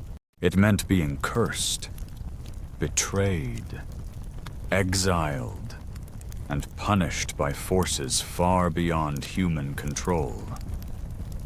A hero might win battles, defeat creatures, or survive impossible odds. But the price was always steep. You were celebrated, yes, but also disposable. You were a tool in the gods' game, a fleeting figure meant to shine for a moment before being snuffed out by fate. And almost always, the end was tragic. It wasn't about living forever in peace, but about a fleeting moment of glory, followed by inevitable ruin. What makes a hero truly heroic in Greek mythology is not just their strength or their victories. It's their ability to endure the crushing weight of their destinies. Every hero, whether they knew it or not, was doomed to face the wrath of the gods, the betrayal of friends, and the certainty of death. They were bound to suffer, but in their suffering, they became legends, Would you trade your peace for such a life? Would you risk everything for the fleeting chance to become a name that echoes through time, to be remembered? Yes, but only in a story that never lets you forget the cost of being truly heroic. Let's start with the story of Achilles, perhaps the most iconic figure in Greek mythology. The very embodiment of Greek heroism, stronger than any man, faster than most, and gifted, or perhaps cursed, with a monumental choice. He had the opportunity to live a long, quiet life in the shadows, away from the battlefield, or to die young, earning eternal glory in the process. For a man like Achilles, the decision was a no-brainer. After all, this was the world of Greek myth, where longevity and peace were never the goal. Glory, fame, and immortality were the true prizes. So, Achilles set sail for Troy, ready to embrace his fate. For 10 long years, he fought fiercely in the Trojan War. His might was unmatched, and his wrath left a trail of devastation. He killed Hector, the greatest warrior of the Trojans, and in a display of vengeance and raw power, dragged Hector's lifeless body around the walls of Troy, taunting his enemies. It seemed as though nothing could stop him. He was a living legend, feared by friend and foe alike. But as all heroes do, Achilles was destined for an end, and fate had a final trick in store for him. One morning, as the story goes, Achilles was struck down not by a spear or sword, but by a single, well-aimed arrow. The arrow was guided by Apollo, the god of prophecy and archery, and fired by Paris, the Trojan prince. This was no ordinary arrow. However, it was aimed precisely at the one vulnerable spot on Achilles' body, the heel. The irony of it all is almost cruel. Here was a man who had defeated armies, a man who was the pinnacle of strength and valor, undone by a single, tiny weakness. It was a reminder that even the greatest heroes have their Achilles heel, their fatal flaw. The story of Achilles is both tragic and poetic. His invincibility, his unmatched power, and his unrelenting wrath couldn't protect him from fate.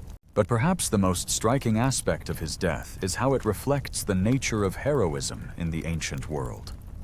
Heroes like Achilles were never meant to grow old, retire, and live out their days in peace.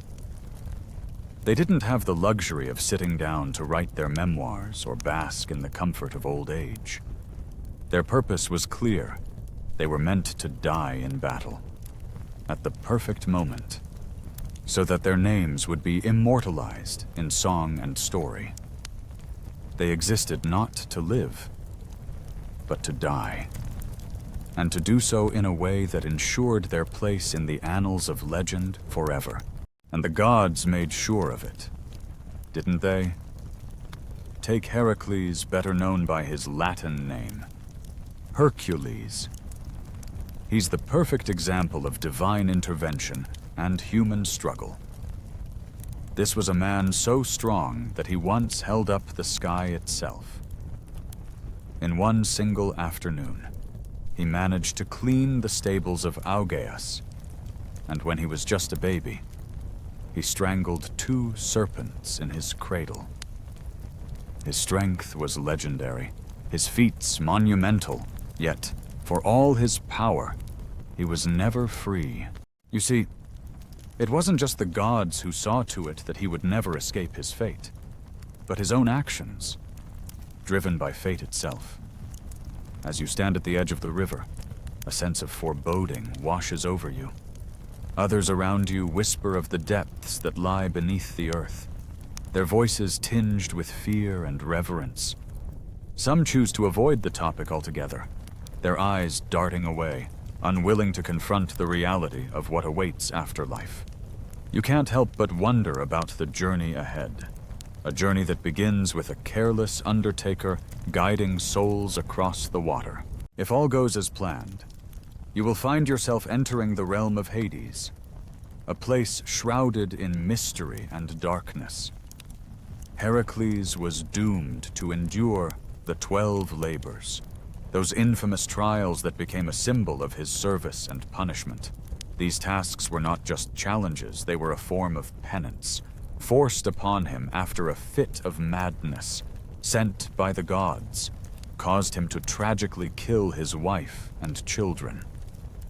The punishment, endless labor. But each of these monstrous feats he had to complete was far more than a mere task.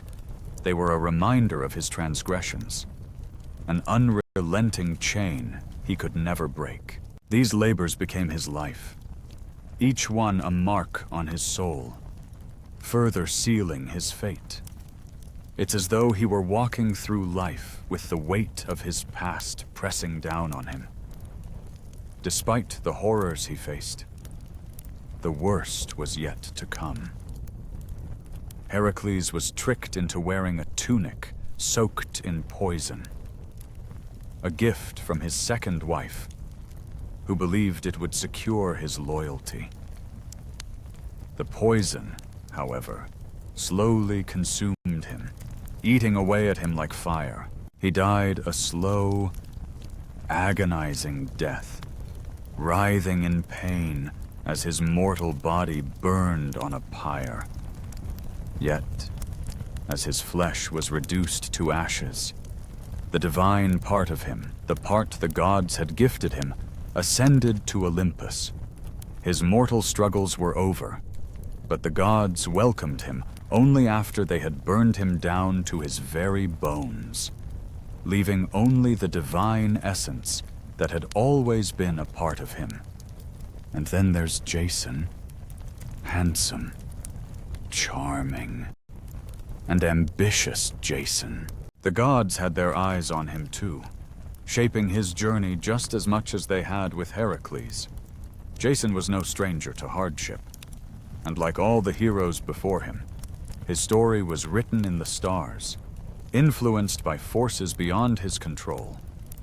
Yet, despite his charismatic nature, the challenges that awaited him would test more than just his strength. They would test his very soul. He gathered the greatest team ever seen in mythology, the Argonauts. Together, they embarked on a legendary voyage. Their mission nothing short of extraordinary to claim the Golden Fleece. The journey itself was nothing less than a spectacle, fierce monsters lurking in the shadows, the legendary clashing rocks threatening to tear their ship apart, and lands steeped in magic that seemed to shift and change with every passing moment. And at the center of it all was Medea, a sorceress of unparalleled power, a woman as brilliant as she was terrifying. She was both his greatest ally and the source of his ultimate downfall. Medea didn't just assist Jason in his quest. She was the one who ensured their success. She killed for him, made sacrifices that tore apart her own family, and betrayed her roots for a man she loved. Yet, when the dust settled, when they returned victorious with the Golden Fleece in hand, Jason's heart had already turned elsewhere.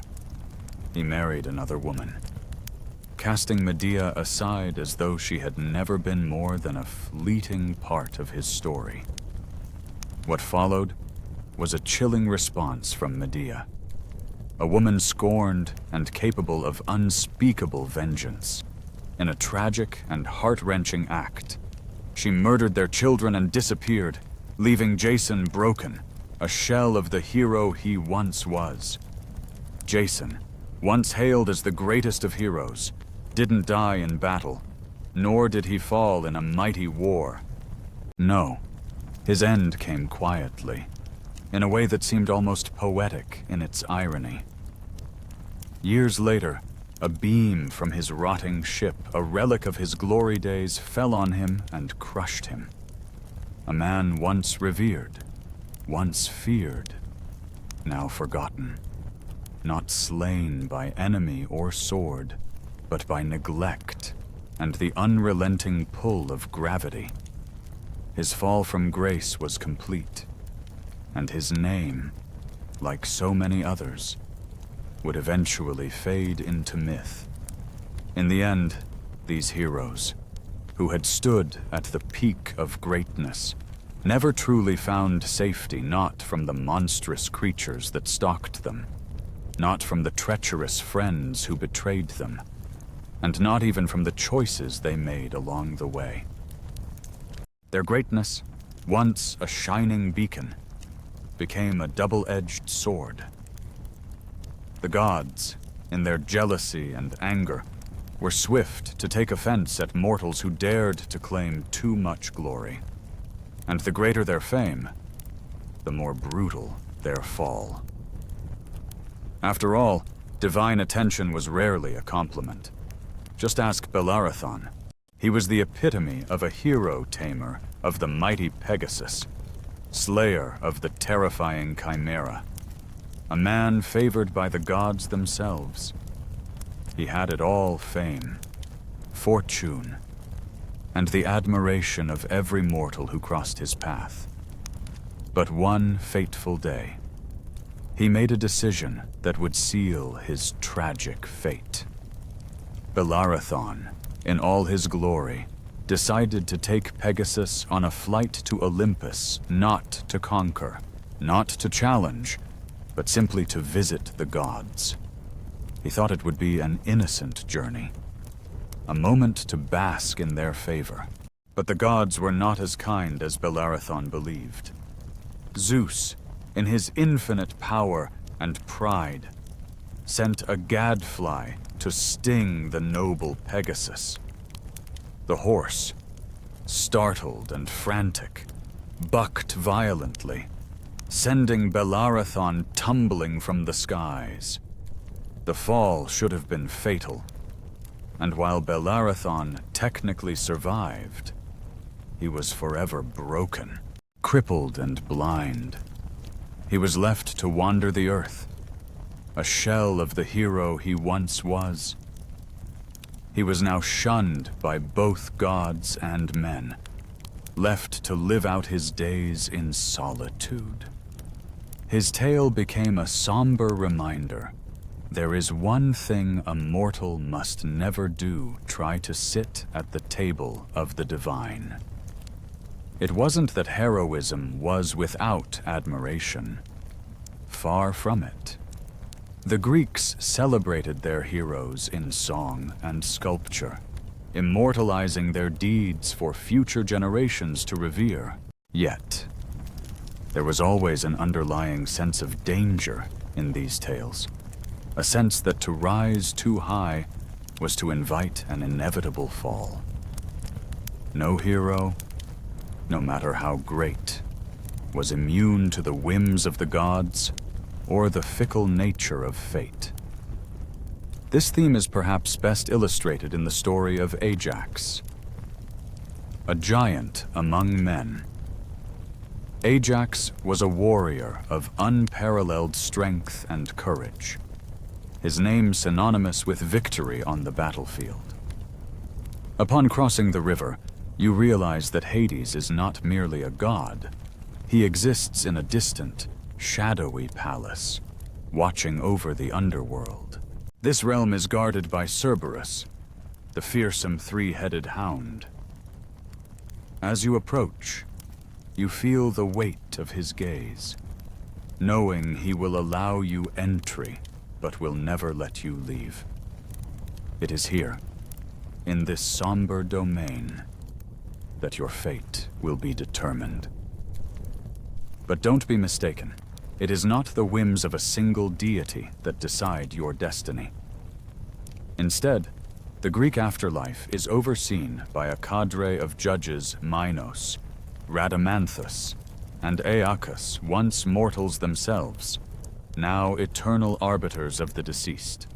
When Achilles fell in the war, Ajax was seen as the natural successor, the one to wield the great hero's armor.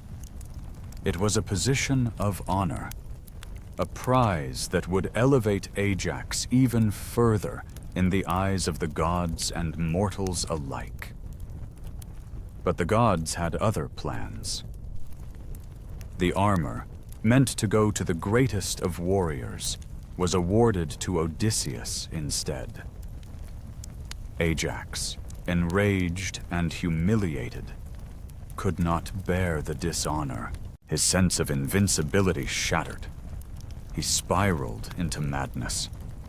It was a tragic turn for a hero who had once stood at the very pinnacle of mortal achievement.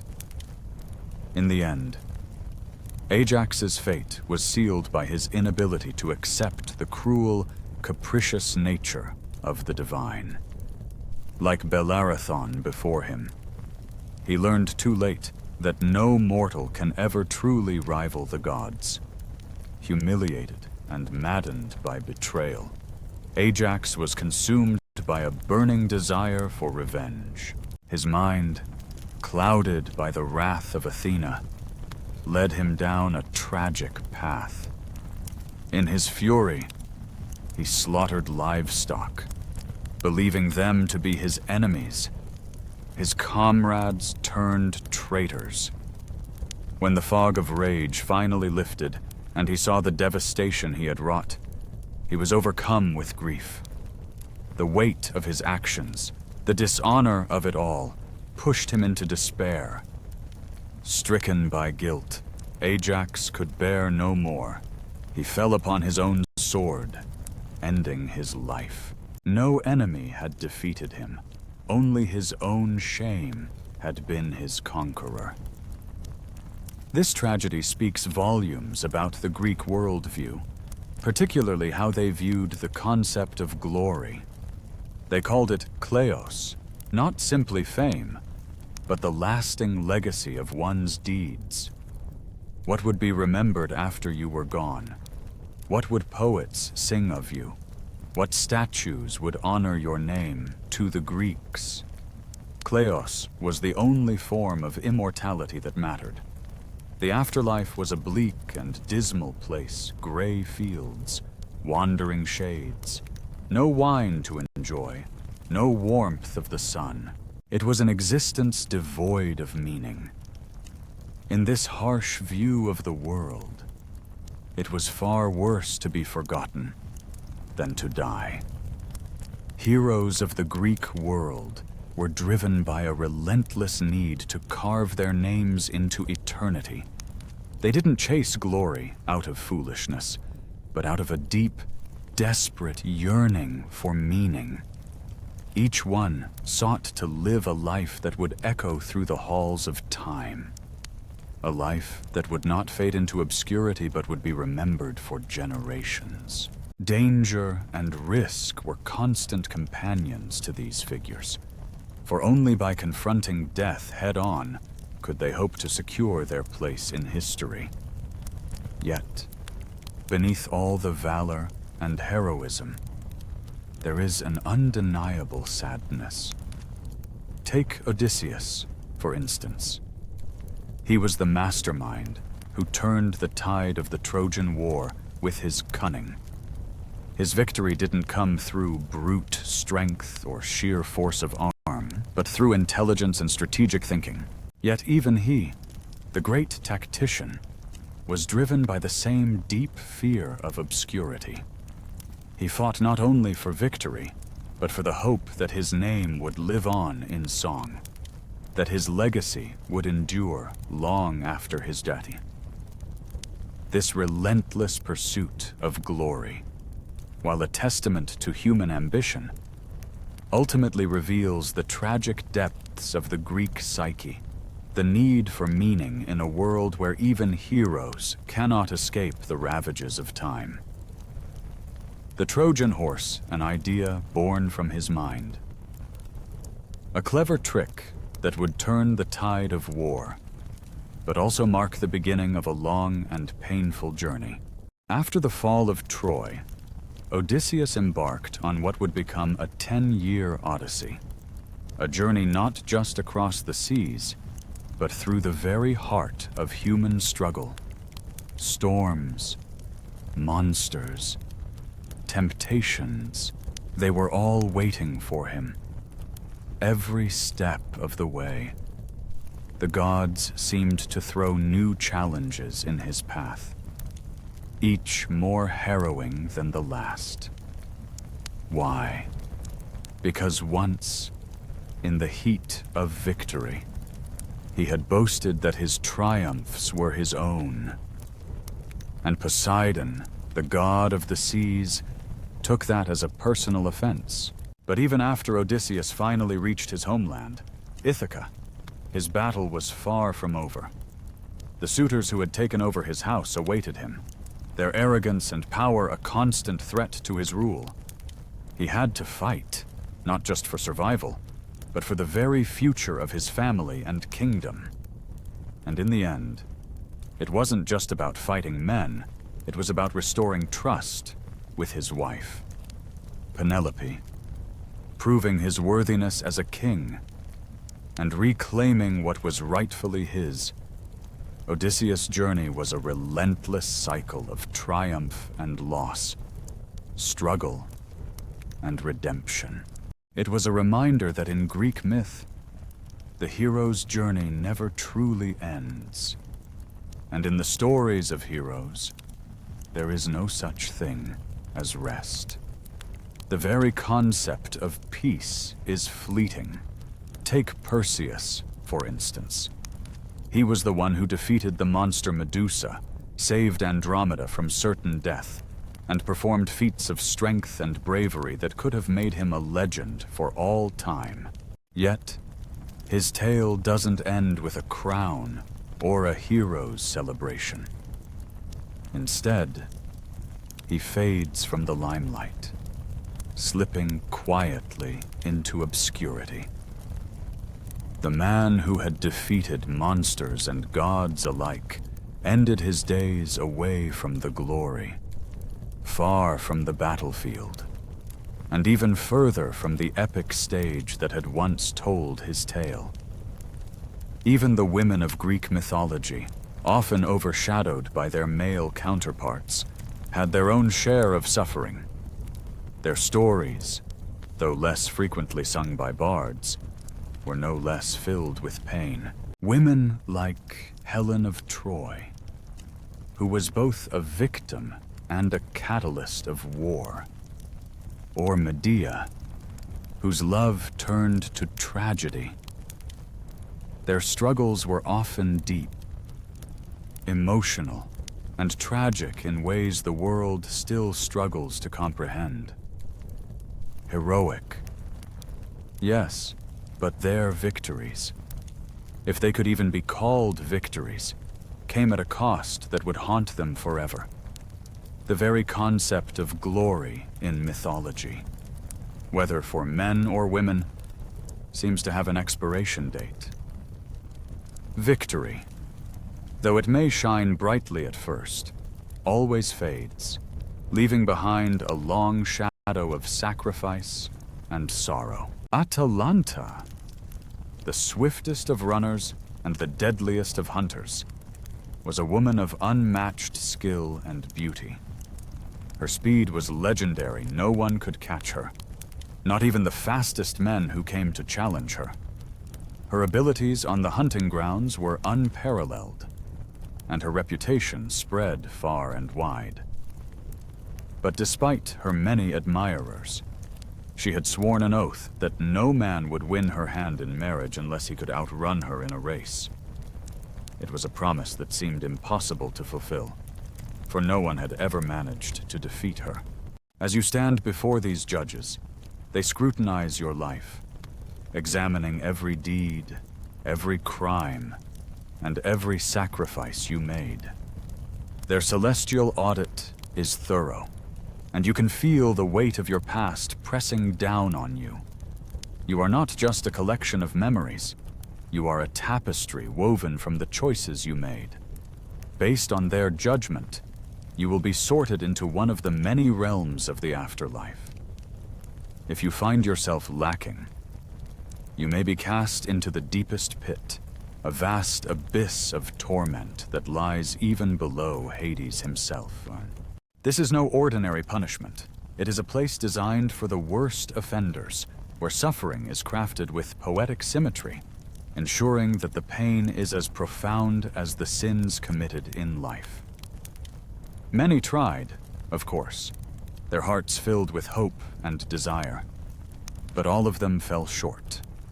Some were fast, others strong, but none had the endurance to match Atalanta's unrivaled speed. Yet, their failures did not discourage her.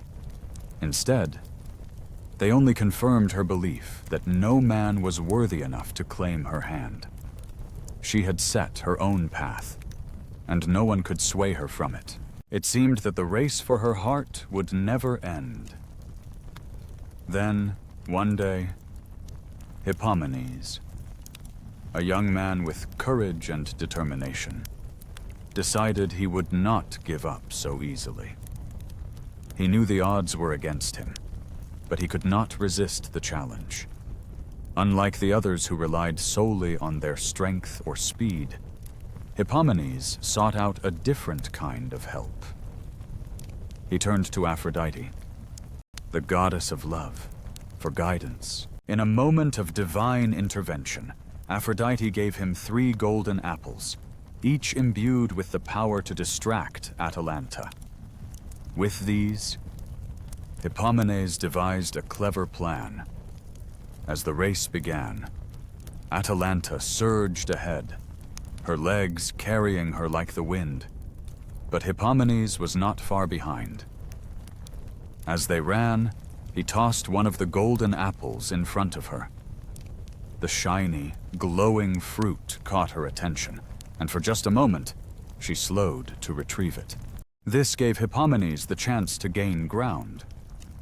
He threw another apple, and again Atalanta paused, unable to resist the lure of its beauty. With one final toss, he secured his victory, crossing the finish line just before her. Atalanta, surprised by the outcome, realized that she had been outwitted. For the first time, someone had beaten her in a race. And in that moment, the proud hunter who had sworn never to marry found herself bound to Hippomenes, the man who had won not by speed, but by strategy and cunning. The race, once a challenge of sheer will, had now become a tale of love and trickery, a story that would be told for generations. In this moment, you realize the gravity of your existence. Each choice you made, every moment of kindness or cruelty, has led you to this very point. The underworld is not merely a destination. It is a reflection of your soul. A place where justice is meted out with unwavering precision. As you stand before the judges, you brace yourself for the verdict, knowing that the echoes of your life will resonate through eternity, shaping not just your fate, but the very essence of who you are in the afterlife. Tantalus, a man driven by his own twisted desires, committed an unimaginable crime. He murdered his own son and, in a sickening act, served him as a sacrifice to the gods. As a punishment, the gods condemned him to stand forever in a shallow pool of water, forever surrounded by a fruit tree that hung just within his reach.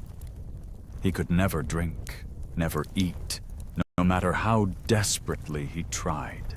Each time he stretched for the fruit, or leaned down to drink the water, they slipped just out of his grasp. It was a curse of eternal longing.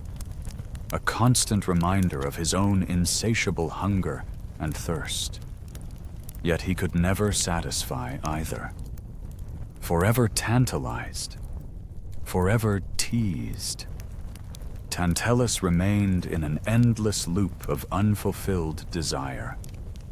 At the very bottom of this bestiary of fears and wonders, you might find a creature lounging like a volcano on its day off, a being that embodies both terror and awe. It's a maternity ward of sorts, a place where the wild gives birth to legends. But who was this creature? And why did the Greeks envision such a being? The answer lies in the duality of fear and fertility, a reflection of their understanding of the world around them. They recognized that nature, in all its wildness, held the power of life and death, creation and destruction. Then there was Sisyphus, a man who had cheated death twice a feat no mortal should have dared attempt.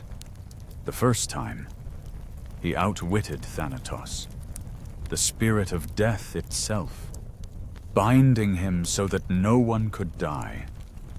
The second time, he tricked the gods by convincing his wife not to bury him when he died, ensuring his return to life.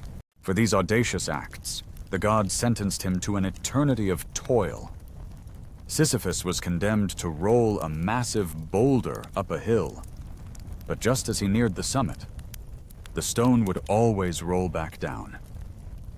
It wasn't just the physical labor that broke him, it was the relentless futility of it all.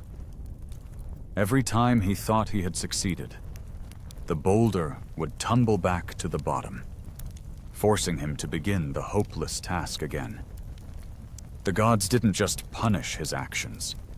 They made his punishment a cruel cycle of endless effort with no reward, no end in sight.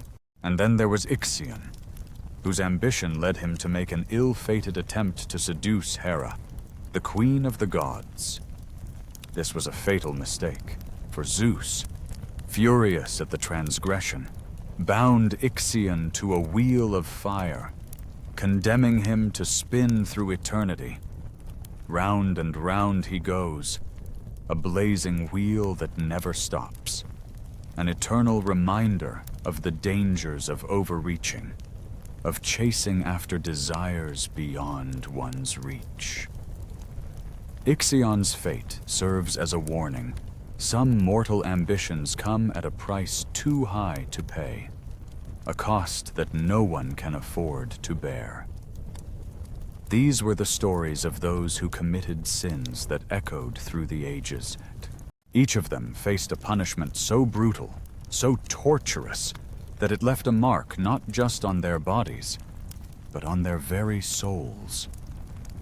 However, for all their suffering, it's important to remember one thing: these fates were rare.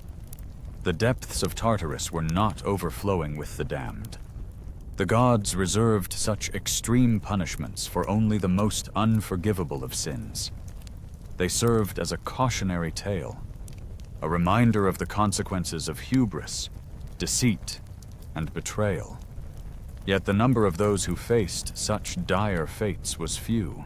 Most souls, as you may already know, were neither evil enough to deserve torment, nor virtuous enough to receive any grand reward.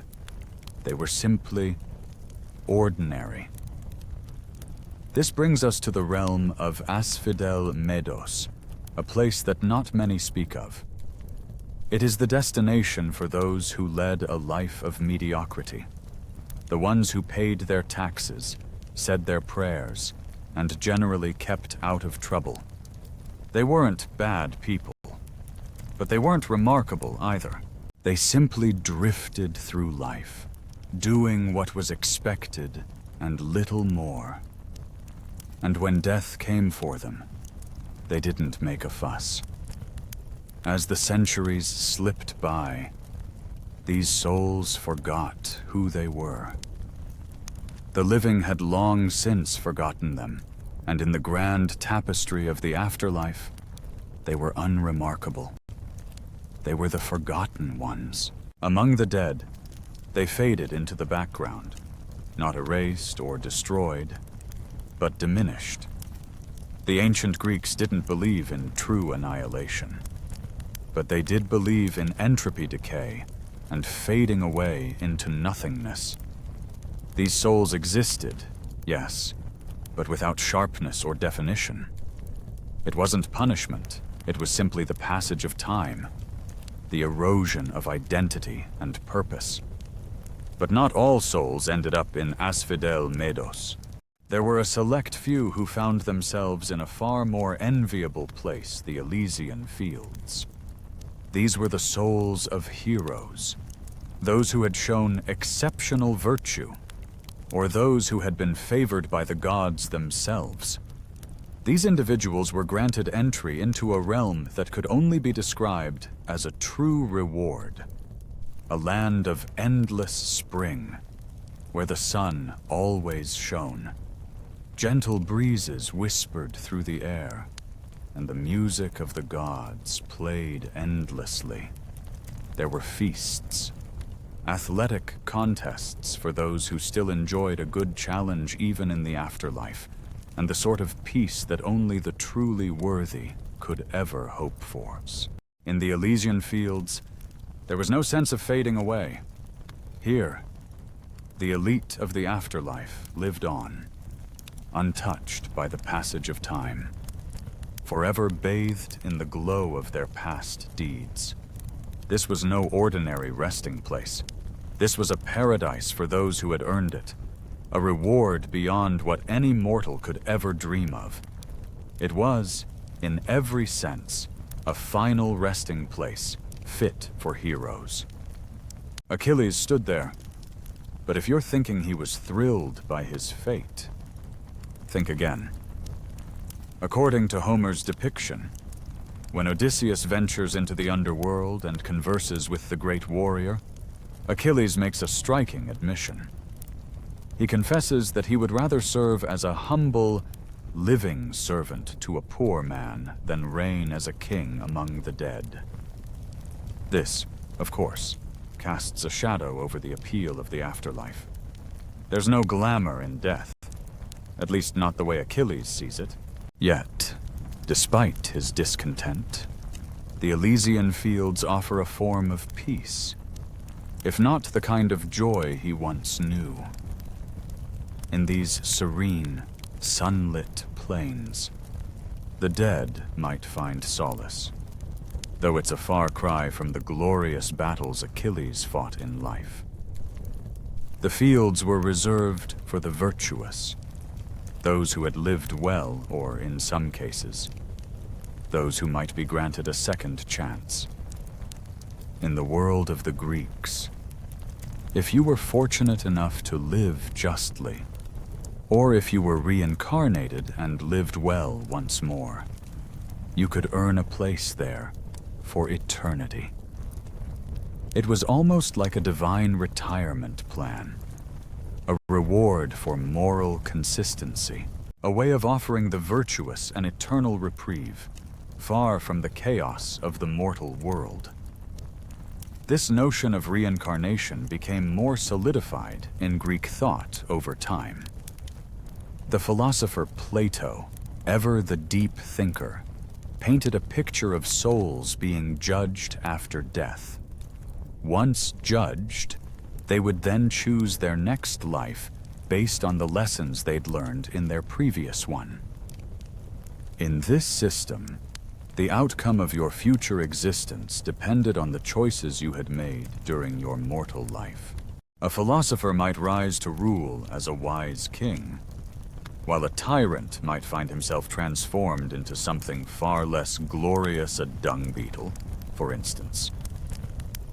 In the ancient world, the wilderness was not meant for leisurely hikes or panoramic selfies. It was a realm of danger, a place where the unknown lurked behind every tree and rock. The Greeks understood that the wild was alive, crawling with things that existed beyond their comprehension.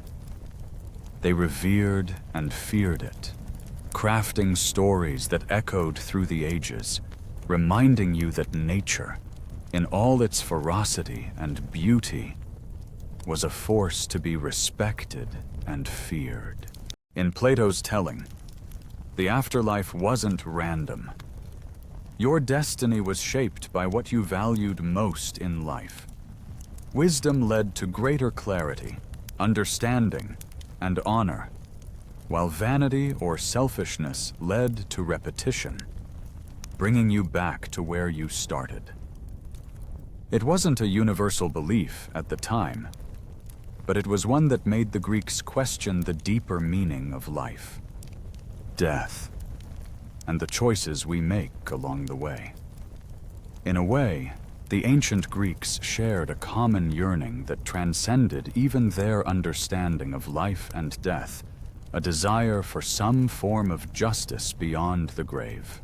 Despite this deep longing, the underworld, in their mythology, remained as it always had been, a place of silence and unyielding darkness. The gods of Olympus may have lived forever, untouched by time or mortality, but for mortals, even the most beloved ones, death meant a descent into shadow. There was no divine light to guide them, no promise of reward for their faith, only the cold, endless quiet of the afterlife. Even the heroes who dared venture into this dark realm, figures like Odysseus, Aeneas, and Orpheus, found themselves changed, haunted by what they had witnessed. They returned, not as they once were, but burdened with the weight of what they had seen and experienced. For them, the underworld was not just a place, but a force that left its mark.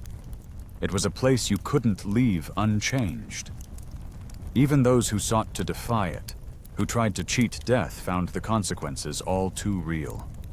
Orpheus, for instance, looked back too soon and lost his chance to reclaim his wife from the underworld. Persephone, too, was stolen by Hades, and though she ate only 6 seeds of a pomegranate, the simple act bound her to return to the underworld each year. These stories, though different, had a common thread: mortality. In the Greek worldview, was not something to be escaped or defied. It was inevitable. Death was not a force of evil, not something to judge or to mourn. It was simply a part of existence, arriving when it would, unbidden and unrelenting.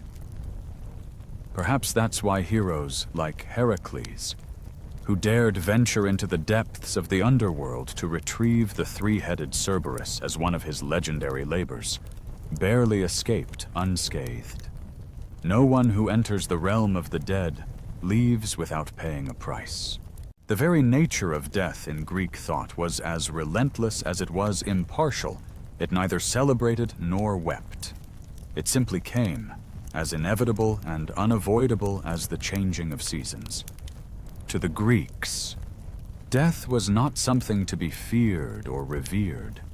It was a natural force that played its role in the grand cycle of life. The underworld, though shrouded in mystery and darkness, represented an unavoidable conclusion for all mortals. Heroes, gods, and even the most favored of mortals were all bound to face it in the end. And in that darkness, there was no escape, no victory, only the silence that followed the inevitable. Vanitas, the spirit of death, was not cruel. He moved in silence, a pale figure with wings that fluttered as quietly as a whisper. You never saw him coming, and yet, when he arrived, your story came to an end. But it didn't really end, did it? No. It simply continued, just without a plot. The narrative of your existence shifted, no longer tied to the living world. And what followed was not a final chapter, but a transition into something else. A new chapter where you no longer had a voice, a story, or a place in the living realm. The Greeks understood this concept intimately. For them, death wasn't just a matter of sorrow, it was an essential reality of life. They believed in the profound importance of burial rites, a tradition that went far beyond the need for grieving. To them, burial wasn't merely a ritual for the dead. It was a necessity. It was the final action that ensured the soul wasn't left wandering, lost in some endless purgatory. To be left unburied was worse than death. It was to be trapped, a restless spirit, cut off from the world of the living and from the afterlife. The Greeks believed that even enemies, those they had fought and defeated, deserved a proper burial, not out of compassion, but because it was the only way to ensure their souls would not linger, tormented and forever unrestful. Offerings to the dead were common, too. The Greeks poured libations into the earth: wine, milk, honey, olive oil. They knew the dead couldn't drink these gifts, yet they offered them just the same. The offerings were more than gestures. They were symbols. By feeding the earth with these gifts, the living maintained a connection to those who had passed, keeping the bond intact between worlds. This act wasn't just about honoring the dead, it was a quiet reminder that life, too, would one day lead to the same fate. The Greeks didn't mourn the dead only because of grief. They understood a deeper truth. They prayed. They sacrificed. They built tombs. And they whispered names, not out of fear, but out of duty. The afterlife, though quiet and still, was not empty. It had its own presence, its own space. And memory, in the eyes of the Greeks, was the one thing that could truly defy the passage of time. The name of a person whispered in a prayer, etched in stone, was the only thing that could survive beyond death's grasp. So, even as the living moved on with their lives, they kept the memories of the dead alive, carrying them forward through each offering and each prayer. For in memory, they knew the dead continued to exist, at least in some form, an echo of their lives that would never fully fade. If no one remembers you, you fade away into nothingness. It's as though you never existed at all, just a fleeting memory erased by time. But if they do remember you, if they tell your stories, visit your grave, speak your name, then you linger softly, dimly, but still there. And that, my friend, is why the greatest fear of all wasn't fire or punishment. It wasn't death itself, either. The real terror was being forgotten. Heroes chased glory. Poets wrote epics. And great wine names were carved into stone. This was their way of defying time. Because even if the gods themselves ignored you, even if the universe turned its back on you, fate would still remember you. And in that memory, you'd endure, if only for just a little longer. You gave birth to the things that frightened you, bringing them to life in a way that only you could understand. Echidna was the very embodiment of that belief. She represented the wild, untamed forces that existed just beyond the boundaries of the city-state. Not evil, but untamable. She wasn't something meant to be worshipped in the traditional sense, but rather something to be respected, like the wild growth in the underbrush or the sharp gleam in the eye of a predator. She was both a warning and a marvel, a creature of chaotic fertility. Now, imagine this living every moment of your life with the unsettling feeling that you are being watched. Not just by one person, but by dozens, perhaps even hundreds. From the sky, the sea, the forest, the half-light of dusk, and even from the shadows, they're all watching. Some are curious about your offerings, while others are fascinated by your mistakes. And each of them has an opinion about you, about everything you do. Welcome to the world of the immortals in ancient Greece. In this world, the gods weren't distant figures, residing in some lofty heavenly realm beyond the clouds, emerging only for grand, cosmic events. No, they were close. They were everywhere. They were involved in the lives of mortals in ways you might never have imagined. They didn't wait for moments of great significance to intervene. They were part of the everyday. Every action, every word, every choice you made was seen, judged, and often whispered about in places where you couldn't even hear.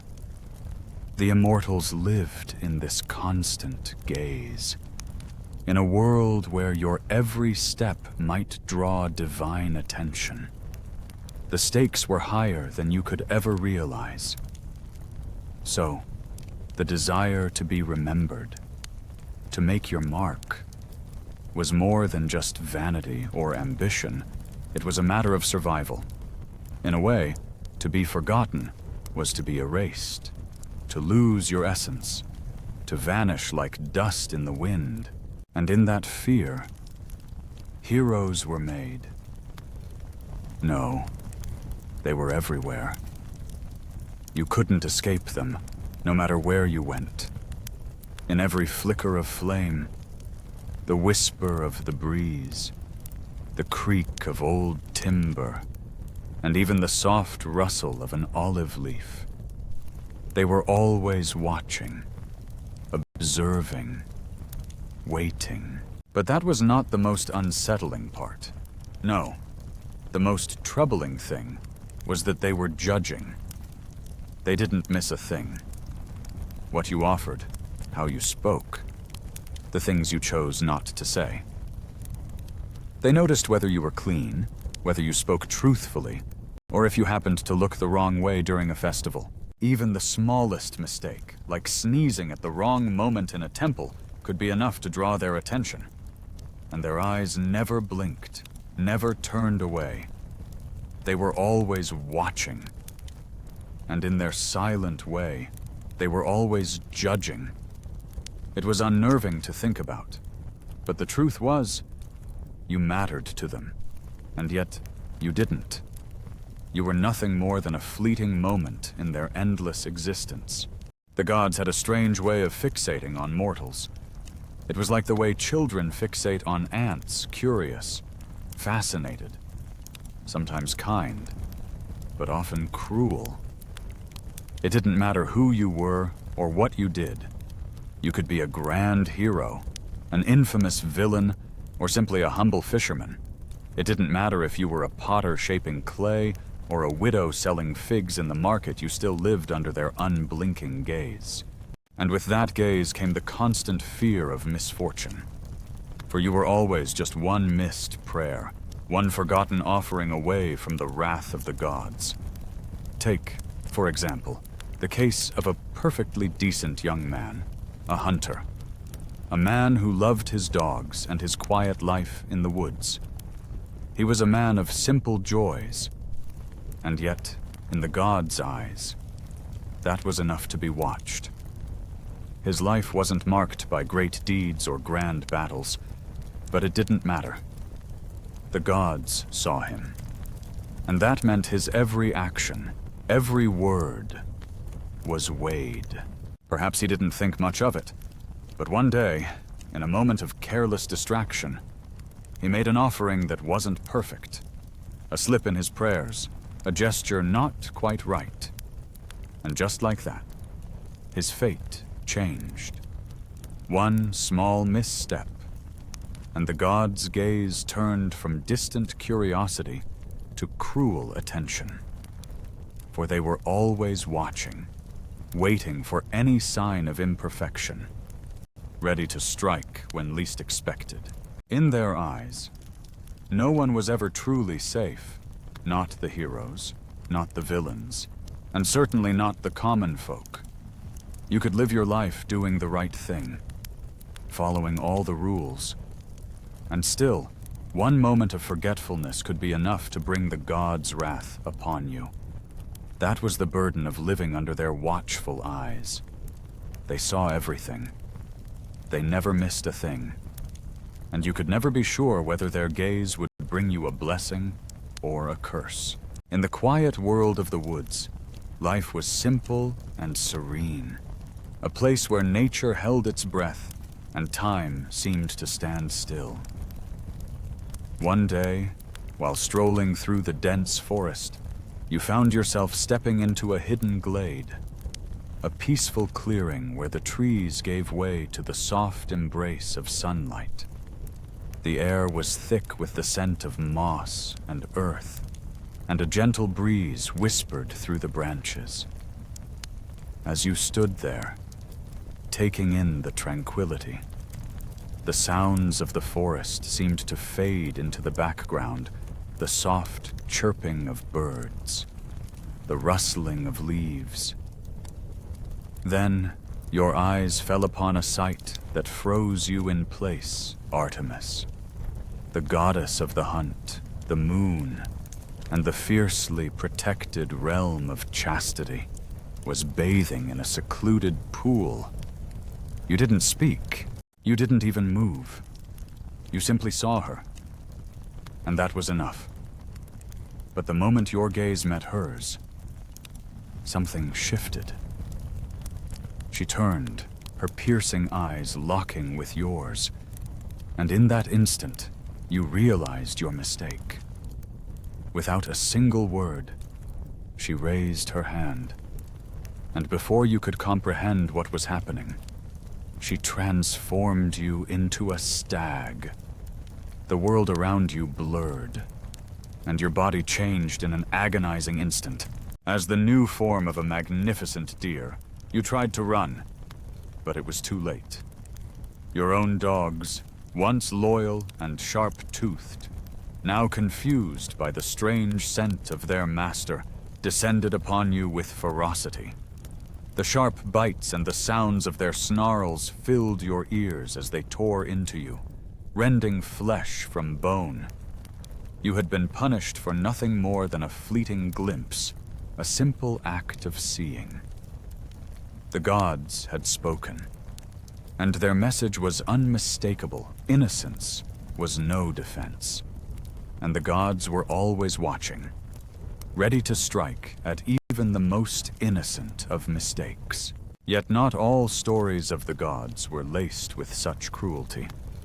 Take, for example, the story of Baucis and Philemon, a rare tale of kindness and warmth, though one that still carried a lesson, sharp as a dagger.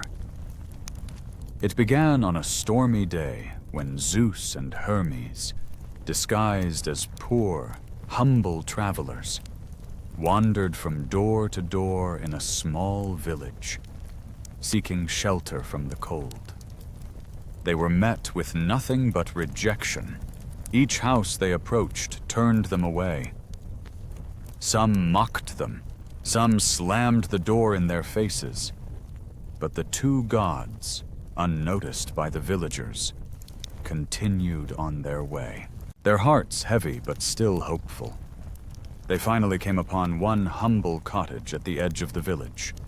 The door opened to reveal an elderly couple, Baucis and Philemon, who, despite their own poverty, welcomed the strangers with open arms.